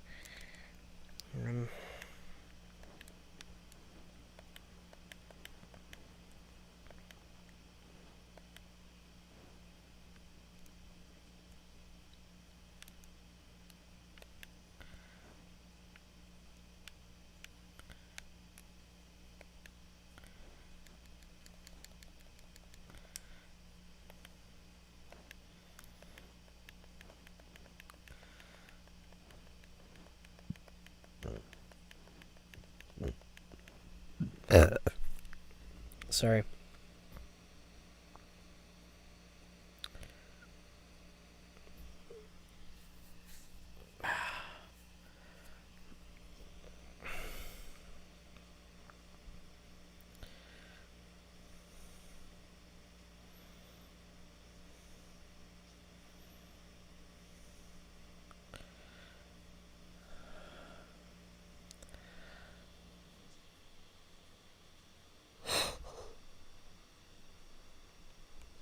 Okay.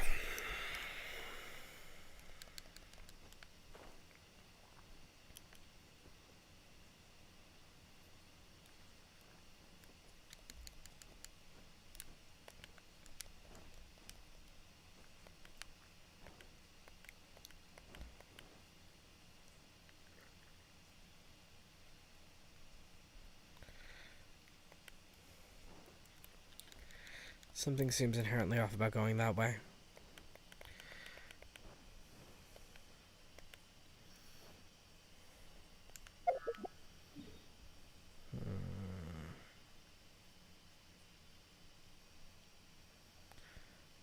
Nevertheless...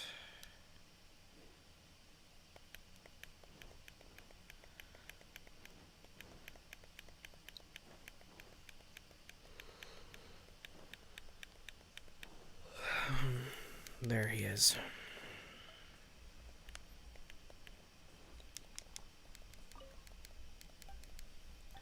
First things first.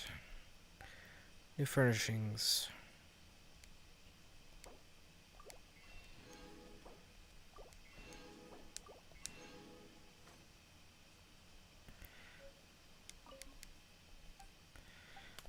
Quest.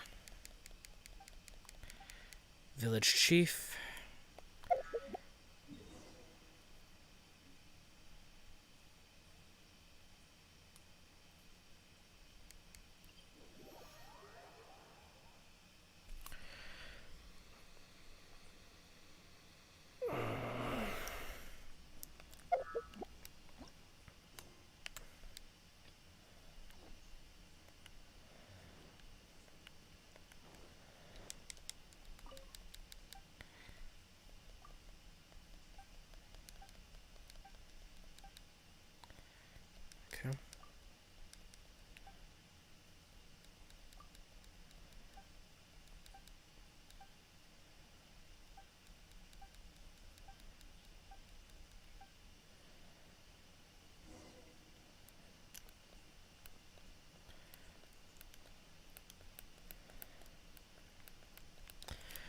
It just now says...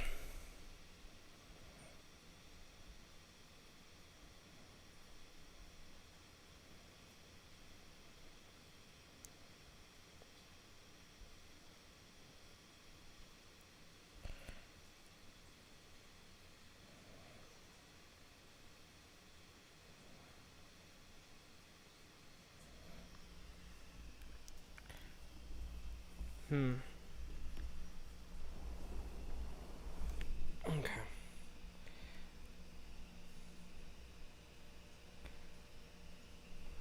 West of Kinche Village.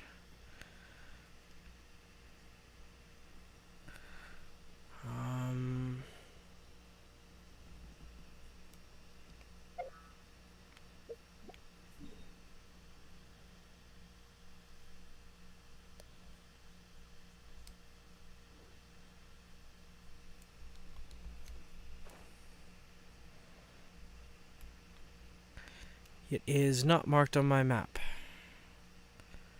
So why...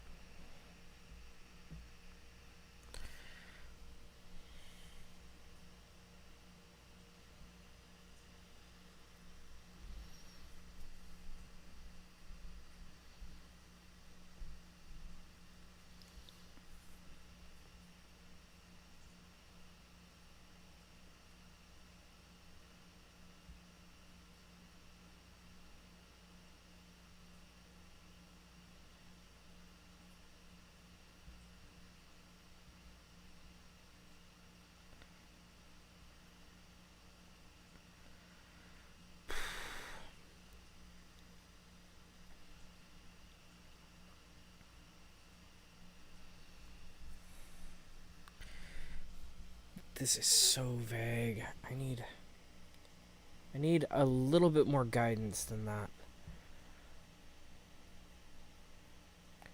Chi of your quest guide. There we go.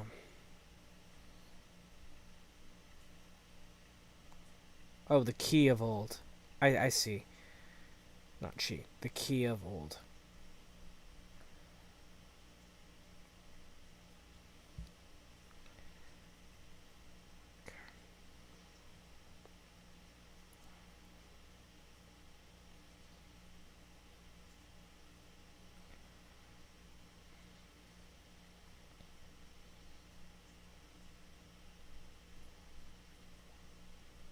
Okay.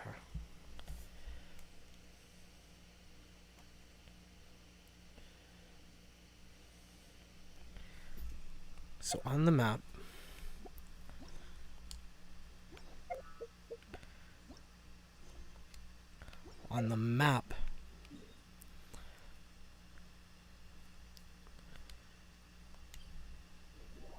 there,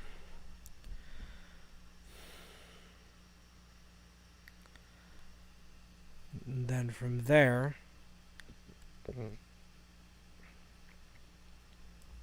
go south a bit.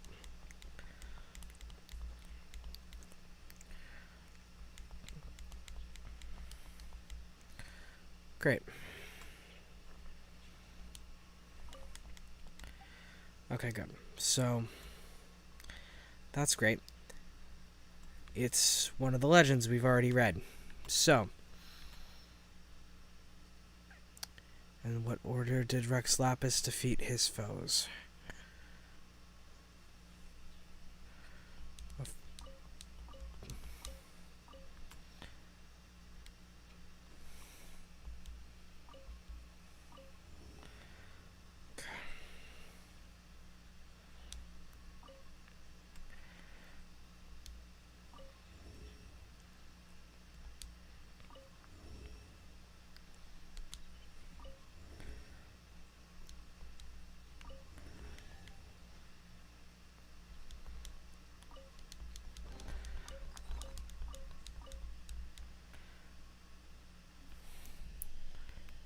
Okay.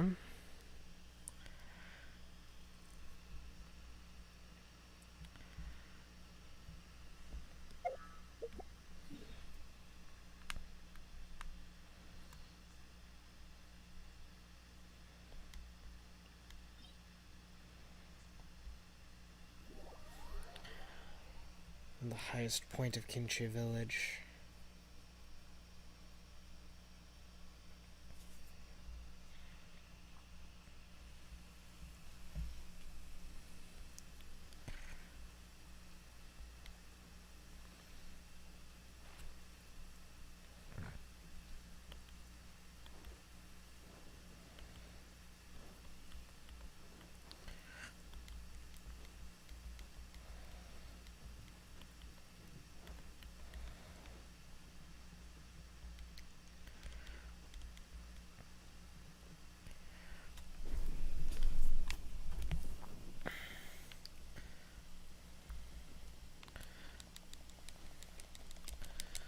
Highest point of Kinche Village.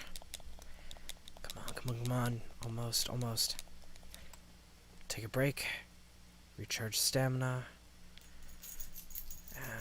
And go.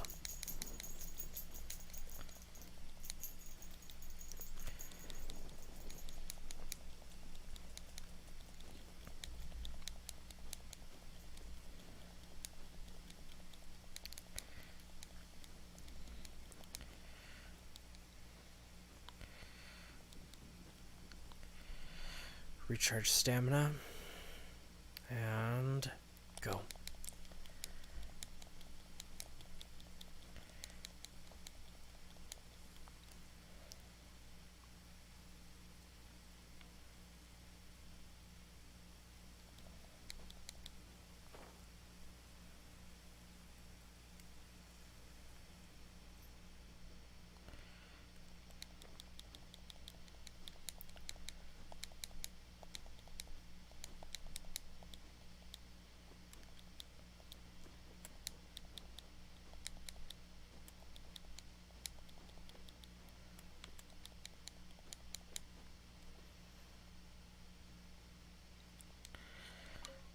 This one's pure spirit faded form, but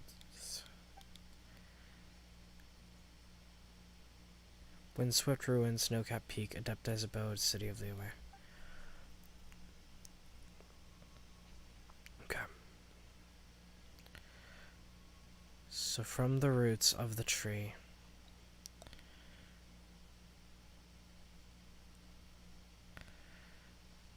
these directions I do see.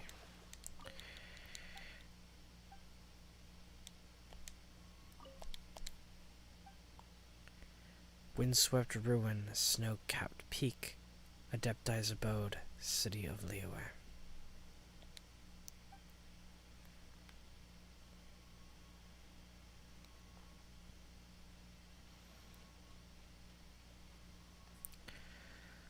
Snow-Capped Ruin. No, Windswept Ruin, Snow-Capped Peak. Adepti's Abode.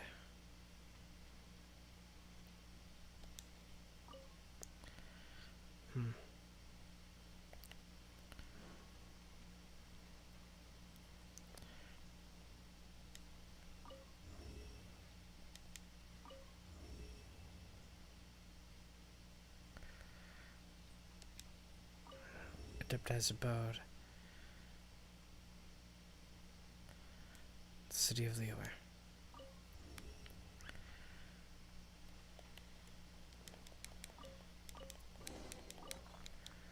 Okay.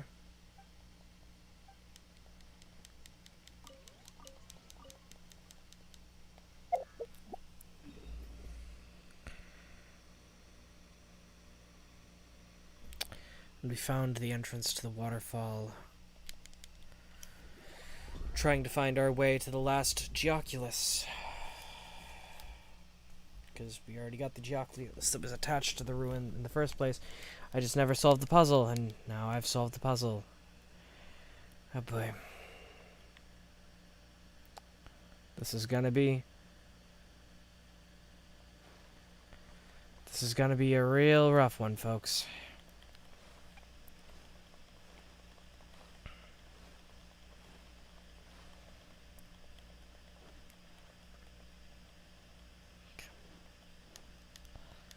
Waterfall to the left. Recharge.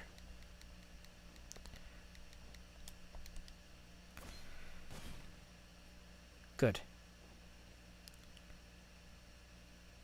Gives me a second to recharge. And up. Up. Up.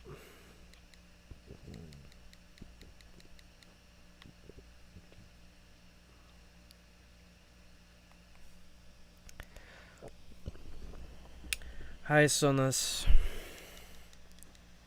Drop. Wrong way. Well, we'll figure it out. Oh, don't tell me it was this easy. Just find a lower place.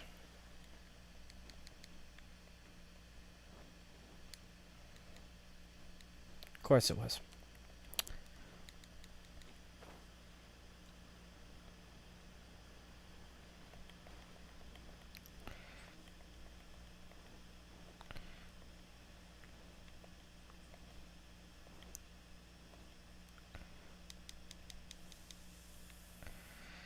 Great. Talk to the locals. Talk to the locals. Talk to the locals. Right. Talk to the locals. Won't let me complete the quest until I talked with the locals. Okay.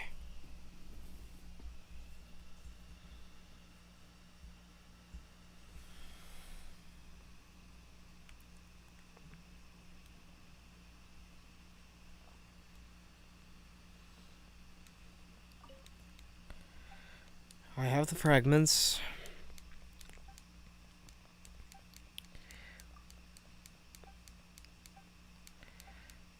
Okay, whatever happened after that. Does the Keys Corp still exist? Okay. Is it a waterfall?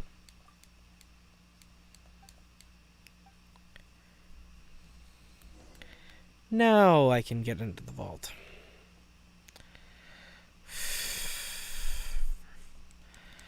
Because I was about to say, for fuck's sake.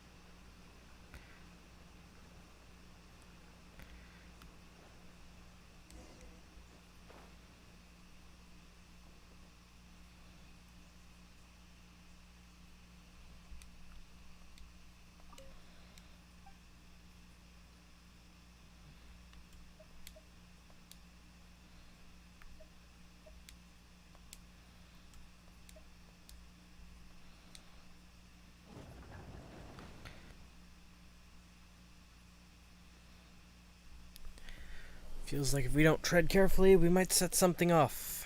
Yep. That, definitely sums it up.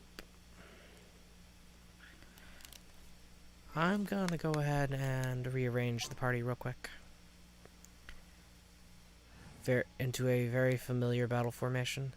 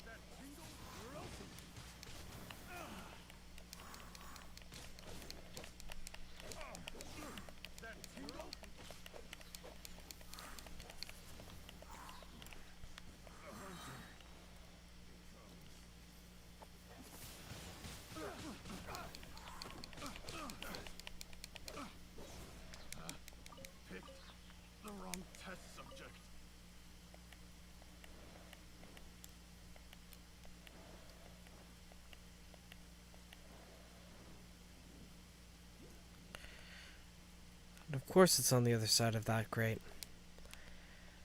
Huh. Great.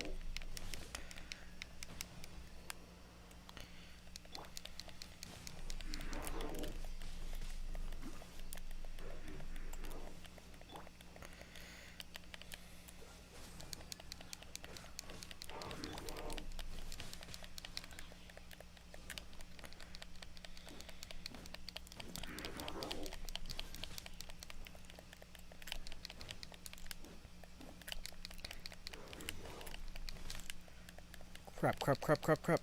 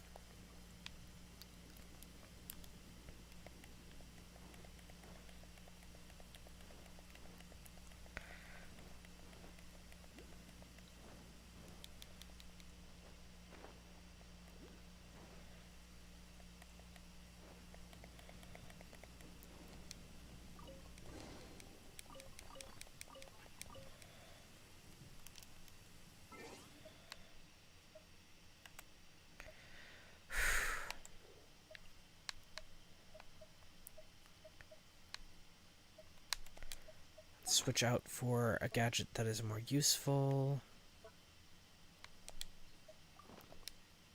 Which thankfully I have exactly one charge left of. With that, all the Geoculi are completely claimed.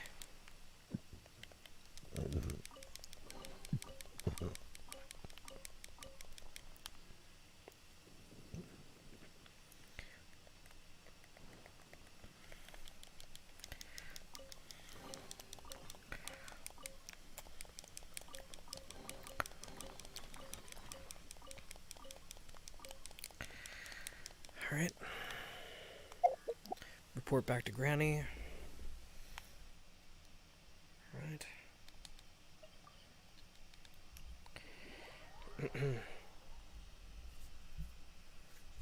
Then I'll need to immediately follow that up with take a quick trip to the exposition zone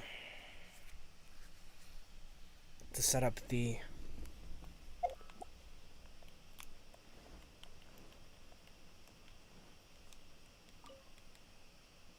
a whole bunch of treasure hoarders. Alright.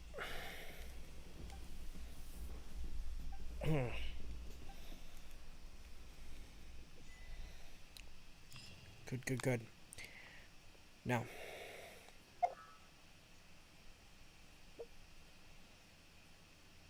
we could do that, or we could start the daily quests. Yes, daily quests. Commissions.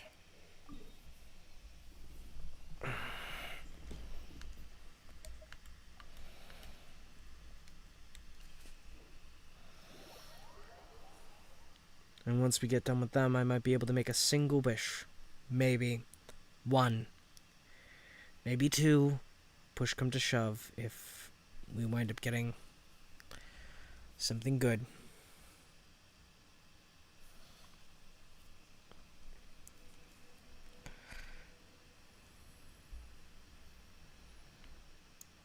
It all depends on whether or not we get a 4-star or a 5-star, because 4 stars give one type of currency and 5 stars give another.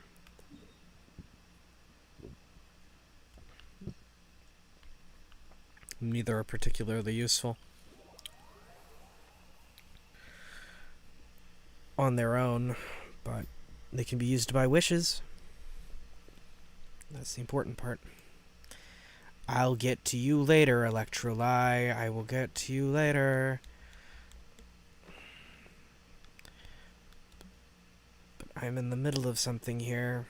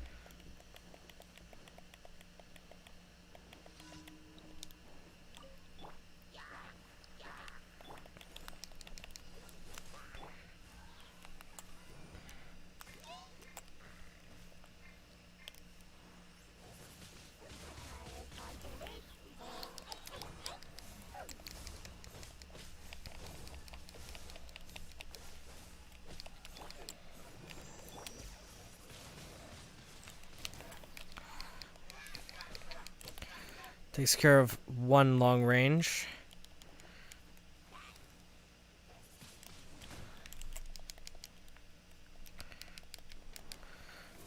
Two long range, 3 long range, 4 long range.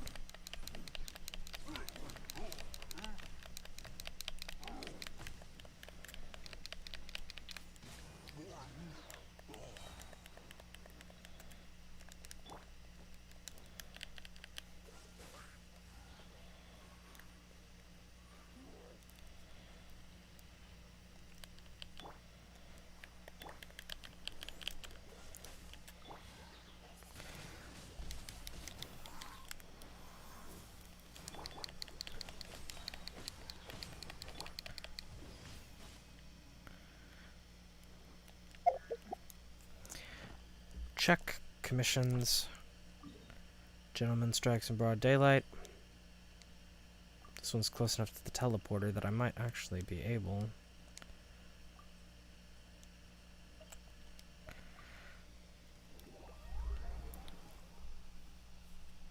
It's stealth in. Provided I'm very careful.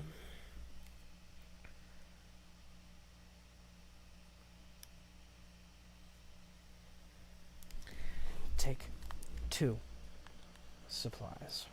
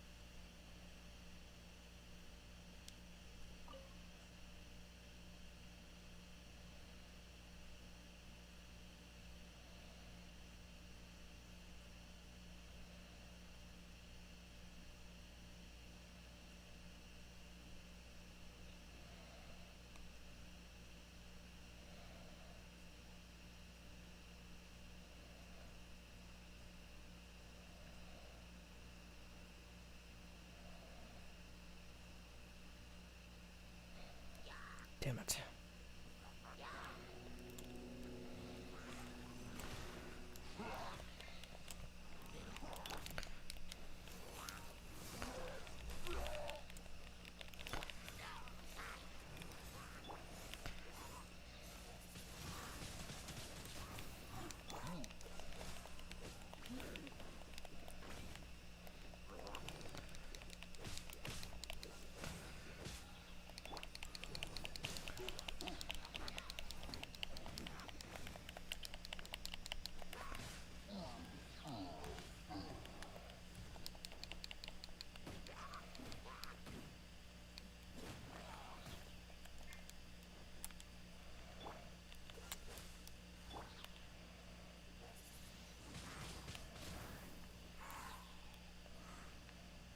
I tried.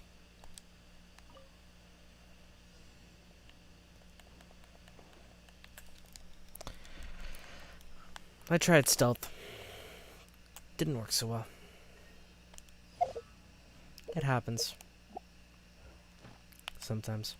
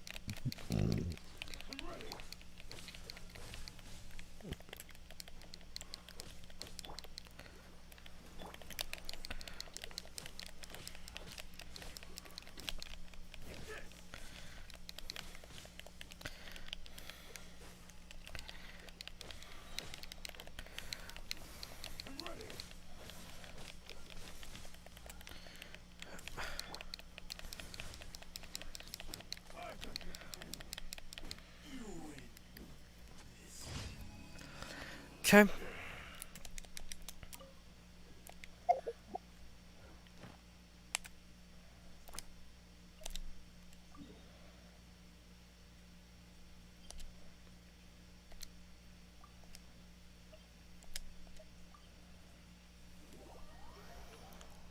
Almost done with the last quest, and since it's so close to Kamisato Estate, we'll claim our reputation reward there.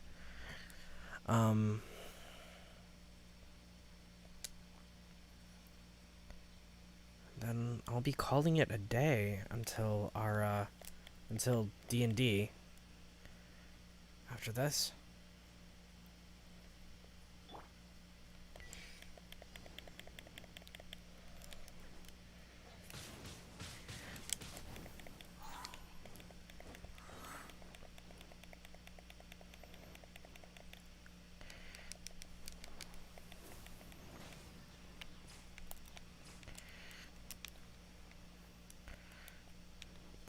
Where's the destination? Is it up there? Crap, crap, crap. I wasted time looking for it. Crap, crap, crap. Run, run, run, run, run. Come on, come on. Climb, climb, climb. I don't have time for this. Okay, don't have time. Don't have time. Right.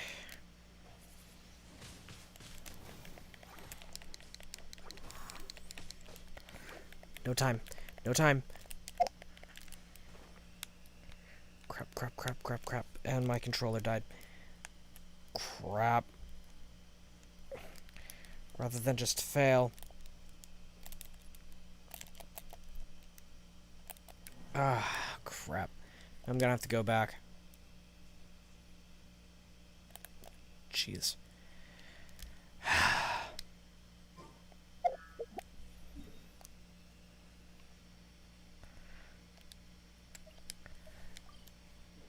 You could have told me it was one of the speed runs. I mean, it's in Inazuma. What am I expecting?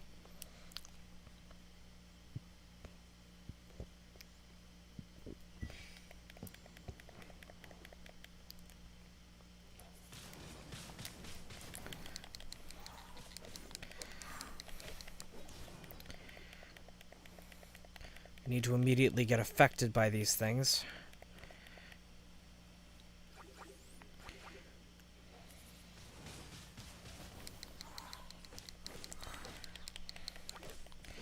Immediately grab an electrogranum.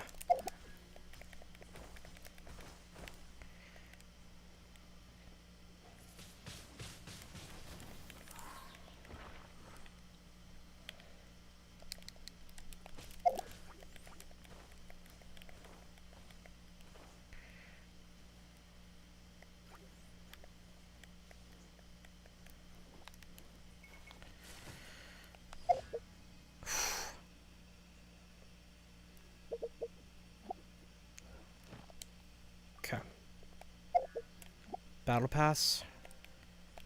Claim.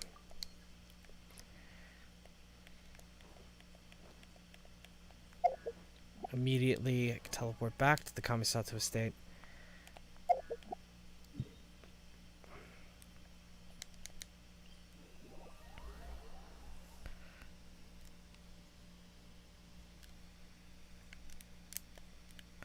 Followed up immediately by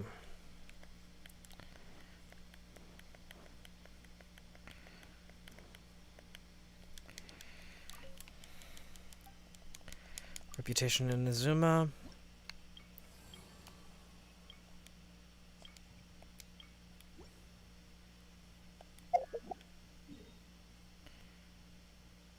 Oh, reputation in Liyue. My brain.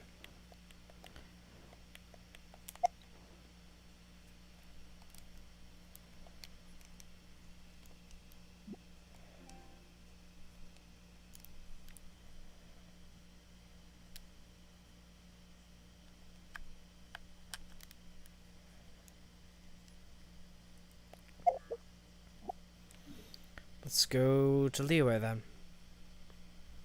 A derp. Zoom out. Zoom in just enough to see the teleporter. Go. We're getting our last little bit of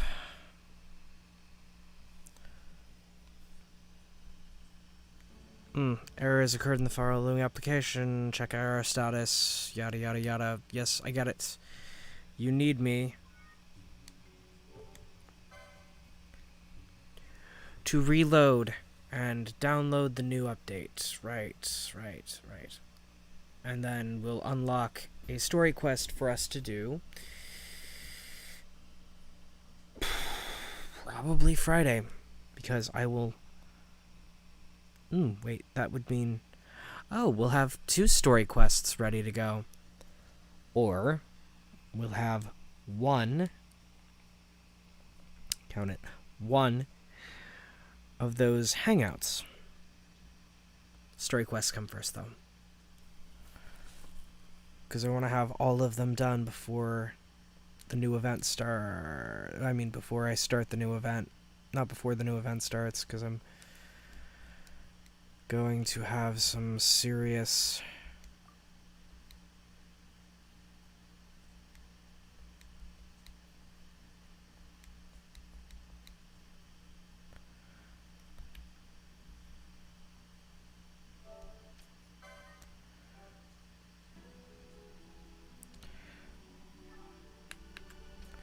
Check for update.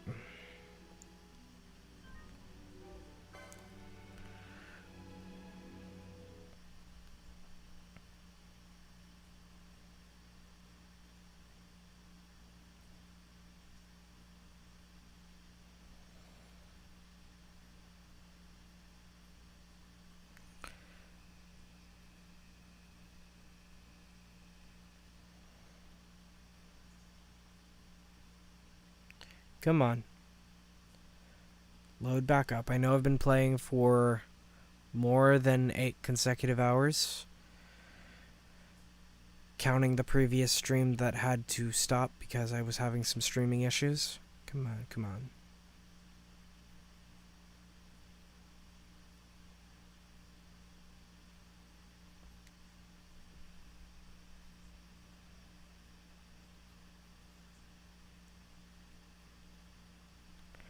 There we go. New 12 kilobyte patch.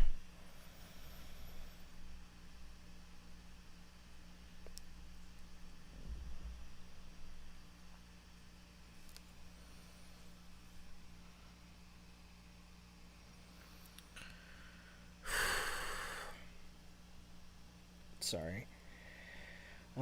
Oh, right. If you didn't notice, I do not even have the Welkin Moon. I'm too broke. That said, once I've moved somewhere with better internet, cough, Seattle cough, I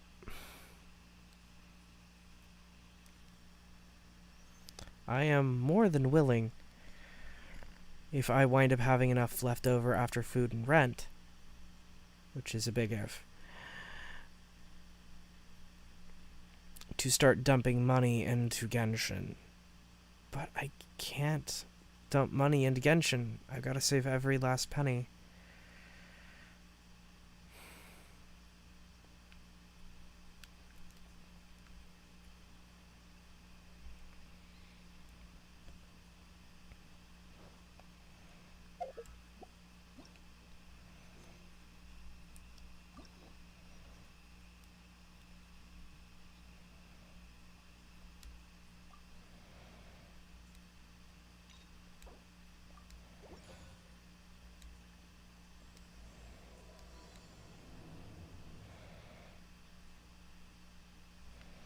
I walked right past her, didn't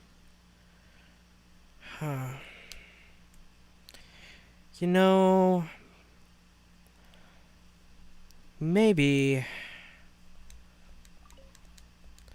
add Astro Abyssos, Catherine.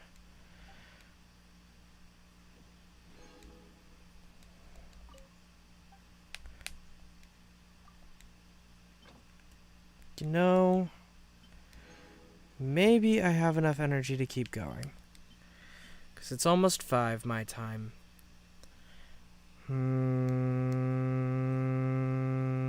No, I don't.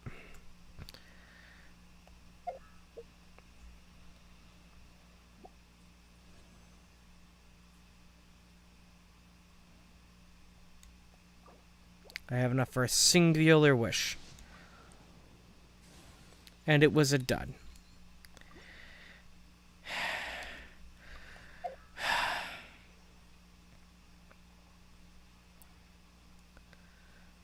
I'm going to check to see.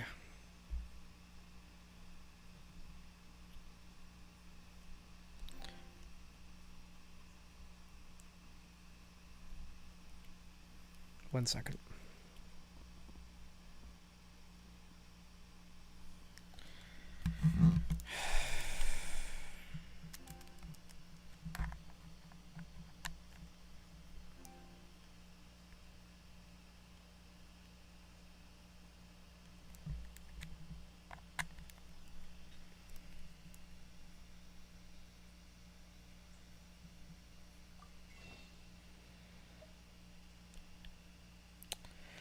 I don't even have enough stardust for another wish.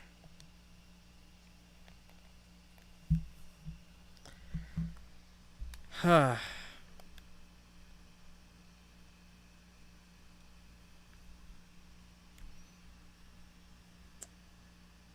So,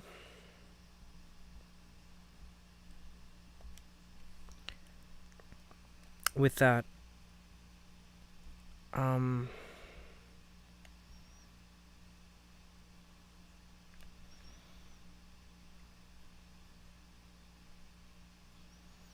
as you can see, no Primogem rewards on that end.